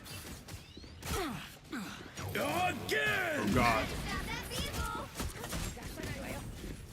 Oh. Oh god. I need that health. Nope. Okay. She's hard. Spider-Man? I have With reawakened. Guile hair? Looks like Guile. Sayonara. There's nothing more sacred than a temple. Our spirits shall meet again someday, little one. Oh, she doesn't dash backwards. That's what's throwing me off too here. Her dash is only forward. They hit a checkpoint. Now might be a good time to stop them. Oh god. I'm gonna die. Shields up. Step aside. I need to heal. You get a web and you get a web and you get a web. Once I get stuck, game over. The enemy has arrived.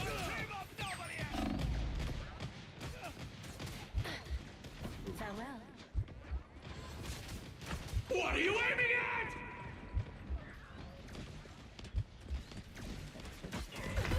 Oh, just noticed the guy flying above. Okay. We gonna lose? I'm back. You're mine. Sayonara. You belong to me. Stop that vehicle. Khonshu never rests. Oh, what the fuck?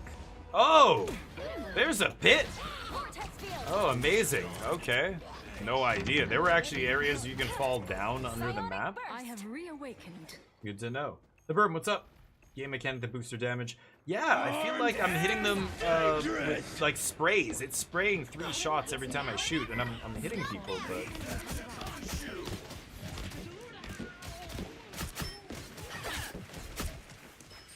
Oh my god, there's like a reload time too, which is nasty. You're mine.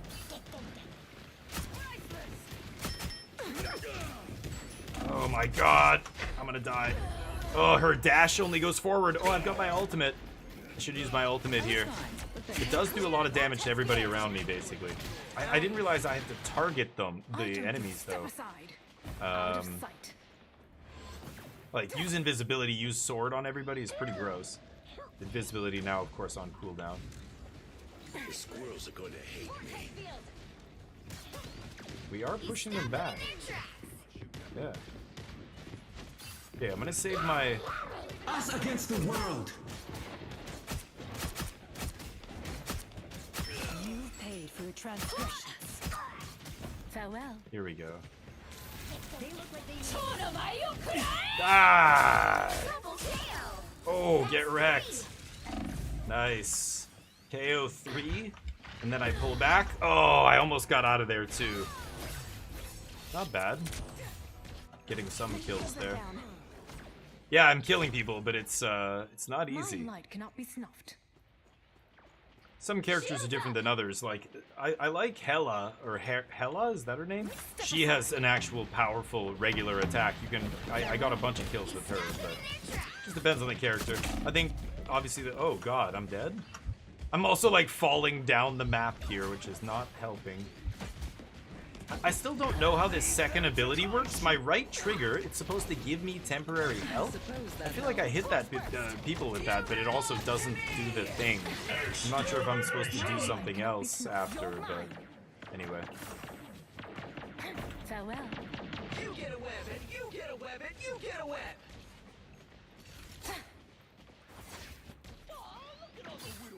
What? A little help, please.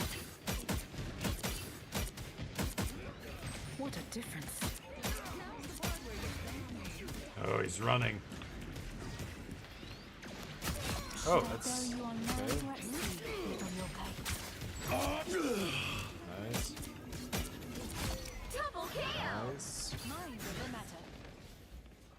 It's all us? Oh, what the shit? Get out of here. Okay. I guess we're good here. Goddamn. Nice. Okay. Only 60 seconds left. Oh boy, here he comes. You sure about that dead pool, you dead idiot? Got him.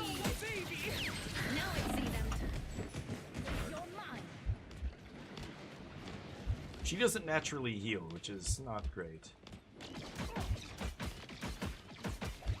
Like, look at that. I'm hitting them from behind. Give them another inch, or else. Down to 30 seconds. But I'm not doing, like, any damage there. I think her damage drop-off is probably pretty high. Like, I really do have to be, like, super close. Are we done? I think we're done. You can't expect to win them all. That's Spider-Man? The hell? Okay, GG. That is Marvel Rivals. Go check it out. You play it right now. Let's go give somebody some love. Skip. Yeah, Deadpool's the new character. Psylocke's cool. Psylocke's definitely fun to play. Stealthy character, but anyway. And that concludes our Marvel Rivals sponsored stream. Let's see here. Give somebody some love, Marvel Rivals. Might play that again at some point. We're going to be doing another sponsored stream soon for the PUBG game that's dropping. It's called PUBG Blind Spot. It's free to play, but early access starts on February 4th. It's going to be opening up, so we'll be jamming a bunch of that. Will you join us for that? But let's give some Marvel Rivals people some love here. Who do we have? Somebody with around the same viewers as us right now. Let's raid this random person. Buffington95? Buffington95. Let's give him some love. He's playing with somebody else, I guess. A buddy, maybe. I did better that time? Yeah, I don't know. The last time I think was I don't know, maybe my second time ever playing the game. But I played a little Marvel Rivals, you know, when it first came out. It was definitely cool. Like, I love the aesthetic. The art style is so cool. But in terms of gameplay, it's not doesn't scratch the itch for me. I don't know. I need something different. But, oh yeah, I'm sure you can get used to it. And I'm sure there's a skill curve and you can get really good and whatever. But yeah, like it just takes time like everything else. So it's just a question of, do you want to spend your time on this versus other stuff? And it's pretty rare that the answer is this for any prolonged period of time. For me, anyway. Let's give this dude some love. Give him a follow. That's the message I'm going to post in their channel. You can give them a follow and say hi, spam whatever emotes you want. They're playing Namor here. So give them some love. I'll be back, not tomorrow, but on Monday for some more Magic and some new games. I want to get into, well, I'll show you on Monday. We'll leave it to chat. We'll let chat choose, but still want to beat the Outer Worlds 2. So we'll be definitely playing that. But anyway, give them some love. Give them a follow. I'll see you soon. Have a great weekend. Peace.